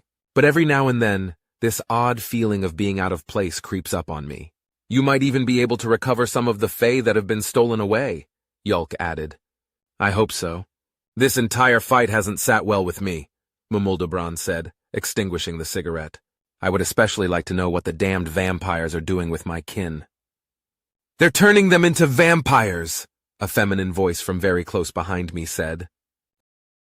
Whirling around as quickly as I could, I barely caught a glimpse of what looked like arms before my face was covered in warm, squishy flesh. I struggled, both to free myself and to breathe, but the arms were locked around my head like vice grips. Briefly, I considered biting, but decided against it because it might think I'm flirting. So good to see you again, Nick, Tits said. I knew I smelled you, I replied. Tits, let go of the human, Mumuldabran said with an exasperated sigh. With a sad whine, Tits released my head. Gasping, I took a few steps back and eyed the archfey warily. Good. Thank you, Mumuldabran continued. So, the fuck? Nick Smith. Tits watched me with a pout as I took another step back and wiped what I hoped was her sweat off my face. Mumuldabran waited for Tits's explanation for a moment before clearing their throat. The aggressively flirtatious archfey sighed and turned to Mumuldabran. I got bored, so I decided to spy on the enemy, Tits said. I noticed a bunch of crows on their side of the battlefield, so I disguised myself as one and just flew around a bit. The real crows weren't very nice at all. Called me all sorts of names like false wing, decoy, and bitch, but they didn't tell the vampires about me either, so I guess they weren't all that bad. Skip to the part about them turning our kin into vampires, please, Mumuldabran snarled. Patience. I risked my life, you know. Probably. I should be able to tell the story however I want to. The longer you wait, the more of them are turned, right? I don't think so. There's nothing we can do about it at the moment anyway. Even if I waited another hour to tell you, I don't think it would make any sort of Tits, Mumuldabran interrupted with a growl. Tell me what you know. Now. Fine. They're doing a ritual that's taking the captured wilder and forcing them into mortal shells, which turns them into mindless vampires. They just stand there creepily until they're given a task. But how? Mumuldabran's expression went from anger to bewilderment in record time. You can't make a vampire! It's a divine punishment. And how are they able to force the pact? I don't know, but there was definitely some demonic elements to the ritual. Tits crossed her arms, grinning as I looked away from their bulging chest. Very bad vibes. Demonic. Well, that complicates things. I guess that means we have no choice but to go with your suggestion, Nick. The king of Archfey turned to me expectantly, but I was distracted by a sudden awareness of a sickeningly sweet smell. The more I smelled it, the faster my heart seemed to pump. It wasn't long before I realized that my blood was pumping to a very specific location. I glared at Tits, whose grin had grown malicious. You've got to be fucking kidding me, I growled. You absolute CU. I agree that Nick's strategy would definitely be effective at keeping more Wilder from being snatched away, Yulk interrupted. I don't see how it will help with getting the captured Fae away from the vampires, though. Tits began to laugh maniacally as my eyes shot metaphorical daggers at her. Them. Whatever. Anger rose within me like a volcano ready to erupt. Trembling, I tried to calm down by turning my thoughts back to when I last felt like this. It was a few weeks after Cass and I had started officially dating. I'd gone over to her house on the weekend to study for a test on Monday. She was still wearing her pajamas when she answered the door, with a few buttons undone, just low enough to let me see down her shirt without actually seeing anything. Nash said, looking back and forth between Tits and I. We'll want to work our way through the vampires' lines to try to rescue their current captives. The shields will help us keep a good formation to do so. Looks like they're focused in the northeast, so maybe going for their flanks would be a good idea. Nash, Yulk, and Mamuldabran huddled together and muttered to each other over the stump while glancing worriedly at Tits and I. Keeping Cass in my thoughts, I locked eyes with Tits. "What is this?" I demanded, shifting uncomfortably. Tits stopped laughing and grinned like a shark. "I believe you call it perfume. Algebran suggested it." "I did no such thing," a voice to my left said. Algebran entered the clearing at a steady pace and approached us. Tits turned to them and pointed accusingly. "Yes, you did," they said. "You said that humans spray themselves with fragrances that they find pleasant in an attempt to mimic mating pheromones." "Pheromones?" I shouted, feeling unusually aggressive. Tits bit their lip and raised a brow at me flirtatiously, and I had to take a deep breath to stop myself from drawing my blade. Then, Algebran waved their hand and a calm spread over me, easing the tension that had been working its way through my body. The sweet smell dissipated as Tits glared angrily at my savior. "Be at ease, Nick," Algebran said. "Tits' pranks come from a place of affection, after all." "I'll try to look at it like that," I grumbled. "So why did you tell them about pheromones in the first place?" "Tits has done little more than speak of you since last we met. There were a lot of questions about you and some about humanity in general. I thought I was being careful with my answers, but I'm afraid that wasn't the case." "It worked, though," Tits said smugly. "Didn't it? You got aroused. By me." "You're wrong," I shook my head angrily. "If I was aroused, and I'm not saying I was, it was because of the pheromones. And I was thinking about Cass the whole time." "You ungrateful little—" Tits's snarl cut off as they regained control of themselves. "Fine. You're in love, whatever the hell's that is. But she's not here, Nick. You don't have her to comfort you when you're hurt, and I can be that for you. So why not?" "Am I not Don't bother," Algebran interrupted. "You won't like the answers to those questions, and we have far more pressing concerns. Do we not?" Tits regained a neutral expression and coldly glanced between myself and Algebran. "Fine," they said. Without so much as a backwards glance, Tits strolled over to the rest of the group. I took another deep breath, struggling to cope with the swell of emotions that had just overtaken me. Anger at the deceit and refusal to respect my wishes. Melancholy for the memories of Cass that were unexpectedly brought up. Shame at how my body reacted to something as simple as a smell. Algebran gestured for me to follow them. Once we were far enough away that we could no longer hear the rest of the group, they turned to me. "Tits didn't do this out of malice," Algebran unnecessarily explained. "It's just how we are." "I know," I replied. "I remember. And don't be so quick to lump yourself in with her. You don't do things like that. Not to you, no, but that's because I know almost everything about you. Pranks are how we learn about things that think. Why not just talk, though? Talking only works with other wild ones. Everything else can lie without consequence, so long as their deceit remains undiscovered." Algebran sighed softly. "We can't. But pranks and the like elicit an honest response more often than not. If we suspect the response is dishonest, we keep pranking until we get an honest one." I nodded, suddenly understanding a lot of the memories that Algebran had inadvertently shared with me. Yulk was right, the Fae are weird. They understand us about as much as we understand them. Less in some cases. "I kind of feel bad, though," I said. "Getting rejected by someone you love never feels good." Algebran snorted. "I wouldn't feel bad if I were you. Tits doesn't love you. We're not capable of that." "Not really. She feels infatuation. Desire. She wants you, yes, but not to love. To keep, like a trinket. Maybe even just to use and discard, though I have my doubts about that." "You're not capable of feeling love?" "No. I felt it when I was reliving your life. But it's an alien feeling to me. I've never felt that before, and I never will again. I can't even provide a reasonable explanation for the feeling or why you're able to feel it, and I can't. I can empathize. Some of your memories were of things that I can't do, and I can't really explain how they felt either," I said, staring at the ground for a moment.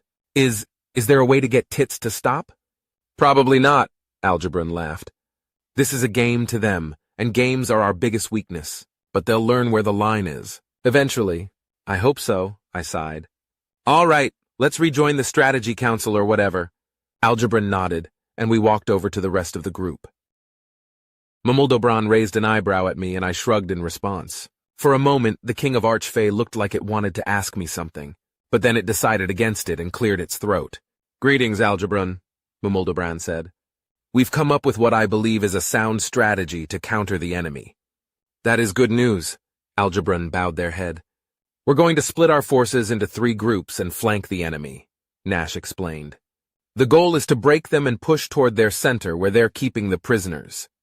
The mindless ones won't break, though, Tits sighed. They're being controlled. Yes, and Brood are fiercely competitive, Algebron added. They're unlikely to flee unless they see someone else do it first. So then we keep killing them until we open a hole to grab the prisoners, Mumoldobran shrugged.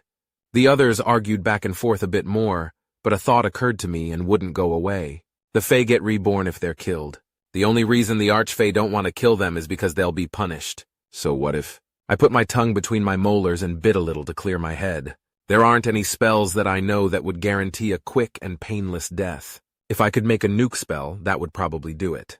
But that would be a very, very bad thing to teach the Fae. Plus, I'm not confident that I wouldn't end up caught in it. Assassination. But how? Mumoldobran asked, pulling my head out of the clouds. I saw the taskmaster of the mindless ones, Tits explained. If he dies, they'll probably stop doing whatever they're doing. Why didn't you kill him in the first place?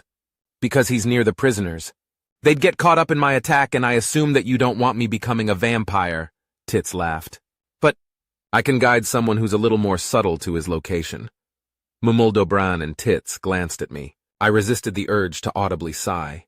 Ooh, I get it now, Mumoldobran said. Well, it looks like this is what the higher ones wanted when they brought them here. Shit, Nash muttered. This is going to be a hard fight. Indeed, Yulk said. Actually, I think you two should hang back, Algebron said. The 3 of us stared at the Archfae, dumbfounded. Huh? I managed to say. Orcs are vulnerable to being turned, Algebron explained. Or at the very least, becoming food. Tits and I can take Nick to the enemy's rear, where they're weakest, and guide him around what guards they have. The main attack will serve as a distraction, and Nick will serve as our assassin. And what happens after? Yulk asked. He'll be surrounded by vampires. Well, we know he's fairly capable of withstanding the fair realm, Mumoldobran added. Didn't even throw up. We can use that to get him out. We can also use it to get him into a good location. Why not right where the vampire is? I asked. There's a fairly noticeable maelstrom of energy when the fair realm is breached. If we pop you into their encampment, they'll all notice. That's not a problem for popping you out, though. My stomach twisted. I couldn't really tell if this was because of the thought of using the fair realm or nervousness due to the task at hand. I'll need some time to recover after, I said. Nash's hand appeared on my shoulder. You shouldn't do this, he said. Not without us. I know. But the only thing I can think of that would be worse than telling our mom that you died is telling her that you've become a vampire, I said. If I die, you'll miss me. But if you die, a whole family is torn apart. I see the logic, Yulk nodded. However, I strongly oppose it. We have sworn to protect you as one of our own, Nick. Also, your death will tear our family apart because you are a part of our family. Part of me really didn't want to do this. I'd be lying if I said it was a small part. My last one-on-one fight with a vampire didn't go well, and having Nash and Yulk with me would be very comforting. But Algebron was right. The more of us there are, the harder it is to be sneaky, and they're vulnerable to being fed on. I'm not. Still vulnerable to being killed, though, but if push comes to shove, I can hopefully rely on 10. They can't. You're right, Yulk.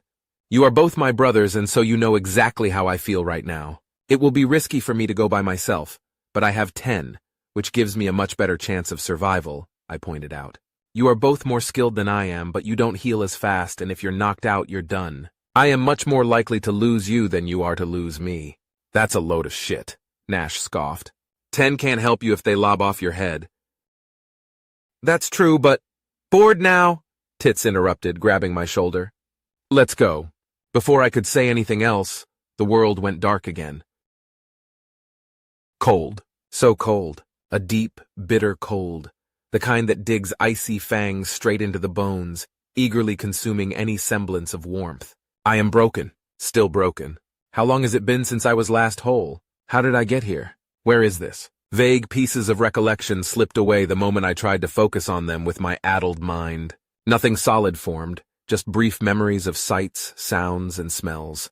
Then it occurred to me. Why can't I see? As I adjusted to my current state, I quickly realized that I could also no longer breathe.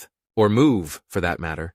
The question of whether or not I was still alive was answered by the hammering of my heart. It was all I could hear as well. Panic gripped me, but I could not flail, flinch, or scream. All my efforts did was make me tired. So tired. Then I heard a crack. Was that me? I pushed harder and harder and heard more cracking, but my energy soon gave out.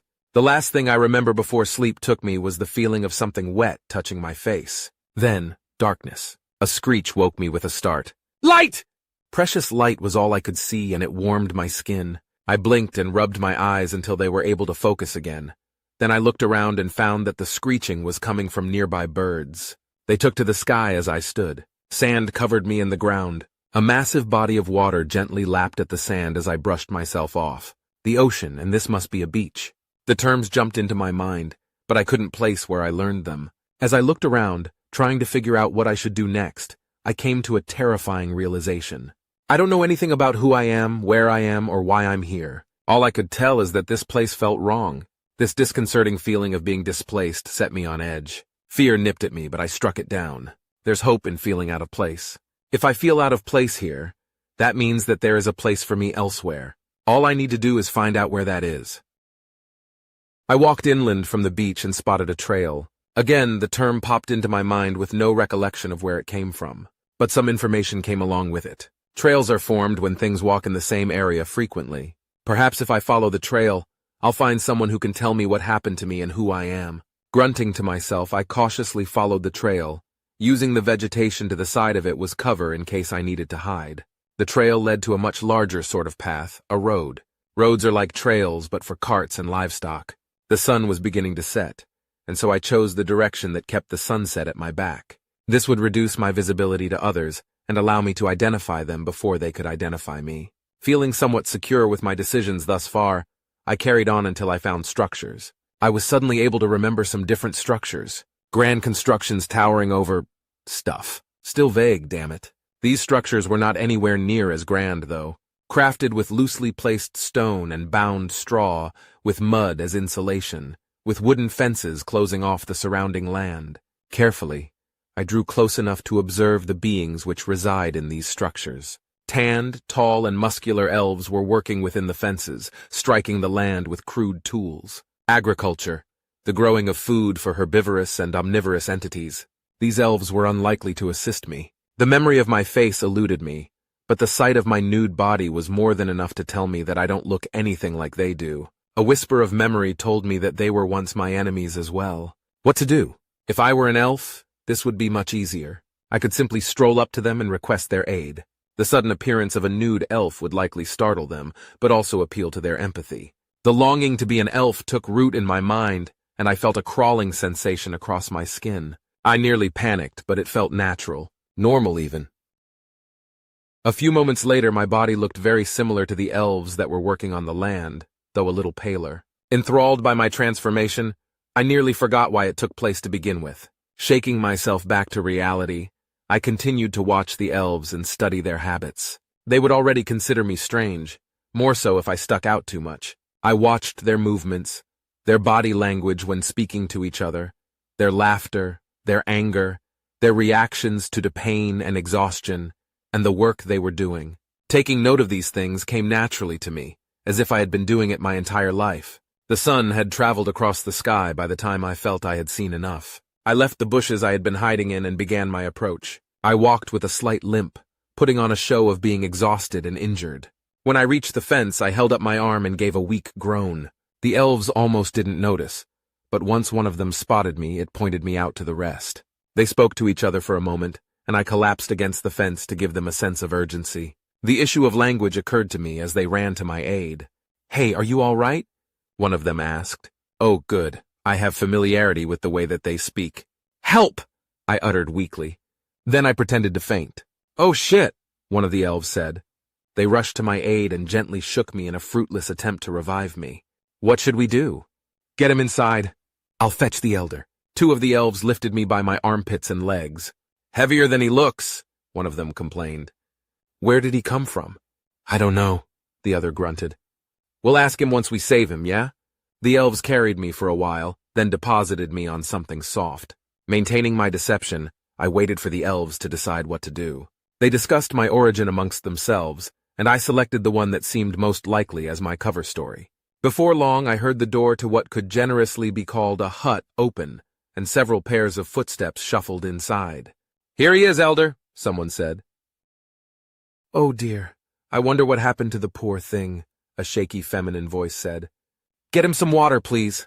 I next heard the sound of quickened footsteps, then the sloshing of scooped liquid. A moment later, a hand gently gripped the back of my head and lifted it. Water then poured into and over my mouth, and I struggled not to shudder at the vile taste as I drank to keep up appearances. Finally, much to my relief, the flow stopped and my head was released.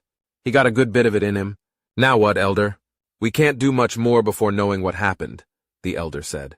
"So we wait." "What if he's a criminal running from the law?" "Well, keep an eye out for anyone that might be looking for him, dear. If they're a guard, we'll turn him over to them. If it's anyone else, we'll cross that bridge when we come to it." The conversation continued for a bit after that, but I quickly found that I wasn't entirely faking my condition. I was extremely tired and inadvertently fell asleep. When I awoke, I forgot my deception and opened my eyes to see an elderly elven female staring at me. "Hello there," she said. "I'm Elder Imyo. Who are you?" "I don't remember," I instinctively replied. I caught a glimpse of my elf-shaped hand and remembered my goal. Infiltrate the elves and try to figure out how to restore my memories, or at least find out who I am, or what I am.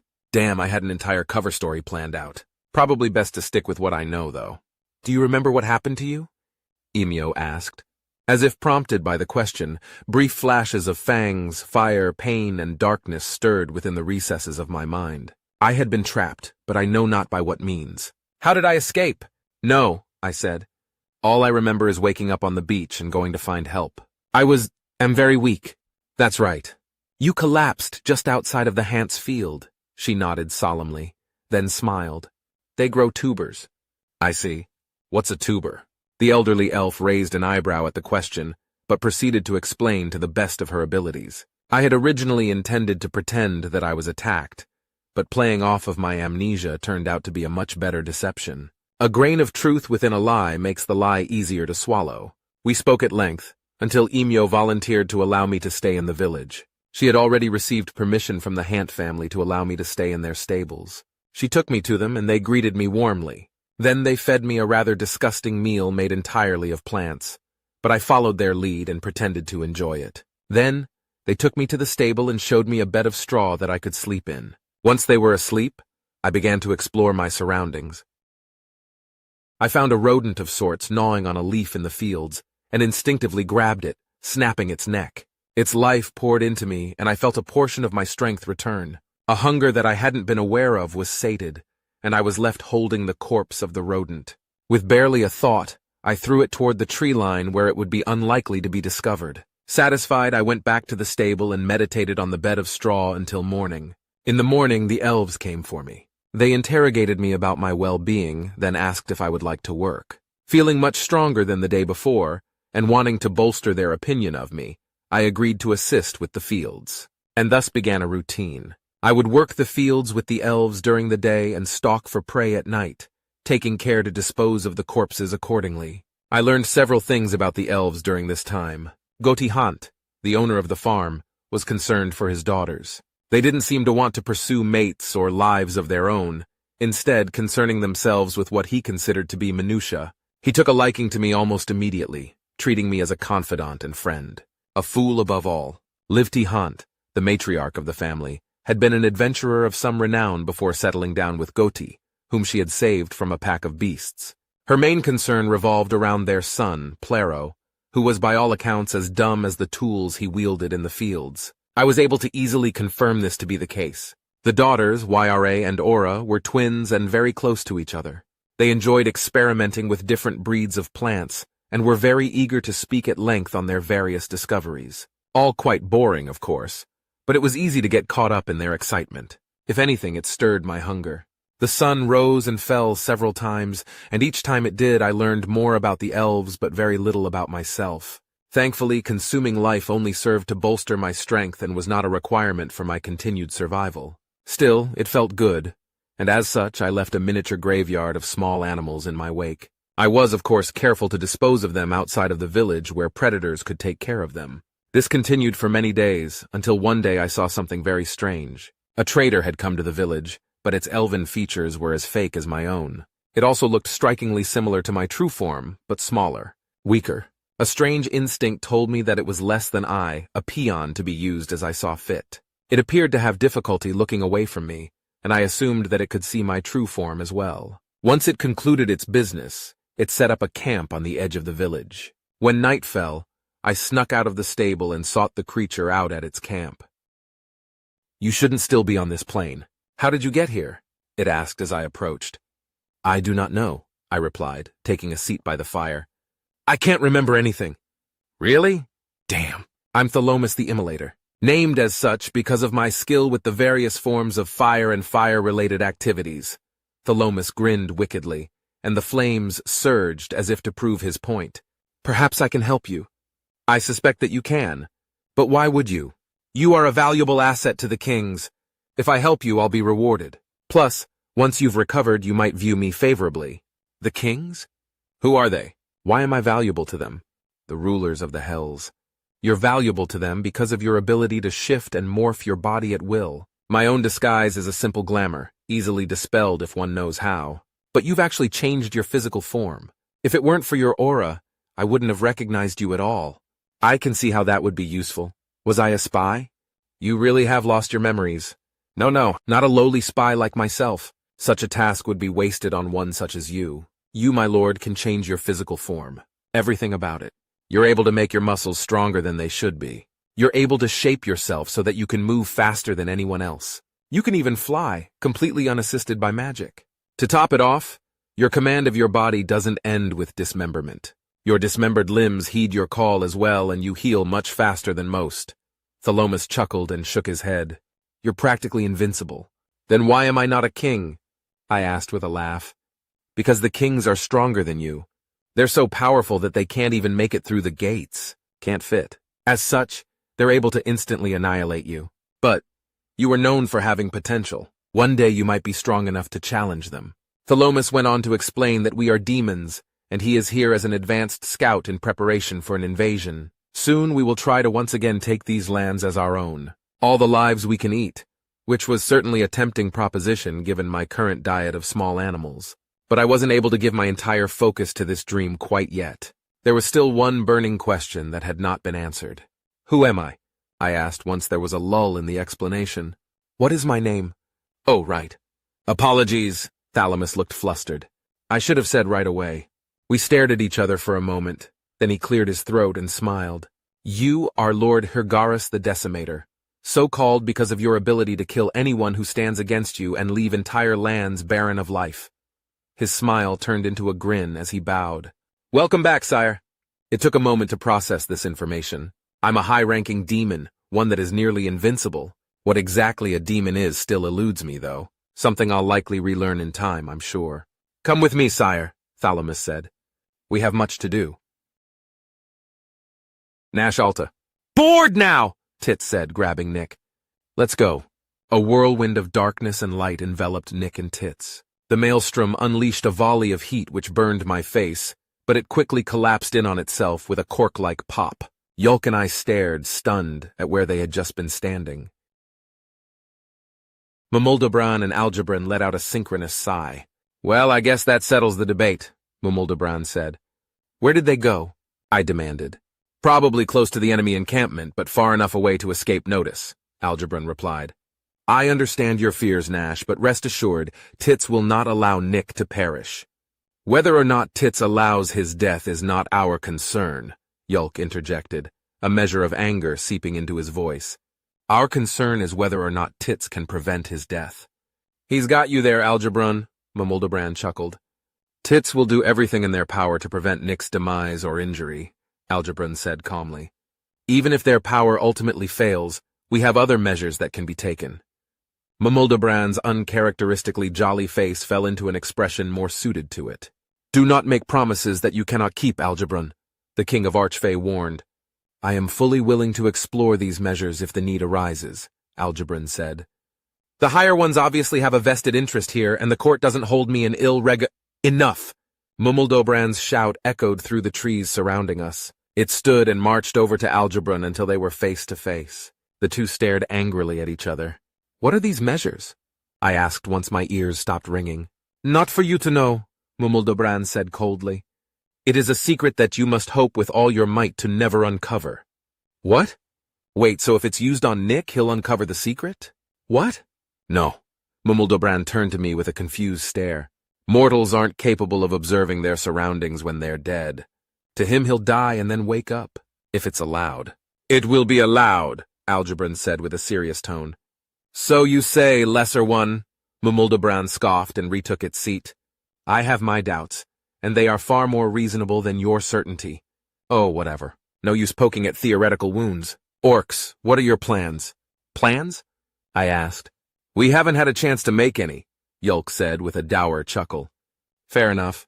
Algebron can take you to wherever you want to go and have Nick meet up with you later. Or you can aid us in our fight and we will reward you." "Well, that's an easy decision," I replied. "Obviously What reward are you offering?" Yulk interrupted. I turned to him, stunned at his sudden callousness. He held up a hand to reassure me, and then I remembered who we were dealing with. A reward to one can be a punishment to another, and the fair folk are strange ones. "Oh, good catch!" Mumuldobran laughed. "If you had left the reward up to me, I don't know if I would have been able to resist the bag of bugs prank. What would you consider a reasonable reward to be?" "The aid of the fair folk who reside within the deep wild forest in helping Nick return to his home seems reasonable," Yulk said, turning to me. I nodded my assent. "Our goal is to return him from whence he came as if he hadn't left at all, by the way," Yulk grinned as he turned back to Mumuldobran. "Can't have you giving us a way to get him back a few decades after he left or some other such twist of fate." "Ah, well, I don't know if we'll actually be able to help, but I can assure you that we can certainly try." Mumuldobran nodded. "The higher ones are offering the same reward to Nick for his compliance with their various suggestions," Algebron added. "Then they've likely arranged for this discussion as well," Mumuldobran sighed. "Very well. I agree. If you aid us in this fight, we will do everything within our power to help Nick return to his point of origin? Home? Wherever the hells he was before he came here." "Then it's settled," Yulk said. "Do we need to shake hands or sign something?" "Nope. Just go along with Algebron and get equipped. I leave them to you." Mumuldobran nodded at Algebron. "Understood," Algebron replied, moving between Yulk and I, placing a hand on each of our shoulders. "Prepare yourselves." By the time I had registered what Algebron was going to do, and long before I could have prepared myself, darkness settled over my vision, and I once again felt an inexplicable pull. The feeling of Algebron's hand faded for a moment and then returned, but the darkness remained. It took a moment to realize that I was clenching my eyelids. With a deep, calming breath, I opened my eyes and took a look around. "Interesting," Yulk said. "That wasn't as bad on an empty stomach." "Yeah, poor Nick," I chuckled. We had appeared in a clearing that was filled with fae, fairies, and every other variation of the fair folk that I could imagine. There were some that were familiar to me, like the bone and blood fae, and others whose natures I couldn't even begin to guess at. In the center of the clearing were several large trees that were rapidly sprouting massive bluish-green fruits. One such fruit finished its growth and dropped to the ground, where waiting fairies began carving it into slices with remarkable expertise. The slices were further carved into a transparent square and handed off to a set of bone fae who were attaching handles to them. My jaw dropped as I realized that these were the shields that Nick was talking about, and the Wilder had already made hundreds of them, maybe even thousands. Bushes surrounding the clearing were also rapidly growing their branches in an obvious spear shape. Wilder were harvesting these branches and passing them out. Algebron patted Yulk and I on the shoulder and cleared its throat. "Well, this is where we're equipping everyone," it said. "Get yourself a spear and shield, Nash." "I prefer my axe or swords," I explained. "I'm sure your skill with those weapons would serve you well in a one-on-one bout with a vampire or brood," Algebron smiled condescendingly. "However, this is a full-scale battle and you are at just as much risk as we are. It would be best if you join the shield line." "And I will be right behind you," Yulk said cheerily. "Blasting all the vampires that you managed to stick." Algebron nodded at Yulk's enthusiasm, and before I could protest, he gently guided us toward a line of Wilder. They were grabbing one spear and one shield each and moving on. They moved aside as we approached, and Algebron grabbed a shield and spear before turning back to me. "Here you go, Nash. Try these on for size," it said, handing them to me. I examined them, surprised at how light they were. What little experience I had with shields screamed at me that this one was far too light to be effective, and that it wouldn't even be able to halt a swiftly thrown rock. It must have shown on my face, though, because Algebron laughed. I assure you it's quite sturdy. We've already replaced a decent portion of our front with them, and they're holding up nicely, it explained. That being said, their lightness is an issue. You won't be able to rely on the heft of the shield to keep the enemy from pushing you back. Instead, we've found success with digging the shield into the ground where possible. Makes sense, I nodded. Okay, I guess I can work with these. Excellent. All right, this way. We trailed after Algebron as it led us away from the Fey equivalent of an armory and toward another large group of Wilder. I took in some of the sights as we walked and almost immediately wished I hadn't. Under a copse were several Wilder that were in various states of dismemberment. Half a fairy fluttered around carrying leaves to a Fey with nothing but a jaw for a face. I realized that this must be their medical tent, and a shudder crawled up my spine when I noticed how quiet it was. There wasn't a single member of the fair folk beneath that group of trees that shouldn't be in extreme pain, but some of them were actually laughing. Don't let it get to you, Algebron said, either reading my mind or expression. Our physical forms are only a small part of our being, and we don't feel pain as you do. The injured and dead are the lucky ones in this case. Those that were captured are bound in iron, which is one of the few things on the mortal plane that can cause us to experience actual physical pain. What are some other things? Yulk asked. I looked at my brother with an unimpressed expression. Surely he didn't actually believe that Algebron would answer such a question. Truth be told, the world's heart contains a great many things that are hazardous to us. Silver, gold, platinum, and copper are the few metals that won't harm us. Aside from iron, the other metals you know of will hurt us but not kill us, it explained. Then there's the metals you don't know of, which are just as hazardous to you as they are to us. There's other things as well, but that's a conversation for another time. My shock at the explanation was short-lived, as we then had to follow the Archfey through a group of Wilder. It was difficult, but eventually Algebron came to a halt in front of a group of Bone Fey and we followed suit. Greeting, King Horth. I trust you're enjoying the fight? Algebron asked. Indeed, Horth said. You bring me orcs? For what purpose? A snack? An addition to my collection? Both, perhaps? You forgot us so quickly? I asked with a laugh. Forgot you? When have we— Oh, right, Basanoth's axe, Horth laughed, which makes you gnash. And that is Yulk. Yes, I recall. So not a snack, then? No, not a snack, Algebron said. They're to join you in combat on this day. Guide them well and enjoy yourself, for this may be the last fight we face against this foe. Truly? Shame. They're quite strong. Basanoth fell, by the way. I know. They'll be back, though. Yeah, sadly. The King of Blood Fey fell. How? Yulk asked. How did the King of Blood Fey fall against a horde of vampire brood? Horth laughed heartily. How do you think?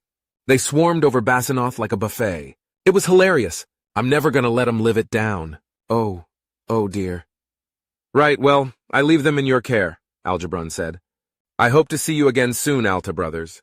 We said goodbye to Algebron, who surprisingly departed on foot instead of through some kind of trans-dimensional portal or whatever, and listened to Horth discuss strategy with some of the other Bone Fey. Thankfully, there wasn't much to discuss, and soon we formed up and began to march through the forest. I found myself at the front of the formation, with Yulk just behind me. We marched for a while in silence before I felt a tap on my shoulder. Are you nervous? Yulk asked. A little. You? Nope. I've got you with a big shield in front of me, and all I have to do is cast Fireball a few times, he chuckled. Lucky you, I said sarcastically. The march continued until we cleared the trees. Form the line. The Bone Fey next to me halted and I followed suit. The rest of the Bone Fey in the rear of the formation came forward and stood next to us. With a hint of jealousy, I noted that their spears were way cooler than mine. I glanced back and saw that there were plenty of Fey and fairies accompanying Yulk, too. We wouldn't be wanting for firepower, that's for sure. March. We continued onward until we saw the first signs of battle. Smoke clung to the air, stinging my eyes and throat. A Fey standing on a fallen tree noticed us and shouted something, and a bunch of Wilder began to run in our direction. Open ranks! Let 'em through! The formation opened up, allowing the fleeing Wilder to pass by us without issue. Hot on their heels were a horde of vampire brood. I took a deep breath and steeled myself. Close ranks! Our formation closed just before the brood hit us. Remembering Algebran's advice, I dug my shield into the ground and pushed with all my might. I struggled for a moment, then remembered my spear. I pulled back, then thrust the spear forward, and feeling it hit home. Claws and teeth scraped and gnashed at my shield. The brood pinned against my shield by its comrades was as hideous as it was livid. It had no nose, ears, or eyelids, and its gnashing jaws contained sharpened teeth in a proper line like an elf's. The bones of its fingers and toes were exposed, with the ends of each tapering off into claws. The creature's muscles twitched out of sync with its movements. Piercing red eyes met my own with pure, unadulterated rage as it struggled to find a way through my shield. Fireballs flew over our shields, slamming into the brood and igniting them. Some of them fled, but others were impaled and couldn't escape so easily. The brood my spear had found screeched and jerked erratically as it tried to free itself from the flames. Once it stopped moving, I pulled the spear free. The remaining brood had backed up a ways and took a moment to gather themselves. Then, they attacked again, much to the same result. I stabbed but didn't feel anything, so I tried again and again until I got one. More fireballs flew, more brood ignited, and the brood gave ground once again. Forward! Don't let them rest! We lifted our shields from the ground and stepped over the still burning corpses of the brood to go after their comrades. The brood looked nervous, but before they could flee, they were pushed aside by drow. The drow began to charge at us, and it wasn't until they opened their mouths that I realized they were vampires. Hold! Our shields slammed into the ground again, and I prepared to thrust my spear home. Then the drow stopped moving and appeared stupefied. Seeing this, the brood panicked and ran in the opposite direction. What? Already? Yulk asked. Nick Smith. The darkness faded at the same time as the uncanny pulling sensation, and I found myself surrounded by trees. Again. Par for the course when dealing with the fair folk, I guess. At least they're the same kind, though. The familiarity of the trees and scenery helped a lot with my nausea, but a little bit of my breakfast made it back into my mouth regardless. The spicy kick distracted me from how gross it was, and I quickly spit it onto the ground. Tits chuckled as I spit and rubbed tears from my eyes. That was a lot less than I was expecting, it said. What, my breakfast?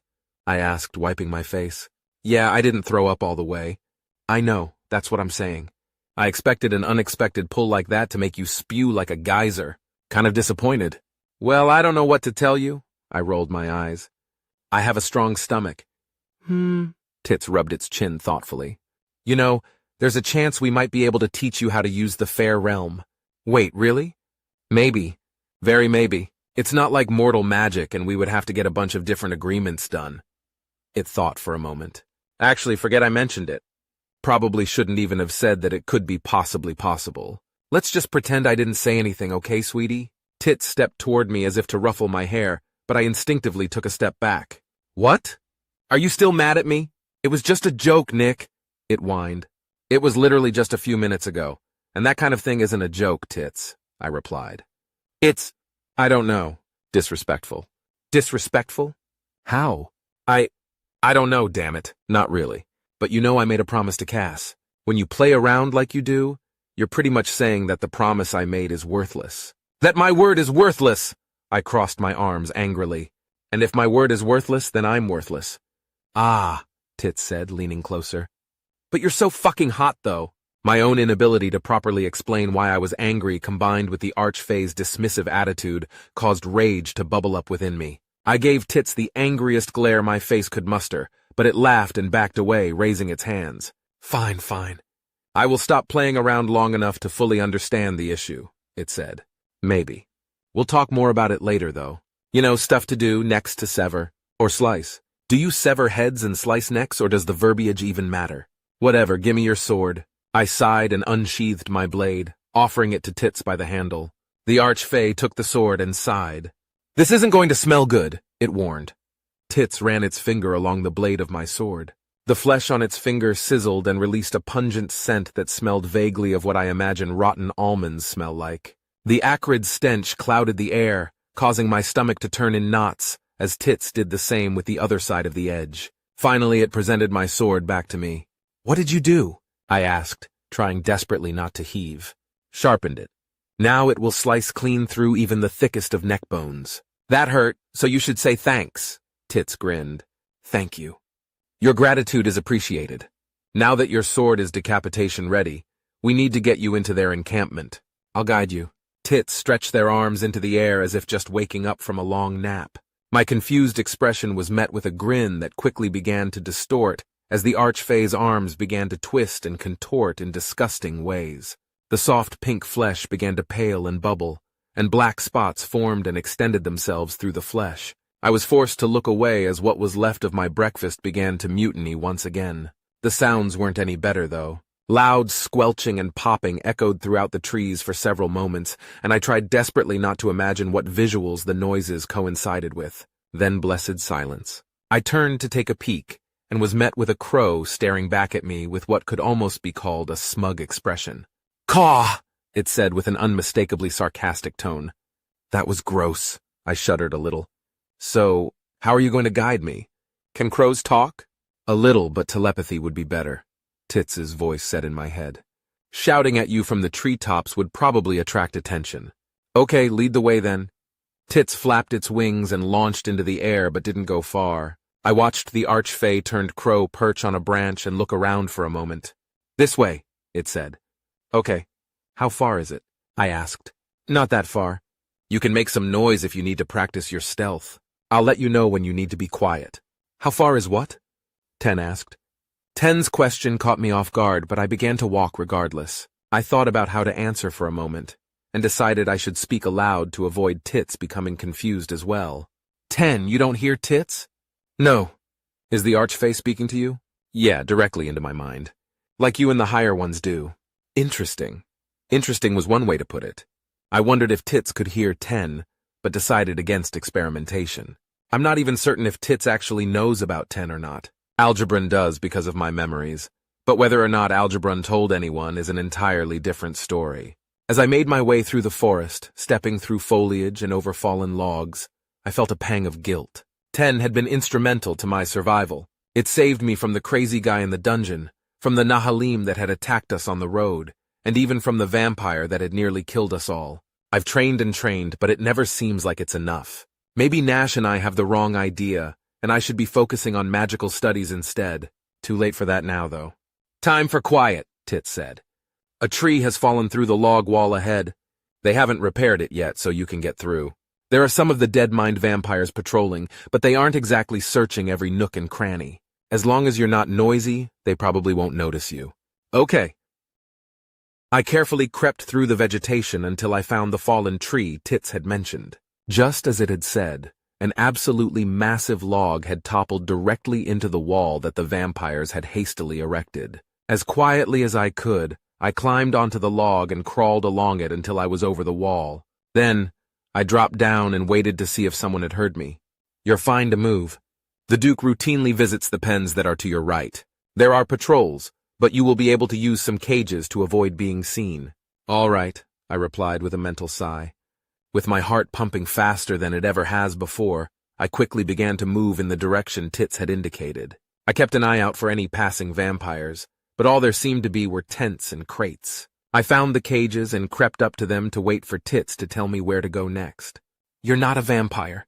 I nearly jumped out of my skin, but quickly discovered the voice had come from a fairy that was locked within the nearest cage. I crept up to the cage as quietly as I could. No, I'm not, I replied. I'm here to kill a vampire. You gonna help us? The Fae in the next cage over asked. What's going on? Tits asked. The fair folk in the cages are asking questions, I explained. Okay, be careful. There's brood nearby. I'll tell you if they start to move in your direction. Well? The Fae asked. You gonna help us or not? I want to, but I don't know how I can, I said. Could let us out, the fairy chuckled. If I let you out, they'll figure out that I'm here. Then they'll kill me and put you right back into the cages. But once I kill the vampire Duke, Mamuldabran, Algebron, and Tits will be able to hell. You could just kill us, the Fae interrupted. Yeah, that's true, the fairy agreed. That sword looks pretty sharp. What? I asked, dumbfounded. If you kill us, we'll be reborn, the Fae explained. We'll lose our memories and current identities, but honestly, that's not so bad. I'd rather not remember what hurt feels like. Fire hurts mortals, right? Yeah, it does. Oh, good. So you'll know what I mean when I say it feels like fire is flowing through my veins right now. A loud clang rang out. Shut the fuck up! a booming voice shouted. I peeked around the cages and saw several disfigured forms standing around.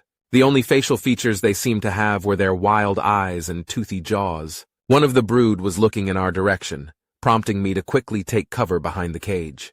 "Come make me, cockbiter!" the Fae shouted back. I looked at the Fae with alarm, but it simply winked back at me. "The fuck did you say to me? No! If you kills it, we will die," a different voice said sternly. "We do something else." "Food?" "Food," the first brood repeated. "Food is good. Let's go."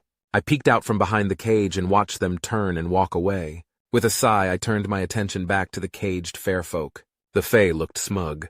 "See? They aren't allowed to kill us, and they can't really help themselves when it comes down to it," the Fae explained with a small, pained groan. "They don't want to be flayed alive by their masters, so they run away when provoked." "Now, you gonna kill us?" The Fae and the fairy looked at me, waiting for my reply. Their pained expressions tugged at my heart, but I couldn't help but balk at the thought of killing innocent people. They'll be reborn, sure, but not as they are now. It really will be murder. A mercy killing, but still murder.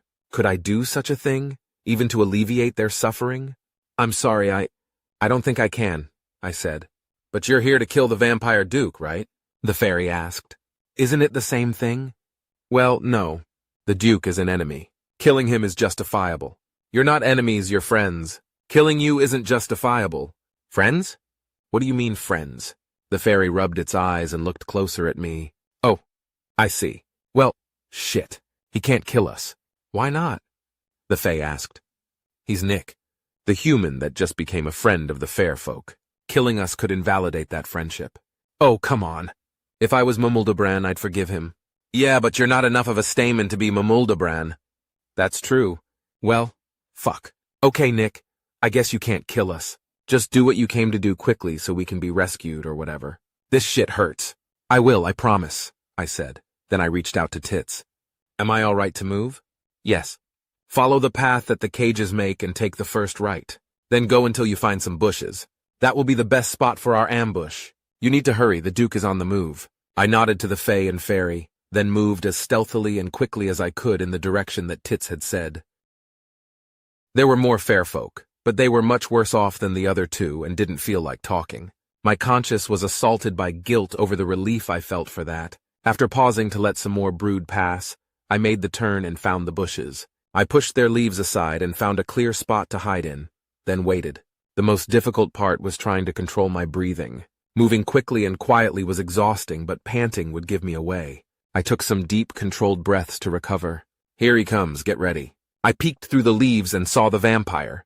He looked like a shriveled old man with pointy ears. Another pang of guilt hit me, but I wiped it away with the thought of what this thing was doing to the fair folk. The fact that he's old doesn't matter, especially when he's killing my friends. Plus, if given the chance, he'd kill me too. This isn't murder, it's war. The Duke drew closer and I involuntarily held my breath.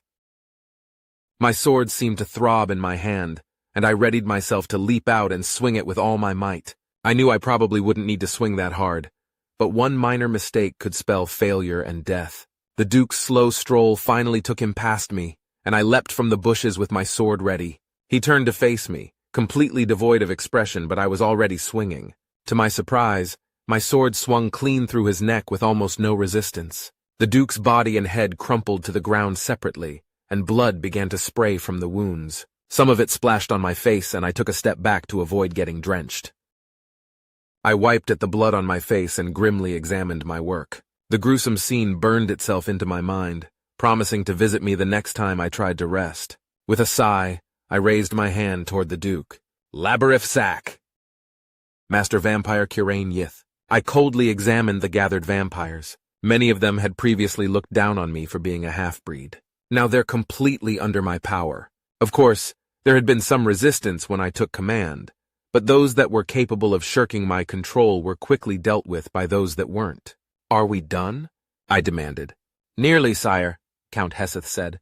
Count Heseth stared intently at the blood dripping from the wound in my wrist, carefully gathering it into a goblet for the upcoming transference ritual. The spike that was keeping the wound from healing ground against my bone as I shifted uncomfortably.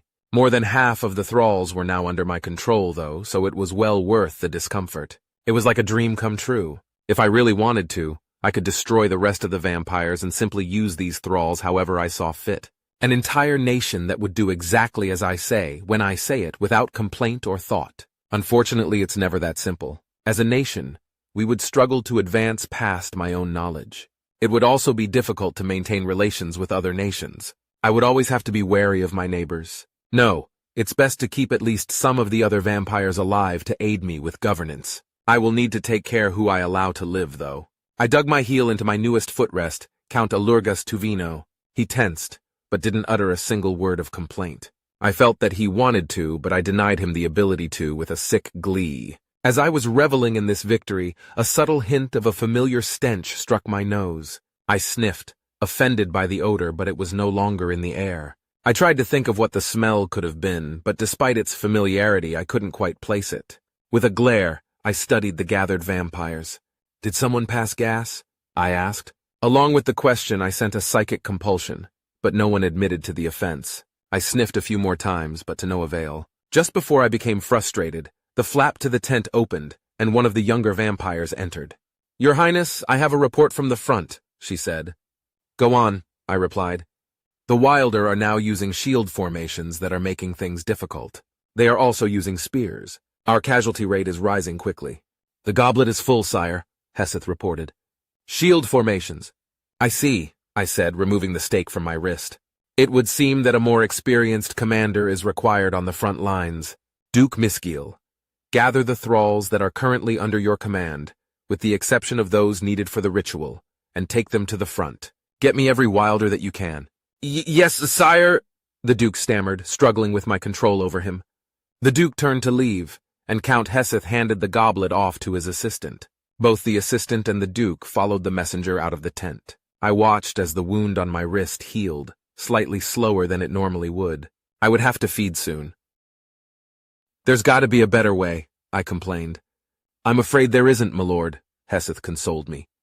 "The transference is over halfway completed, though. It won't be much longer." I stared at the Count for a moment, then sighed dramatically. Heseth's obedient behavior wasn't a result of the direct influence of my power. He was naturally able to tell how superior I am to him, and immediately began to act accordingly. Since we had not previously interacted and I bore no specific grudge against him, I made him my primary assistant. There were a surprising number of vampires like Heseth, but mostly younger ones, who weren't actively trying to fight my control. Duke Misgiel, on the other hand, was fighting me with every fiber of his being. If I hadn't undone his self-modifications, he would have wrested his will from my grasp by now. As it stands, one wrong move will see him free. I will have to either dispose of him before that happens, or keep him so weak that he can't lift a blade. The latter would be extremely satisfying, but the former is obviously the smarter option. Count Tuvino is also actively attempting to escape my clutches, but his will is much weaker than the Duke's. I can maintain control of him in perpetuity, unless I am somehow weakened. I glanced at the rest of the gathered vampires, about half of which were fighting just as hard as Tuvino. Should I just kill the ones who are attempting to resist me? I have been wronged by many of them, and it would rather easy to force them to stand upon a lit pyre. The number of actual vampires in this area is beginning to dwindle, though. If I kill these ones, it's entirely possible that our population will be too small to maintain any sort of semblance of dominion over the Night Kingdom. Hells, we'd struggle to hold order over a duchy. Perhaps it would be wiser to keep them alive and simply convince them that going against me is foolish. If I do that, though, I will have to dodge intrigue and attempts on my life. That will be inconvenient, but what else could I reasonably expect from becoming a king?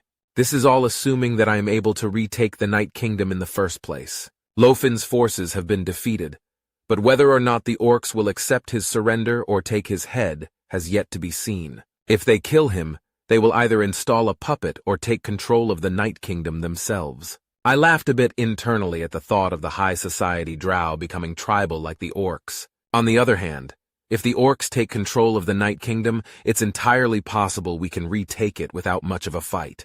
It's a long shot, to be certain, but perhaps we can negotiate with them. We already plan to invade the unified chiefdoms once we have enough thralls. Instead of converting every orc we capture, though, perhaps we can take them hostage.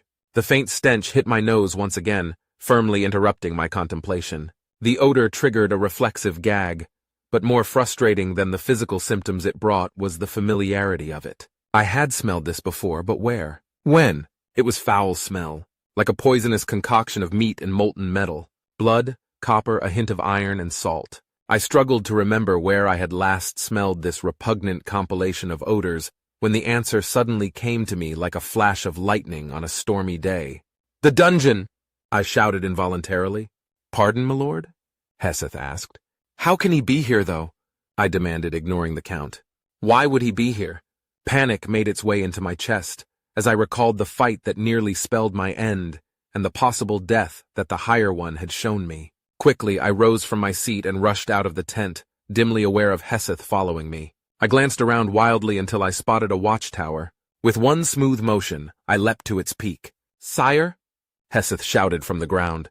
"Quiet!" I shouted back. I scanned the horizon, searching desperately for signs of the malformed creature that had defeated me. The scent practically assaulted my nostrils. It would be a simple matter to track it down, but I shuddered at the thought of fighting it again. As I cursed my cowardice, my eyes darted madly around our camp. Broods snarled and clawed at each other over scraps of drow flesh. The younger vampires went about their tasks, blissfully unaware of the danger lurking in their midst. Thralls stood around mindlessly, awaiting further orders. Then my eyes found Duke Misgiel. He was walking toward the thralls, presumably to complete my demand. The smell was coming from his direction. "Sire, with respect, the meaning of this is lost upon me," Heseth said, climbing up next to me. As I continued to ignore the count, an eerie feeling grew in the pit of my stomach. I found myself unable to take my eyes off of the Duke. The more logical side of my brain told me that I was simply being dramatic, that what I thought was about to happen couldn't possibly happen. The less logical side of me debated whether I should try to save him. He's too weak to be of use in the ensuing scuffle, though, which would turn the fight into a one-on-one battle against that creature before reinforcements could arrive. I stood frozen, hoping that I was mistaken. I took a few deep breaths, but just before I regained my composure, it happened. An elf-like creature leapt from a bush and decapitated the Duke. It was so quick that if I had blinked, I'd have missed it. In the very next instant, the Duke was alight. "Oh my," Heseth whispered. A low growl escaped my throat, but whether it was from anger or fear was unknown even to me. I felt my control of the Duke fade away, as his soul slipped from his corpse and into the prison that the higher ones keep those like us in. The human glanced around, as if to verify that its actions went unseen. "What do we do, sire?" "I suppose we shall have to kill it," I replied coldly. "Somehow?"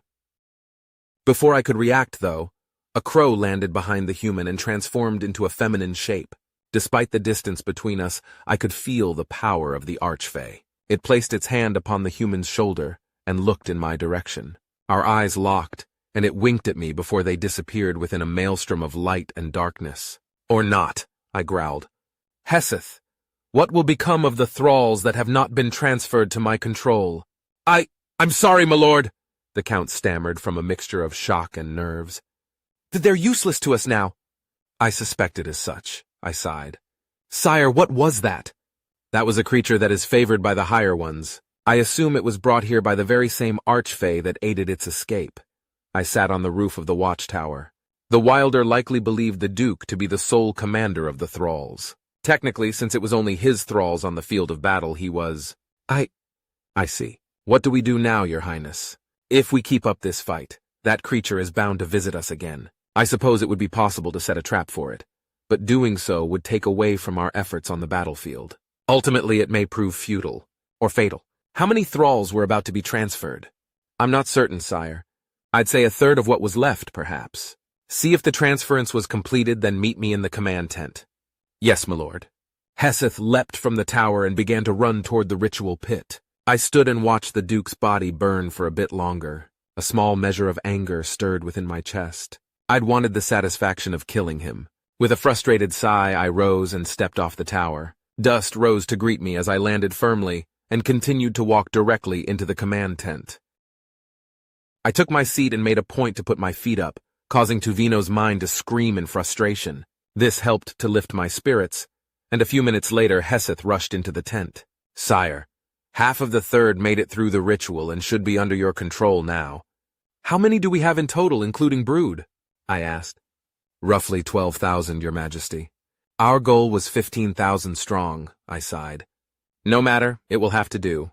Duke Misgiel has been assassinated by the enemy. The method utilized is not preventable. As such, we're going to march against the unified chiefdoms. Our goal will be to establish a foothold and begin taking hostages and converts. Thoughts? I lessened my grip on the minds of the gathered nobles, with the exception of Count Tuvino. They stood quietly for a moment, readjusting to having control over their faculties. What are the hostages for? One of the nobles asked. Negotiations. As you may know, the unified chiefdoms have allied with the Empire of Kalkuti and Bolasir. Even if we convert every orc that we get our hands on, we're going to have difficulty fighting against these allied forces. Instead, we'll grab as many orcs as we can and hold them for ransom. What will the ransom be?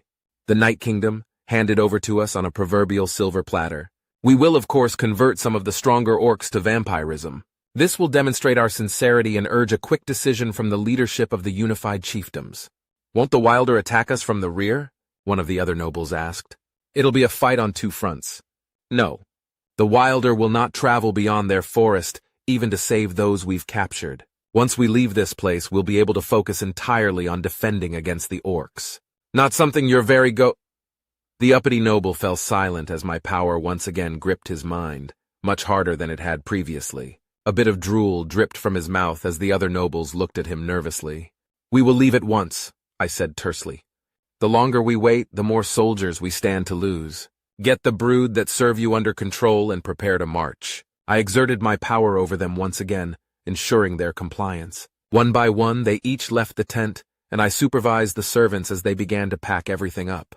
Within 3 hours, we were ready to move out. I found myself amazed at what a little psychic domination can accomplish. All 12,000 of our troops and prisoners fell into a loose formation, guided by my direction. I mounted a Narse, and we began moving to the southeast. The Wilder were loath to let us leave unvexed, and launched a few minor offensives against our flanks. They were easily dispatched, and before the end of the day, we'd finally left the forest. Things had finally turned boring when Heseth came sprinting from our left flank. Sire, he shouted, running up next to my Narse. There are some, things that want to meet with you? Things? I demanded. What sort of things? You know us as demons, Master Vampire Kirain Yith, former Master General of the Night Kingdom. Two figures seemed to suddenly appear behind Heseth. They had the appearance of elves, but even without the reveal, their smell betrayed them. The smaller of the two had spoken, and the larger one stood silent. An odd development. Your kind are not exactly welcome on this plane. What would demons want with vampires? I asked cautiously. We have been keeping an eye on things, of course, and as such we couldn't help but notice your struggles. You find yourself in dire straits, the small one laughed. Tell me, if your current plans do not work, what then? Will you finally abandon all hope of retaking the Night Kingdom? Or would you continue with a new, more far-fetched plan? I do not appreciate your tone, Invader. I ask again, what business is it of yours? Introductions first. I am Thalomus the Immolator. This is Hergaris the Decimator. The disguised demon grinned. We would like to offer you our aid. A deal with demons? I laughed. No, a deal with the hells.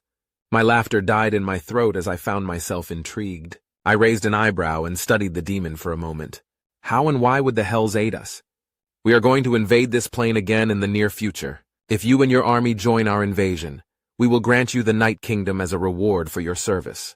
Ambivalence overcame me for a moment. A demon army would be far more likely to succeed than negotiations with the unified chiefdoms. The demon had been spot on in calling my plan far-fetched.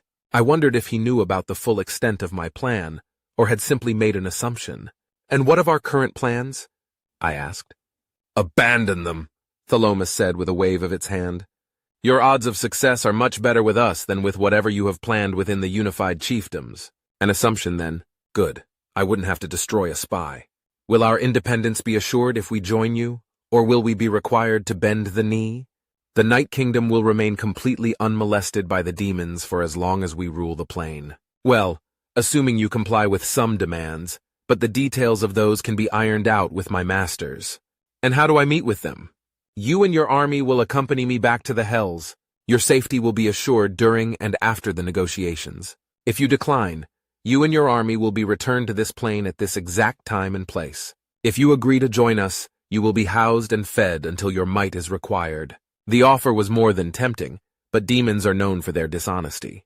They put tricksters to shame, in fact. On the other hand, if we decline, we will have to face them when they invade. If we are forced to fight the unified chiefdoms in any capacity, it will be unlikely that we will be back up to full strength by the time the demons invade. I can either continue on my current path and hope for the best, or I can take the chance that they are being genuine with their offer. Oh, to hell's with it. Fine. I'll meet with your leaders, I said. Nick Smith. The otherworldly pull finally subsided, and I struggled valiantly to keep my breakfast down again.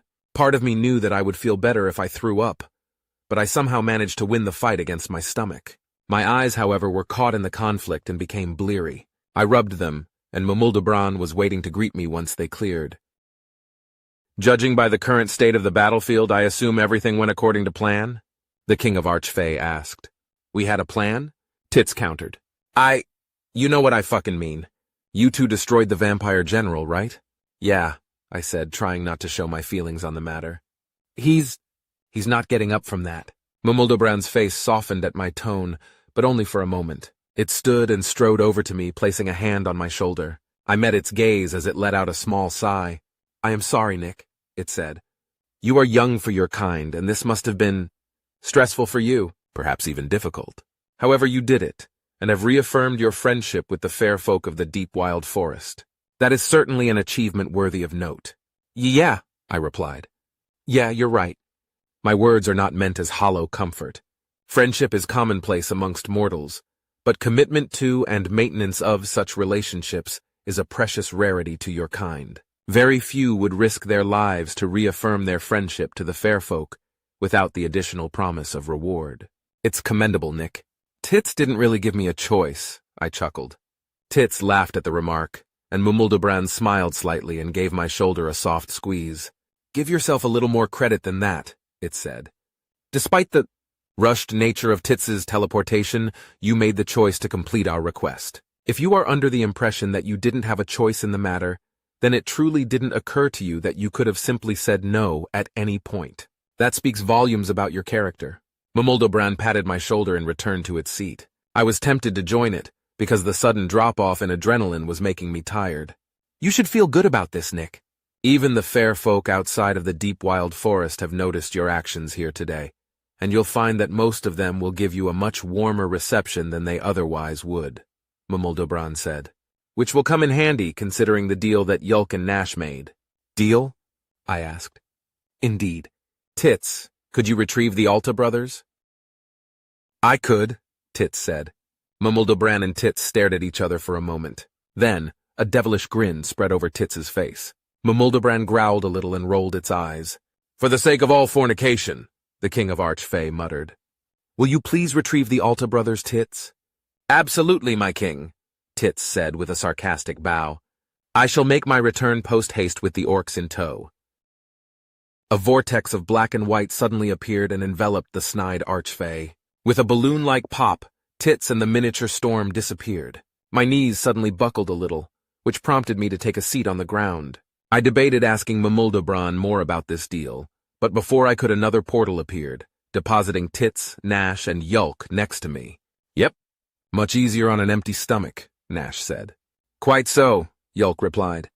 If one didn't have to eat, it would be an extremely convenient method of travel. I'm jealous, I said in a tired tone. I wonder why it's so hard on the stomach. It's because Wilder don't have to eat, Algebran said, suddenly appearing behind me. As such, most Wilder are unfamiliar with the function of mortal stomachs. So when a stomach is actively performing its function, it is difficult for most Wilder to conceptualize and transport it through the fair realm. Conceptualize? I asked. Yes. When we pass through the fair realm, we destroy our flesh and make new flesh when we wish to enter this realm once again. This is because the realm of the wild is a plane of concepts, not physicality. As you can imagine, the things that make physical flesh work properly on this plane do not work properly in the fair realm and can cause negative reactions. What sort of negative reactions? Nash asked warily. Well, take the conceptualization of states of matter, for instance. On this plane, certain variables must be met for a liquid to become a solid or vice versa. In the fair realm, it's a bit more random. So if your flesh comes into contact with a conceptualization of the states of matter, it could become liquid or much more solid than it should be, causing it to lose its function when it returns to the mortal plane. So every time we've been teleported, we've risked— No, not at all, Algebran clarified with a smile. When we pull you into the fair realm, we convert you into a conceptualization of yourself. This prevents other conceptualizations from interacting with your physical form without your express consent, which you are unable to grant because you don't know how. Yep, we turn your factiness into theoriness and suck you through our home plane to move you faster, Mumuldabran added with a chuckle. So because Tits and Virn don't know how stomachs work, they weren't able to fully conceptualize them? I asked. Not quite. They weren't able to conceptualize the food within them, Algebran explained. Or rather, how the food and stomach were interacting. Yeah, I kind of just took a wild guess, Tits said. So the food in our stomachs was the problem? Nash asked. What? Was it turned from liquid to solid or something? I'm not certain, but there's much worse that can happen to actualized objects within the fair realm. It would appear that we were fortunate, Algebran said with some hesitation. My apologies, it didn't occur to me earlier. Tits walked over to me and leaned toward my ear. I fought the urge to shrink away. Looks like you should definitely forget about what I mentioned earlier, the flirty archfey whispered to me. Yeah, I replied quietly. Everyone looked contemplative for a moment, but then Mumuldabran stretched with a big sigh, breaking the silence. So, what are the vampires up to, Algebran? Mumuldabran asked. Once the thralls stopped moving, the brood broke under the strain of our attacks, and their leaders called for them to retreat. Then the retreat order came for the entire army. We're attacking their flanks as they march, but they'll be out of the forest relatively soon. They headed toward the orcs? Yes. Okay, I'll send word to let them know, the King of Archfey said. It would appear that you three have served your purpose.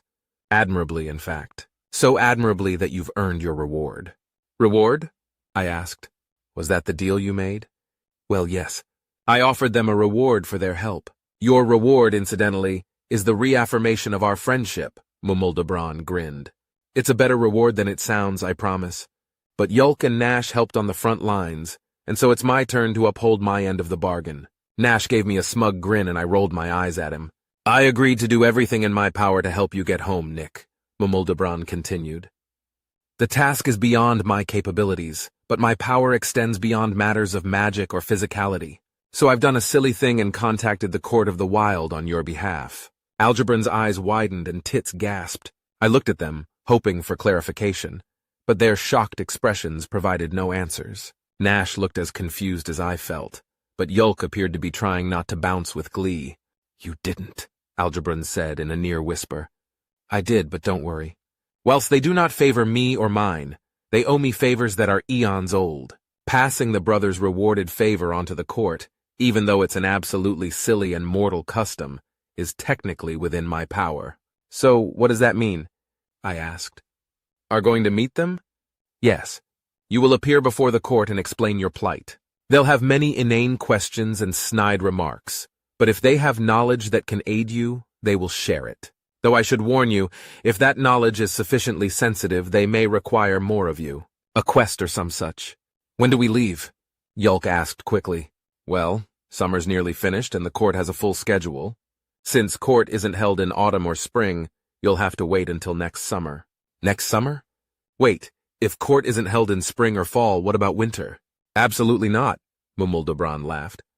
The summer court isn't exactly friendly to mortals, but the winter court is completely and irrevocably hostile to your kind. Even if I held any sort of sway with them, your torture and death would be almost assured were you to meet with them. I'm confused. You said the Court of the Wild, but there's two of them? Nash asked. In a way, Mumuldabran sighed and pulled out another cigarette.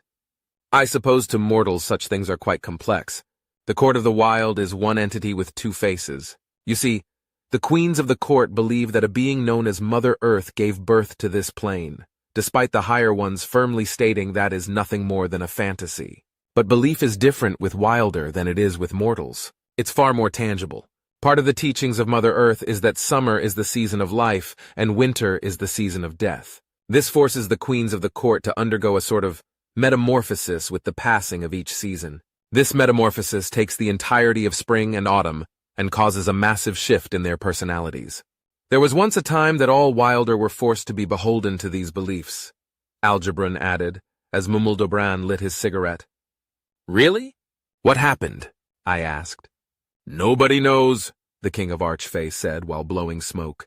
Used to be that each type of Fey would only appear during a specific season. Blood Fey woke during summer, Bone Fey woke during winter, Fairies appeared during spring, and Archfey appeared during autumn. That sort of thing. But one day we all woke up, free from the cycle of seasons. Those that held firm in the belief of Mother Earth stayed with the court. The rest of us severed our ties to the court and created a new cycle. The cycle of fairness, Tits added with a nod. What is the No, Mumuldobran interrupted my question. While you have reaffirmed your friendship to us, Nick, there are still some things that we must keep private. The cycles that we abide by allow our existence upon this plane, and that is all you need to know. Further knowledge of these cycles can give you an unacceptable amount of power over us. And even if you were not to use that power, there are many that would seek to steal it from you if they learned you have it. Better to not risk it. Oh, like with naming Tits and Algebron. I understand. Is that why I don't see it in your memories? I asked Algebron. No, only those who have need of the knowledge possess it, Algebron said. When you received my memories, I was akin to a freshly born babe. It wasn't until you named me that I was made aware of the court, the fair realm, the cycle of fairness, and many other things. I see. How do the queens run the court? Yulk asked. Is it a meritocracy like the kings? No, it's a strict hierarchy based on age, Mumuldobran chuckled. The only way to move up that ladder is for someone to kill the one above you. If you do it yourself or have someone do it for you, you're excommunicated until you die and are reborn. And of course, it only lasts until the next court when the queen that died is reborn. Everything else is dreadfully boring bureaucracy. Oh, except for one thing. The cycle that the queens follow inhibit their interactions with the higher ones, so they aren't beholden to the same laws that we are. Really? So they don't become undead if they break the rules? That's right. Instead, all actions made by those that follow their cycle are known by the court, and punishment is handed out as appropriate. Tends to be quite severe. I have so many questions, Yulk said, practically drooling. I'm sure you do, Mumuldobran smiled. While I can admit that I enjoy your curiosity, the day grows long. It nears time for your departure. Algebron, give Nick the thing. Algebron walked up to me, gently grabbed and opened my hand, then placed a necklace in it. The chain of the necklace shined brilliantly in the light that made it through the trees, and the pendant that was attached to the chain was shaped like an oak leaf. I rubbed my thumb the pendant over it and realized that it felt like an oak leaf, too. What's this? I asked. That is a token of our friendship. We called upon you in a way, so now you have the ability to call upon us, Mumuldobran said. It allows all Wilder that are beholden to the cycle of fairness to leave their forests and join you wherever you are. But each time you use it, you will owe us a favor, so do so sparingly. Got it. Good. Now give me a moment. Mumuldobran took a heavy drag of his cigarette and its eyes rolled into its head. We watched in silence as the King of Archfey sat frozen. When it finally recovered, it blew out the smoke and shuddered a little. The higher ones want you to visit High Chief Ulermak, it explained. I'll let him know you're on your way. Algebron, if you please. All right, Algebron said. Please grab each other's hands and don't let go. With a small sigh and a knot in my stomach, I held Yulk's hand. Yulk and Algebron took Nash's hands. May you find fortune, Mumuldobran said. Bye, Nick. Tits waved. Before I could reply, darkness enveloped my vision yet again. Chapter 83. High Chief Ulermak. Adventurer level, NA. Orc, Kirkinian. Fuck you with a pike, Orc, King Lofen spit. He then crumpled the document he had just read, or likely pretended to read, and threw it at my feet. Even if he didn't know how to read, the contents of the document were obvious. A call for a complete and unconditional surrender and the abdication of his throne. He stood defiantly before me, chains clinking on occasion. His own soldiers were the ones who put him in those chains, but you won't find me complaining about it. I stared at him from his own throne with a smug expression on my face. Only if you cuddle me after, Drow, I said with a sneer, then allowed a serious expression to return to my face. Allow me to recapitulate your situation. Your armies have disbanded and returned to their duties as farmers and guards. Every single one of your cities and villages have opted to bend the knee to the unified chiefdoms, and your nobility is begging to be spared any punitive action. Some have even abdicated their titles to me, to grant to whomever I see fit. It is not an exaggeration when I say that everyone in these lands recognize me as their new ruler, with the exception of you. And I never fucking will, you piece of— Whether or not you do is vastly irrelevant, I interrupted with a growl. Nobody gives a fuck what you think anymore. You promoted a vampire to be your master gener— I was deceived! Lofen shouted. You dare to stand there and judge me as if you've never been tricked, like anyone here has never fallen for a lie? The Drow King gesticulated at the gathered nobles, causing his chains to rattle. Some of them flinched, but most continued to stare at their former king with an ice-cold expression. A select few were expressing open hatred and derision. Lofen had not been a kind king, and while a lot of his cruelty had been forced on the peasantry, not even those with power had been safe from his tyranny. I'm certain most of them were actively asking the higher ones to stop him from formally surrendering. Hells, if it weren't for the Drow fearing my soldiers, there'd likely be a mob outside crying for Lofen's blood. Yeah, I made a vampire the commander of my armies. But he was a Drow, and Drow can't be vampires. How in all the hells was I supposed to know the bastards had figured out a way? He demanded. We executed his family and servants, then destroyed his holdings. If he's still alive, he has nothing left. So what more could you— I want justice! My shout reverberated through the throne room. Year after year after year after year, you send your damned soldiers to invade my lands. People die, but such is politics. Trying to conquer a neighbor you ignorantly believe is weaker than you is normal, understandable even. But your pet vampire crossed the line, Lofen. People didn't just die. They were turned into monstrosities. A murmur of agreement came from my own great chiefs, who were standing with the Drow nobility to watch the spectacle. Lofen turned up his nose and sucked his teeth, causing an anger to rise within me. I gripped the arm of his throne in an attempt to control myself. I fail to see how that's my fault, Lofen said. Are you blind then? It is your fault because you are the king. I shouted again, rising from his throne. Your actions and decisions led to this tragedy. If anyone else were king, if the stain of your lineage didn't exist upon this land, this never would have happened. That is why you're to blame. Lofen glared at me in silence, finally at a loss for words. I matched his glare, barely able to contain my fury at his infantile behavior. Ashamed as I am to admit it, part of me was hoping he would continue to refuse to surrender. Draft another copy, I said to the scribe, then turned to Blagroth. If he doesn't surrender by dusk, he is to be kept within his own dungeons and executed at dawn, after a pauper's meal. I will grant no additional quarter. Yes, High Chief, Blagroth said. You won't get away with this, Ulermak, Lofen growled. There's nothing to get away with, you inbred fool, I replied as I sat once again. Kings that refuse to gracefully surrender must be put to death for a war to end. If you had even a trace of actual royalty within you, you would know that the terms are perfectly reasonable for your crimes. Not just the crimes against my people, but those against your own as well. You won't squirm your way out of this, Lofen. You'll take accountability and renounce your crown, or you will die a criminal's death. There's nothing further to discuss. Take him back to his quarters. Lofen opened his vile mouth to shout insults or curses at me, but the guards used the opportunity to shove a muzzle rope between his teeth. His shouts became mumbles, and his chains clinked as they escorted him from the throne room, Blagroth trailing close behind. I hope he stays stubborn, Great Chief Olmag said. A murmur of agreement spread through the gathered nobles and chiefs, but I held up my hand and shook my head. Though a part of me agrees, as leaders, we need to take the stance that it isn't right to wish death upon another, I said. Well, yeah, I know that, Olmag said, shuffling his feet. I believe you, but I doubt that everyone here is aware of our morality and what is expected of them moving forward. My eyes traveled over the Drow nobles. Most of them shrank under my gaze, and only a few met my eyes. Those few showed no signs of hostility or resentment. Some looked grateful even. With a small sigh, I stood from Lofen's throne and cleared my throat to give a speech. Hear this, I said loudly.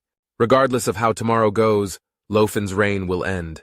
As some of you know, Bolasir has released their claims, so these lands will be split amongst the unified chiefdoms and the Empire of Kalkuti. I cannot and will not speak for foreign rulers, but those of you whose lands will fall under my responsibility will be allowed to keep your positions so long as you swear fealty. This will be a time of transition, though, and with transition comes tribulations. Your titles will change. Instead of dukes, we have great chiefs. Instead of counts, barons, and the like, we have chiefs. Your responsibilities will remain largely the same, but the methods that you employ to carry out those responsibilities will change. The next few years will be turbulent as you learn to do things our way, but you will be expected to lead your people with honor, competence, and dignity regardless. Any who doubt their capabilities and wish to renounce their titles are welcome to do so at any point. More murmuring came from the crowd of nobles, but no one stepped forward to abdicate. Satisfied, I took my seat once again and gestured a dismissal. The drow nobles bowed low, but the great chiefs simply gave a respectful nod. I had to try not to laugh at the contrast as they began to leave the throne room. "Hi, Chief," Lion's voice suddenly appeared in my ear. "You really shouldn't sneak up me, Lion," I said, suppressing a start. It is difficult to refrain from reacting with violence, especially after a series of battles. "Forgive me, sir," she replied with a surprisingly serious tone. "A representative from the deep wild forest is here to speak with you."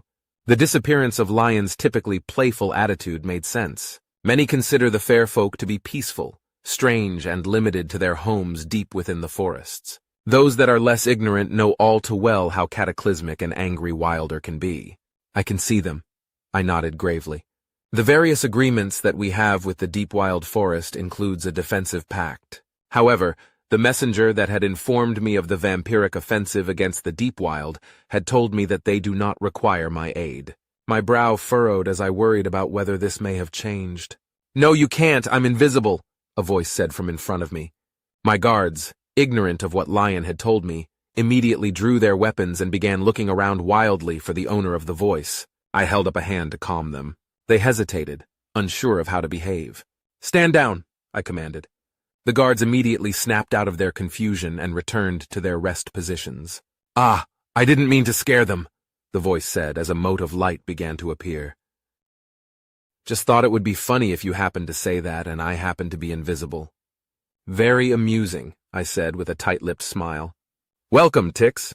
How do you fare? My well-being is irrelevant, but you have my thanks for asking."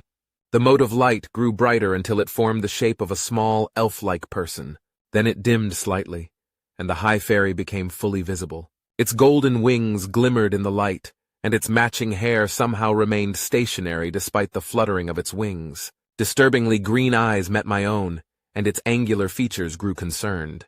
"I'll need them back before I go, though," Tix said. "What? Your thanks?" I asked. "Yes." "Oh, you can have them." "What? You can't just—" The high fairy sighed and placed its hands upon its hips.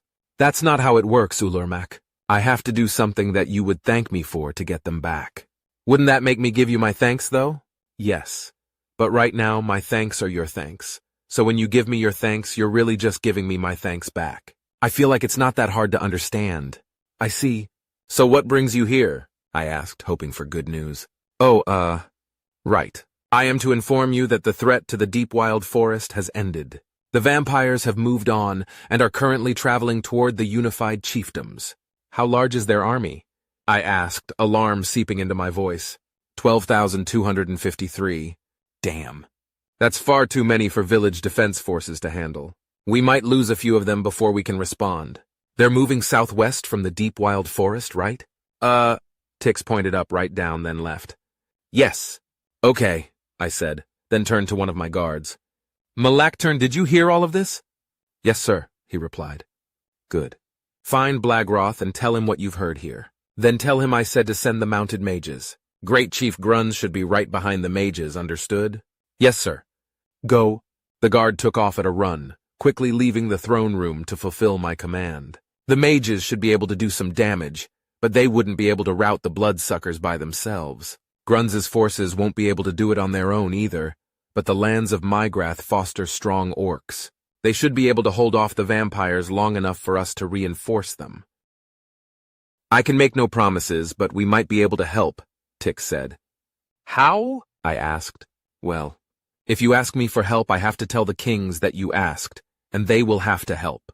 That's the agreement, right? I was under the impression that most of your forces were tied to the forest." "Well, yeah, but that's just most. We probably won't be able to get rid of all the vampires, but we can provide at least a little bit of defense while you maneuver your forces. Probably. Not to speak out of turn, but why don't you just do that? Why make us ask? Lion asked with a cautious tone. Huh? Tix asked, tilting its head. The agreement. Our agreement with the wilder of the deep wild forest specifies that help must be requested before it can be rendered, I explained, saving the High Fairy.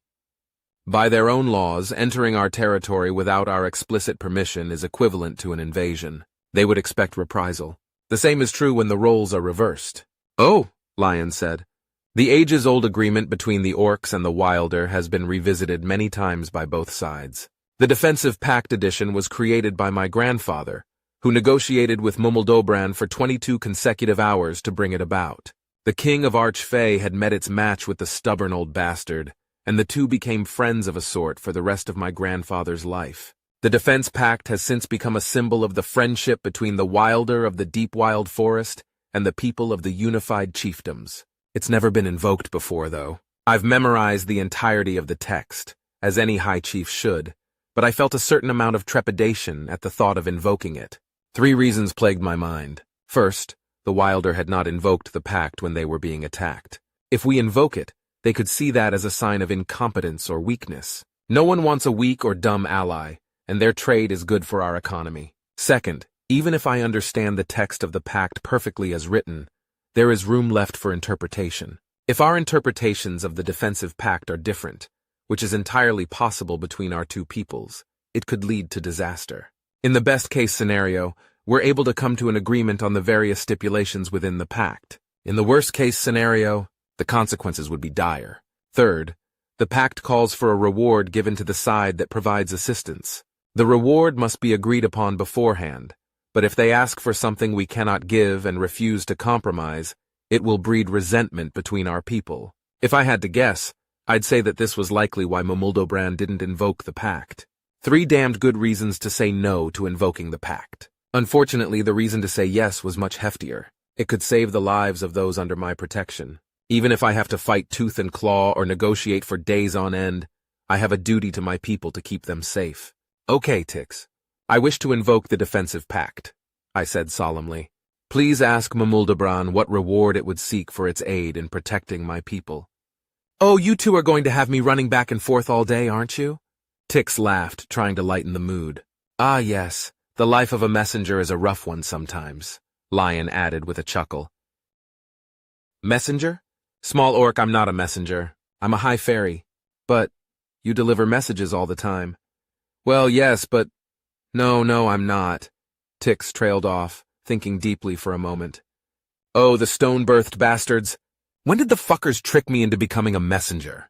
We all stared at the fuming high fairy for a moment, wondering if it was serious or playing a prank. Well, the first time I saw you deliver a message was when I was a child, I said. And are you not the one who invited my grandfather to negotiate with Mumuldobran? So the whole time, then? Tix asked with a deep frown. This whole time I've been a messenger? I guess so. I don't want to be a messenger. I'm important, damn it. Messengers are important, Tix. Oh, you know damn well what I mean, Ulermak. Important like one of your chiefs, not important like a shit shoveler. Well, if it helps, I've always considered you to be more of a diplomat than a messenger. Gruz, one of my guards, added. Diplomats deliver messages all the time, but they're very important representatives of their nations. The High Fairy turned to look at Gruz as if the burly orc had just saved its life with an unbelievably heroic act. A diplomat, you say? Actually, Gruz is right, I interjected. Your role is closer to that of a diplomat than a messenger. Lion even introduced you as a representative of the deep wild forest, remember? Tix crossed its arms and nodded slowly, then smiled smugly. It opened its mouth to speak but suddenly froze. The High Fairy's eyes rolled to face the back of its head, and a slight shudder passed through its body. Lion gasped, but I held up a hand to soothe her, having seen this happen before. Tix recovered from this state quickly and looked at me with a bashful expression. What did Mumuldobran say? I asked. Well, it wasn't just Mumuldobran, Tix replied, playing with its hands. But yeah, the King of High Fae wants to bring Nick, Nash, and Yulk Alta to you as commanded by the Higher Ones. The Higher Ones? Lion asked. What? That's fine, I said, interrupting the scout. Though I doubt my consent is a matter of importance. What else is there? The vampires have disappeared. The king of the bone fairies, Hull, was watching them from a safe distance, and reports that they have simply vanished. What? I asked. They're gone? Yes. So does that mean my people are safe? I guess so. Tix shrugged. I feel that vampires disappearing is pretty concerning, though. Could they have turned invisible like you did? No, such tricks wouldn't work on normal Wilder, let alone a king. If Hull says they're gone, they're gone.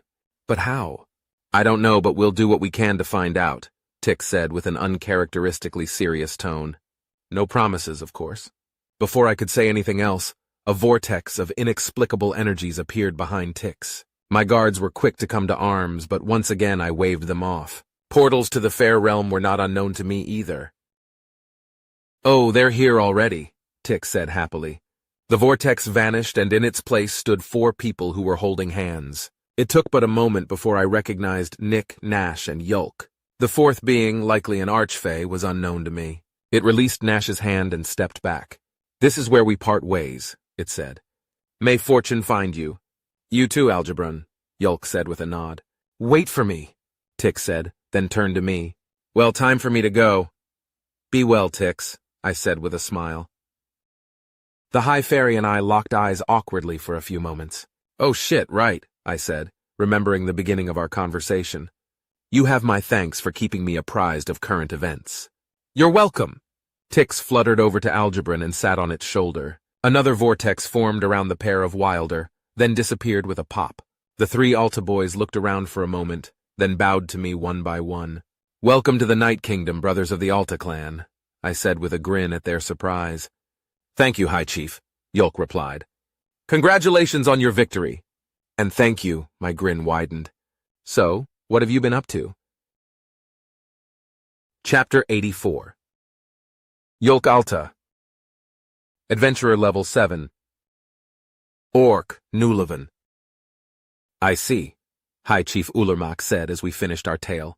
The High Chief had listened attentively as we explained what had occurred since we left for the Empire of Calcuti. He carefully managed his expressions, only showing concern when we explained the encounter with the Master Vampire. The concern dissipated once we revealed its fate, though. The last we heard about the vampire army, they were retreating, I explained. Yes, straight into the unified chiefdoms, as it turns out, Ulermak said. The 3 of us looked at each other, then back to the High Chief with expressions of shock and concern. His deep chuckle only intensified our expressions. It's no longer a problem, apparently. They've disappeared. Disappeared? I asked. Yes. Into thin air. We don't know where they've gone, but I'll take all the time to bolster our defenses I can get. I nodded my agreement with this sentiment, and Nick looked around the throne room. So is this the capital of the Night Kingdom? He asked. Yes. After you left, the armies of Bolasir and Calcuti joined us for a nice little invasion. The Night Kingdom is no more, and King Lofin's fate will be decided tomorrow morning. Wow, that was fast. Well, nobody has ever accused Lofin's military of being competent. Plus, we were quite motivated, Ulermak growled. The horrors wrought upon Blurpus will take generations to forget.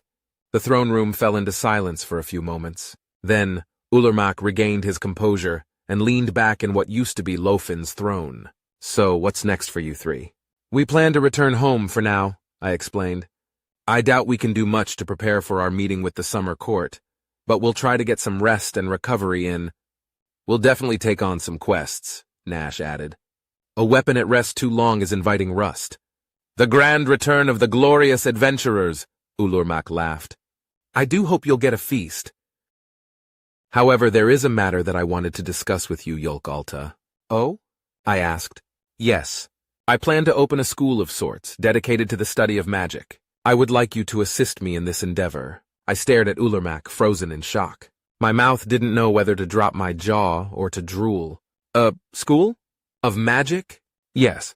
I have heard of such facilities to the south and across the world, but we have no such facility. As such, prospective mages must either travel to these locations or find an apprenticeship to learn more about the art. Those that travel seldom return, as the length of time one spends learning magic frequently leads to setting down roots. Apprentices usually stay, but they're limited to the knowledge that their masters have.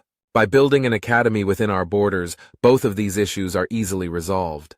I see. I slowly nodded, allowing this revelation to sink in. And how may this humble mage assist such a grand plan? By teaching, of course, and helping us find other teachers. Teaching? I'm afraid I'm not qualified, I protested. I pulled your guild card. You know more spells than most, which implies that you are very familiar with the concept of magic on at least a basic level. I would even call it foundational knowledge, which is why I believe you would make a great general education specialist. Your specific role would be Professor of Magical Theory and Practice. How's the pay? Nash asked with a laugh. Professors will get an initial salary of 25 copper per day, which will be increased based on performance. There's also the chance to learn from other professors. Now it was Nash's turn to look shocked. My brother quickly turned to me, grabbing my shoulder. You have to take this job, Yulk, he said. 25 copper per day with free room and board at the Marfix Inn would set you up for life. Yes, I suppose it would, I nodded. I had frequently dreamed of an opportunity such as this, of course, but that had been idle fantasy. Now the opportunity had practically broken down my metaphorical door, and I found myself conflicted. Nash was correct in that I would be set for life with a position such as this, but how often would I be able to travel and see the world? When would I next see my brothers and mother? If I made this commitment, would I even be able to still help Nick get home? And what of the court? Will he be able to travel with us next summer? Nick conveniently asked. I don't see why not, Ulermak shrugged. Yulk won't be our only professor of theory and practice. We'll figure out a time-off system that ensure the students' needs are met, while allowing the professors to take time away to further their skills or take care of other business. Oh, awesome, Nick smiled. And, can I study at this academy? Nash's eyebrows shot up and he looked at Nick as if the human had suddenly morphed into an arch-fae. What? He asked. You're not going to train with me? Well, it's like you said, I've just about hit the limits of the training we can do together, Nick explained rapidly. I figure that until we can find an expert to further my swordsmanship, I can hone my magic. Yeah, okay, that's reasonable, I guess. Nash crossed his arms. The hells am I supposed to do, though? You can stay with Mom while we're at the academy, I interjected. Take some jobs, hone your talents, get to Adventurer level 10. Nash's head whipped in my direction, and his face turned a slightly darker shade of green. I met his angry glare with a sly grin. Nick and Ulermak looked confused at Nash's reaction. Or I could just hang out in Kirkana and make sure you two don't have too much fun, Nash growled. You can take your time to decide, Ulermak said. It will be a while before we have even the most basic of facilities ready. Before I let you go, though! The door to the throne room burst open and 2 large orcs angrily marched in. It took them a moment to see us because of their bickering. Oh, sorry, High Chief, we can come back later, the elder orc said. Having a meeting? The younger one asked. Wait, are those the Alta boys? I'll be damned! It was then that I recognized Great Chief Olmag. We had last seen each other at my father's funeral. We were quite young, and he was very kind, though a bit crass. It was rather surprising that he recognized us. And who's this with you by the soiled loincloths of my army? What the hells is that thing? I'm a human, Nick replied. My name's Nick. Uh-huh. Oh, right, yeah. The thing that was found in the dungeon. Olmag nodded and walked over to Nick. Pleasure to meet you, Nick. I'm Great Chief Olmag, Slayer of blah blah blah. How are you doing? Olmag grabbed Nick's forearm and gave it a stiff shake. Nick, for his part, returned the greeting without being lifted off the ground. I'm well, and you? He asked. I'd like to know as well, Ulermak said angrily. I assume there's a reason behind this interruption. Yes, High Chief. Tormund lowered his head apologetically. There is a disagreement regarding a certain stretch of land. The, noble that ruled over the territory directly to the north of Blurpus has decided to step down, and I would like to lay claim to that land.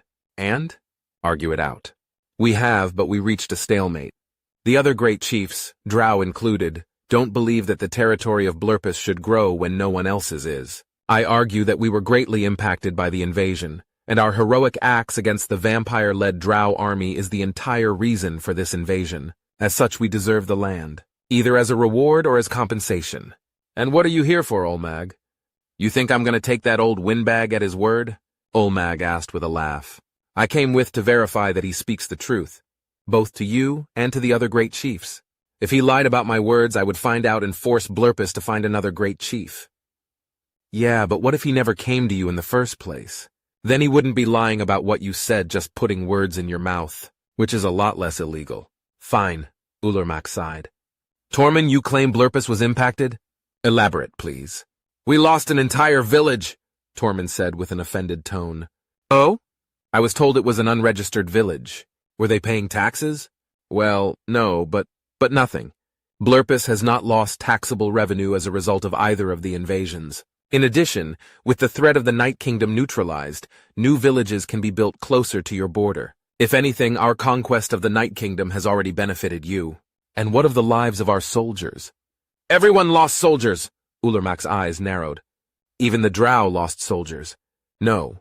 The fair thing is to have the lands without chiefs hold an election and choose one. Wait, really? Olmag asked.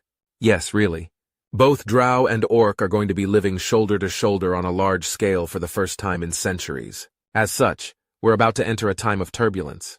Lofin was a fool and a tyrant, but he was still a Drow, and for some of our new subjects that is a far sight better than being ruled by Orcs. We need to be as fair as possible during this transition, or we will be lending credence to those with negative opinions of us. Well, you can't blame me for trying, Tormund said with a grin. All right, Olmag, let's let the others know what the High Chief has decided. Damn, maybe we should have just let you take it, Olmag said as the pair began to leave. Then Ulurmak wouldn't have spoiled things with his fairness speech. The great chiefs left the throne room, and the doors closed behind them with a loud thud. Nash, Nick, and I turned back to the High Chief. Well, I'm sure that won't have any negative consequences, Ulurmak grumbled. So where were we? You were saying that it'll take time before the academy is ready, Nick answered helpfully. Oh, right. Yes, it'll take at least a few weeks. We're going to put it up in an unused building while we construct a more permanent facility. Now that we don't need a full standing army, I can throw a lot more money at this project. We don't need a standing army anymore? Nash asked. Sure don't. The Night Kingdom was our only real threat. The Barban tribes to the north are a friendly sort, but even if they weren't, they're not much of a threat to any sort of organized force. Hells. The only reason the Night Kingdom didn't conquer them is because they're damn hard to invade because of the cold. And to our east and west we have Kalkuti and Bolasir, which are both allies. If one of them decides to betray us, the other will help us. If both of them decide to betray us, having a standing army won't help a damned bit. Finally, the lands to the south are too busy with each other to bother us. So it's time for some of our soldiers to become reservists. Peace at last? Nick asked. Ulurmak laughed. I suppose so, yes. Is all of the Night Kingdom becoming part of the unified chiefdoms now? I asked. No. The Empire of Kalkuti is carving out a portion to the north for themselves. King Isinarath has apparently declared that Bolasir is not to grow, so they're not taking any lands. Instead, we'll be compensating them with a portion of the taxes from our new territories for a time. King Isinarath doesn't want Bolasir to grow? Nick asked. Why? The High Dragon didn't explain himself, but it probably has something to do with the Wilder. One has to be careful with expanding one's borders when you rule over the fair folk. Pardon? Isinarath rules the fair folk? I asked. Just the ones in Bolasir, and not really in a traditional sense. It's a pretty unique relationship. It should come as no surprise that the concept of ruling is different to the Wilder than it is to us. How so? Well, as far as I'm aware, Isinarath can't order them into battle, but he can determine their laws. Apparently there's pretty drastic consequences if the Wilder break these laws too, but I don't know too much about that. They turn into undead when they die, Nick offered. Zombies, vampires, ghouls, stuff like that. At least I think. I see, Ulurmak said. So Isinarath could create unreasonable laws if he wanted to? I asked. They must trust him quite a lot. But what's to stop some other tyrant from creating unreasonable laws in an effort to extort the fair folk? Well, as I understand it, the fair folk of Bolasir only bow to Isinarath's bloodline. So if Isinarath died and an elf became king, the fair folk wouldn't be subjects of that king. If I remember right, the whole deal was formed by one of Isinarath's ancestors to protect the citizenry from the fair folk. There was a fight first, but the Wilder conceded defeat and accepted the rule of the High Dragon of the time. Sir, a scout next to the chief whispered in his ear, you have other matters to attend to. Right. Well, it's been fun catching up, boys. Oh, right. I need you to give me a list of potential professors, Yulk. Bear in mind that they will be your co-workers, and that they will be molding the minds of tomorrow. I'll need it before you begin your journey home. Yes, High Chief, I said. All right, guess that's that. You're dismissed. Expect a message within a few weeks. Nick, Nash, and I bowed and left the throne room. Once the doors closed behind us, we realized that we were completely unfamiliar with the layout of the castle. So we petitioned a guard for aid, and she gave us directions toward the exit. Once we found the exit and left the castle, Nash took a deep breath and let it out with a big sigh. All right, let's prepare for the journey home, he said.